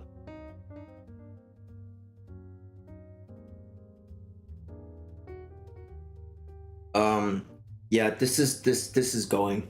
This has got to go. This was actually worse too, but I'm not gonna let myself stream in a fucking dump like this. It's fine. Like, I don't really care myself. It's more just like I realized I had to admit that it was fucking with my mind, and I don't know. As much as I hate to be wrong, organization matters. You know, I'm just gonna say it. I'm just gonna fucking say it. Because all my life I try to be like, oh, chaotic, whatchamacallit, method to madness, all that shit. And there is a method to my madness, and I don't deny the value of chaos, but there's a time and place for it. Like, I wanted to create a specific mood. Let's say I wanted to create a stressful, disorganized, environment for whatever fucking reason, then it would be fine. There's never a value judgment.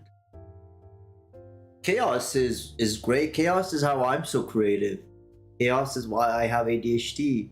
But chaos is also why I do all this shit that nobody else has tried or is willing to do.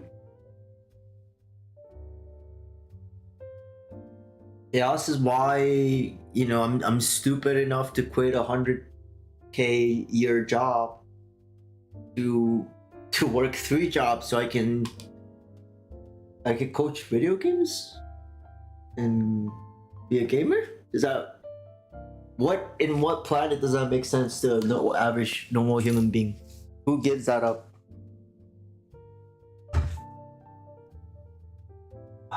You guys don't know, man. Once my book comes out, you read it, you'll cry your fucking balls out. It's insane what I went through the past month.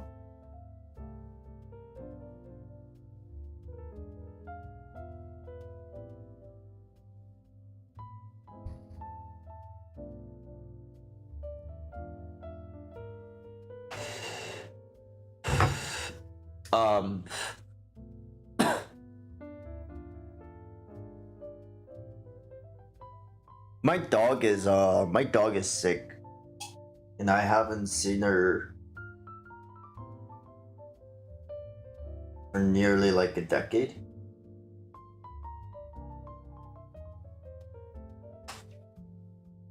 I don't know, I just miss her.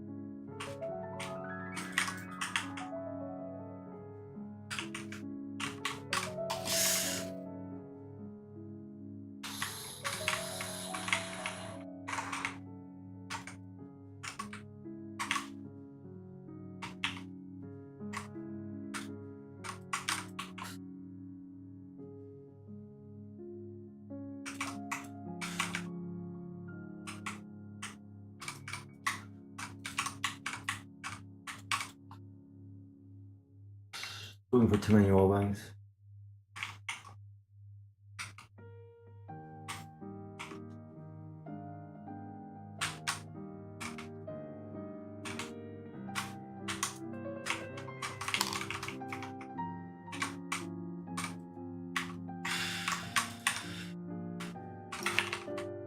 I knew it! God damn it!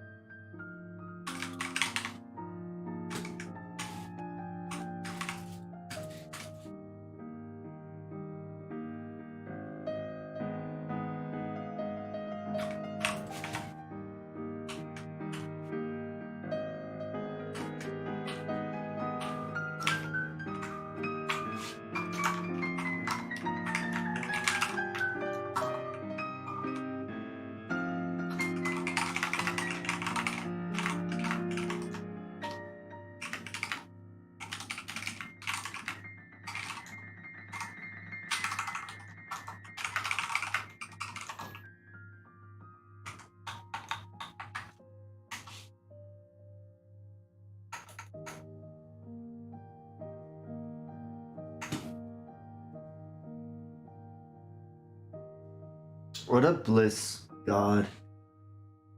Fucking beautiful music.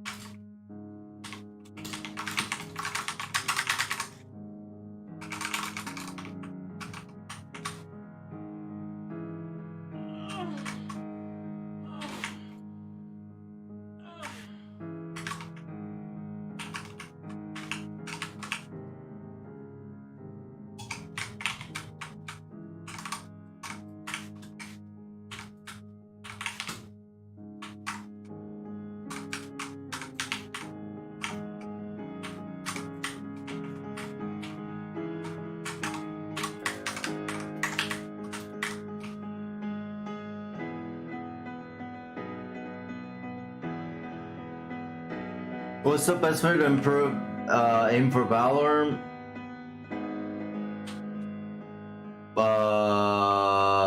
I practice. Do.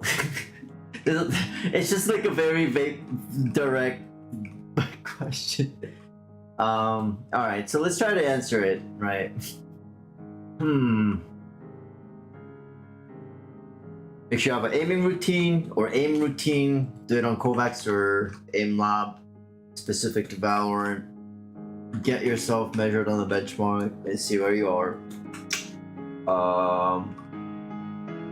Voltaic is fantastic. Check that out for any aim training stuff. And let's see, otherwise, going to deathmatch, trace heads. So I'll try to show like an example. Call it the Miyagi technique, but it's not good enough for me. Practice crosshair placement, obviously, you know, goes without saying, because 70% of aim is really crosshair placement. And there's different kinds of crosshair placement. Like ideally, you want crosshair placement where you don't have to move your crosshair at all, right? Where you just like aim with your. See, this is what you do. This is a tracing exercise. But this, I guess, you're used to following, predicting enemy movement while doing also micro adjustments, right? Constantly trying to basically click heads multiple times against a moving target. Super useful. Because most targets in Valorant are moving, and if they're not moving, then they're easy to hit. So just focus on the harder ones, right? I go for too many of these fucking wall bangs, dude. Oh, fucking lag too. Tabs? I don't know. Just a bunch, but it's not that many, honestly. I don't have a lot. It's just a very few. Can I just let's play something like a little bit energetic. Pure G routine, dude. If you're asking about Pure G routine, you can fuck right off. Just keep playing Pure G routine. I'll play some. I don't know. Play some of my scenarios. Play micro adjustment scenarios.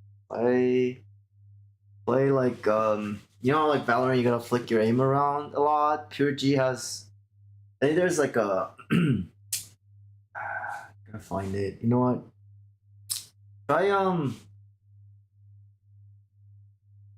I tried Trustees. I mean, but it's just fucking static routine. I don't really have a Valorant routine. There's Bardos. Just try different routines. You know, give yourself allot yourself a little time to, you know, mess around with different routines.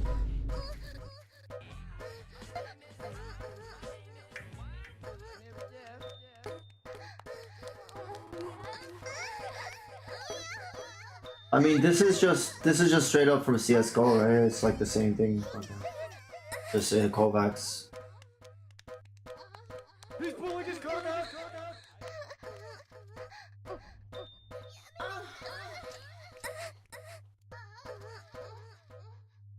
Oh, I know one thing that's really good actually. Hold on, I should do more of that because I don't always get used to hitting models. I keep hitting dots. I'm too used to hitting dots and not real models. There you go. There you go. That's a Mortal player if you want to listen to him. Play this scenario. Nobody plays. Okay, I don't know why it says Doki, because I made this and I need to put my name in here. I'll put my name in here. This scenario is fucking awesome. I want to listen to Radiant or Pro. Yeah, then don't listen to him.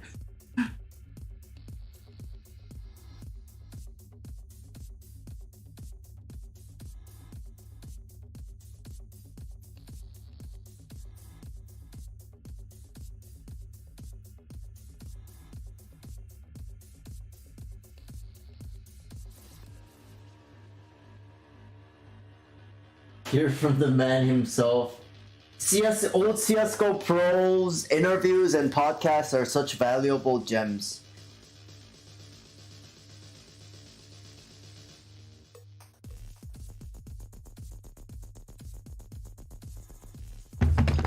In fact, any genre video, for real. Like, there's one, if you guys like fighting games, I listened to a book by Daigo, I think.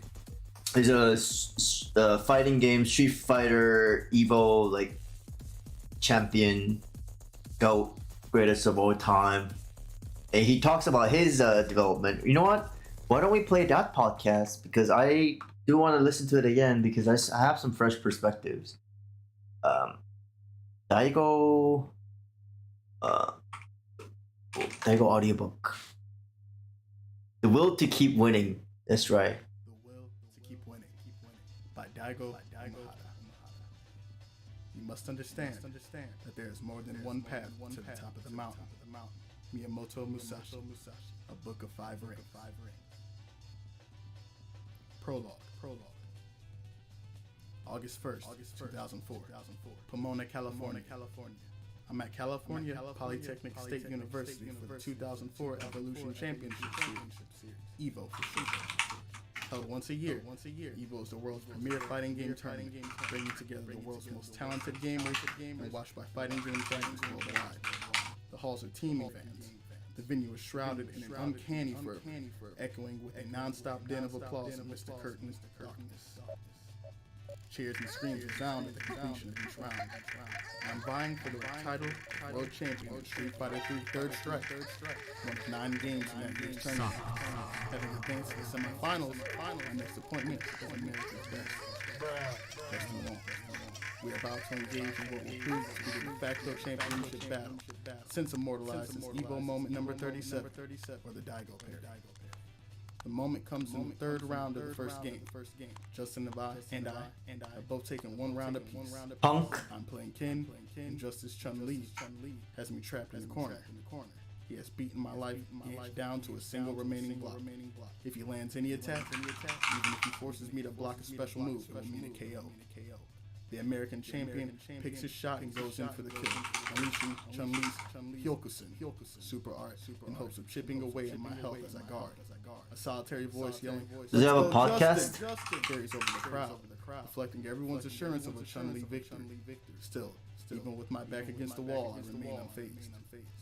I use parry, a special way of blocking opponent's attacks and special moves without taking any chip damage, to individually deflect all 16 of Chun-Li's kicks, even pulling off a jumping parry to the final high kick. Dude, can we watch that moment? Hold on. The what is it called? The parry, Daigo parry. I just want to see that again. You guys know what I'm talking about, right? If I pull this up, you guys know what I'm talking about, right? Because that's the moment that he's talking about.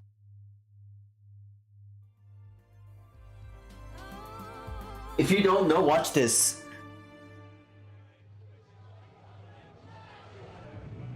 This is fucking cool. Daigo actually angry. Justin's turtle style. Overcome Rao. Now on the verge of putting Daigo down. 1-0. Look at his HP! Look at his HP!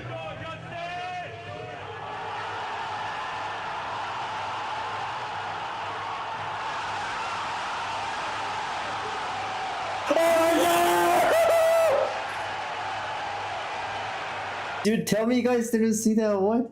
Holy shit. You know what happened, right? God. That was awesome.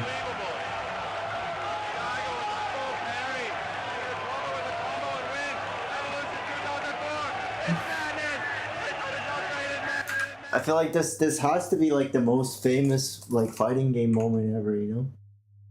I don't know any other that like is like this equivalent that has this impact. Last parry into a jumping kick, followed by a sweep, then Shoryuken.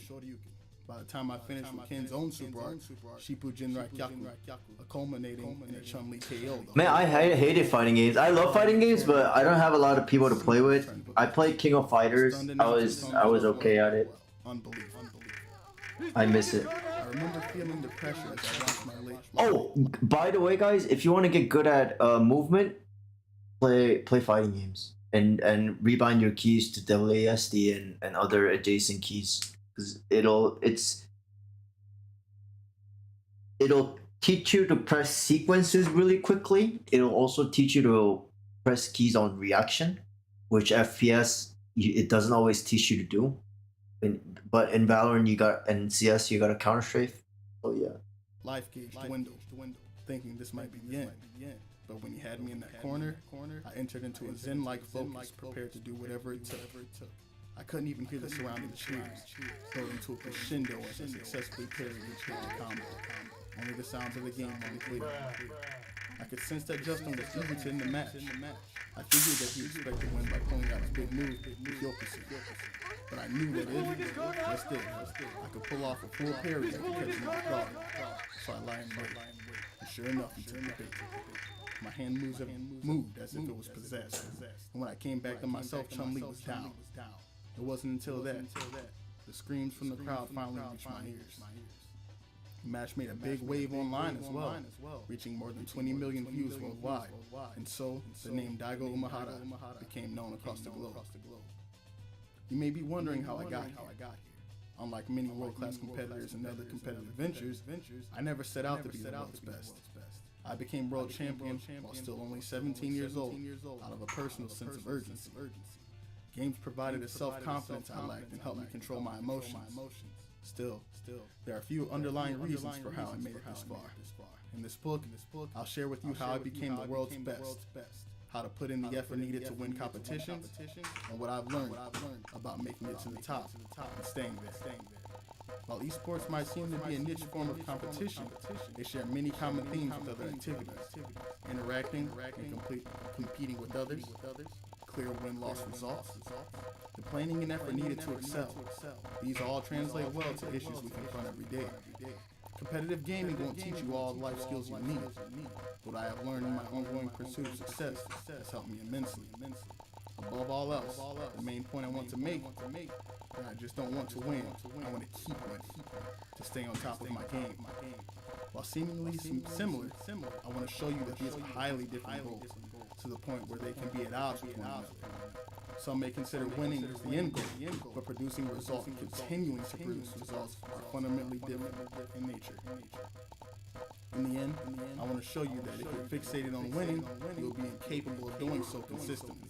Of course, if it were as simple as that, there'd be no need in writing an entire book about it in the first place. In reality, continued success is exceedingly rare. You might be confident in your ability to win at something if you applied yourself, but how long could you keep it up? I've remained one of the top fighting gamers for quite a while now. So I'm one of those purists that believe that I maximize the ability to move beyond anything. So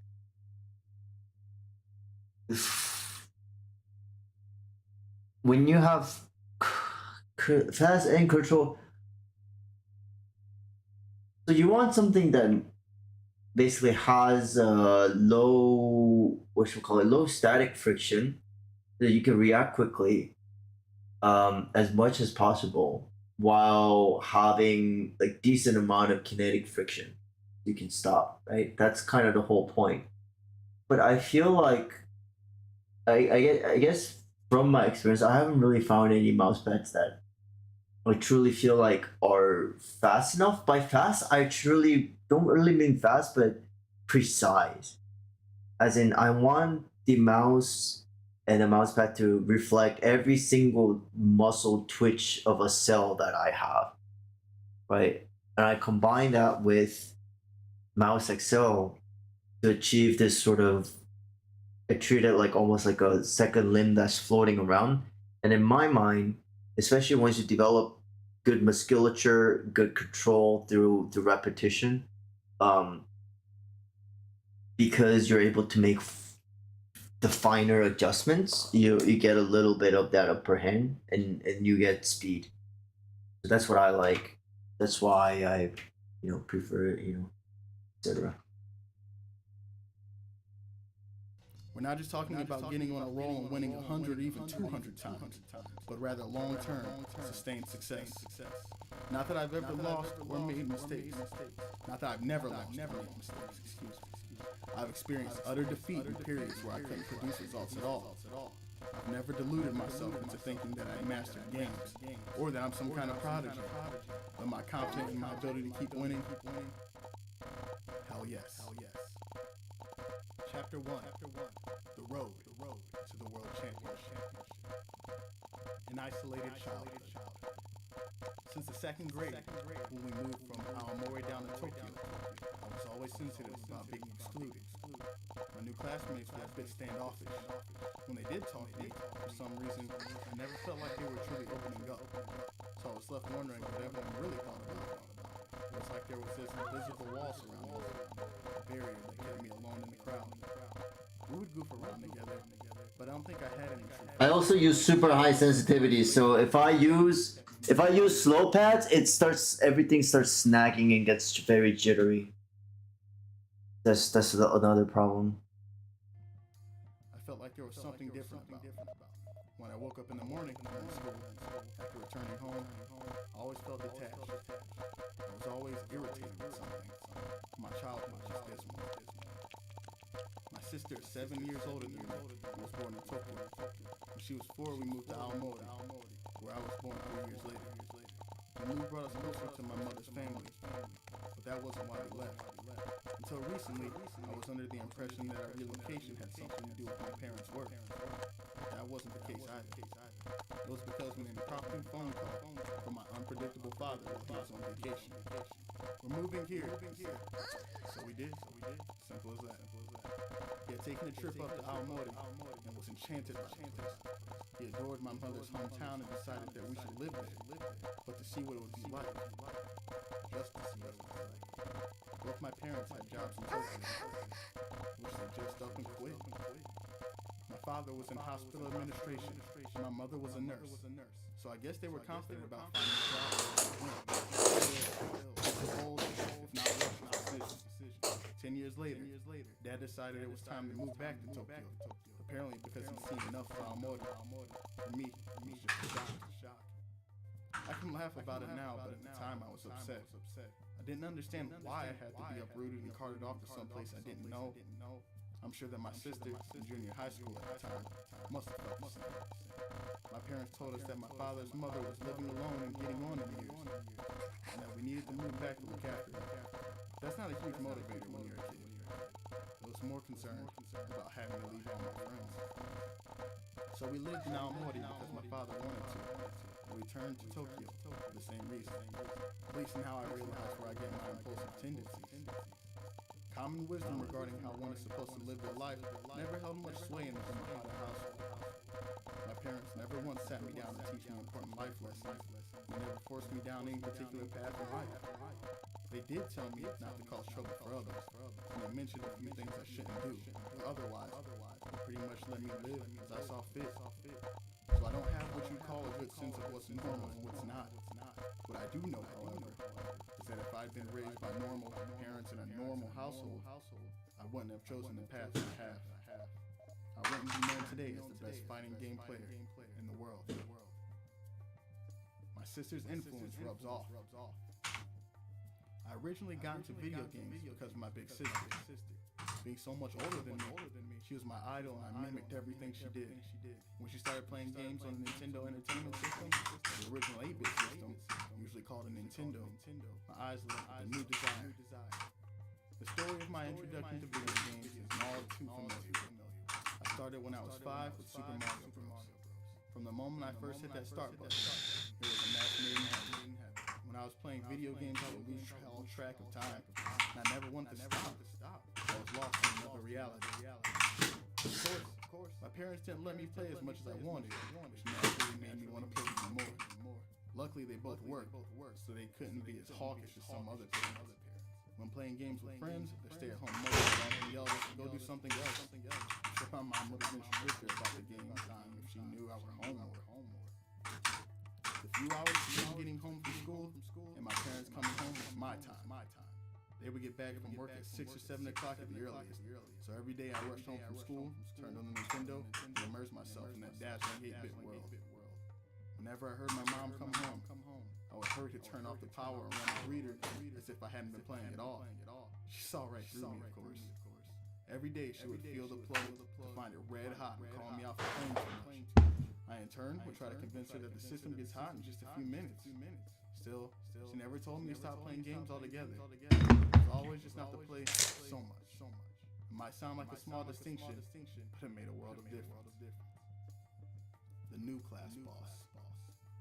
When we first moved back to Tokyo, one of the reasons I felt so isolated was my Aomori dialect. I sometimes had trouble communicating or just said things differently, and the other kids would tease me about it. Luckily, it never developed into full-blown bullying. I was bigger and stronger than the other kids my age, so no one ever tried to physically intimidate me. It was more like everyone. I think I'm gonna play. It's a couple.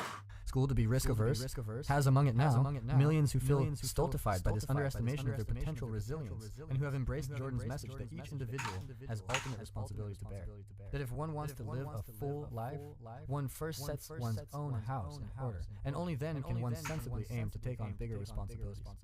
The extent of this reaction has often moved both of us to the brink of tears. Sometimes these rules are demanding. They require you to undertake an incremental process that over time will stretch you to a new limit. That requires, as I've said, venturing into the unknown. Stretching yourself beyond the boundaries of your current self requires carefully choosing and then pursuing ideals. Ideals that are up there, above you, superior to you, and that you can't always be sure you will reach. But if it's uncertain that our ideals are attainable, why do we bother reaching in the first place? Because if you don't reach for them, it is certain you will never feel that your life has meaning. And perhaps because, as unfamiliar and strange as it sounds, in the deepest part of our psyche, we all want to be judged. Dr. Norman Deutsch, MD, is the author of The Brain That Changes Itself. 12 Rules for Life by Jordan Peterson. Overture. This book has a short history and a long history. We'll begin with the short history. In 2012, I started contributing to a website called Quora. On Quora, anyone can ask a question of any sort, and anyone can answer. Readers upvote those answers they like and downvote those they don't. In this manner, the most useful answers rise to the top, while the others sink into oblivion. I was curious about the site. I liked its free-for-all nature. The discussion was often compelling, and it was interesting to see the diverse range of opinions generated by the same question. When I was taking a break, or avoiding work, I often turned to Quora looking for questions to engage with. I considered, and eventually answered, such questions as, what's the difference between being happy and being content? What things get better as you age? And what makes life more meaningful? Quora tells you how many people have viewed your answer and how many upvotes you received. Thus you can determine your reach and see what people think of your ideas. Only a small minority of those who view an answer upvote.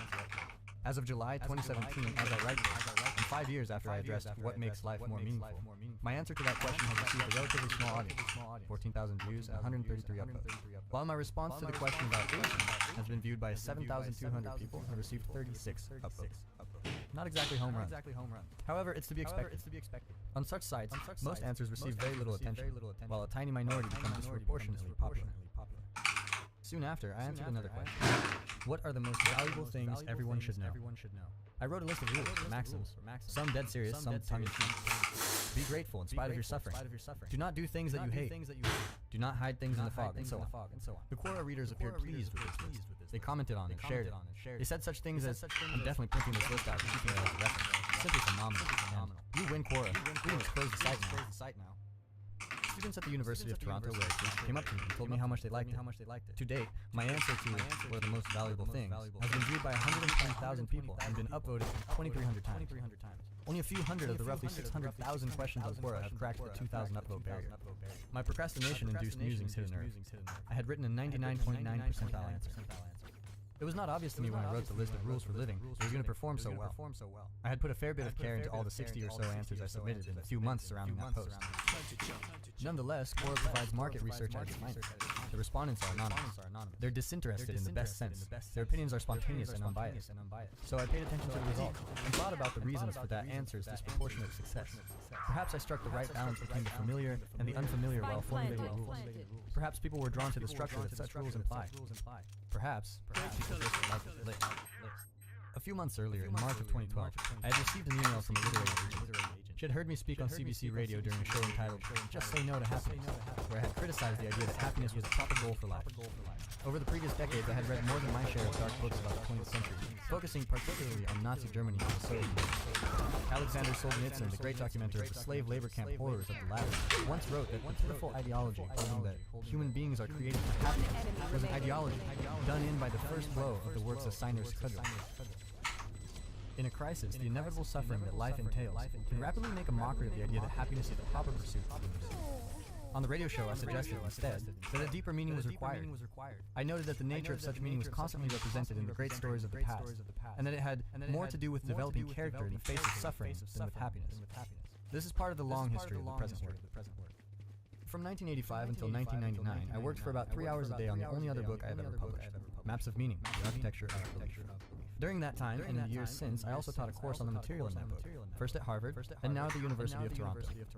In 2013, observing the rise of YouTube, and because of the popularity of some work I had done with the TVO, a Canadian public TV station, I decided to film my university and public lectures and place them online. They attracted an increasingly large audience, more than 1 million views by April 2016. The number of views has risen very dramatically since then, up to 18 million as I write this. But that is in part because I became embroiled in political controversy that drew an inordinate amount of attention. That's another story, maybe even another book. I proposed in Maps of Meaning that the great myths and religious stories of the past, particularly those derived from an earlier oral period, were moral in their intent rather than descriptive. Thus, they did not concern themselves He plays with this. what the world was, silent. Oh, he was playing a short. What? Instead of a place of objects. He sent the TP. Oh, he got into. Oh, fuck, he was right in front of it. But then why wasn't he fighting Timber then? Was he smoked off? Somebody smoked off hookah? The state of order is typically portrayed. I don't really get it. Imaginative as masculine. It's the wise king and the tyrant, forever bound together, as society is simultaneously structure and oppression. Chaos, by contrast, is where or when something unexpected happens. So you have shower cover. When you tell a joke at a party with people you think you know, and a silent and embarrassing chill falls over the gathering. Chaos is what emerges more catastrophically when you suddenly find yourself without employment or betrayed by a lover. That's not good. As the antithesis of What do we need to hold though? Omen's gonna die. Imaginative as feminine. It's the new and unpredictable. They have to, suddenly right? emerging in the midst of the commonplace familiar. Are they on site? Are they not here? We gotta fake the fuck out. Culture is simultaneous birth and demise. Order and chaos are the yang and yin of the famous Taoist symbol, two serpents, head to tail. Starred the yin yang symbol is the second part of the more comprehensive 5-part tetrad, a diagram representing both the original absolute unity and its division into the multiplicity of the third world. This is discussed in more detail in below, as well as elsewhere. Continuation. Order is the white, masculine serpent. Chaos, its black, feminine counterpart. The black dot in the white and the white in the black indicate the possibility of transformation. Just when things seem secure, the unknown can loom, unexpectedly and large. Conversely, just when Oh yeah, try One enemy remains. definitely try different sense or sense randomizer. Help me out. I'm not very good at tracking, so I can't say.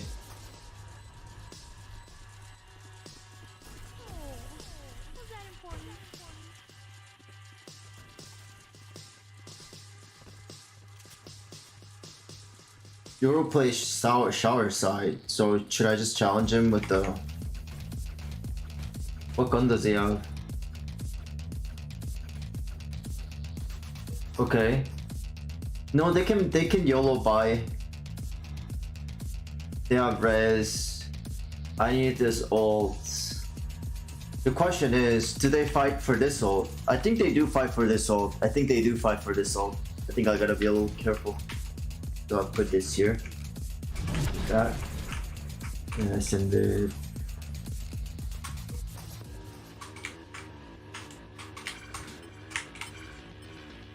That was bad.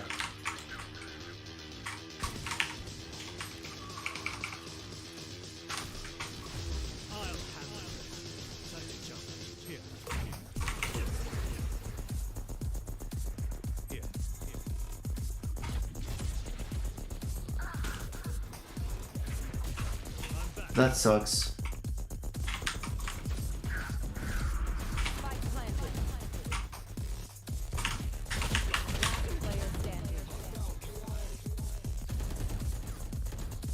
That sucks. That sucks.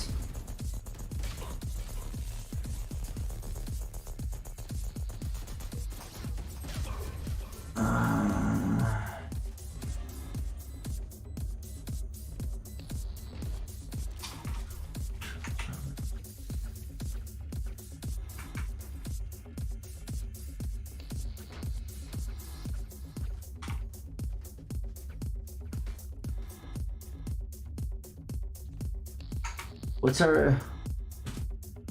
Okay. I don't know what our buy is. I don't know. Ah, fuck. That's fine. You want to play? Let's play. They're honest. They're pretty honest. I feel like I haven't really seen them... They play together except maybe like... I haven't really seen them lurk A for sure. So they're together as fuck. Right? Nope, that's a decoy. Then I spawn fake them.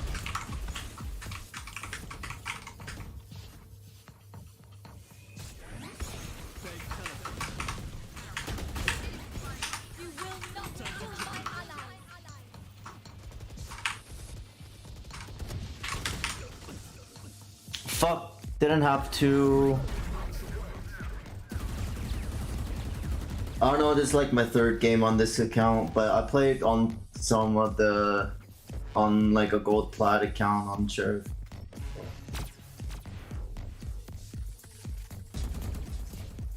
I've been doing it for a day, okay? I've been doing it for a day. That's your answer. I don't fucking know.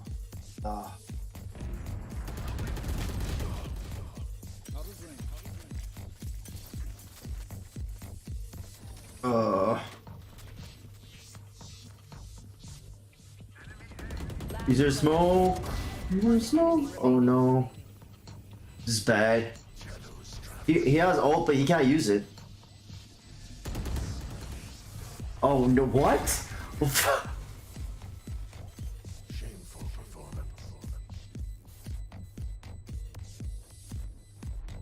What in the world just happened?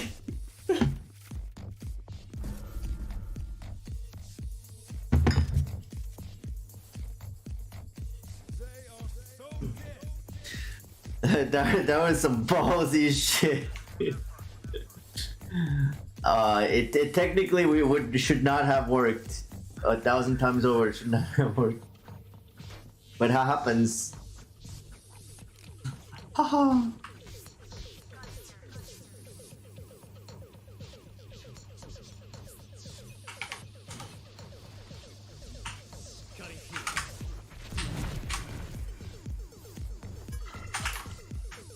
Gets info, breathe, so they're towards A, which means I pop here.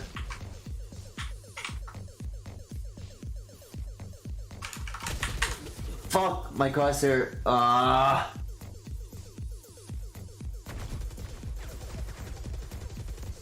Dude, let the KO take the kill. They're not gonna check that. KO's good for 2. KO's good for 2. Oh no, he has it. Get ready. Nice. Last one might be showers. Might be coming in front of you. He's gonna swing you like now, dude. Oh, thank you, Jet. Thank God. Okay, it's 4v1. Just go in a corner and go eat food. Chill. Have a chat. Stop pushing.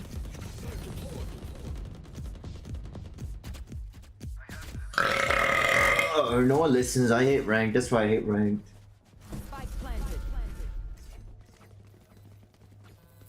Atias. I do have to do some target switch for sure. That's fair.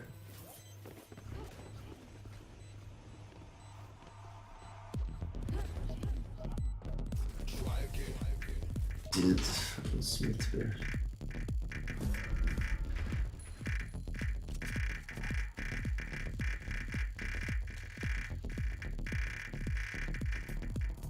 It's so hard tracking with this too, with the mouse XL, because naturally it wants to be bumpy. Like any kind of non-smoothness comes out, which I guess is one of the good things about playing with. You know, it's kind of like a training tool almost, if you think about it. I do that TP every time they know it. I can't do that. I gotta find some other move. So I've done the... Can't really build towards, or... Actually I can, but not this round. Okay. That just happened. What if I risk it like this? You think they're just... They don't even know. They can't even shoot me anyway. Did we get a little recon?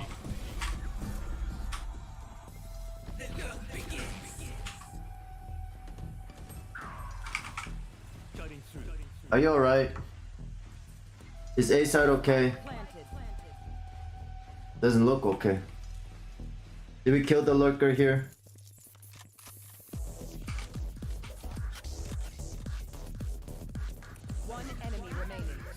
Raw XL. Yeah, it takes a lot of playing with the settings and stuff.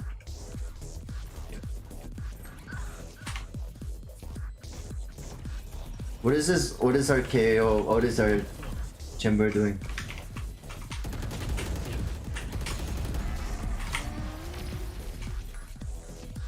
Why was he shift walking in spawn? What? I don't understand.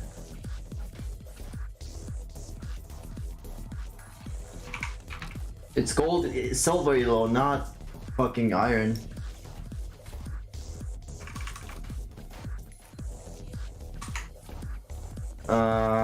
Omen ult. KO. We're good. And then our Omen's gonna op B? Long? Interesting. So our Omen has also, I'm just gonna grab that from him while he holds for me. And then I'll be able to help Showers. No way. Does he make that play? Dude, he holds for me. And we got a knife tag on A short. There's 2 on A short. There's gotta be someone Showers. So let's send this. Bam. Does it not follow? Does it not? Why? What the fuck? Oh, they killed it. Never mind. So they're hitting A. We have chamber lurking. It's fine. She's just gonna die. This Jet's gonna die. Jet's gonna die. I gotta help Jet. I gotta help Jet. Oh no. Oh what? Fuck! He wasn't trying to get Jet. He was waiting for me. He hurt me obviously, but.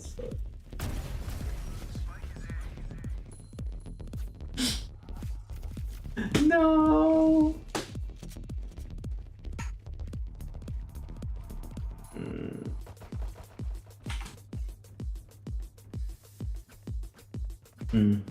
Interesting. So I should actually save my ult for this team. I should save it. See if we use it like when KO uses it, and just like stack it then, because I feel like even if I get into their backside, they have Omen and Yoru, but they get into our back, unfortunately. Okay, so spike down. They're gonna have sight. Can't let him have sight. Oh no, is he in trouble? We're chilling. Nope. Okay. So then we'll go. Omen was fighting here. Still there. Okay.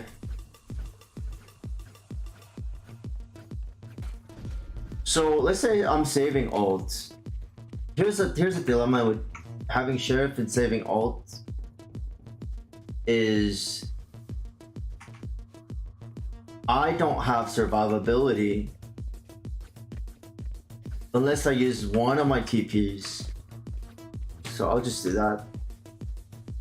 I just need one TP. So I'll use one of the TPs. Yep. The Omen wants to make that TP play. So what do I do here? They don't have anything to clear fucking close corners with. What the fuck? Wait, what? Okay, it's a little late. That is unfortunate. Let's assume nobody pushed hookah. And then, oh god.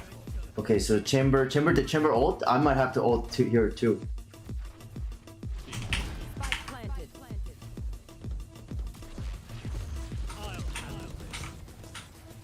Time to jump. Here. Here. Here.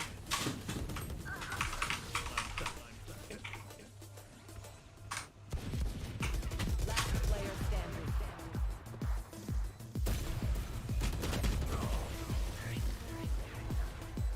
Oh well.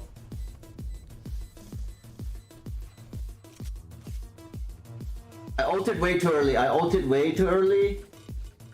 And then I need... Alright, here. I gotta stop doing this. I'm just gonna hold my side and then send my TP deep so I get into their backside, and I'm just gonna be like a constant threat. I think that's how I have to play.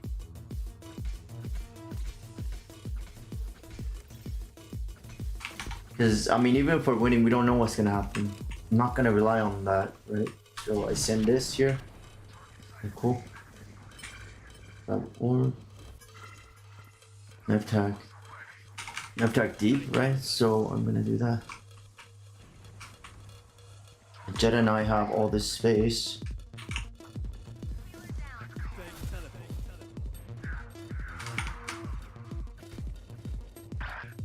Gonna die and then they take TP, right?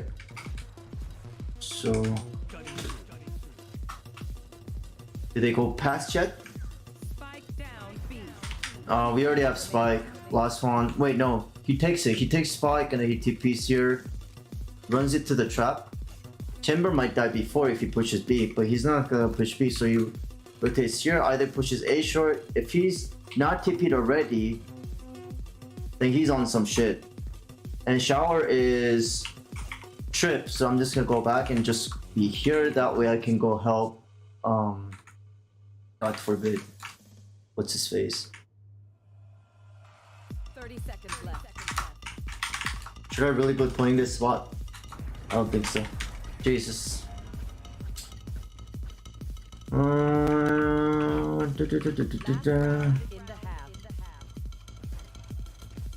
I think I just play, but I don't really have time to get to chamber. By the time I left this side, I was afraid that he would take A for free. But then I guess you can just argue we just play for retake. But we do have an op, and it's really hard to play with the op retake, especially if it's just one of you that has a fucking sheriff and the other guys around. So they're hitting here. They have to hit here, right? Oh yeah, they're gonna hit this. Oh, look at the flash. No. You're constant threat. TP. Where was TP? Was that our side?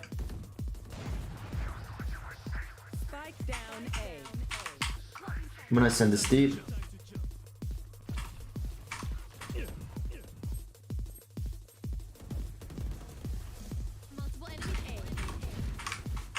I gotta hold shower, right? One TP. Big TP. So he goes B, and then Omen TPs, joins them in B. And then it's 4v2. Was there...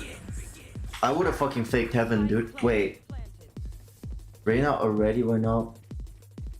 Omen's alone planning, so Reyna's gonna be... And then so Omen might be trying to fight this. We have to go. 106, 106. We have to go. Jesus fucking Christ. I just gotta aim. Switching sides.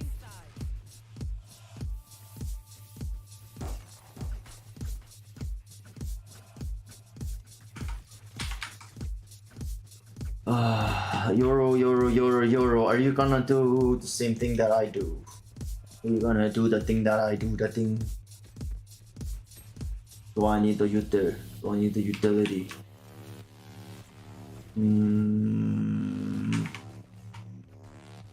I send deep into A short.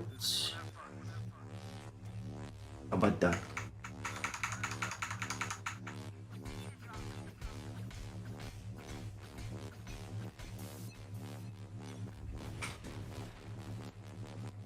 Cutting through.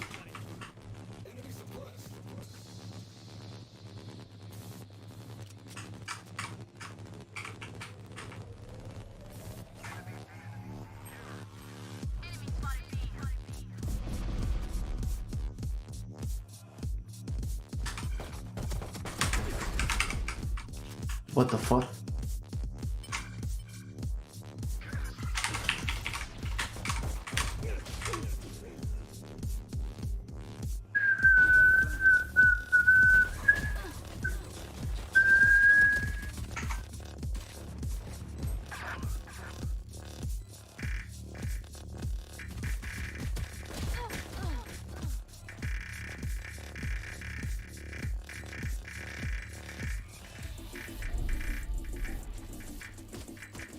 Last player standing. One enemy remaining.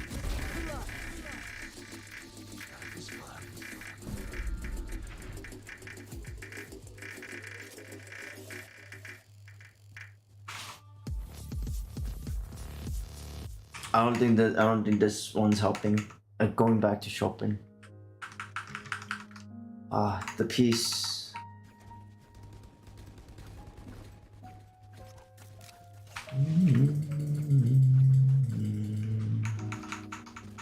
Oh, close corners.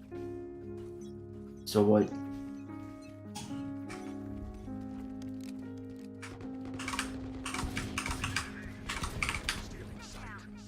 Dude.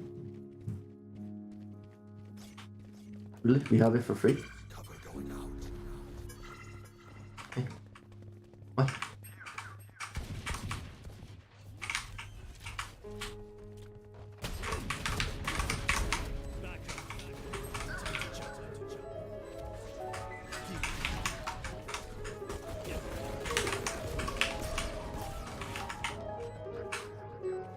One enemy remaining.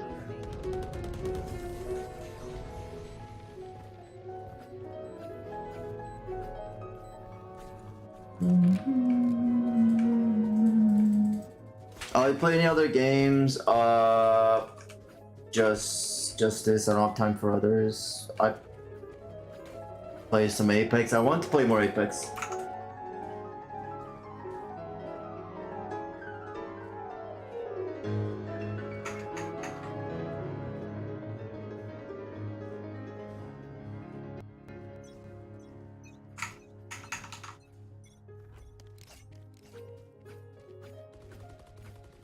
Uh-oh.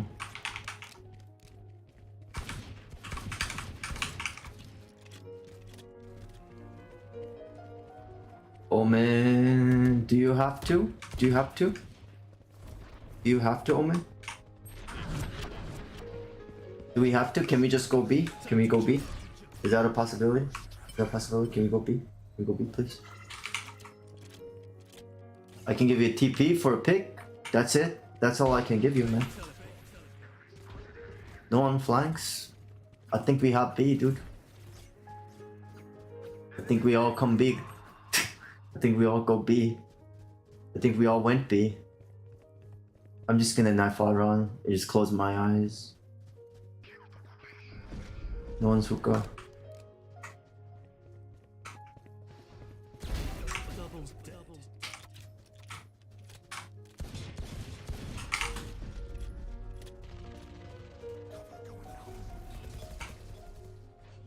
30 seconds left. Cutting through.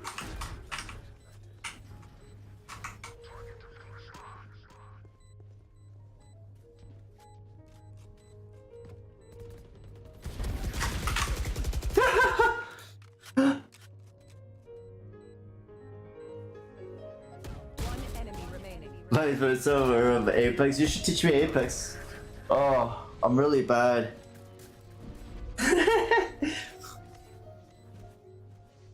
Match point.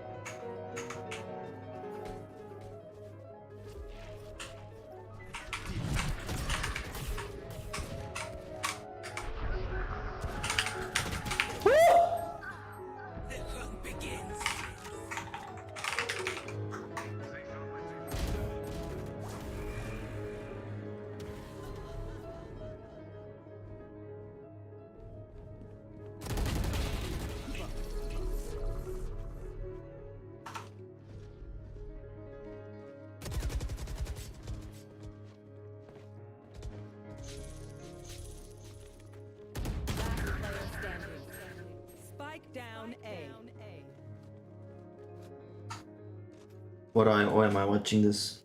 This provides no value to humanity.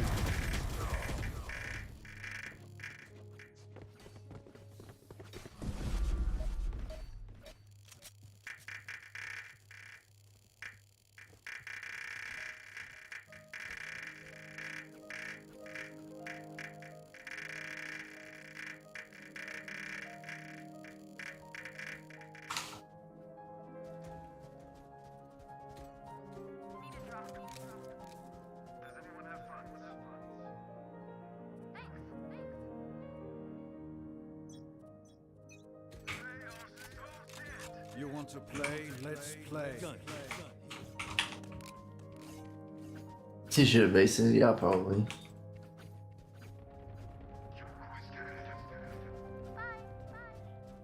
I'm gonna give him a free gun, aren't I?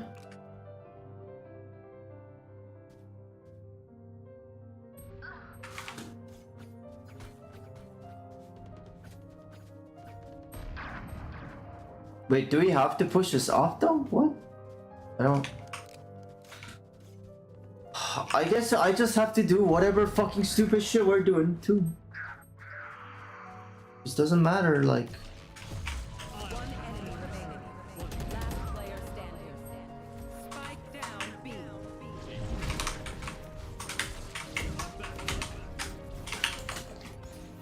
Oh fuck, I'm bad.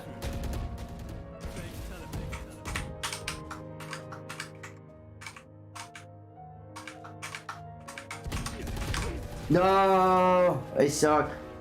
Bad.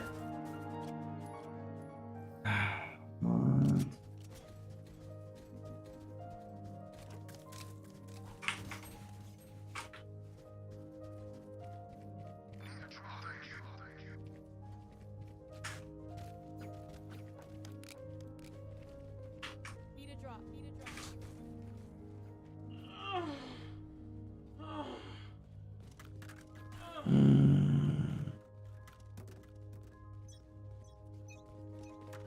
Gun here.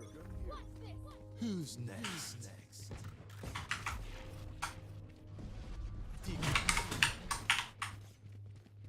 No, Omen's gonna... How do I... They push flank here. Fuck.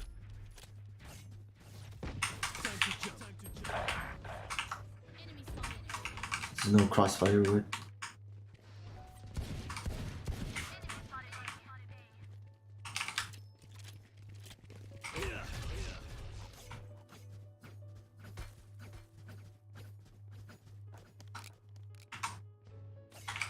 I mean, they're kind of messing around anyway, so I don't...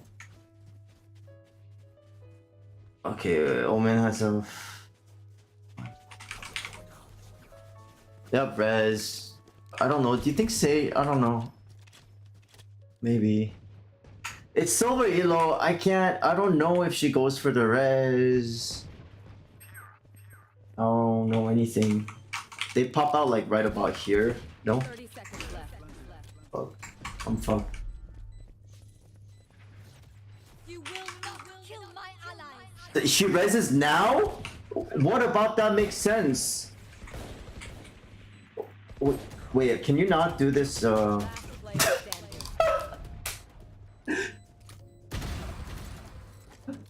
was trying to get it to go to elbow and it wouldn't get on the ledge to flow. Dude, I'm so fucking sad, man. Oh no.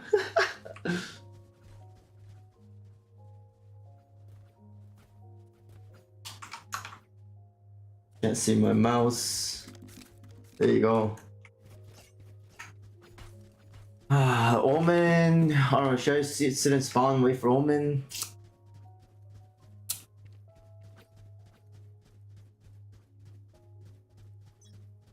Send the TP all the way into spawn? From shower? There's no one-on-one here. They never hold shower though. They never actually fucking hold shower. They always give it up though. But I don't know if it's like These guys, I don't know, they make me nervous, man. Just because I've been dying, and I have. Okay, 3v2. Fine. Let's get there early. They're about to run into Jet. Wait. What? Oh, it smoked! Alright, GG. Jesus fucking Christ. Oh, it's just so hard playing without comms, man. I feel so fucking blind. Oh. But it's good. The thing is, like, I need to switch my playstyle entirely, so I'm just like focusing on aim. I don't know who this guy is. Gonna run some deathmatch, honestly, just. Yeah, so I play this more, I don't know, definitely lead a lot more. That's how I play. Make calls. I'm not good at the game myself. So without a card, I have to actually play the opposite, just hit heads and play selfish, etc. I gotta start doing that a lot more. Then the other issue is lineups for retake. I think attack lineups, I'm kind of getting there, but I gotta pick up some retake lineups. Otherwise,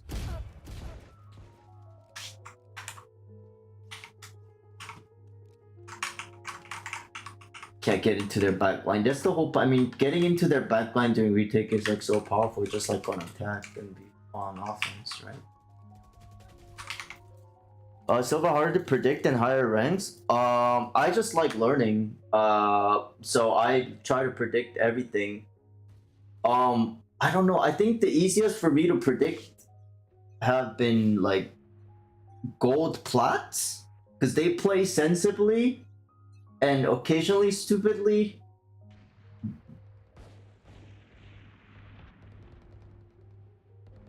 I don't know. So some of this, maybe it's just what I'm feeling right now, but I'm having difficulty differentiating between iron, bronze, silver, and gold. They all they don't make a lot of sense to me, so like, let's say you're on eco, right, and your neon has ult, right, and that's the only thing you have that can win you the eco round. You pop that goddamn ult, and you try to win that round. You don't save that shit for some, when you have 4 other fucking ults. That's when you pop it. Like, some of the stuff doesn't make sense. These guys wouldn't pop it. These guys wouldn't. It's just, but it is what it is. That's just how it is sometimes. And I'm not having a game where the reason I'm not doing well is not because of how they're playing and how I'm not able to predict it, but I should be playing in a way such that it shouldn't matter. Oh, I can't believe I just tried to walk. See, this is another thing, like, I'm making sort of a habit. I think it's kind of an ego thing at this point, because I'm trying to like pre-fight everything, but at the same time, a corner of my mind, half of my mind is telling me, okay, yeah, but you still need to, like, if you perfect the technique, that's going to be super valuable against Vandals, because you're taking free fights, you're taking free shots. And if those shots are good, then I don't have to fight Vandals. I can pre-fire them, I can wallbang them from the safety of my home. Silver diamond in 1 act is impressive. I don't know, man. Depends on the circumstance. Depends on. I mean, what you probably want to hear that's impressive. But I personally think it's impressive. I wouldn't have been able to do it myself. But there's also other people that have done that. It all depends, what kind of impressive are you looking for? Do you want to be the only one that's ever done it? are you satisfied with it? Yeah, impressive is such a judgment call. Like it's such a value judgment, and I'm just not. I don't think it helps people develop, because a lot of people are like, oh, I am at this point, this rank or this stage after having played X many hours, like, am I good? It depends, man. And also, there's many fallacies too with this. People may be assuming that like their progress is gonna be linear, which is not the case. You're gonna hit walls. Right? You might progress even further. You don't know. We never know. We never know. It shouldn't really matter. It shouldn't really matter. It all depends on your goals. Do you want to get to diamond?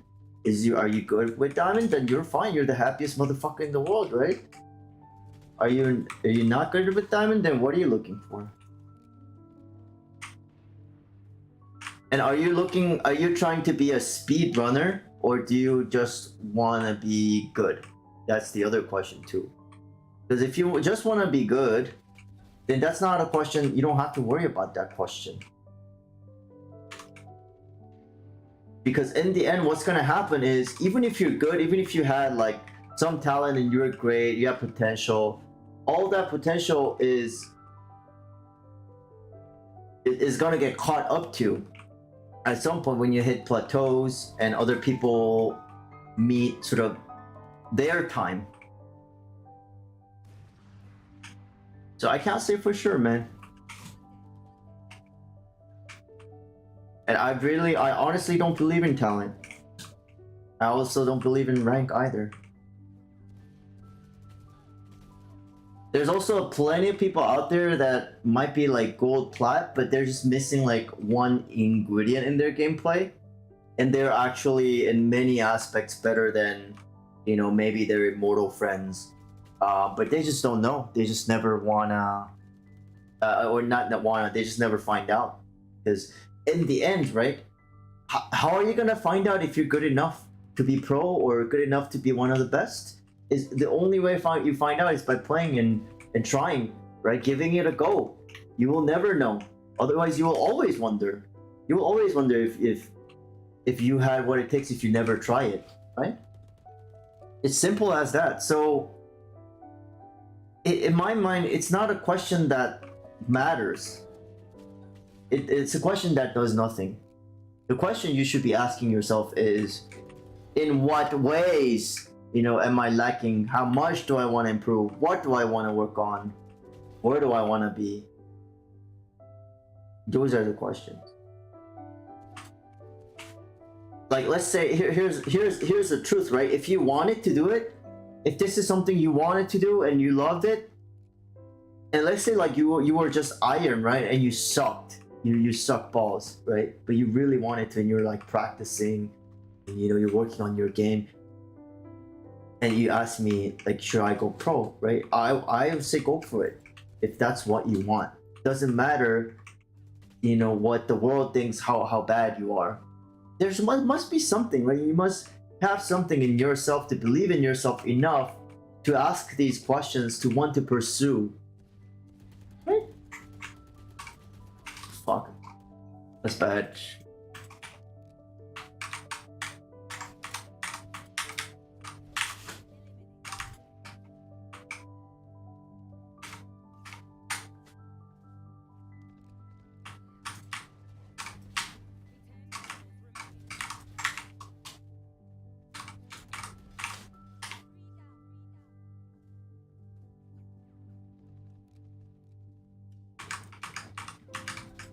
And let's pretend for a second that like talent matters less than, say, like if with enough hard work you can beat talent, right? Then does it actually ever matter how much talent you have? My strongest belief is that everybody has strengths and weaknesses. The winners, the best, are the ones that know how to bring out the best in their strengths and cover their weaknesses. And it's sort of almost like a fair playing field, almost, not quite.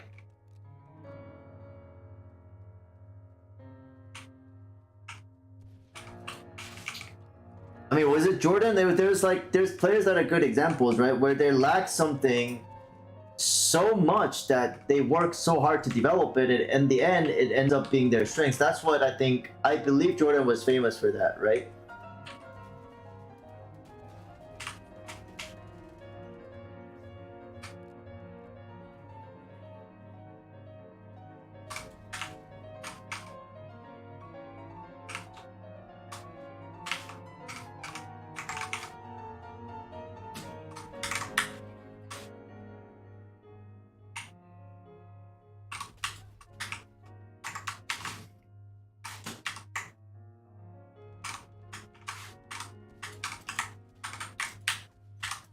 Oh.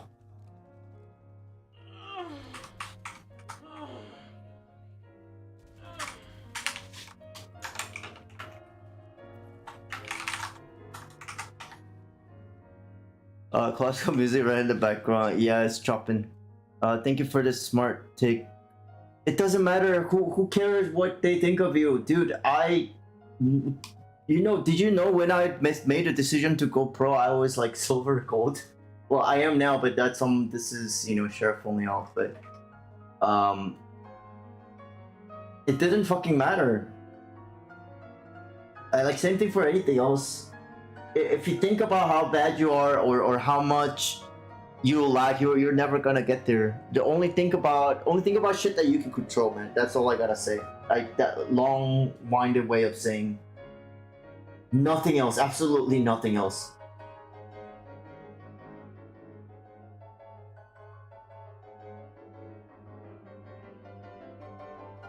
You limit yourself, all the thing is just pushing yourself to improve.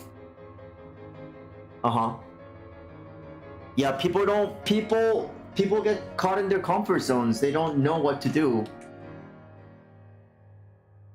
Here's the thing though, getting out of your comfort zone is also a skill. Everything is fucking meta. You can get better and better over time at getting out of your comfort zone.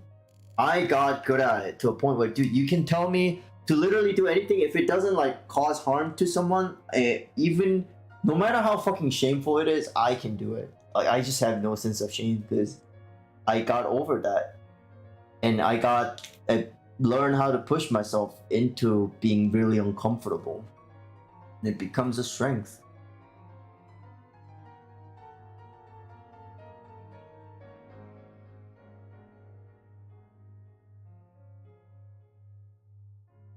I don't know, man. I kind of like these neon walls. These pink.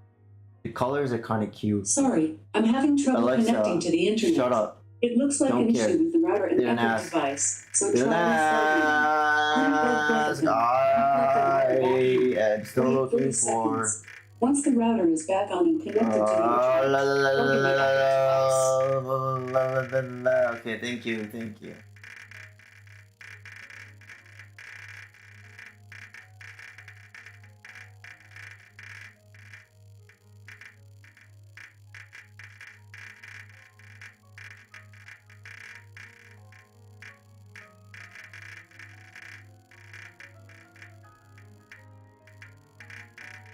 Oh, also to give you guys some fucking perspective, there's people that have played this game since beta and they've been gold or plat or whatever forever.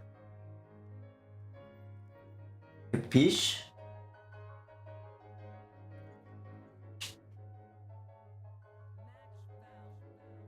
But why does it matter? Once again, why does it matter how many bad people there are? Because, were you looking to be average? We're looking to be best. If you're looking to be the best, it honestly doesn't matter. Just be the best, be the number one. Easy.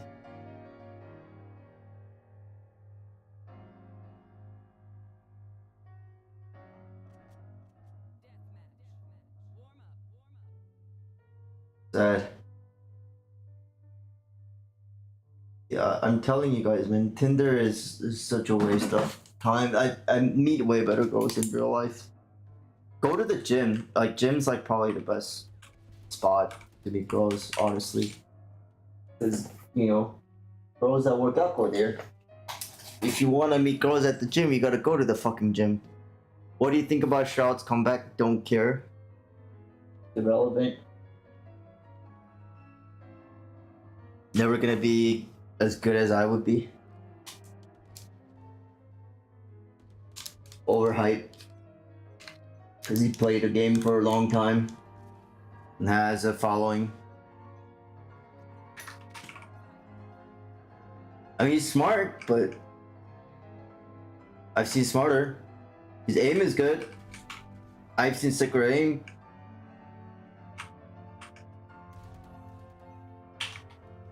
He's an exceptional leader. Like, I mean, I'm sure he is, but when people talk about the best IGLs and leaders, the Shroud's name come up. Shroud's just fucking Shroud, man. Shroud's just a guy. It doesn't inspire. He doesn't inspire me. I inspire me, dude. I fucking inspire me because no one else comes even close to doing what I'm doing with the disadvantages that I got. No one has the fucking balls to do what I do.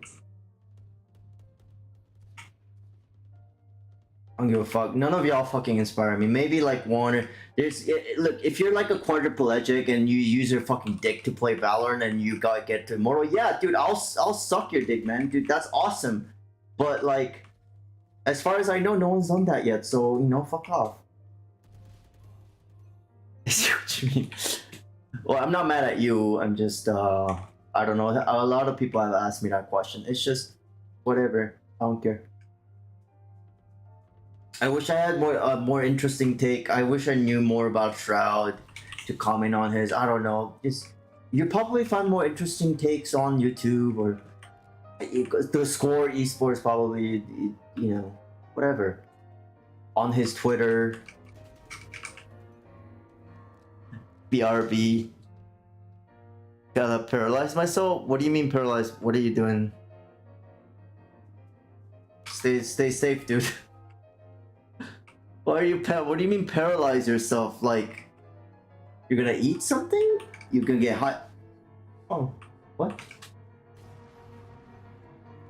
Oh, he was chip damage. I was like, why did she die already? Okay, that's an example of how not to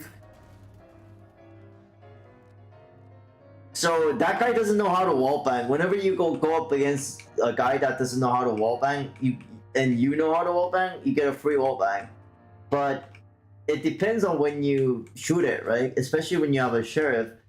With the sheriff, the challenging thing is every shot, it forces you to think about every shot as like an opportunity, right? So one bullet is so valuable. That's what I love about playing this, is that you can't get away with it. Because with the Vandal, I would have just been like, oh, like I'll fire to the right side a little bit and force him to peek out and I'll just tap him, right? It doesn't fucking work. You can't do that with the damn sheriff. See, if I did that wallbang just a little bit wrong, I'm too late, you know? Quadruple that plays with this thing is ready to inspire this. You should. Oh, because of the Valorant joke. Oh, yeah. Oh my god. Get away! Dude, ever since I rebound my space key, I don't know what to do with my jumps. I have to like... This is...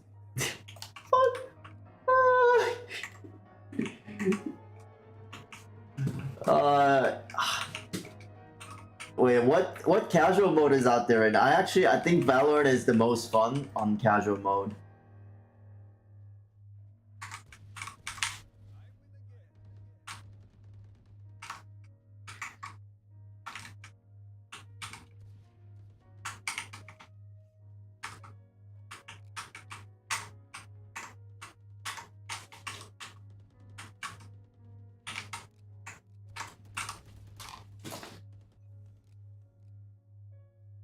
Dude, it's always the fucking easiest shots, man. I just can't, like, see those shots, those weird shots that I feel like I shouldn't hit, I always fucking hit. You guys know how I feel, right? Anybody else know how I feel? I'm not alone, I'm not crazy.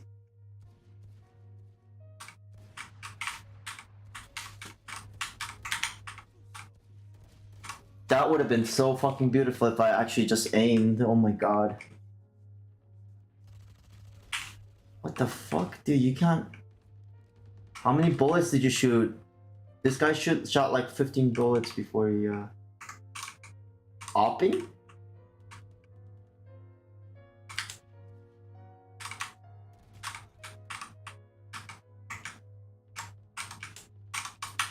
No. Why am I?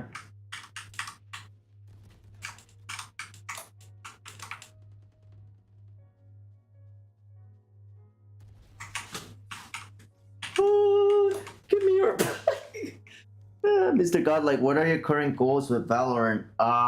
There's a couple things. I want to get decent at Yoru, in terms of agents, and then learn Fade.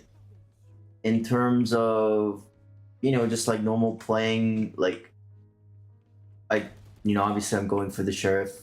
Only get good at Sheriff. By get good at Sheriff, I look at it a few ways. You know, there's just the main like first tap accuracy, and then there's just the movement with Sheriff. And those two are probably like the biggest things I'm working on. Because I think my counter strafing is pretty much there. I'm very much used to like the rhythm of the Sheriff at this point, where I can move around freely. But there's still work to be done.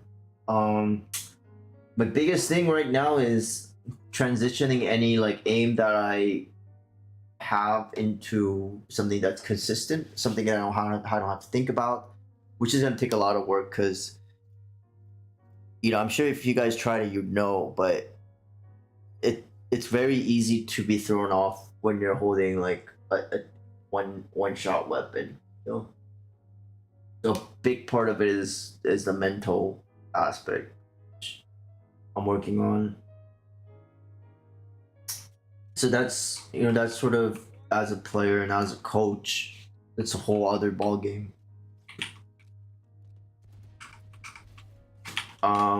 Still wanting to put together some sort of a roster eventually, but I do wanna find one guy or like produce somebody that wants to work with me consistently and wants to put in work, because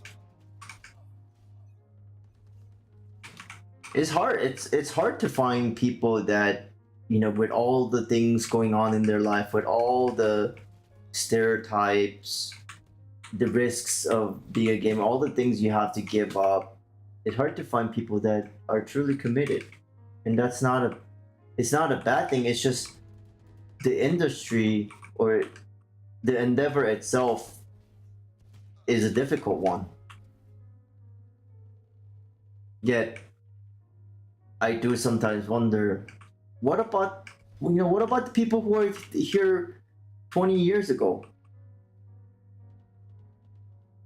The people, the first Counter-Strike players back in, when CS was a goddamn Half-Life mod. What about all those Quake players? They didn't make enough to make a living. A lot of dancers, painters, artists, you name it, plenty of professions. Calling, it's people do it because they love it, but they just don't make enough money. And you think about how many lives people lead, how much sacrifice people make for passion.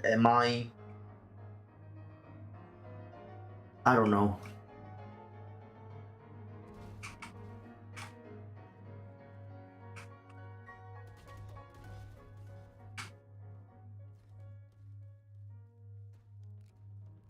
Is it too much to ask for hunger? Is it too much? Is it too much to ask for some fucking hunger, right? I think I don't know. These days, it's kind of sometimes feels like it. Not just Valorant wise, but people just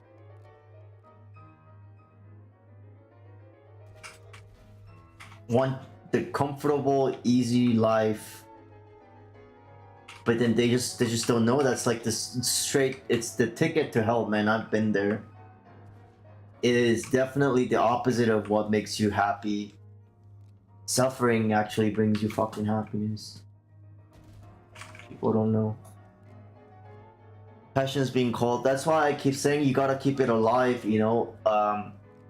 Do a little bit of it every day if you can. Whatever you love, do it. You know, if you love your wife, do her. Love your fucking husband, do him. Yeah, you like art, do some art. Like writing, do some writing. You don't have to become pro or make something out of it always, you know.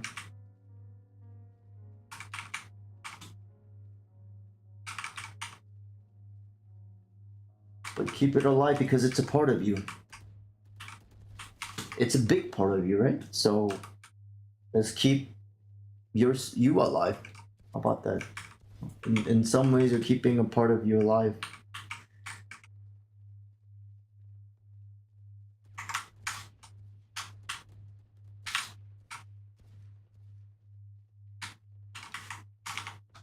Did he pass? Did he cross? He crossed, huh? I'm the dude that sang the strong super intro. Oh, you changed your goddamn name.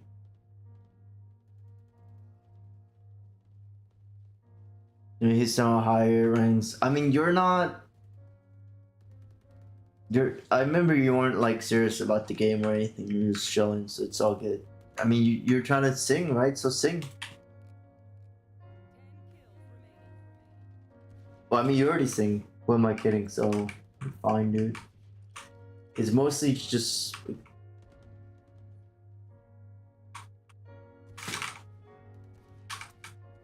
God. I gotta finish. Alright. Time to focus. What is this? Here. Relaxing. Something relaxing, not depressing. There's a difference between depression. There you go. Just what is wrong with how does that get like 5,000 million views, man? I don't want anything in D minor. Alright, fuck the D minor or E minor. Actually, E minor is fine because E minor can be like. I feel like E minor can sound like kind of sad, but like romantic sad. Like someone's in a like it's like a penny dropper sad, you know. I don't want that. I want that double rank up.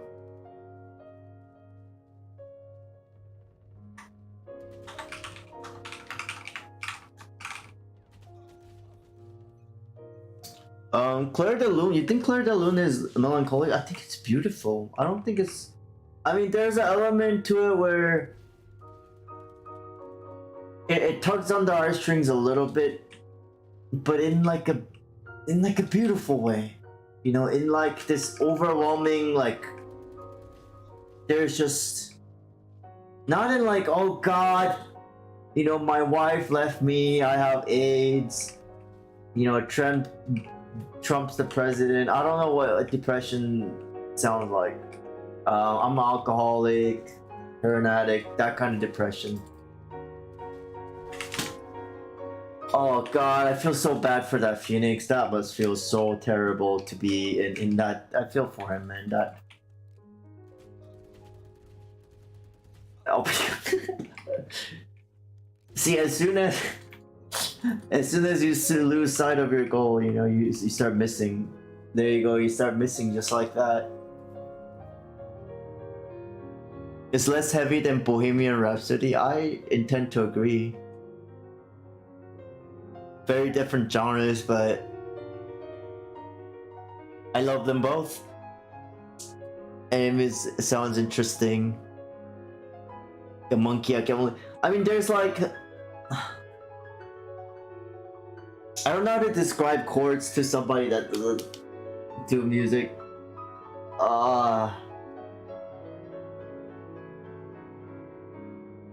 Okay, put it this way: you like food, though, right? So it's kind of like food.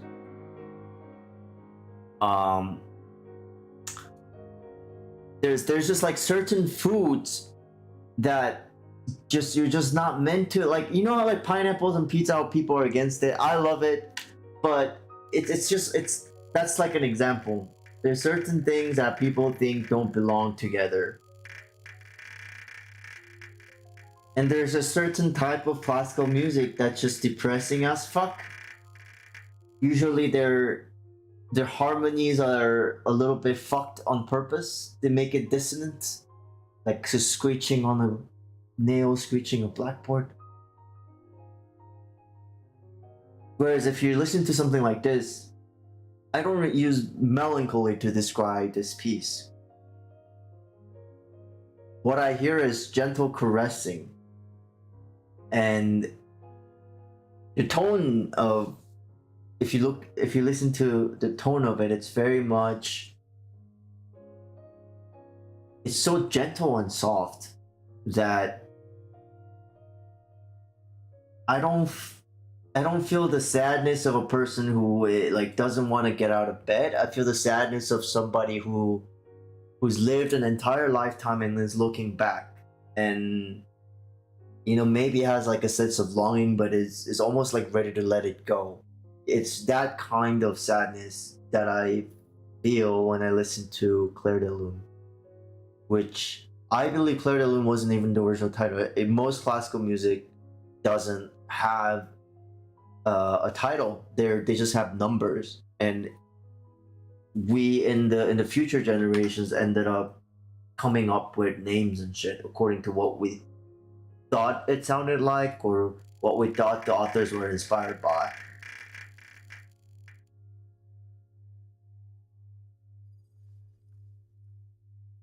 So I think when Debussy wrote this piece, he didn't specify anything to do with the moon, but it became Clair de Lune.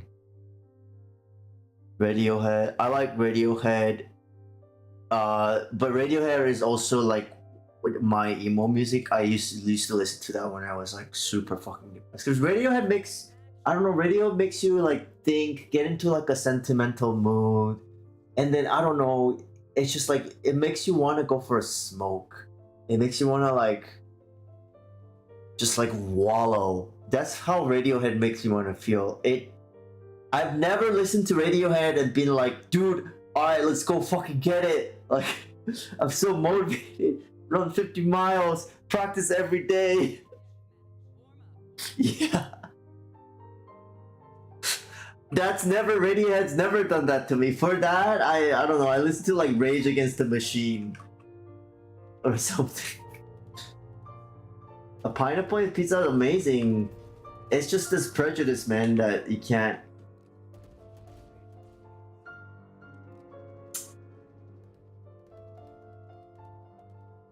But you know, that's kind of cool, right? That's why I love art, is that normally people wouldn't want dissonant sounding chords, but each has their place and use, and there's no, and a lot of times they can be used to a great effect.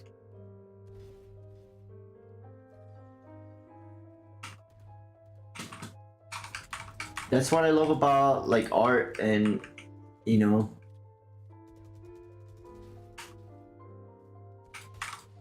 oh, this omen's fucking fast, dude. We just strap them all to chairs. Dude, did the Italians actually wage war against pizza, pineapple on pizza? What is the story? Is there a YouTube video on that? I'm actually curious. Why would they? Also, is it Hawaiian? If you actually go to Hawaii, do people, is that their thing? Dude, Hawaiians are weird. Don't they also love Spam? I don't know what it is. I think it's the thing with like Hawaiians had a lot of whatchamacallit, like US military presence, right? And that's where they got their Spam, isn't it? The Spam culture, because they have so much of it. And I guess I assume the same for pineapples, but then I don't know. Pineapples probably, they probably grow pineapples. Yeah, so maybe they use organic pineapples, but like shitty spam. Do you ever wonder if in Hawaii they have organic spam? If you go to Hawaii's Whole Foods, anybody from Hawaii answer that question? Fucking organic spam made out of Wagyu beef. I don't know. The earlobes of Wagyu beef. Similar island cultures as Samoans and things and shit. Like just Pacific Islander or Islander culture in general. Interesting. That is actually true, because I used to live in Taiwan, and Taiwan's an island. We weren't big into, we weren't heavily military dominated, but we had Japan. So Japan conquered. I say we, but I'm not Taiwanese. I'm just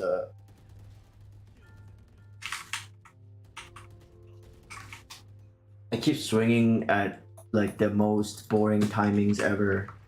I gotta stop doing that because there's a difference. I mean, even if you're eager to take the fight, doesn't mean you have to constantly take it. You can choose a better timing to take your fights, right?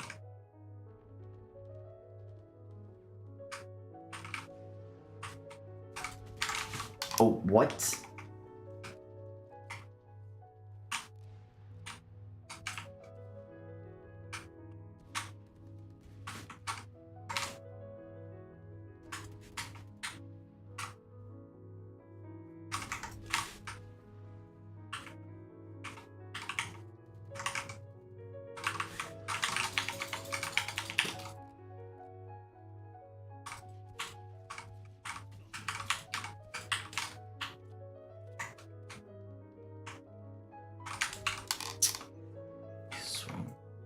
Spam is spam.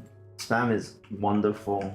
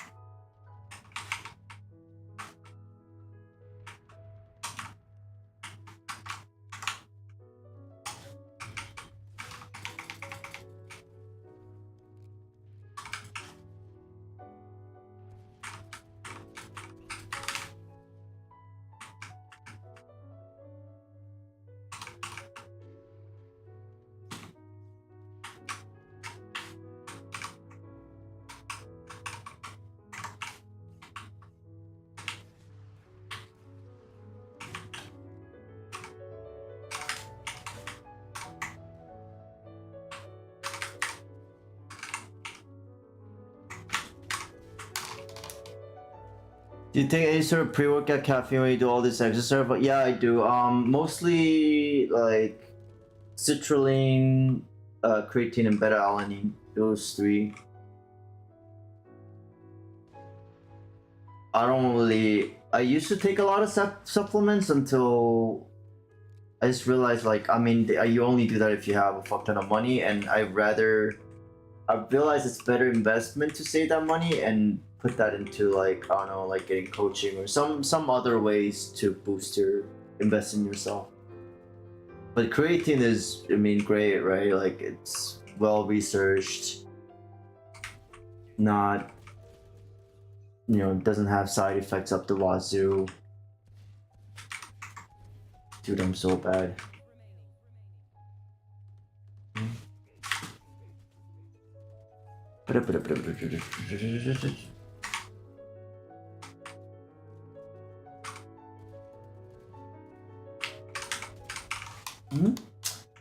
I swear to God I hit that, like, properly.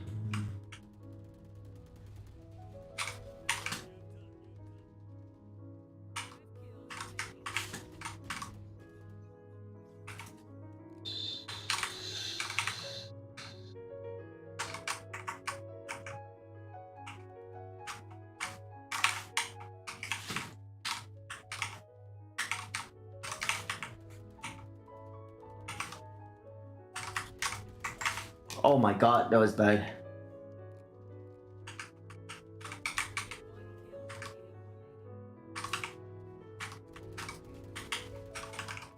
Dun dun dun. I do tracking, but not enough.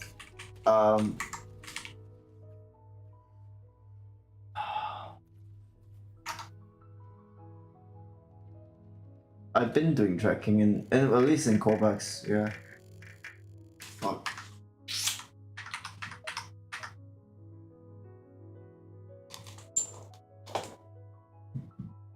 So the beer is kind of wearing off, and it's my perception is taking a hit.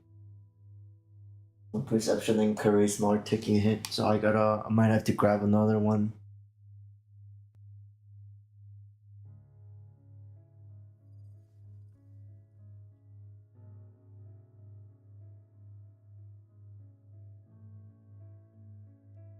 What rank? Oh, gold rank. Competitive. Ashley, passing here. Good luck with everything. Thank you for stopping by, man.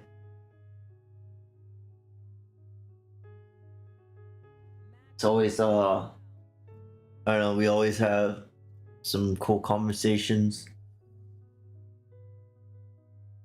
Appreciate you being here. You guys make more of the stream than I do. I don't really.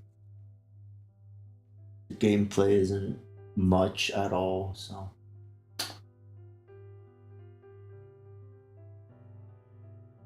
I still haven't really figured out ways to make this community thing. I don't know. Figure it out.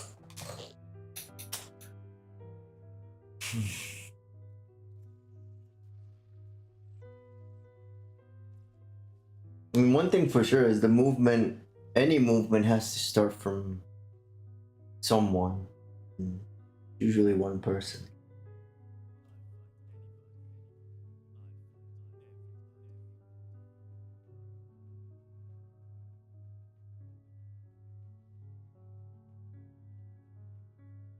Like, what if every gamer in the world did like 10 burpees just right now? I feel like we just, I mean, like, that's kind of a cool way to think about it, because if you like say like you run for like 10 minutes, you burn 100 calories or something like that. I don't fucking know, gotta look at the tables, but and then let's say like, you know, 1 million people run. Just thinking about like how much that is, like as an individual, it's not a lot. Kind of cool to think about. And the interesting thing is, like, calories, they can only be disposed to expiration when you like breathe out your carbon.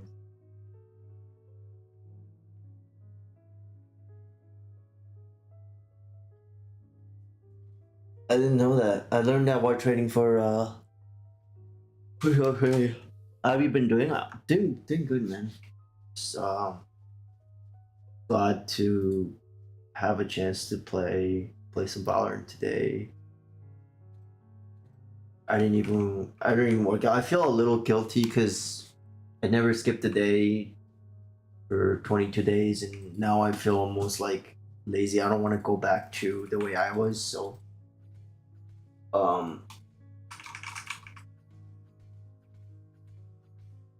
there are definitely things I need to overcome, because if I make like a schedule and stick to it, I think that'll be awesome.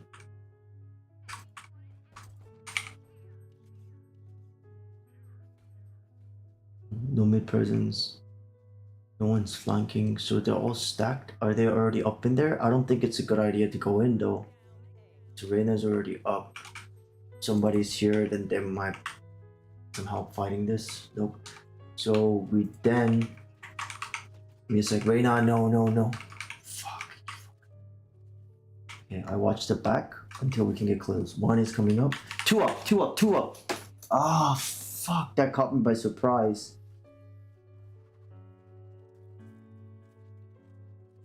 See, that is the hardest thing on the planet. And there's something about the timing is just so weird. There was no nest player, elbow player, and then the elbow player doesn't push mid until we're... But here's what I did wrong though. I think my TP definitely should have gone with the team in a goddamn ranking because there's no communication. I mean, Breeze is such a strong map for Yoru, but you can't utilize any of his like capabilities to... What are you doing? Dude, the Reyna's gonna fucking peek this and then I'm gonna get shot.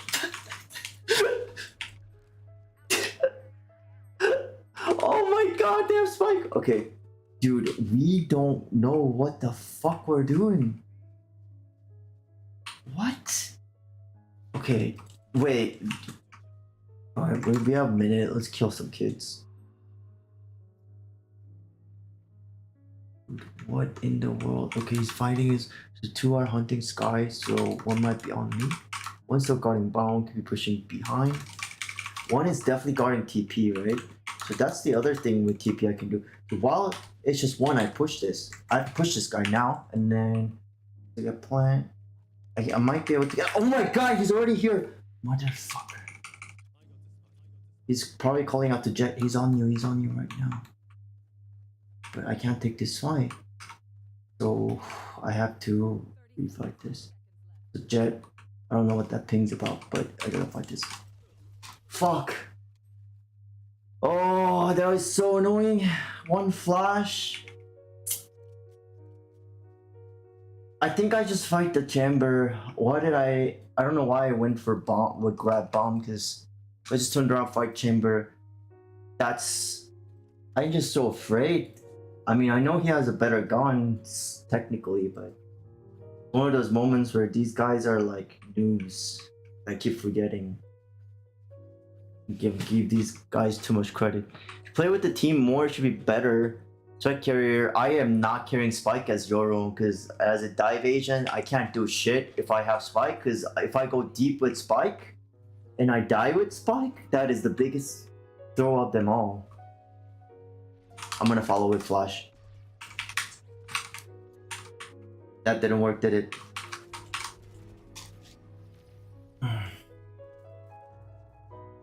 So, yeah, so that's just bad Flash, because Reyna had to be really pushed up. Like somebody, they have to be like in front of pillar. So they can't retreat with the... What play can I make? So if my teammates are dying... I think I go fast. I think I go fast mid, and I just keep going fast mid every single time. That's the only way. Do that, and then I'm gonna send 1 through.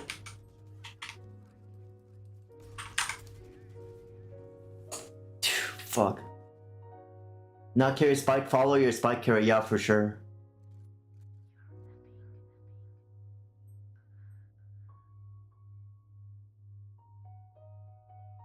But you see how, like, even if we stick with the Spike carry, how this is such a bad idea, all these things they're doing. Like, one of them is shit fucking, the other is sending a goddamn wolf, letting them know literally that we're coming. He's not taking this hallway, he's just gonna get shot in the back. Sky's healing, so he can't protect him. They already revealed position, but they're dilly-dallying. They have a minute left. They already know that they're on A, so 1's probably behind it closing up. They definitely are in front of caves. Like, what are they doing? You just get...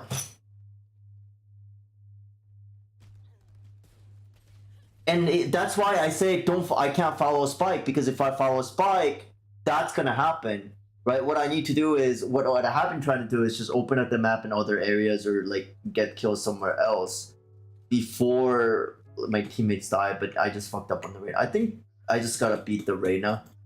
The Reyna's the problem, because he's not smurfing, he's not very good, but for some reason, I think it's overconfident. They have off care. Oh, of course. I also have not seen Viper throw a single like useful smoke. I have not seen that from our Viper. Tell me if I'm wrong.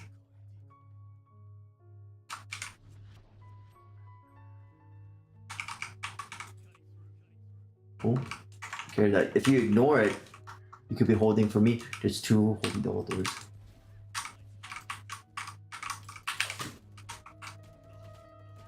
Fuck! Sky is there too. Jesus. Okay, so I kill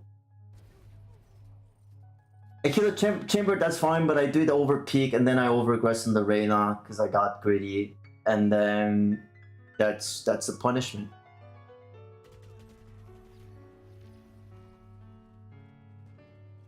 So then you adapt again, right?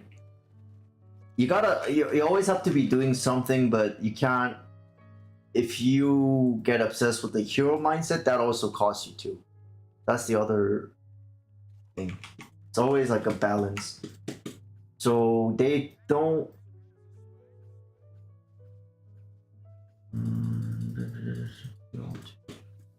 We have ults. We have ults. We have ults. We have ults. And yeah, dude, three of you just YOLO pushing mid. Like, I gotta send something. I'm hoping that this is the lineup. I don't give a fuck. So now, are we pushing A? I'm so assume we're pushing A, dude. Fucking flash you, flash my teammates. I don't give a fuck. Flash everybody.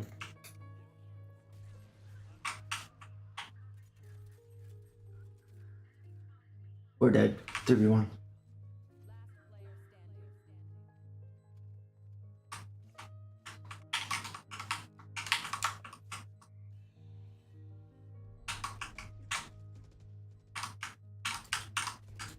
Fuck.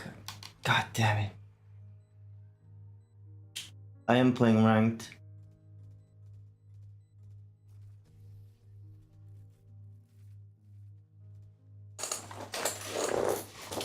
Might have been playing for too long, that's the problem. Sound was also low. Didn't care, didn't hear. I missed out a lot. Something was wrong. Something was wrong. It's all about fixing it as you go. What's up, Abdullah? I can buy. What do you want? You try to buy Viper if she has the brains to know how to request a gun. Clearly not. Everybody's already in a throwing mood. Okay, now we're playing default. Interesting. This Reyna is gonna push. So what? I send it to TPD. Forget about the spike for now. And does that help Viper? I don't know. Forget about helping Viper. 30 too late. That's not gonna help. As soon as that fight happens, I peek it. I can peek and then I can get on. Oh, we actually have B open. There's 3 mid. We might actually be able to do this. Hold on. Uh-oh. Uh-oh. Fuck!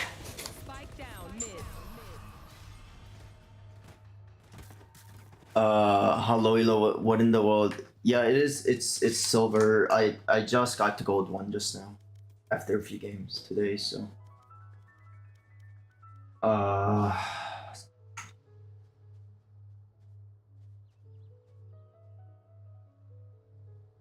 I guess we'll just play. I don't know why you were. Fuck. You had to redeem it at this point. It's not even like. Not even entertaining anymore. Fuck. This is gonna suck.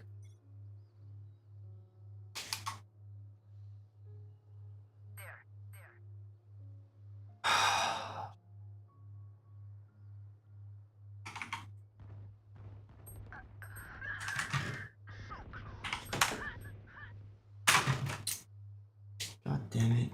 Hold on. I think it's 2, since 3 is 2. Fuck.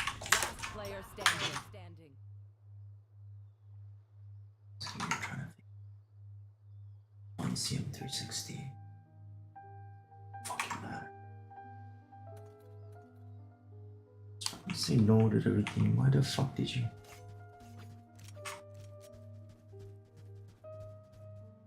It's remove the fucking thing, dude, or make it. I'll go take a break. Fuck.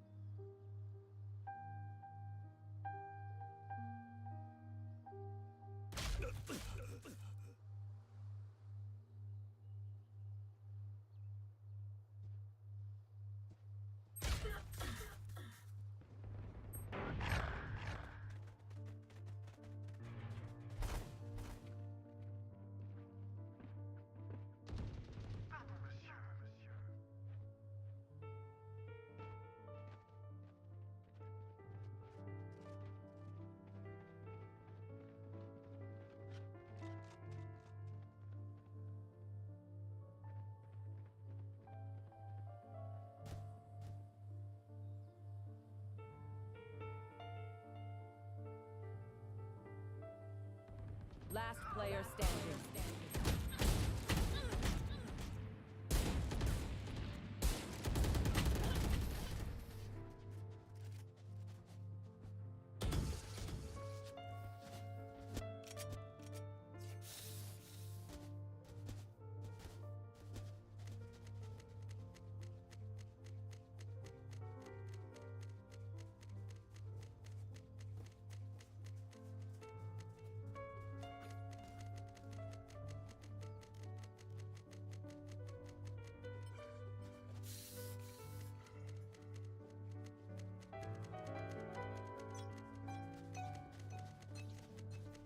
I've got your trail.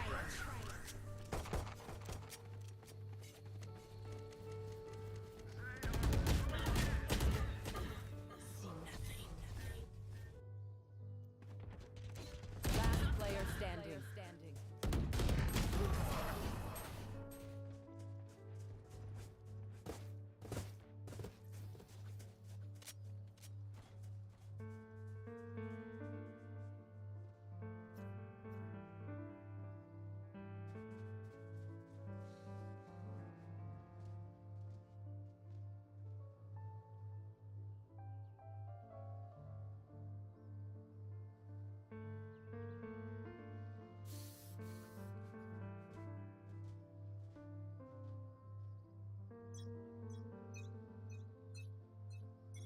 Welcome to my world.